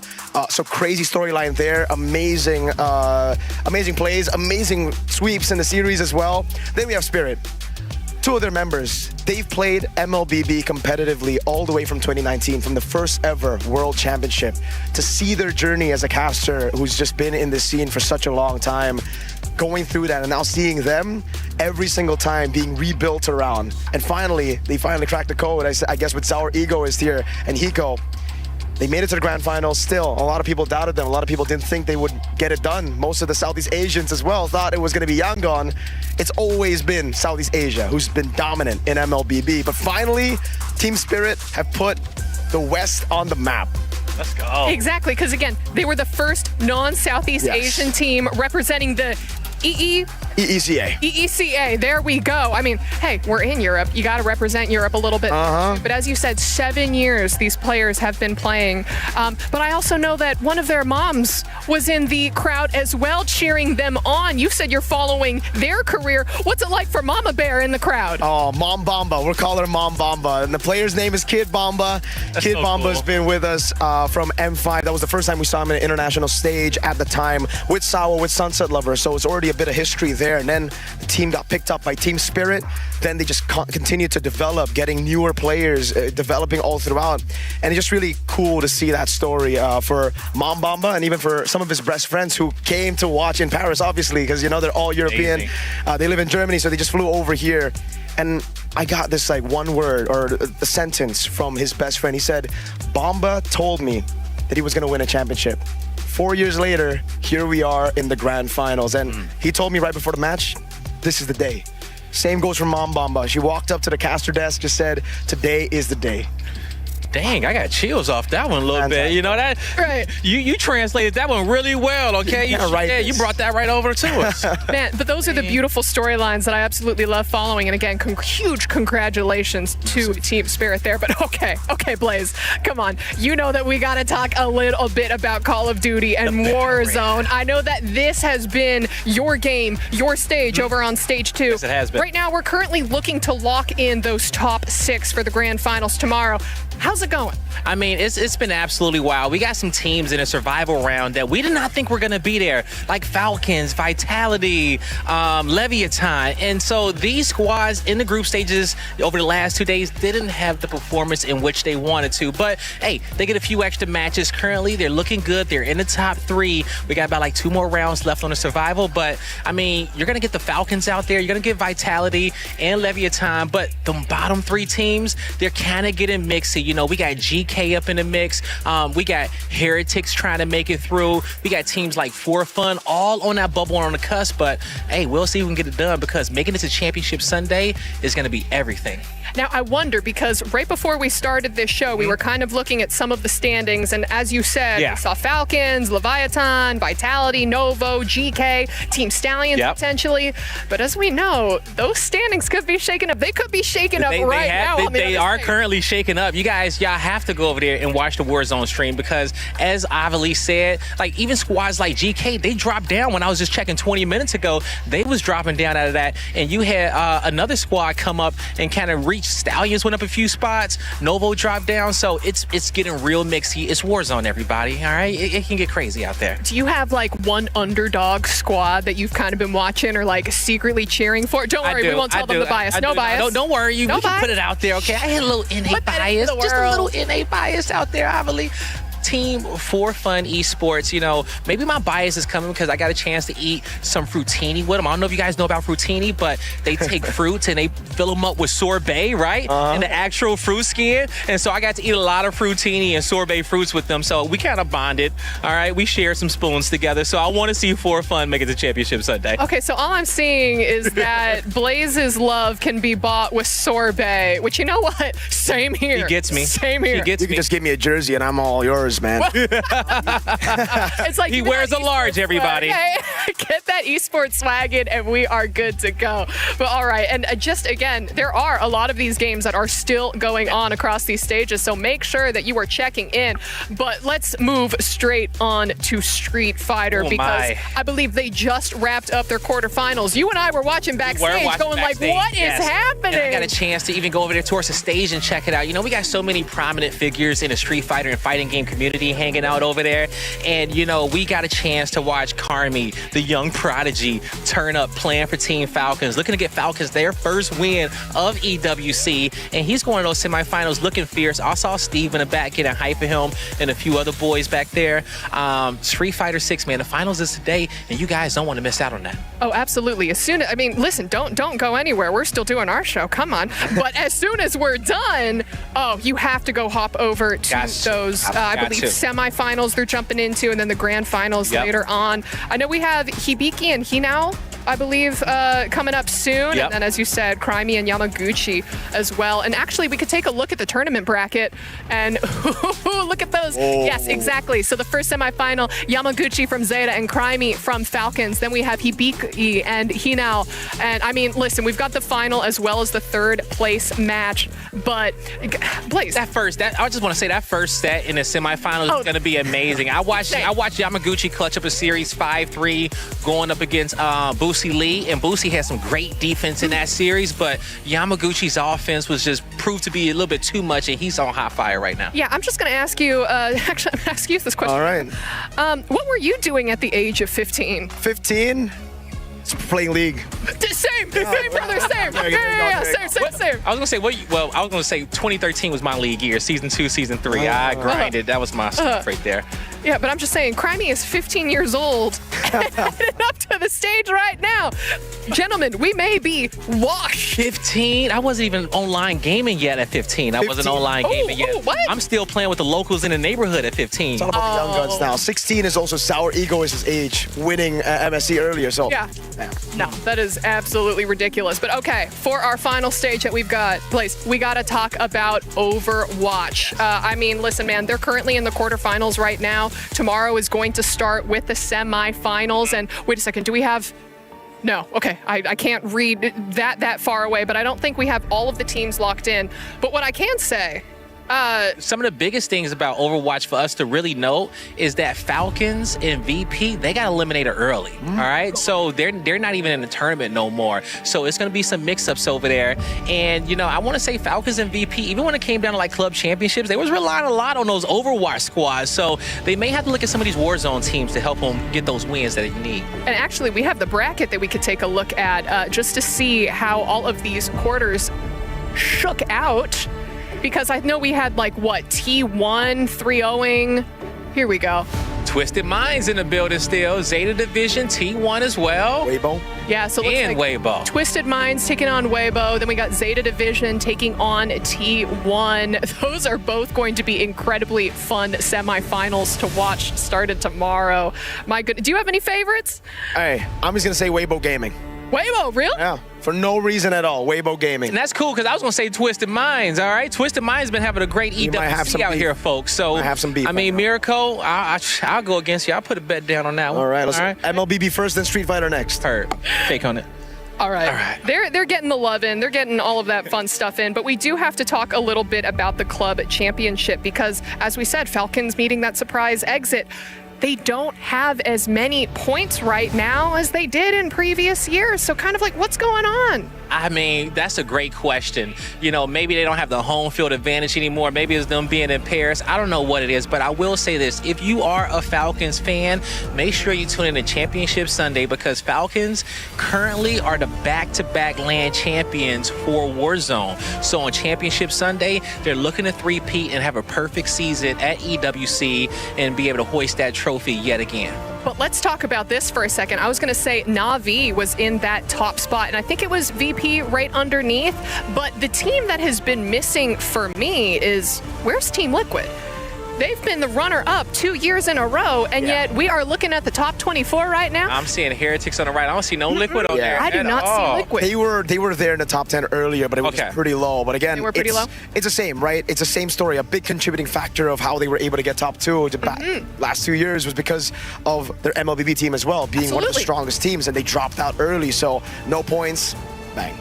No points whatsoever. Man, bang, bang indeed. Bang, bang. But, I mean, listen, in addition to all of the amazing esports that we have going on throughout this entire expo hall, we also have the Fan Fest. A lot of people kind of hanging out there, as well as the schedule for tomorrow that we could take a look at, starting with the Overwatch as well as Warzone, basically popping up there. It's going to be a banger of a day, man. I tell you that.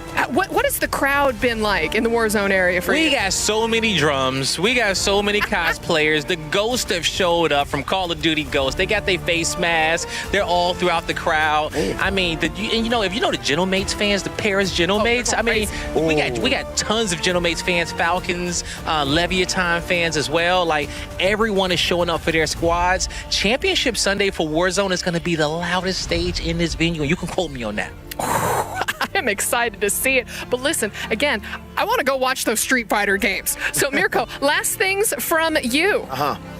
MLBB is amazing. MSC continue to surprise. I think the EWC is going to have a crazy turn of events.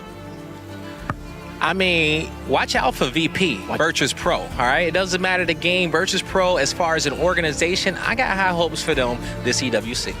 All right, and everyone, this was the first ever EWC Spotlight in Paris. And I don't know about you guys, but I'm going to go watch the Street Fighter games. So, bye. Let me know Bye. what happens. Nope, I'm going. Bye. 1v1 now? 1v1 now? Let's go. Shoot, I'll rock 1v1 rock, paper, scissors. Let's go.